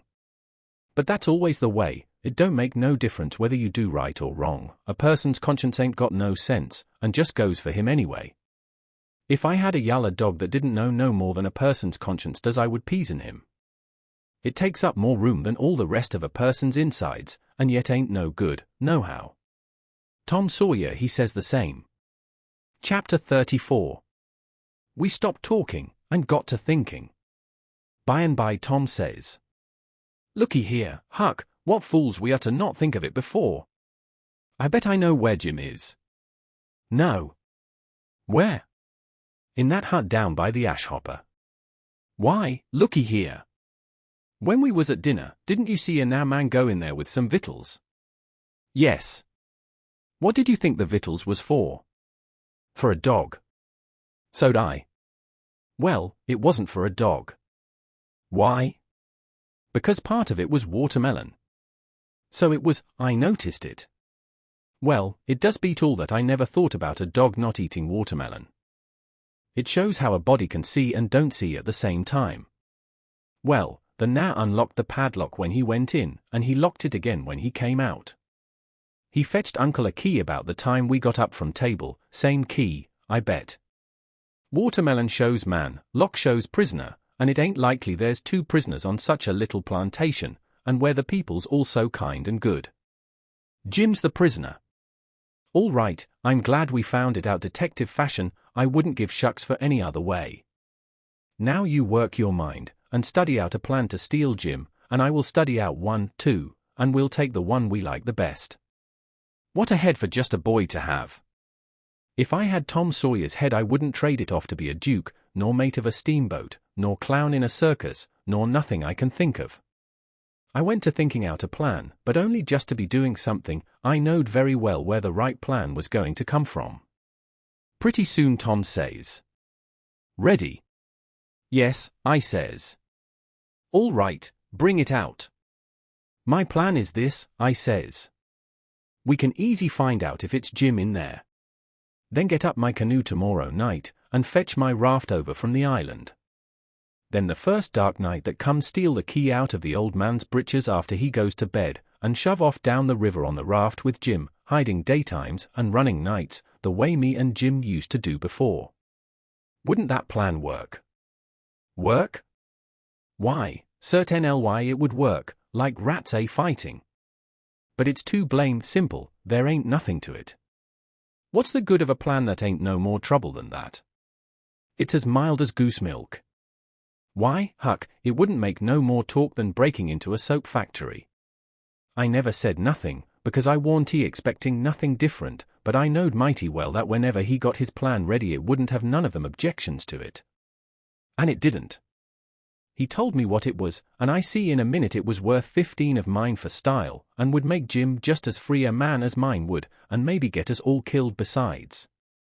So I was satisfied, and said we would waltz in on it. I needn't tell what it was here, because I knowed it wouldn't stay the way it was. I knowed he would be changing it around every which way as we went along, and heaving in new bullinesses wherever he got a chance. And that is what he done. Well, one thing was dead sure, and that was that Tom Sawyer was in earnest, and was actually going to help steal that nar out of slavery. That was the thing that was too many for me.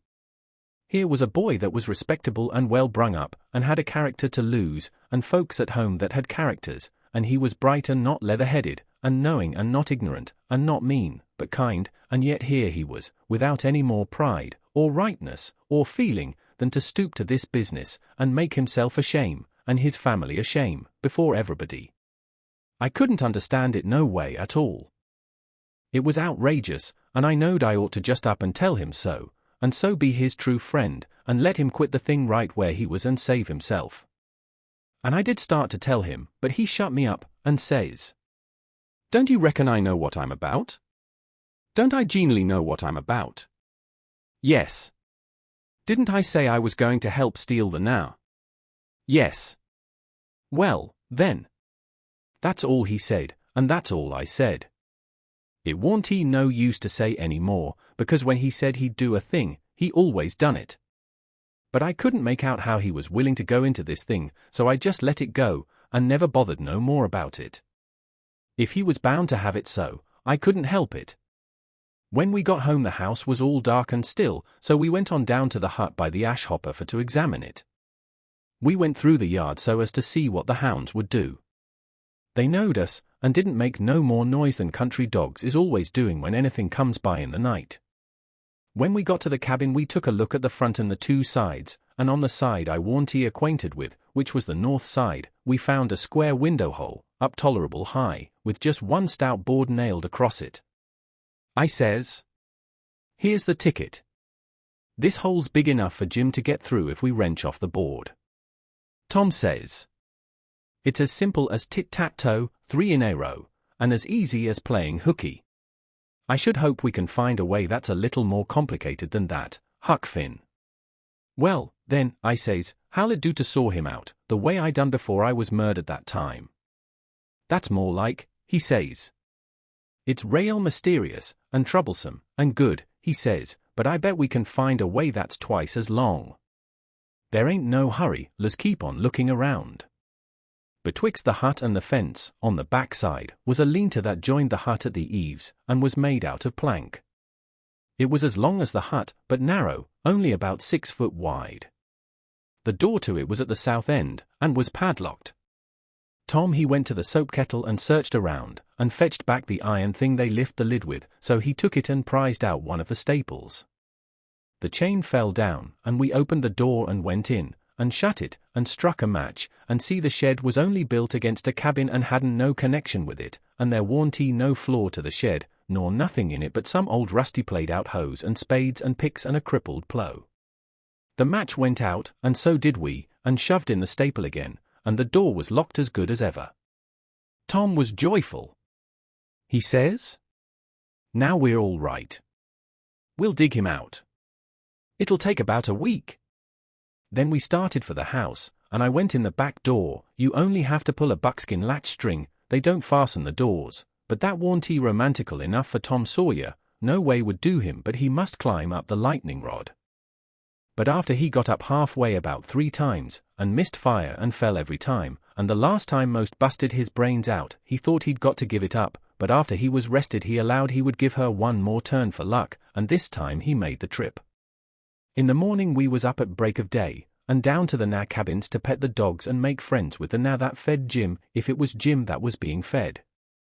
The Nas was just getting through breakfast and starting for the fields, and Jim's now was piling up a tin pan with bread and meat and things, and whilst the others was leaving, the key come from the house.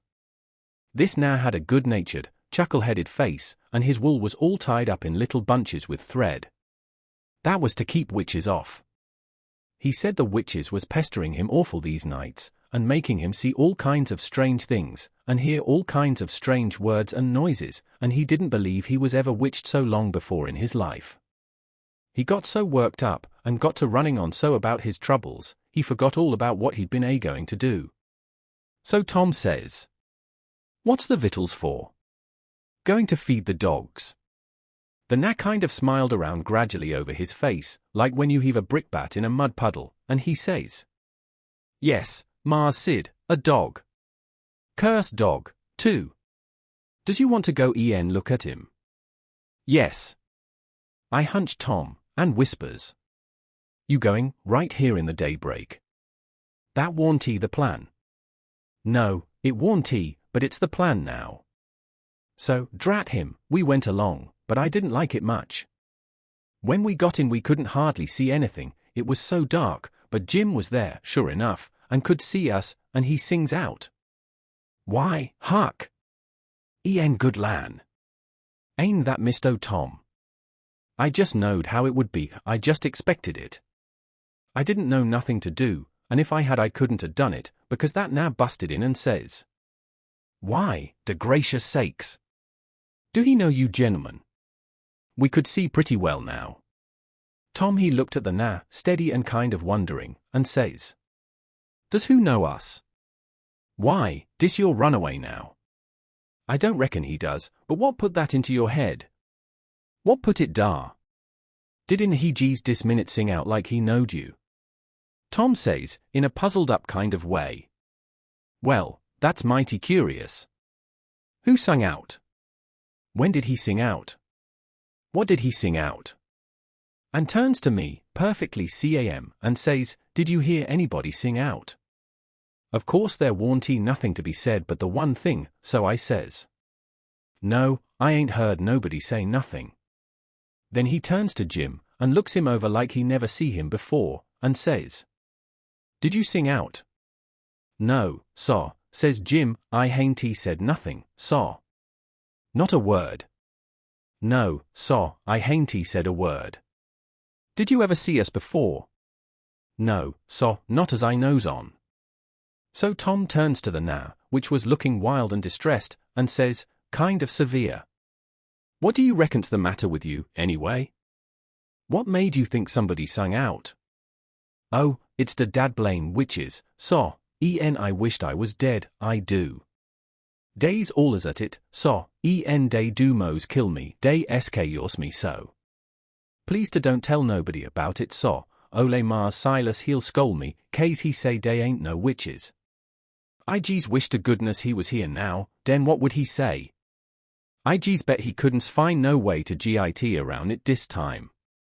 But it's allers jeez so, people that sot, stay sot, dey won't look into nothing find it out fr deyselves, when you find it out tell em bout it, dey don't believe you." Tom give him a dime, and said we wouldn't tell nobody, and told him to buy some more thread to tie up his wool with, and then looks at Jim, and says, "I wonder if Uncle Silas is going to hang this now. If I was to catch a now that was ungrateful enough to run away, I wouldn't give him up, I'd hang him." And whilst the Na stepped to the door to look at the dime and bite it to see if it was good, he whispers to Jim and says, "Don't ever let on to know us. And if you hear any digging going on nights, it's us, we're going to set you free." Jim only had time to grab us by the hand and squeeze it, then the Na come back, and we said we'd come again sometime if the Na wanted us to, and he said he would, more particular if it was dark, because the witches went for him mostly in the dark, and it was good to have folks around then. Chapter 35. It would be most an hour yet till breakfast, so we left and struck down into the woods, because Tom said we got to have some light to see how to dig by, and a lantern makes too much, and might get us into trouble. What we must have was a lot of them rotten chunks that's called foxfire, and just makes a soft kind of a glow when you lay them in a dark place. We fetched an armful and hid it in the weeds, and set down to rest, and Tom says, kind of dissatisfied, "Blame it, this whole thing is just as easy and awkward as it can be. And so it makes it so rotten difficult to get up a difficult plan. There ain't no watchman to be drugged, now there ought to be a watchman. There ain't even a dog to give a sleeping mixture to. And there's Jim chained by one leg, with a 10-foot chain, to the leg of his bed. Why, all you got to do is to lift up the bedstead and slip off the chain. And Uncle Silas he trusts everybody, sends the key to the pumpkin-headed now, and don't send nobody to watch the now. Jim could have got out of that window hole before this, only there wouldn't be no use trying to travel with a 10-foot chain on his leg. Why, drat it, Huck, it's the stupidest arrangement I ever see. You got to invent all the difficulties. Well, we can't help it, we got to do the best we can with the materials we've got. Anyhow, there's one thing, there's more honor in getting him out through a lot of difficulties and dangers, where there warn't one of them furnished to you by the people who it was their duty to furnish them, and you had to contrive them all out of your own head. Now look at just that one thing of the lantern. When you come down to the cold facts, we simply got to let on that a lantern's resky. Why, we could work with a torchlight procession if we wanted to, I believe. Now, whilst I think of it, we got to hunt up something to make a saw out of the first chance we get. What do we want of a saw? What do we want of it? Hain't we got to saw the leg of Jim's bed off, so as to get the chain loose? Why, you just said a body could lift up the bedstead and slip the chain off. Well, if that ain't just like you, Huck Finn. You can get up the infant schooliest ways of going at a thing. Why, hain't you ever read any books at all, Baron Trenck, nor Casanova, nor Benvenuto Cellini, nor Henri IV, nor none of them heroes? Who ever heard of getting a prisoner loose in such an old-maidy way as that? No, the way all the best authorities does is to saw the bed leg in two, and leave it just so, and swallow the sawdust, so it can't be found, and put some dirt and grease around the sawed place so the very keenest seneschal can't see no sign of its being sawed, and thinks the bed leg is perfectly sound. Then, the night you're ready, fetch the leg a kick, down she goes, slip off your chain, and there you are. Nothing to do but hitch your rope ladder to the battlements, shin down it, break your leg in the moat, because a rope ladder is 19 foot too short, you know, and there's your horses and your trusty vassals, and they scoop you up and fling you across a saddle, and away you go to your native Languedoc, or Navarre, or wherever it is. It's gaudy, Huck. I wish there was a moat to this cabin. If we get time, the night of the escape, we'll dig one. I says. What do we want of a moat when we're going to snake him out from under the cabin? But he never heard me. He had forgot me and everything else. He had his chin in his hand, thinking. Pretty soon he sighs and shakes his head, then sighs again, and says, "No, it wouldn't do, there ain't necessity enough for it." "For what?" I says. "Why, to saw Jim's leg off," he says. "Good land." I says, "Why, there ain't no necessity for it." "And what would you want to saw his leg off for, anyway?" "Well, some of the best authorities has done it. They couldn't get the chain off, so they just cut their hand off and shoved. And a leg would be better still. But we got to let that go. There ain't necessity enough in this case, and, besides, Jim's a nah, and wouldn't understand the reasons for it, and how it's the custom in Europe, so we'll let it go. But there's one thing, he can have a rope ladder, we can tear up our sheets and make him a rope ladder easy enough. And we can send it to him in a pie, it's mostly done that way. And I've it worse pies." "Why, Tom Sawyer, how you talk," I says, "Jim ain't got no use for a rope ladder. He has got use for it." "How you talk, you better say, you don't know nothing about it. He's got to have a rope ladder, they all do. What in the nation can he do with it?" "Do with it? He can hide it in his bed, can't he? That's what they all do, and he's got to, too. Huck, you don't ever seem to want to do anything that's regular, you want to be starting something fresh all the time. I suppose he don't do nothing with it? Ain't it there in his bed, for a clue, after he's gone? And don't you reckon they'll want clues? Of course they will. And you wouldn't leave them any? That would be a pretty howdy-do, wouldn't it? I never heard of such a thing. Well, I says, if it's in the regulations, and he's got to have it, all right, let him have it, because I don't wish to go back on no regulations, but there's one thing, Tom Sawyer, if we go to tearing up our sheets to make Jim a rope ladder, we're going to get into trouble with Aunt Sally, just as sure as you're born. Now, the way I look at it, a hickory bark ladder don't cost nothing, and don't waste nothing, and is just as good to load up a pie with, and hide in a straw tick, as any rag ladder you can start, and as for Jim, he ain't had no experience, and so he don't care what kind of a. Oh, shucks, Huck Finn, if I was as ignorant as you I'd keep still, that's what I'd do. Who ever heard of a state prisoner escaping by a hickory bark ladder? Why, it's perfectly ridiculous. Well, all right, Tom, fix it your own way, but if you'll take my advice, you'll let me borrow a sheet off of the clothesline. He said that would do. And that gave him another idea, and he says, borrow a shirt, too. What do we want of a shirt, Tom? Want it for Jim to keep a journal on. Journal your granny, Jim can't write. I suppose he can't write, he can make marks on the shirt, can't he, if we make him a pen out of an old pewter spoon or a piece of an old iron barrel hoop? Why, Tom, we can pull a feather out of a goose and make him a better one, and quicker, too. Prisoners don't have geese running around the donjon keep to pull pens out of, you muggins. They always make their pens out of the hardest, toughest, troublesomest piece of old brass candlestick or something like that they can get their hands on, and it takes them weeks and weeks and months to file it out, too, because they've got to do it by rubbing it on the wall. They wouldn't use a goose quill if they had it. It ain't regular. Well, then, what'll we make him the ink out of? Many makes it out of iron rust and tears, but that's the common sort, and women, the best authorities, uses their own blood. Jim can do that, and when he wants to send any little common ordinary mysterious message to let the world know where he's captivated, he can write it on the bottom of a tin plate with a fork and throw it out of the window. The Iron Mask always done that, and it's a blame good way, too. Jim ain't got no tin plates. They feed him in a pan. That ain't nothing, we can get him some. Can't nobody read his plates? That ain't got anything to do with it, Huck Finn. All he's got to do is to write on the plate and throw it out. You don't have to be able to read it. Why, half the time you can't read anything a prisoner writes on a tin plate, or anywhere else. Well, then, what's the sense in wasting the plates? Why, blame it all, it ain't the prisoner's plates. But it's somebody's plates, ain't it? Well, s'posen it is? What does the prisoner care whose? He broke off there, because we heard the breakfast horn blowing. So we cleared out for the house. Along during the morning I borrowed a sheet and a white shirt off of the clothesline, and I found an old sack and put them in it, and we went down and got the fox fire, and put that in too.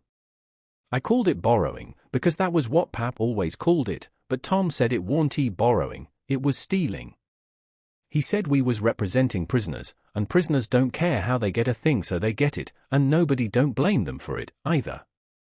It ain't no crime in a prisoner to steal the thing he needs to get away with, Tom said, it's his right, and so, as long as we was representing a prisoner, we had a perfect right to steal anything on this place we had the least use for to get ourselves out of prison with. He said if we warn't prisoners it would be a very different thing, and nobody but a mean, ornery person would steal when he warn't a prisoner. So we allowed we would steal everything there was that come handy. And yet he made a mighty fuss, one day, after that, when I stole a watermelon out of the napatch and eat it, and he made me go and give the Naz a dime without telling them what it was for. Tom said that what he meant was, we could steal anything we needed. Well, I says, I needed the watermelon. But he said I didn't need it to get out of prison with, there's where the difference was. He said if I'd a wanted it to hide a knife in, and smuggle it to Jim to kill the seneschal with, it would have been all right. So I let it go at that, though I couldn't see no advantage in my representing a prisoner if I got to set down and chaw over a lot of gold leaf distinctions like that every time I see a chance to hog a watermelon. Well, as I was saying, we waited that morning till everybody was settled down to business, and nobody in sight around the yard. Then Tom he carried the sack into the lean-to whilst I stood off a piece to keep watch.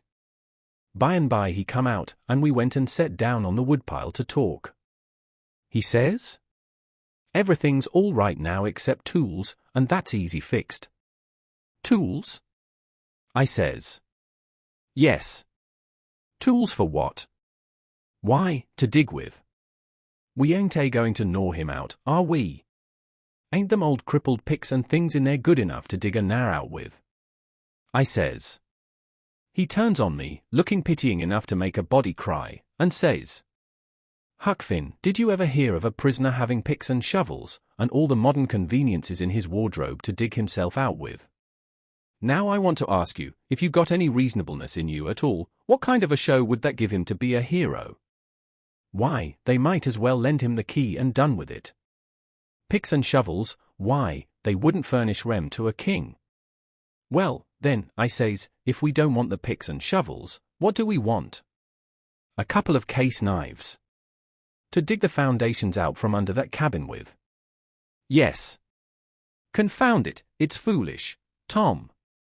"It don't make no difference how foolish it is, it's the right way, and it's the regular way. And there ain't no other way, that ever I heard of, and I've read all the books that gives any information about these things.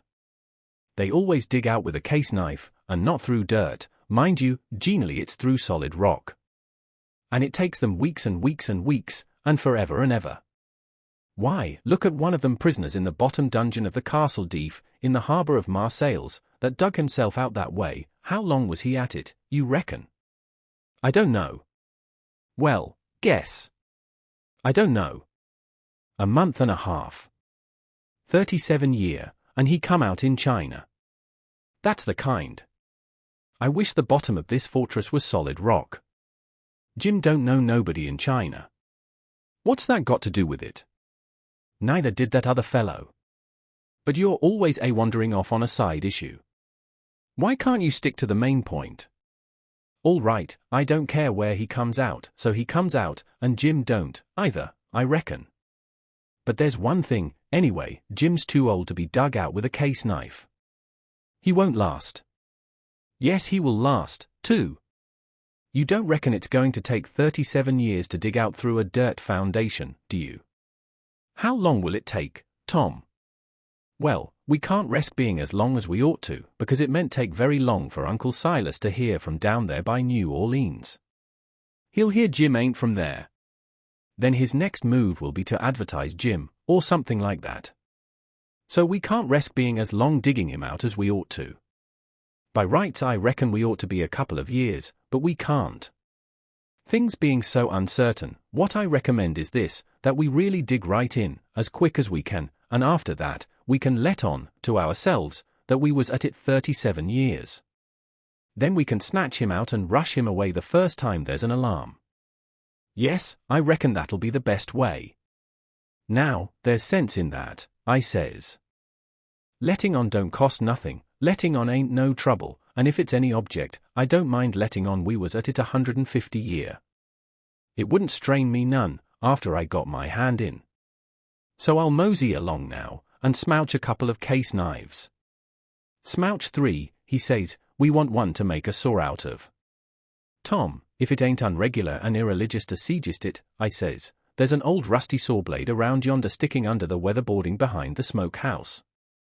He looked kind of weary and discouraged like, and says, "It ain't no use to try to learn you nothing, Huck. Run along and smouch the knives, 3 of them." So I done it. Chapter 36. As soon as we reckoned everybody was asleep that night, we went down the lightning rod, and shut ourselves up in the lean-to, and got out our pile of foxfire, and went to work. We cleared everything out of the way, about 4 or 5 foot along the middle of the bottom log. Tom said he was right behind Jim's bed now, and we'd dig in under it, and when we got through there couldn't nobody in the cabin ever know there was any hole there, because Jim's counterpin hung down most of the ground, and you'd have to raise it up and look under to see the hole. So we dug and dug with the case knives till most midnight, and then we was dog-tired, and our hands was blistered, and yet you couldn't see we'd done anything hardly. At last I says, "This ain't no 37-year job, this is a 38-year job, Tom Sawyer." He never said nothing. But he sighed, and pretty soon he stopped digging, and then for a good little while I knowed that he was thinking. Then he says, "It ain't no use, Huck, it ain't going to work. If we was prisoners it would, because then we'd have as many years as we wanted, and no hurry, and we wouldn't get but a few minutes to dig every day, while they was changing watches, and so our hands wouldn't get blistered, and we could keep it up right along, year in and year out, and do it right, and the way it ought to be done. But we can't fool along, we got to rush, we ain't got no time to spare. If we was to put in another night this way we'd have to knock off for a week to let our hands get well, couldn't touch a case knife with them sooner." "Well, then, what we going to do, Tom?" "I'll tell you. It ain't right, and it ain't moral, and I wouldn't like it to get out, but there ain't only just the one way, we got to dig him out with the picks, and let on its case knives." "Now you're talking." I says, "Your head gets leveler and leveler all the time, Tom Sawyer," I says. "Picks is the thing, moral or no moral, and as for me, I don't care shucks for the morality of it, nohow. When I start in to steal a nah, or a watermelon, or a Sunday school book, I ain't no ways particular how it's done, so it's done. What I want is my nah, or what I want is my watermelon, or what I want is my Sunday school book, and if a pick's the handiest thing, that's the thing I'm going to dig that now or that watermelon or that Sunday school book out with, and I don't give a dead rat what the authorities thinks about it, nuther." "Well," he says, "there's excuse for picks and letting on in a case like this, if it warn't so, I wouldn't approve of it, nor I wouldn't stand by and see the rules broke, because right is right, and wrong is wrong, and a body ain't got no business doing wrong when he ain't ignorant and knows better. It might answer for you to dig Jim out with a pick, without any letting on, because you don't know no better, but it wouldn't for me, because I do know better. Gimme a case knife." He had his own by him, but I handed him mine. He flung it down, and says, "Gimme a case knife." I didn't know just what to do, but then I thought. I scratched around amongst the old tools, and got a pickaxe and give it to him, and he took it and went to work, and never said a word. He was always just that particular. Full of principle. So then I got a shovel, and then we picked and shoveled, turnabout, and made the fur fly. We stuck to it about a half an hour, which was as long as we could stand up, but we had a good deal of a hole to show for it. When I got upstairs I looked out at the window and see Tom doing his level best with the lightning rod, but he couldn't come it, his hands was so sore. At last he says, "It ain't no use, it can't be done. What do you reckon I better do? Can't you think of no way?" "Yes," I says, "but I reckon it ain't regular. Come up the stairs, and let on it's a lightning rod." So he done it. Next day Tom stole a pewter spoon and a brass candlestick in the house, for to make some pens for Jim out of, and 6 tallow candles, and I hung around the cabins and laid for a chance, and stole 3 tin plates. Tom says it wasn't enough, but I said nobody wouldn't ever see the plates that Jim throwed out, because they'd fall in the dog fennel and Jimpson weeds under the window hole, then we could tote them back and he could use them over again. So Tom was satisfied. Then he says, "Now, the thing to study out is, how to get the things to Jim. Take them in through the hole," I says, "when we get it done." He only just looked scornful, and said something about nobody ever heard of such an idiotic idea, and then he went to studying. By and by he said he had ciphered out 2 or 3 ways, but there warn't no need to decide on any of them yet. Said we'd got to post Jim first. That night we went down the lightning rod a little after 10, and took one of the candles along, and listened under the window hole, and heard Jim snoring, so we pitched it in, and it didn't wake him. Then we whirled in with the pick and shovel, and in about 2 hours and a half the job was done. We crept in under Jim's bed and into the cabin, and pawed around and found the candle and lit it, and stood over Jim a while, and found him looking hearty and healthy, and then we woke him up gentle and gradual. He was so glad to see us he most cried, and called us honey, and all the pet names he could think of, and was for having us hunt up a cold chisel to cut the chain off of his leg with right away, and clearing out without losing any time. But Tom he showed him how unregular it would be, and sat down and told him all about our plans, and how we could alter them in a minute any time there was an alarm, and not to be the least afraid, because we would see he got away, sure. So Jim he said it was all right, and we sat there and talked over old times a while, and then Tom asked a lot of questions, and when Jim told him Uncle Silas come in every day or two to pray with him, and Aunt Sally come in to see if he was comfortable and had plenty to eat, and both of them was kind as they could be, Tom says, "Now I know how to fix it. We'll send you some things by them." I said, "Don't do nothing of the kind, it's one of the most jackass ideas I ever struck," but he never paid no attention to me, he went right on. It was his way when he'd got his plans set. So he told Jim how we'd have to smuggle in the rope ladder pie and other large things by Nat, the Nat that fed him, and he must be on the lookout, and not be surprised, and not let Nat see him open them, and we would put small things in Uncle's coat pockets and he must steal them out, and we would tie things to Aunt's apron strings or put them in her apron pocket if we got a chance, and told him what they would be and what they was for. And told him how to keep a journal on the shirt with his blood, and all that. He told him everything. Jim he couldn't see no sense in the most of it, but he allowed we was white folks and knowed better than him, so he was satisfied, and said he would do it all just as Tom said.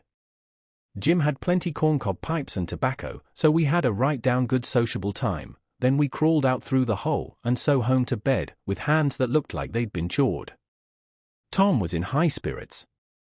He said it was the best fun he ever had in his life, and the most intellectual, and said if he only could see his way to it we would keep it up all the rest of our lives and leave Jim to our children to get out, for he believed Jim would come to like it better and better the more he got used to it. He said that in that way it could be strung out to as much as 80 year, and would be the best time on record. And he said it would make us all celebrated that had a hand in it. In the morning we went out to the woodpile and chopped up the brass candlestick into handy sizes, and Tom put them and the pewter spoon in his pocket. Then we went to the Nat cabins, and while I got Nat's notice off, Tom shoved a piece of candlestick into the middle of a corn pone that was in Jim's pan, and we went along with Nat to see how it would work, and it just worked noble. When Jim bit into it most mashed all his teeth out, and there warn't ever anything could have worked better. Tom said so himself. Jim he never let on but what it was only just a piece of rock or something like that that's always getting into bread, you know, but after that he never bit into nothing but what he jabbed his fork into it in 3 or 4 places first. And whilst we was standing there in the dimmish light, here comes a couple of the hounds bulging in from under Jim's bed, and they kept on piling in till there was 11 of them, and there warn't hardly room in there to get your breath. By jings, we forgot to fasten that lean-to door. The Nat he only just hollered witches once, and keeled over onto the floor amongst the dogs, and begun to groan like he was dying. Tom jerked the door open and flung out a slab of Jim's meat, and the dogs went for it, and in 2 seconds he was out himself and back again and shut the door, and I knowed he'd fixed the other door too. Then he went to work on the Nat, coaxing him and petting him, and asking him if he'd been imagining he saw something again. He raised up, and blinked his eyes around, and says, "Mars Sid, you'll say I's a fool, but if I didn't believe I see most 1,000,000 dogs, devils, some en, I wished I may die right here in dese tracks. I did, most surely. Mars Sid, I felt 'im, so day was all over me. Dad fetch it, I geez wished I could git my hands on one a dem witches geez onct, onny geez onct, it's all I'd asked. But mostly I wish they'd lay me lone, I does." Tom says, "Well, I tell you what I think. What makes them come here just at this runaway Nas breakfast time? It's because they're hungry, that's the reason.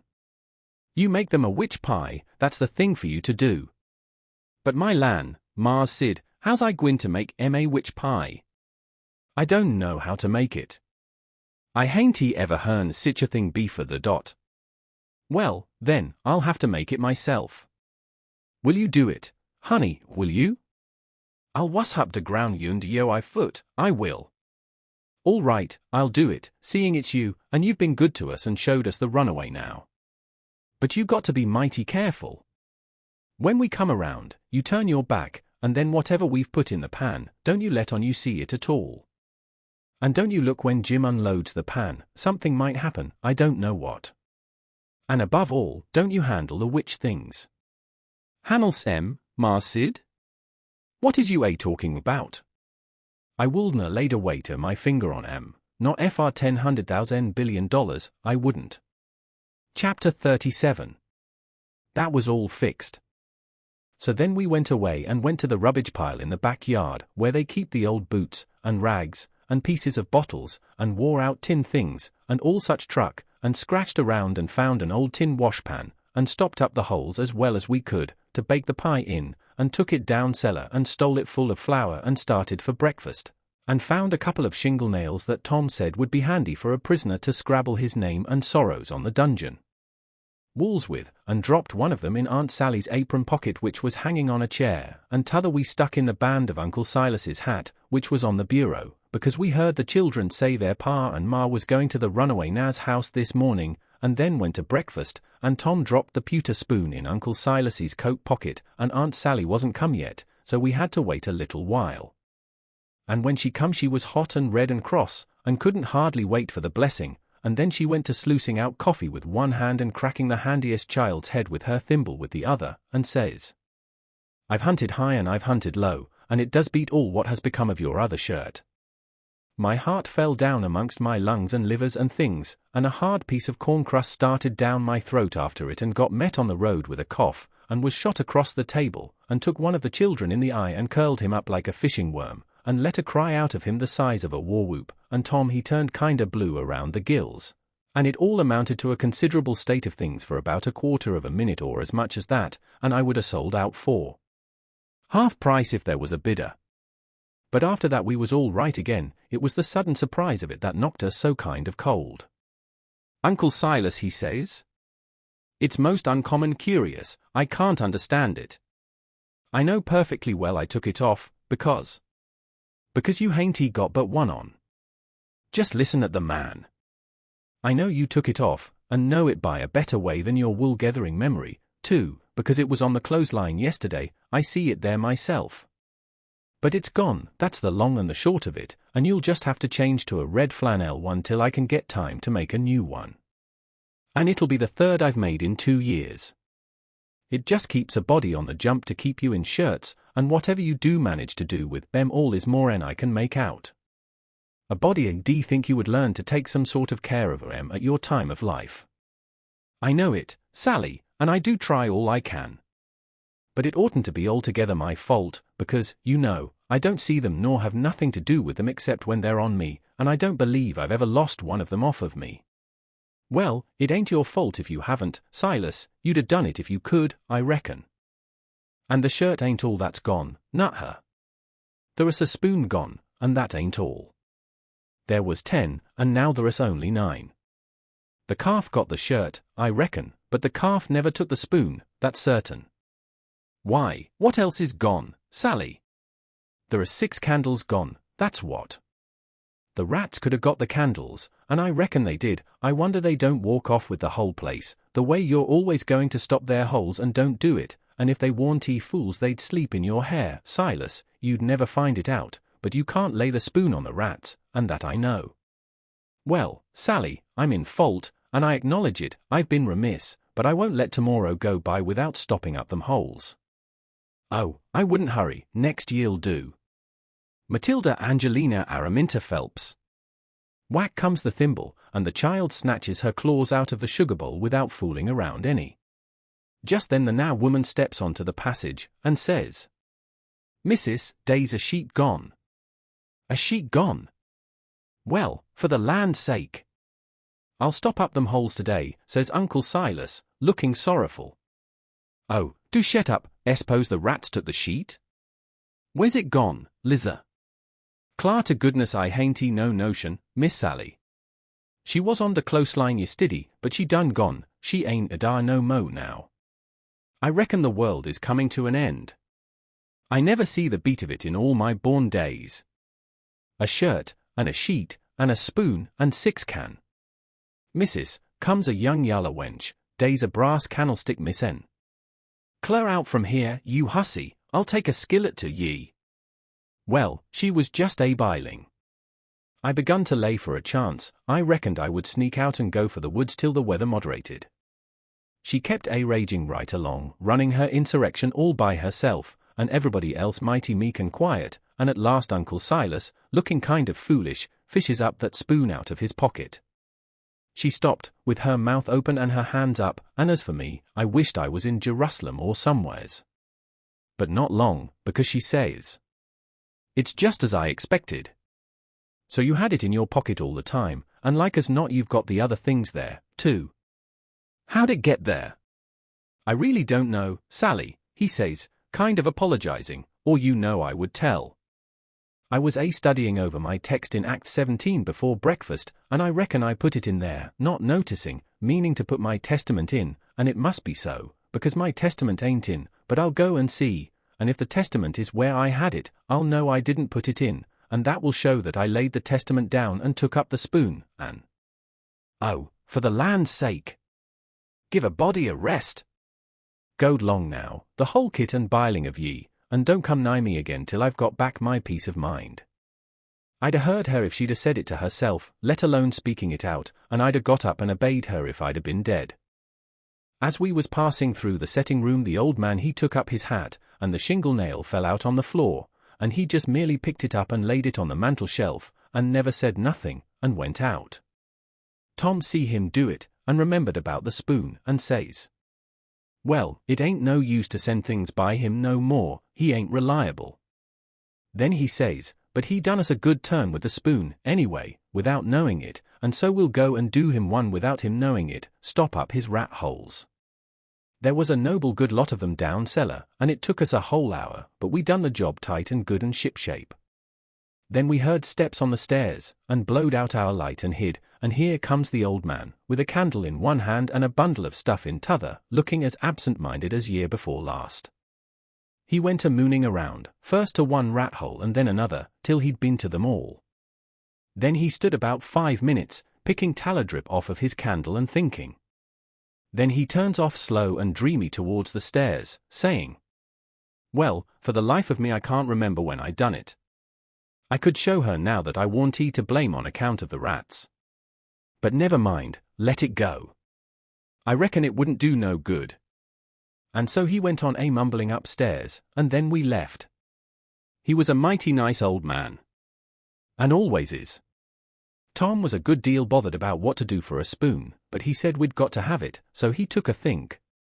When he had ciphered it out he told me how we was to do, then we went and waited around the spoon basket till we see Aunt Sally coming, and then Tom went to counting the spoons and laying them out to one side, and I slid one of them up my sleeve, and Tom says, "Why, Aunt Sally, there ain't but 9 spoons yet."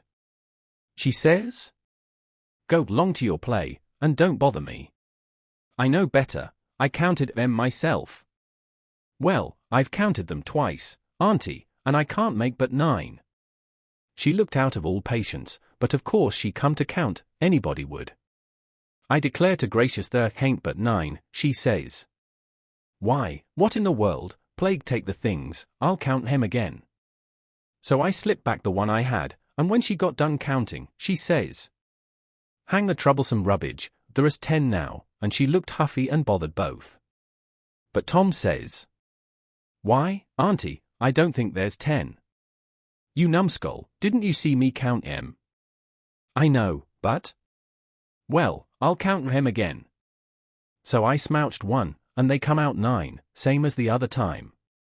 Well, she was in a tearing way, just trembling all over, she was so mad. But she counted and counted till she got that addled she'd start to count in the basket for a spoon sometimes, and so, 3 times they come out right, and 3 times they come out wrong.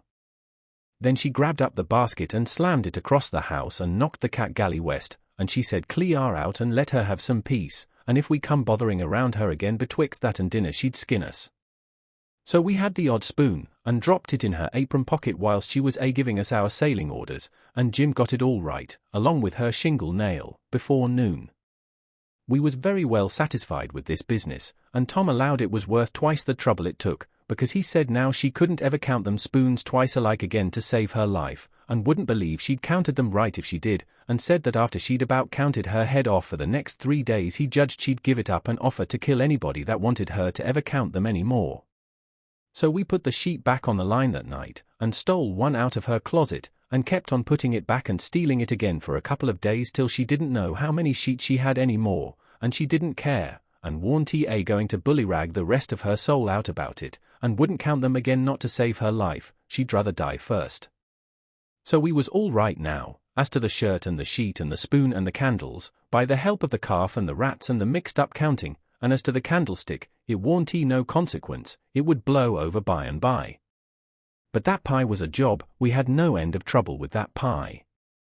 We fixed it up away down in the woods, and cooked it there, and we got it done at last, and very satisfactory, too, but not all in one day, and we had to use up 3 washpans full of flour before we got through, and we got burnt pretty much all over, in places, and eyes put out with the smoke, because, you see, we didn't want nothing but a crust, and we couldn't prop it up right, and she would always cave in. But of course we thought of the right way at last, which was to cook the ladder, too, in the pie. So then we laid in with Jim the second night, and tore up the sheet all in little strings and twisted them together, and long before daylight we had a lovely rope that you could have hung a person with. We let on it took 9 months to make it. And in the forenoon we took it down to the woods, but it wouldn't go into the pie. Being made of a whole sheet, that way, there was rope enough for 40 pies if we'd a wanted them, and plenty left over for soup, or sausage, or anything you choose. We could have had a whole dinner. But we didn't need it. All we needed was just enough for the pie, and so we throwed the rest away. We didn't cook none of the pies in the washpan, afraid the solder would melt, but Uncle Silas he had a noble brass warming pan which he thought considerable of, because it belonged to one of his ancestors with a long wooden handle that come over from England with William the Conqueror in the Mayflower or one of them early ships, and was hid away up garret with a lot of other old pots and things that was valuable, not on account of being any account, because they worn tea, but on account of them being relicts, you know, and we snaked her out, private, and took her down there, but she failed on the first pies, because we didn't know how, but she come up smiling on the last one. We took and lined her with dough, and set her in the coals, and loaded her up with rag rope, and put on a dough roof, and shut down the lid, and put hot embers on top, and stood off 5 foot, with the long handle, cool and comfortable, and in 15 minutes she turned out a pie that was a satisfaction to look at. But the person that it would want to fetch a couple of cags of toothpicks along, for if that rope ladder wouldn't cramp him down to business I don't know nothing what I'm talking about, and lay him in enough stomachache to last him till next time, too. Nat didn't look when we put the witch pie in Jin's pan, and we put the 3 tin plates in the bottom of the pan under the victuals, and so Jim got everything all right, and as soon as he was by himself he busted into the pie and hid the rope ladder inside of his straw tick, and scratched some marks on a tin plate and throwed it out of the window hole. Chapter 38. Making them pens was a distressed tough job, and so was the saw, and Jim allowed the inscription was going to be the toughest of all. That's the one which the prisoner has to scrabble on the wall. But he had to have it, Tom said he'd got to, there warn't no case of a state prisoner not scrabbling his inscription to leave behind, and his coat of arms. Look at Lady Jane Grey, he says, look at Guilford Dudley, look at old Northumberland. Why, Huck, suppose it is considerable trouble, what you going to do, how you going to get around it? Jim's got to do his inscription and coat of arms. They all do. Jim says, why, Mars Tom, I hain't got no coat o' arm, I hain't got nothin' but dish your ole shirt, you knows I got to keep the journal on that. Oh, you don't understand, Jim, the coat of arms is very different. Well, I says, Jim's right, anyway, when he says he ain't got no coat of arms, because he hain't. I reckon I knowed that, Tom says, but you bet he'll have one before he goes out of this, because he's going out right, and there ain't going to be no flaws in his record. So whilst me and Jim filed away at the pens on a brickbat apiece, Jim making his end out of the brass and I making mine out of the spoon, Tom set to work to think out the coat of arms. By and by he said he'd struck so many good ones he didn't hardly know which to take, but there was one which he reckoned he'd decide on. He says, on the scutcheon we'll have a bend or in the dexter base, a saltire Murray in the fess, with a dog, couchant, for common charge, and under his foot a chain embattled, for slavery, with a chevron vert in a chief engrailed, and 3 invected lines on a field azure, with the nombral points rampant on a downset indented, crest, a runaway sable, with his bundle over his shoulder on a bar sinister, and a couple of gules for supporters, which is you and me, in motto, Majori fretta, minor atto. Got it out of a book, means the more haste, the less speed. Gihillikins, I says, but what does the rest of it mean? We ain't got no time to bother over that, he says, we got to dig in like all git out. Well, anyway, I says, what's some of it? What's a fess? A fess is, you don't need to know what a fess is. I'll show him how to make it when he gets to it. Shucks, Tom, I says, I think you might tell a person. What's a bar sinister? Oh, I don't know. But he's got to have it. All the nobility does. That was just his way. If it didn't suit him to explain a thing to you, he wouldn't do it. You might pump at him a week, it wouldn't make no difference.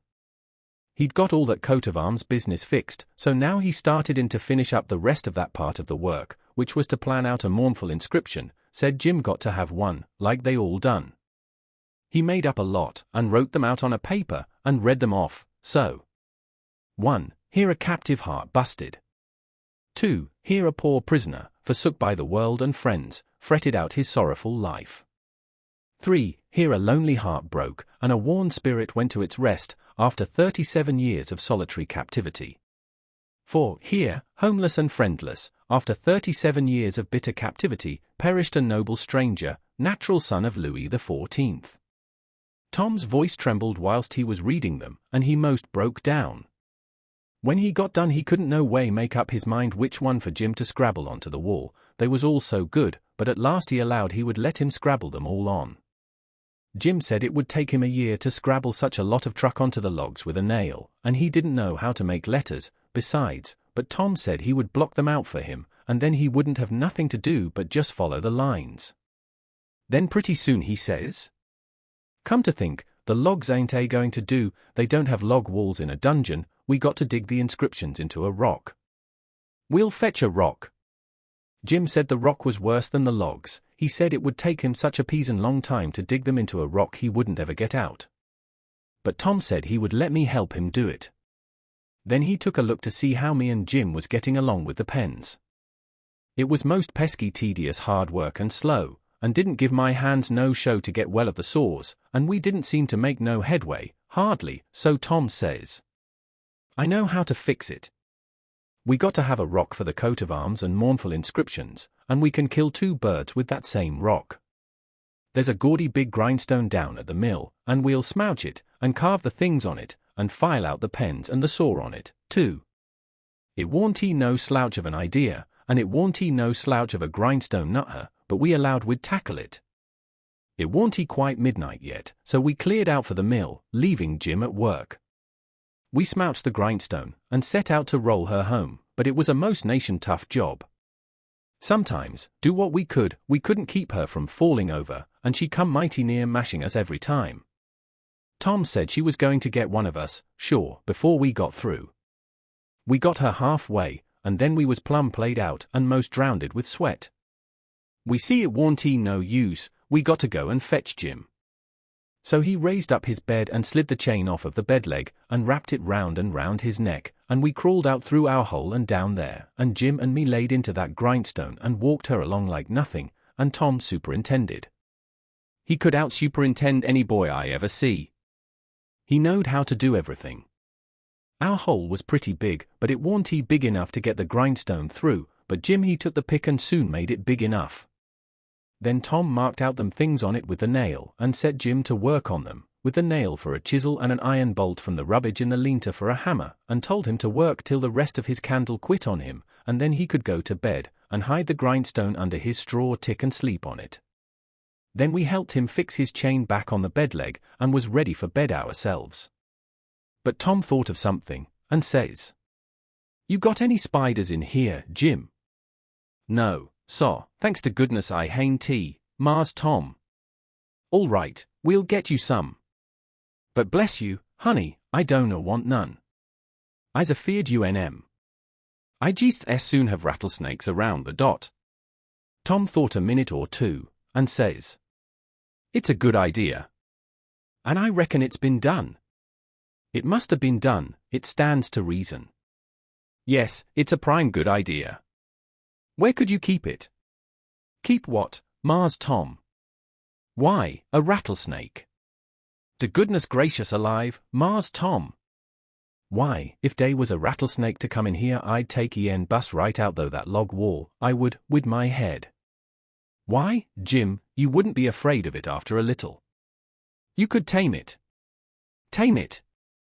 Yes, easy enough. Every animal is grateful for kindness and petting, and they wouldn't think of hurting a person that pets them. Any book will tell you that. You try, that's all I ask, just try for 2 or 3 days. Why, you can get him so, in a little while, that he'll love you, and sleep with you, and won't stay away from you a minute, and will let you wrap him round your neck and put his head in your mouth. Please, Mars Tom, don't talk so. I can't stand it. He'd let me shove his head in my mouth, for a favor, hain't he it? I lay he'd wait a POW full long time for I asked him. That, I don't want him to sleep with me. Jim, don't act so foolish. A prisoner's got to have some kind of a dumb pet, and if a rattlesnake hain't he ever been tried, why, there's more glory to be gained in your being the first to ever try it than any other way you could ever think of to save your life. Why, Mars Tom, I don't want no sich glory. Snake take den bite Jim's chin off, den war is de glory? No, so, I don't want no sich doings. Blame it, can't you try? I only want you to try, you needn't keep it up if it don't work. But the trouble all done efter snake bite me while I's a-trying him. Mars Tom, I's willin' to tackle mose anything at ain't unreasonable, but Fun Huck fetches a rattlesnake in here for me to tame, I's gwin to leave, that's sure. Well, then, let it go, if you're so bull-headed about it. We can get you some garter snakes, and you can tie some buttons on their tails, and let on their rattlesnakes, and I reckon that'll have to do. I can't stand a dem, Mars Tom, but blame F I couldn't get along without him, I tell you that. I never knowed beefed tea was so much bother and trouble to be a prisoner. Well, it always is when it's done right. You got any rats around here? No, so, I hain't seed none. Well, we'll get you some rats. Why, Mars Tom, I don't want no rats. Days to dad blamedest creatures to disturb a body, rustle round over him, bite his feet, when he's trying to sleep, I ever see. No, so, gimme garter snakes, I's got to have it but don't gimme no rats, I hain't got no use for 'em, scasely. But, Jim, you got to have they all do. So don't make no more fuss about it. Prisoners ain't ever without rats. There ain't no instance of it. And they train them, and pet them, and learn them tricks, and they get to be as sociable as flies.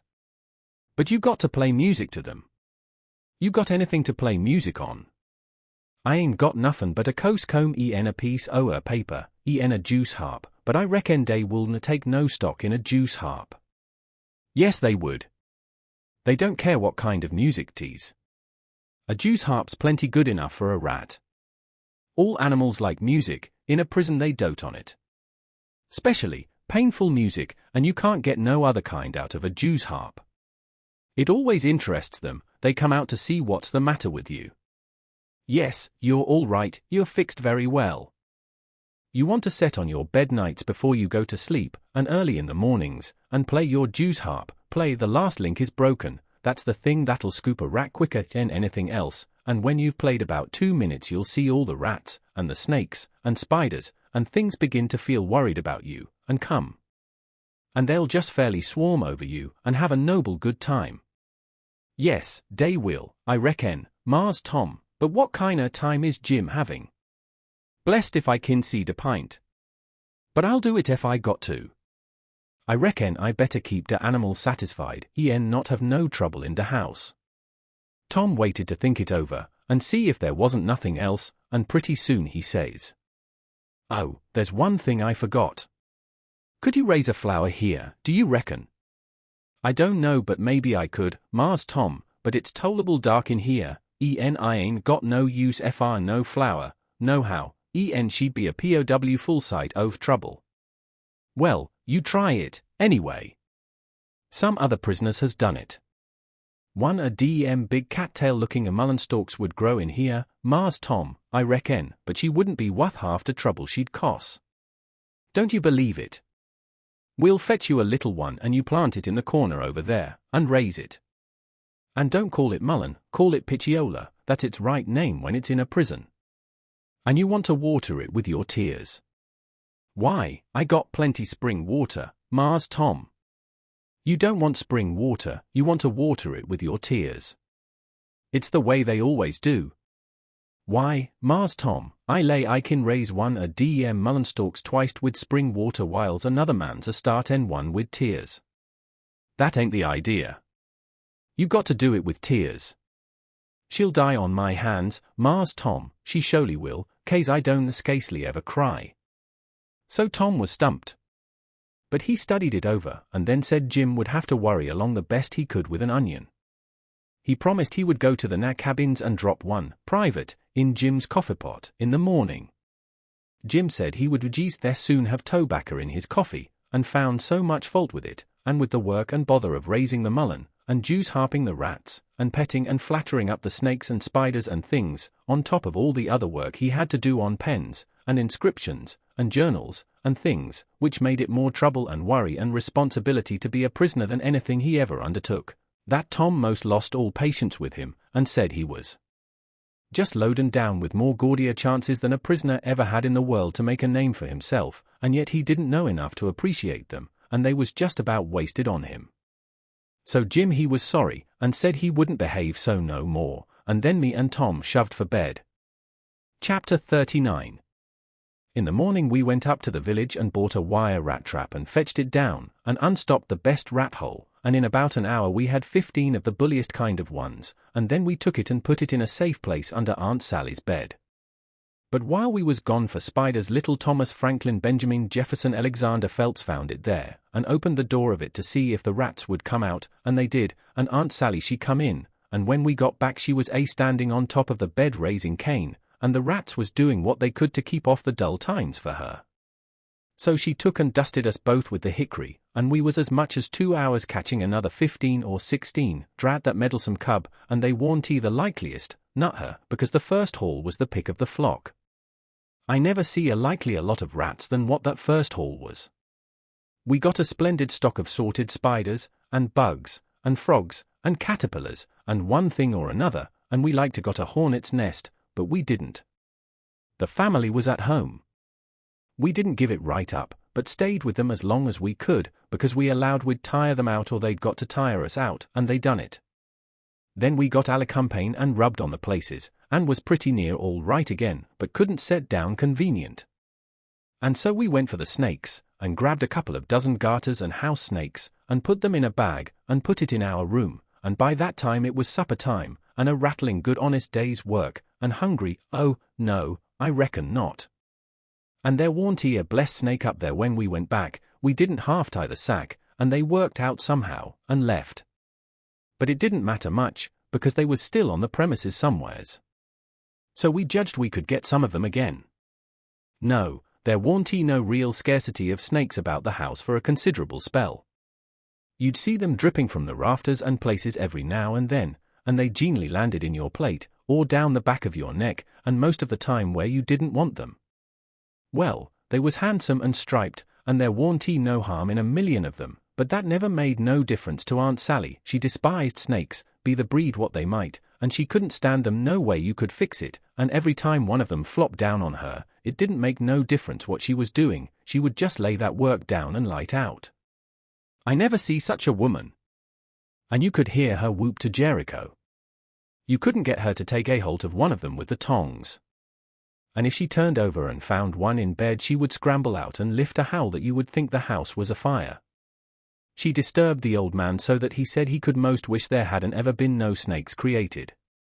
Why, after every last snake had been gone clear out of the house for as much as a week, Aunt Sally warn't over it yet, she warn't near over it, when she was setting thinking about something you could touch her on the back of her neck with a feather and she would jump right out of her stockings. It was very curious. But Tom said all women was just so. He said they was made that way for some reason or other. We got a licking every time one of our snakes come in her way, and she allowed these lickings warn't nothing to what she would do if we ever loaded up the place again with them. I didn't mind the lickings, because they didn't amount to nothing, but I minded the trouble we had to lay in another lot. But we got them laid in, and all the other things, and you never see a cabin as blithesome as Jim's was when they'd all swarm out for music and go for him. Jim didn't like the spiders, and the spiders didn't like Jim, and so they'd lay for him, and make it mighty warm for him. And he said that between the rats and the snakes and the grindstone there warn't no room in bed for him, scasely, and when there was, a body couldn't sleep, it was so lively, and it was always lively, he said, because they never all slept at one time, but took turnabout, so when the snakes was asleep the rats was on deck, and when the rats turned in the snakes come on watch, so he always had one gang under him, in his way, and t'other gang having a circus over him, and if he got up to hunt a new place the spiders would take a chance at him as he crossed over. He said if he ever got out this time he wouldn't ever be a prisoner again, not for a salary. Well, by the end of 3 weeks everything was in pretty good shape. The shirt was sent in early, in a pie, and every time a rat bit Jim he would get up and write a little in his journal whilst the ink was fresh, the pens was made, the inscriptions and so on was all carved on the grindstone, the bed leg was sawed in two, and we had it up the sawdust, and it give us a most amazing stomach ache. We reckoned we was all going to die, but didn't. It was the most undigestible sawdust I ever see, and Tom said the same. But as I was saying, we'd got all the work done now, at last, and we was all pretty much fagged out, too, but mainly Jim. The old man had wrote a couple of times to the plantation below Orleans to come and get their runaway now, but hadn't got no answer because there warn't no such plantation, so he allowed he would advertise Jim in the St. Louis and New Orleans papers, and when he mentioned the St. Louis ones it give me the cold shivers, and I see we hadn't no time to lose.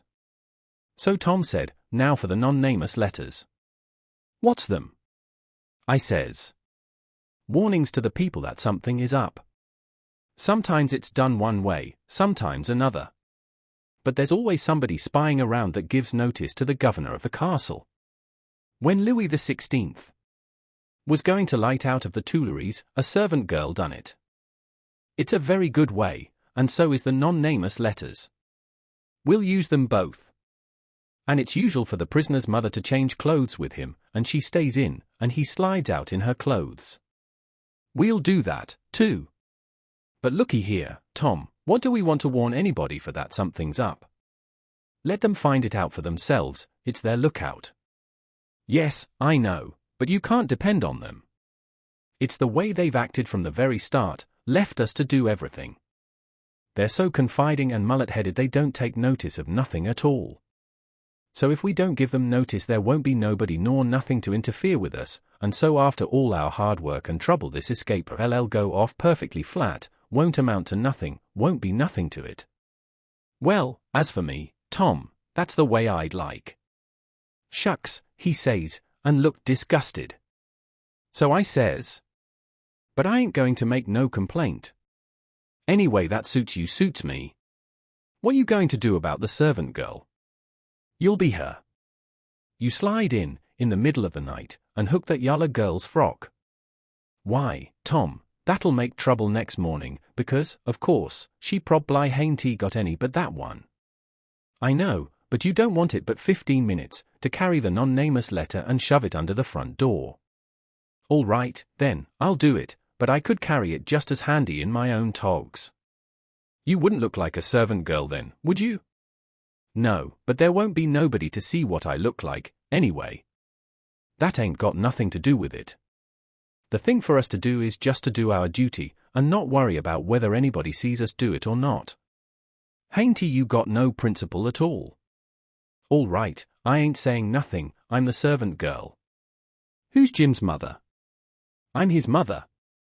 I'll hook a gown from Aunt Sally. Well, then, you'll have to stay in the cabin when me and Jim leaves. Not much. I'll stuff Jim's clothes full of straw and lay it on his bed to represent his mother in disguise, and Jim Rell'll take the now woman's gown off of me and wear it, and we'll all evade together. When a prisoner of style escapes it's called an evasion. It's always called so when a king escapes, for instance. And the same with a king's son, it don't make no difference whether he's a natural one or an unnatural one. So Tom he wrote the non-namus letter, and I smouched the yaller wench's frock that night, and put it on, and shoved it under the front door, the way Tom told me to. It said, "Beware. Trouble is brewing. Keep a sharp lookout. Unknown friend." Next night we stuck a picture, which Tom drawed in blood, of a skull and crossbones on the front door, and next night another one of a coffin on the back door. I never see a family in such a sweat. They couldn't have been worse scared if the place had been full of ghosts laying for them behind everything and under the beds and shivering through the air. If a door banged, Aunt Sally she jumped and said, "Ouch." If anything fell, she jumped and said, "Ouch." If you happened to touch her, when she warn't noticing, she done the same. She couldn't face no way and be satisfied, because she allowed there was something behind her every time, so she was always whirling around sudden, and saying ouch, and before she'd got 2/3 around she'd whirl back again, and say it again, and she was afraid to go to bed. But she dasn't set up. So the thing was working very well, Tom said. He said he never see a thing work more satisfactory. He said it showed it was done right. So he said, "Now for the grand bulge." So the very next morning at the streak of dawn we got another letter ready, and was wondering what we better do with it, because we heard them say at supper they was going to have a na on watch at both doors all night. Tom he went down the lightning rod to spy around, and the na at the back door was asleep, and he stuck it in the back of his neck and come back. This letter said, "Don't betray me, I wish to be your friend. There is a disparate gang of cutthroats from over in the Indian Territory going to steal your runaway na tonight, and they have been trying to scare you so as you will stay in the house and not bother them. I am one of the gang, but have got religion and wish to quit it and lead an honest life again, and will betray the hellish design. They will sneak down from northards, along the fence, at midnight exact, with a false key, and go in the na's cabin to get him. I am to be off a piece and blow a tin horn if I see any danger, but stead of that I will be like a sheep soon as they get in and not blow at all. Then whilst they're getting his chains loose, you slip there and lock them in, and can kill them at your leisure. Don't do anything but just the way I am telling you. If you do they will suspicion something and raise whoop jamboree hoo. I do not wish any reward but to know I have done the right thing. Unknown friend." Chapter 40. We was feeling pretty good after breakfast, and took my canoe and went over the river fishing, with a lunch, and had a good time, and took a look at the raft and found her all right, and got home late to supper, and found them in such a sweat and worry they didn't know which end they was standing on, and made us go right off to bed the minute we was done supper, and wouldn't tell us what the trouble was, and never let on a word about the new letter, but didn't need to, because we knowed as much about it as anybody did. And as soon as we was half upstairs and her back was turned we slid for the cellar cupboard and loaded up a good lunch and took it up to our room and went to bed, and got up about 11:30, and Tom put on Aunt Sally's dress that he stole and was going to start with the lunch, but says, "Where's the butter?" "I laid out a hunk of it," I says, "on a piece of a corn pone." "Well, you left it laid out, then, it ain't here." "We can get along without it," I says. "We can get along with it, too," he says, "just you slide down cellar and fetch it. And then mosey right down the lightning rod and come along. I'll go and stuff the straw into Jim's clothes to represent his mother in disguise, and be ready to ba like a sheep and shove soon as you get there." So out he went, and down cellar went I. The hunk of butter, big as a person's fist, was where I had left it, so I took up the slab of corn pone with it on, and blowed out my light, and started upstairs very stealthy, and got up to the main floor all right, but here comes Aunt Sally with a candle, and I clapped the truck in my hat, and clapped my hat on my head, and the next second she see me, and she says, "You been down cellar?" "Yes, em." "What you been doing down there?" "Nothin'." "Nothin'." "No, em." "Well, then, what possessed you to go down there this time of night?" "I don't know, Slem." "You don't know? Don't answer me that way. Tom, I want to know what you been doing down there." "I hain't been doing a single thing, Aunt Sally, I hope to gracious if I have."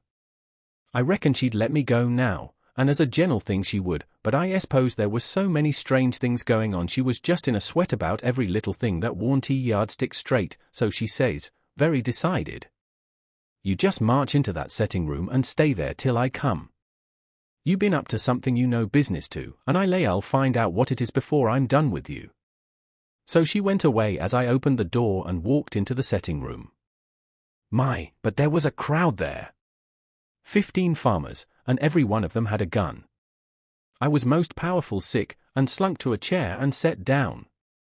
They were sitting around, some of them talking a little, in a low voice, and all of them fidgety and uneasy, but trying to look like they worn tea, but I knowed they was, because they was always taking off their hats, and putting them on, and scratching their heads, and changing their seats, and fumbling with their buttons.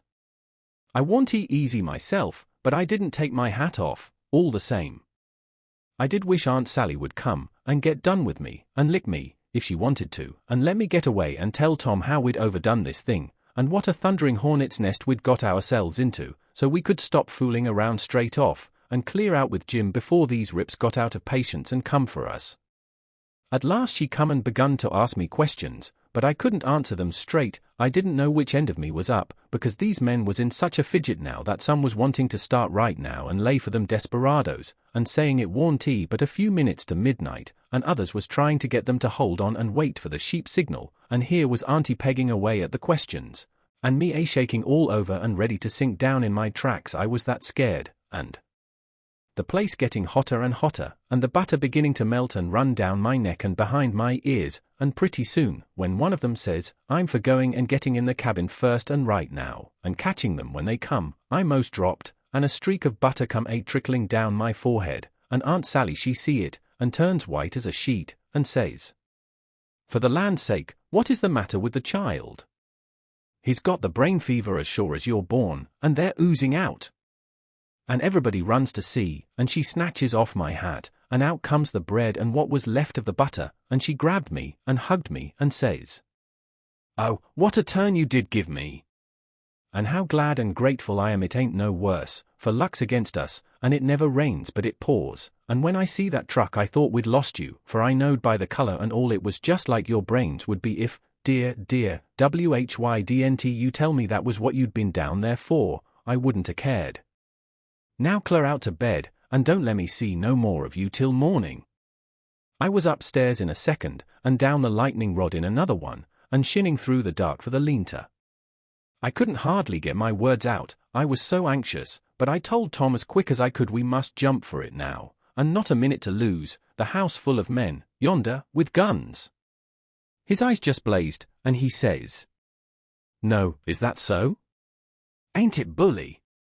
Why, Huck, if it was to do over again, I bet I could fetch 200. If we could put it off till—" "Hurry! Hurry!" I says. "Where's Jim?" "Right at your elbow, if you reach out your arm you can touch him. He's dressed, and everything's ready. Now we'll slide out and give the sheep signal." But then we heard the tramp of men coming to the door, and heard them begin to fumble with the padlock, and heard a man say, "I told you we'd be too soon, they haven't come, the door is locked. Here, I'll lock some of you into the cabin, and you lay for them in the dark and kill the when they come, and the rest scatter around a piece, and listen if you can hear coming." So in they come, but couldn't see us in the dark, and most trod on us whilst we was hustling to get under the bed. But we got under all right, and out through the hole, swift but soft, Jim first, me next, and Tom last, which was according to Tom's orders. Now we was in the lean-to, and heard trampings close by outside. So we crept to the door, and Tom stopped us there and put his eye to the crack, but couldn't make out nothing, it was so dark, and whispered and said he would listen for the steps to get further, and when he nudged us Jim must glide out first, and him last. So he set his ear to the crack and listened, and listened, and listened, and the steps scraping around out there all the time, and at last he nudged us, and we slid out, and stooped down, not breathing, and not making the least noise, and slipped stealthy towards the fence in Injun file, and got to it all right, and me and Jim over it, but Tom's breeches catched fast on a splinter on the top rail, and then he hear the steps coming, so he had to pull loose, which snapped the splinter and made a noise, and as he dropped in our tracks and started somebody sings out, "Who's that? Answer, or I'll shoot." But we didn't answer, we just unfurled our heels and shoved. Then there was a rush, and a bang, bang, bang. And the bullets fairly whizzed around us. We heard them sing out, "Here they are. They've broke for the river. After boys, and turn loose the dogs. So here they come, full tilt." We could hear them because they wore boots and yelled, but we didn't wear no boots and didn't yell. We was in the path to the mill, and when they got pretty close onto us we dodged into the bush and let them go by, and then dropped in behind them. They'd had all the dogs shut up, so they wouldn't scare off the robbers, but by this time somebody had let them loose, and here they come, making power enough for 1,000,000, but they was our dogs, so we stopped in our tracks till they catched up, and when they see it warn't nobody but us, and no excitement to offer them, they only just said howdy, and tore right ahead towards the shouting and clattering, and then we up steam again, and whizzed along after them till we was nearly to the mill. And then struck up through the bush to where my canoe was tied, and hopped in and pulled for dear life towards the middle of the river, but didn't make no more noise than we was obliged to. Then we struck out, easy and comfortable, for the island where my raft was, and we could hear them yelling and barking at each other all up and down the bank, till we was so far away the sounds got dim and died out. And when we stepped onto the raft I says, "Now, old Jim, you're a free man again, and I bet you won't ever be a slave no more. A mighty good job it was, too, Huck. It uz planned beautiful, it uz done beautiful, day ain't nobody kin git up a plan that's molly mixed up splendid den what that one was." We was all glad as we could be, but Tom was the gladdest of all because he had a bullet in the calf of his leg. When me and Jim heard that we didn't feel so brash as what we did before. It was hurting him considerable, and bleeding, so we laid him in the wigwam and tore up one of the Duke's shirts for to bandage him, but he says, "Gimme the rags, I can do it myself. Don't stop now, don't fool around here," and the evasion booming along so handsome, man the sweeps, and set her loose. Boys, we done it elegant, deed we did. I wish we'd a had the handling of Louis XVI, there wouldn't a been no a son of St. Louis, ascend to heaven, wrote down in his biography, no, sir, we'd a whooped him over the border, that's what we'd a done with him, and done it just as slick as nothing at all, too. Man the sweeps, man the sweeps. But me and Jim was consulting, and thinking. And after we'd thought a minute, I says, "Say it, Jim." So he says, "Well, den, this is the way it looked to me, Huck. If it was him that uz being sot free, one of the boys was to git shot, would he say, 'Go on save me, Nemini about a doctor fr to save this one'? Is that like Mars Tom Sawyer? Would he say that? You bet he wouldn't. Well, den, is Jim jine to say it? No, so, I don't budge step out and displace doubt a doctor, not if it's 40 year. I knowed he was white inside, and I reckoned he'd say what he did say, so it was all right now, and I told Tom I was going for a doctor. He raised considerable row about it, but me and Jim stuck to it and wouldn't budge, so he was for crawling out and setting the raft loose himself, but we wouldn't let him. Then he give us a piece of his mind, but it didn't do no good. So when he sees me getting the canoe ready, he says, "Well, then, if you're bound to go, I'll tell you the way to do when you get to the village. Shut the door and blindfold the doctor tight and fast, and make him swear to be silent as the grave, and put a purse full of gold in his hand, and then take and lead him all around the back alleys and everywhere in the dark, and then fetch him here in the canoe, in a roundabout way amongst the islands, and search him and take his chalk away from him, and don't give it back to him till you get him back to the village, or else he will chalk this raft so he can find it again. It's the way they all do." So I said I would, and left, and Jim was to hide in the woods when he see the doctor coming till he was gone again. Chapter 41. The doctor was an old man, a very nice, kind-looking old man when I got him up. I told him me and my brother was over on Spanish Island hunting yesterday afternoon, and camped on a piece of a raft we found, and about midnight he must have kicked his gun in his dreams, for it went off and shot him in the leg, and we wanted him to go over there and fix it and not say nothing about it, nor let anybody know, because we wanted to come home this evening and surprise the folks. "Who is your folks?" he says. "The Phelpses, down yonder." "Oh," he says. And after a minute, he says, "How'd you say he got shot?" "He had a dream," I says, "and it shot him." "Singular dream," he says. So he lit up his lantern and got his saddlebags, and we started. But when he sees the canoe he didn't like the look of her, said she was big enough for one, but didn't look pretty safe for two. I says, Oh, you needn't be afeard, sir, she carried the three of us easy enough. What three? Why, me and Sid, and the guns, that's what I mean. Oh, he says. But he put his foot on the gunwale and rocked her, and shook his head, and said he reckoned he'd look around for a bigger one. But they was all locked and chained, so he took my canoe, and said for me to wait till he come back, or I could hunt around further, or maybe I better go down home and get them ready for the surprise if I wanted to. But I said I didn't, so I told him just how to find the raft, and then he started. I struck an idea pretty soon. I says to myself, s'pose he can't fix that leg just in 3 shakes of a sheep's tail, as the saying is? S'pose it takes him 3 or 4 days. What are we going to do, lay around there till he lets the cat out of the bag? No, sir, I know what I'll do. I'll wait, and when he comes back if he says he's got to go any more I'll get down there, too, if I swim, and we'll take and tie him, and keep him, and shove out down the river, and when Tom's done with him we'll give him what it's worth, or all we got, and then let him get ashore. So then I crept into a lumber pile to get some sleep, and next time I waked up the sun was away up over my head. I shot out and went for the doctor's house, but they told me he'd gone away in the night sometime or other, and warn't he back yet. Well, thinks I, that looks powerful bad for Tom, and I'll dig out for the island right off. So away I shoved, and turned the corner, and nearly rammed my head into Uncle Silas's stomach. He says, "Why, Tom, where you been all this time, you rascal?" "I hain't been nowheres," I says, "only just hunting for the runaway now, me and Sid." "Why, wherever did you go?" he says. "Your aunt's been mighty uneasy." "She needn't," I says, "because we was all right. We followed the men and the dogs, but they outrun us, and we lost them, but we thought we heard them on the water, so we got a canoe and took out after them and crossed over, but couldn't find nothing of them, so we cruised along upshore till we got kind of tired and beat out, and tied up the canoe and went to sleep, and never waked up till about an hour ago. Then we paddled over here to hear the news, and Sid's at the post office to see what he can hear, and I'm branching out to get something to eat for us, and then we're going home.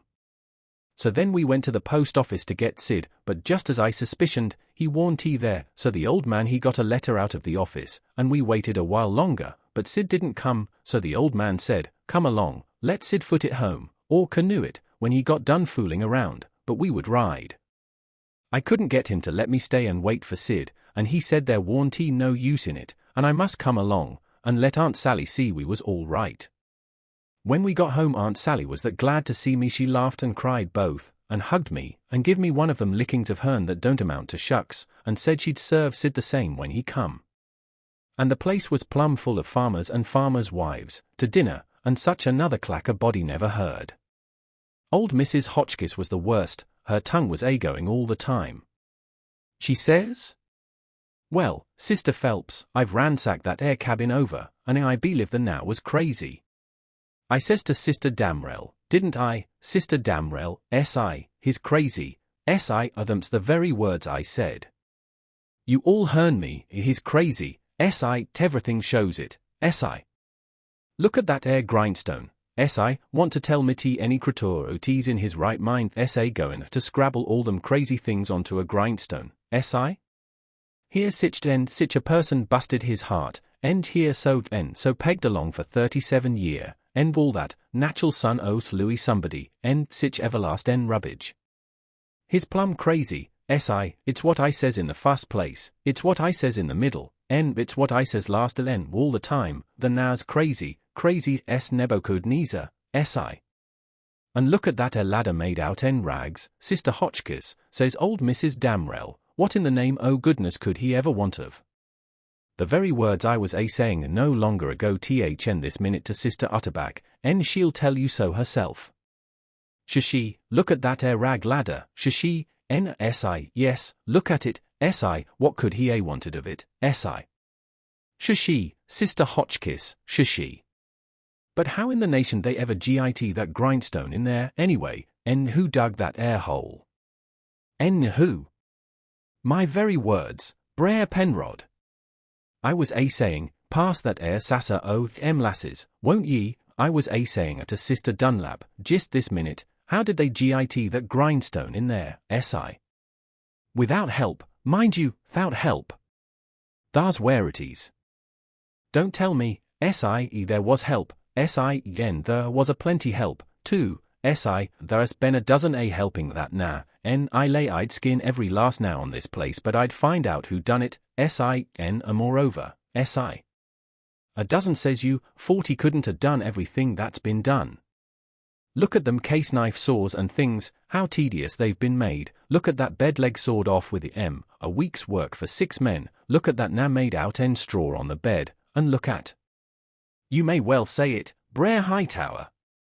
It's just as I was saying to Brer Phelps, his own self. S.E., what do you think of it, Sister Hotchkiss, S.E.? Think o' what, Brer Phelps, S.I.? Think o' that bed leg sawed off that away, S.E.? Think of it, S.I.? I lay it never sawed itself off, S.I., somebody sawed it, S.I., that's my opinion, take it or leave it, it meant be notes count, S.I., but sich as t is, it's my opinion, S.I., if anybody can start a better one, S.I., let him do it, S.I., that's all. I says to Sister Dunlap, S.I.? Why, dog my cats, they must have been a houseful o' as in there every night for 4 weeks to ha' done all that work, Sister Phelps. Look at that shirt, every last inch of it kivered over with secret African writ and done with blood. Must have been a raft UVs them at it right along, all the time, most. Why, I'd give $2 to have it read to me, as for the Nas that wrote it, I'd take a lashed teal. People to help him, Brother Marples. Well, I reckon you'd think so if you'd have been in this house for a while back. Why, they've stole everything they could lay their hands on, and we watching all the time, mind you. They stole that shirt right off o' the line. And as for that sheet they made the rag ladder out of, there ain't no telling how many times they didn't steal that, and flour, and candles, and candlesticks, and spoons, and the old warming pan, and most 1,000 things that I disremember now, and my new calico dress, and me and Silas and my Sid and Tom on the constant watch day and night, as I was telling you, and not a one of us could catch hide nor hair nor sight nor sound of them, and here at the last minute, lo and behold you, they slides right in under our noses and fools us, and not only fools us but the Injun Territory robbers too, and actually gets away with that now safe and sound, and that with 16 men and 22 dogs right on their very heels at that very time. I tell you, it just bangs anything I ever heard of. Why, sperrits couldn't have done better and been no smarter. And I reckon they must have been sperrits, because, you know our dogs, and there ain't no better, well, them dogs never even got on the track of them once. You explain that to me if you can, any of you. Well, it does beat. Laws alive, I never. So help me, I wouldn't a be. House thieves as well as. Goodness gracious sakes, I'd a been afeared to live in Sitcha. 'Fraid to live, why, I was that scared I dasn't hardly go to bed, or get up, or lay down, or set down, Sister Ridgway. Why, they'd steal the very, why, goodness sakes, you can guess what kind of a fluster I was in by the time midnight come last night. I hope to gracious if I warn't afraid they'd steal some over the family. I was just to that pass I didn't have no reasoning faculties no more. It looks foolish enough now, in the daytime, but I says to myself, there's my 2 poor boys asleep, way upstairs in that lonesome room, and I declare to goodness I was that uneasy, I crept hell up there and locked em in. I did. And anybody would. Because, you know, when you get scared that way, and it keeps running on, and getting worse and worse all the time, and your wits gets to addling, and you get to doing all sorts o' wild things, and by you think to yourself, s'pose I was a boy, and was away up there, and the door ain't locked, and she stopped, looking kind of wondering, and then she turned her head around slow, and when her eye lit on me, I got up and took a walk. Says I to myself, I can explain better how we come to not be in that room this morning if I go out to one side and study over it a little. So I done it. But I dasn't go fur, or she'd a sent for me. And when it was late in the day the people all went, and then I come in and told her the noise and shooting waked up me and Sid, and the door was locked, and we wanted to see the fun, so we went down the lightning rod, and both of us got hurt a little, and we didn't never want to try that no more. and then I went on and told her all what I told Uncle Silas before, and then she said she'd forgive us, and maybe it was all right enough anyway, and about what a body might expect of boys, for all boys was a pretty harum-scarum lot as far as she could see, and so, as long as no harm hadn't come of it, she judged she better put in her time being grateful we was alive and well and she had us still, 'stead of fretting over what was past and done. So then she kissed me, and patted me on the head, and dropped into a kind of a brown study, and pretty soon jumps up, and says, "Why, lawsamercy, it's most night, and Sid not come yet. What has become of that boy?" I see my chance, so I skips up and says, "I'll run right up to town and get him," I says. "No you won't," she says. "You'll stay right where you are, one's enough to be lost at a time. If he ain't here to supper, your uncle's LL go." Well, he warn't he there to supper, so right after supper uncle went. He come back about 10 a little bit uneasy, hadn't run across Tom's track. Aunt Sally was a good deal uneasy, but Uncle Silas he said there warn't he no occasion to be, boys will be boys, he said, and you'll see this one turn up in the morning all sound and right. So she had to be satisfied. But she said she'd set up for him a while anyway, and keep a light burning so he could see it. And then when I went up to bed she come up with me and fetched her candle, and tucked me in, and mothered me so good I felt mean, and like I couldn't look her in the face, and she sat down on the bed and talked with me a long time, and said what a splendid boy Sid was, and didn't seem to want to ever stop talking about him, and kept asking me every now and then if I reckoned he could have got lost, or hurt, or maybe drowned, and might be laying at this minute somewhere suffering or dead, and she not by him to help him, and so the tears would drip down silent, and I would tell her that Sid was all right, and would be home in the morning, sure, and she would squeeze my hand, or maybe kiss me, and tell me to say it again, and keep on saying it, because it done her good, and she was in so much trouble. And when she was going away she looked down in my eyes so steady and gentle, and says, "The door ain't going to be locked, Tom, and there's the window and the rod, but you'll be good, won't you? And you won't go? For my sake." Laws knows I wanted to go bad enough to see about Tom, and was all intending to go, but after that I wouldn't have went, not for kingdoms. But she was on my mind and Tom was on my mind, so I slept very restless. And twice I went down the rod away in the night, and slipped around front, and see her setting there by her candle in the window with her eyes towards the road and the tears in them, and I wished I could do something for her, but I couldn't, only to swear that I wouldn't never do nothing to grieve her any more. And the third time I waked up at dawn, and slid down, and she was there yet, and her candle was most out, and her old grey head was resting on her hand, and she was asleep. Chapter 42. The old man was uptown again before breakfast, but couldn't get no track of Tom, and both of them sat at the table thinking, and not saying nothing, and looking mournful, and their coffee getting cold, and not eating anything. And by the old man says, "Did I give you the letter?" "What letter?" "The one I got yesterday out of the post office." "No, you didn't give me no letter." "Well, I must have forgot it." So he rummaged his pockets, and then went off somewheres where he had laid it down, and fetched it, and give it to her. She says, "Why, it's from St. Petersburg, it's from Sis." I allowed another walk would do me good, but I couldn't stir. But before she could break it open she dropped it and run, for she see something. And so did I. It was Tom Sawyer on a mattress, and that old doctor, and Jim, in her calico dress, with his hands tied behind him, and a lot of people. I hid the letter behind the first thing that come handy, and rushed. She flung herself at Tom, crying, and says, "Oh, he's dead, I know he's dead." And Tom he turned his head a little, and muttered something or other, which showed he warn't he in his right mind. Then she flung up her hands, and says, "He's alive, thank God." And that's enough, and she snatched a kiss of him, and flew for the house to get the bed ready, and scattering orders right and left at the Nas and everybody else, as fast as her tongue could go, every jump of the way. I followed the men to see what they was going to do with Jim, and the old doctor and Uncle Silas followed after Tom into the house. The men was very huffy, and some of them wanted to hang Jim for an example to all the other Nas around there, so they wouldn't be trying to run away like Jim done, and making such a raft of trouble, and keeping a whole family scared most to death for days and nights. But the others said, "Don't do it, it wouldn't answer at all, he ain't our now, and his owner would turn up and make us pay for him, sure.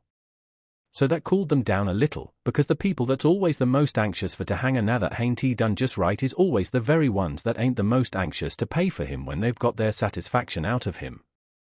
They cussed Jim considerable, though, and give him a cuff or two side the head once in a while, but Jim never said nothing, and he never let on to know me, and they took him to the same cabin, and put his own clothes on him, and chained him again, and not to no bedleg this time, but to a big staple drove into the bottom log, and chained his hands, too, and both legs, and said he warn't he to have nothing but bread and water to eat after this till his owner come, or he was sold at auction because he didn't come in a certain length of time, and filled up our hole, and said a couple of farmers with guns must stand watch around about the cabin every night, and a bulldog tied to the door in the daytime, and about this time they was through with the job and was tapering off with a kind of gentle goodbye cussing, and then the old doctor comes and takes a look, and says, "Don't be no rougher on him than you're obliged to, because he ain't a bad now."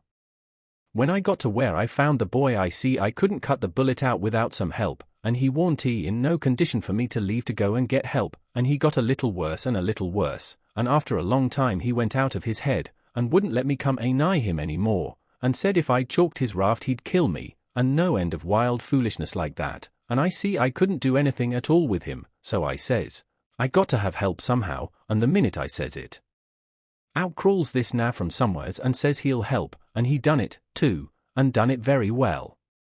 Of course I judged he must be a runaway now, and there I was. And there I had to stick right straight along all the rest of the day and all night. It was a fix, I tell you. I had a couple of patients with the chills, and of course I'd have liked to run up to town and see them, but I dasn't because the now might get away, and then I'd be to blame, and yet never a skiff come close enough for me to hail. So there I had to stick plumb until daylight this morning, and I never see a now that was a better nurse or faithfuler, and yet he was risking his freedom to do it, and was all tired out, too, and I see plain enough he'd been worked main hard lately. I liked the now for that, I tell you, gentlemen, a now like that is worth $1,000, and kind treatment, too.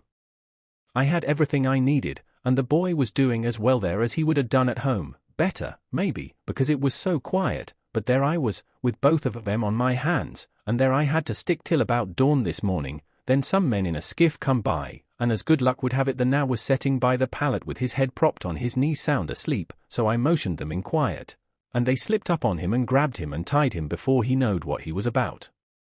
And we never had no trouble. And the boy being in a kind of a flighty sleep, too, we muffled the oars and hitched the raft on, and towed her over very nice and quiet, and the now never made the least row nor said a word from the start. He ain't no bad now, gentlemen, that's what I think about him. Somebody says, "Well, it sounds very good, doctor, I'm obliged to say." Then the others softened up a little, too, and I was mighty thankful to that old doctor for doing Jim that good turn, and I was glad it was according to my judgment of him, too, because I thought he had a good heart in him and was a good man the first time I see him. Then they all agreed that Jim had acted very well, and was deserving to have some notice took of it, and reward. So every one of them promised, right out and hearty, that they wouldn't cuss him no more. Then they come out and locked him up. I hoped they was going to say he could have one or two of the chains took off, because they was rotten heavy, or could have meat and greens with his bread and water, but they didn't think of it, and I reckoned it warn't best for me to mix in, but I judged I'd get the doctor's yarn to Aunt Sally somehow or other as soon as I'd got through the breakers that was laying just ahead of me, and explanations, I mean, of how I forgot to mention about Sid being shot when I was telling how him and me put in that dratted night paddling around hunting the runaway now. But I had plenty time.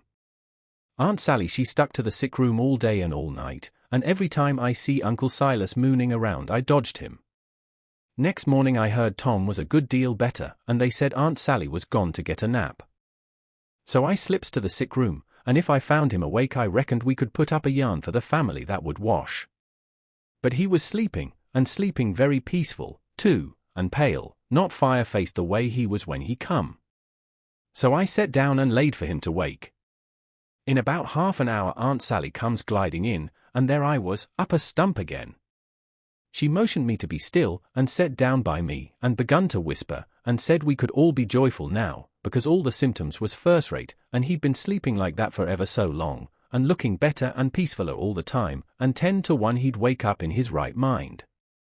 So we sat there watching, and by he stirs a bit, and opened his eyes very natural, and takes a look, and says, "Hello, why, I'm at home. How's that? Where's the raft?" "It's all right," I says. "And Jim?"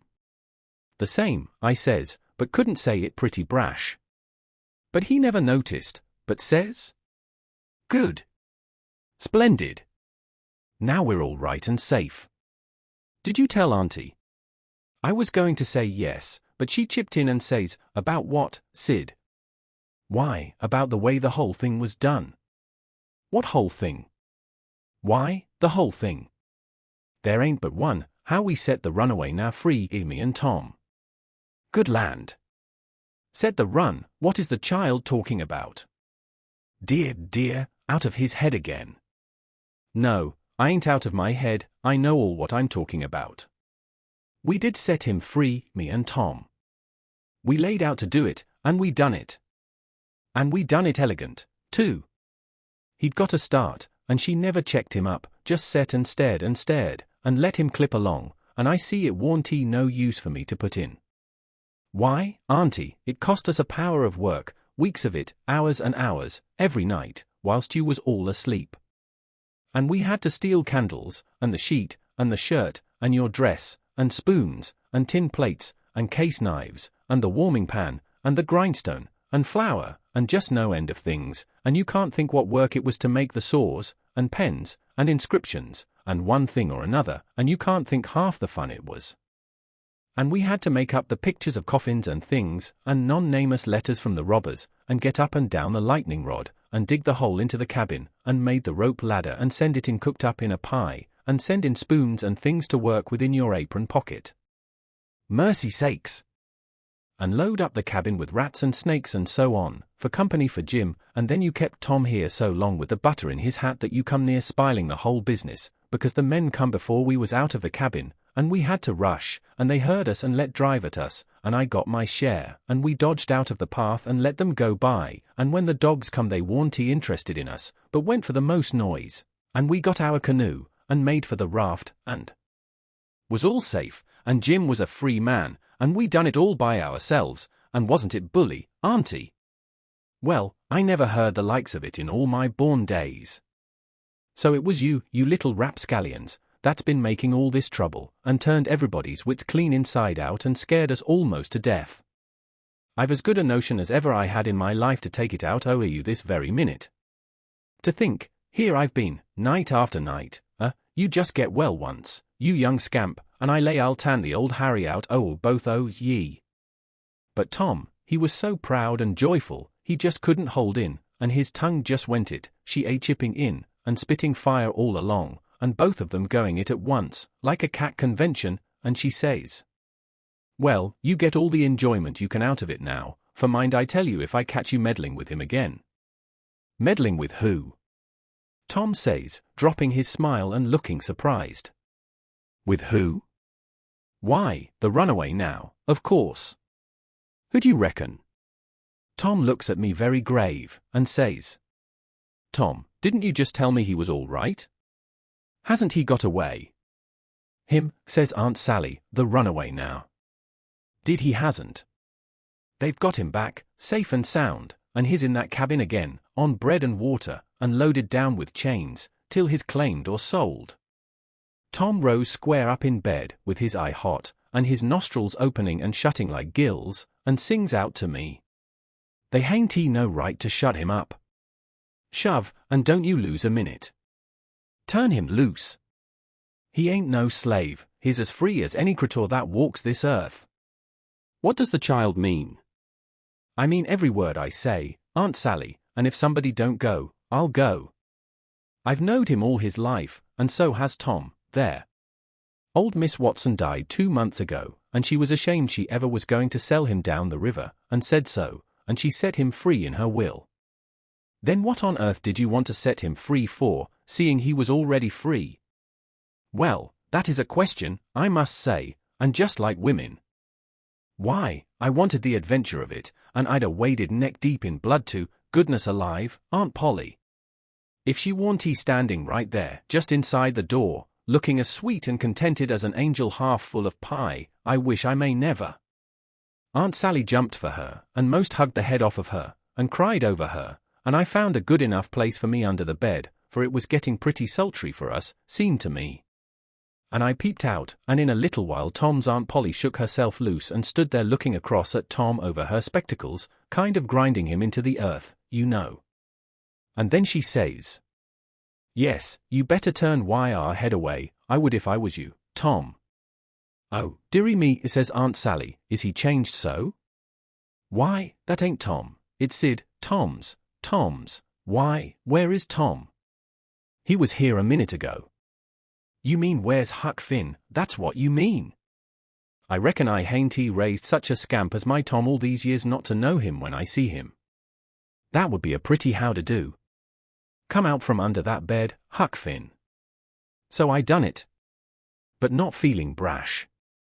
Aunt Sally, she was one of the mixed-uppest looking persons I ever see, except one, and that was Uncle Silas, when he come in and they told it all to him. It kind of made him drunk, as you may say, and he didn't know nothing at all the rest of the day, and preached a prayer-meeting sermon that night that gave him a rattling reputation, because the oldest man in the world couldn't have understood it. So Tom's Aunt Polly, she told all about who I was, and what, and I had to up and tell how I was in such a tight place that when Mrs. Phelps took me for Tom Sawyer, she chipped in and says, "Oh, go on and call me Aunt Sally, I'm used to it now, and a tiny no need to change, that when Aunt Sally took me for Tom Sawyer I had to stand it, there warn't no other way, and I knowed he wouldn't mind, because it would be nuts for him, being a mystery, and he'd make an adventure out of it, and be perfectly satisfied." And so it turned out, and he let on to be Sid, and made things as soft as he could for me. And his Aunt Polly, she said Tom was right about old Miss Watson setting Jim free in her will, and so, sure enough, Tom Sawyer had gone and took all that trouble and bother to set her free. And I couldn't ever understand before, until that minute and that talk, how he could help a body set her now free with his bringing up. Well, Aunt Polly, she said that when Aunt Sally wrote to her that Tom and Sid had come all right and safe, she says to herself, "Look at that, now. I might have expected it, letting him go off that way without anybody to watch him. So now I got to go and traps all the way down the river, 1100 mile, and find out what that creeter's up to this time, as long as I couldn't seem to get any answer out of you about it." "Why, I never heard nothing from you," says Aunt Sally. "Well, I wonder." "Why, I wrote you twice to ask you what you could mean by Sid being here." "Well, I never got sis." Aunt Polly, she turns around slow and severe, and says, "You, Tom." "Well, what," he says, kind of pettish. "Don't you want me, you impudent thing, hand out them letters." "What letters?" "Them letters. I be bound, if I have to take a holt of you they're in the trunk. There, now. And they're just the same as they was when I got them out of the office. I hain't looked into them, I hain't touched them. But I knowed they'd make trouble, and I thought if you warn't in no hurry, I'd. Well, you do need skinning, there ain't no mistake about it. And I wrote another one to tell you I was coming, and I s'pose No, it come yesterday, I hain't read it yet, but it's all right, I've got that one. I wanted to offer to bet $2 she hadn't, but I reckon maybe it was just as safe to not to. So I never said nothing. Chapter the last. The first time I catched Tom private I asked him what was his idea, time of the evasion, what it was he'd planned to do if the evasion worked all right and he managed to set her now free that was already free before. And he said, what he had planned in his head from the start, if we got Jim out all safe, was for us to run him down the river on the raft, and have adventures plumb to the mouth of the river, and then tell him about his being free, and take him back up home on a steamboat, in style, and pay him for his lost time, and write word ahead and get out all the Naz around, and have them waltz him into town with a torchlight procession and a brass band, and then he would be a hero, and so would we. But I reckoned it was about as well the way it was.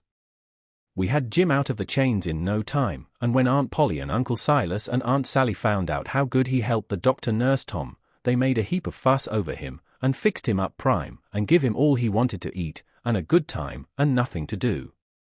And we had him up to the sick room, and had a high talk, and Tom give Jim $40 for being prisoner for us so patient, and doing it up so good, and Jim was pleased most to death, and busted out, and says, "Dar, now, Huck, what I tell you up dar on Jackson Island? I tol you I got a hairy brayus, what's the sign it, I tol you I been rich onct, Gwineta to be rich agin, it's come true, here she is.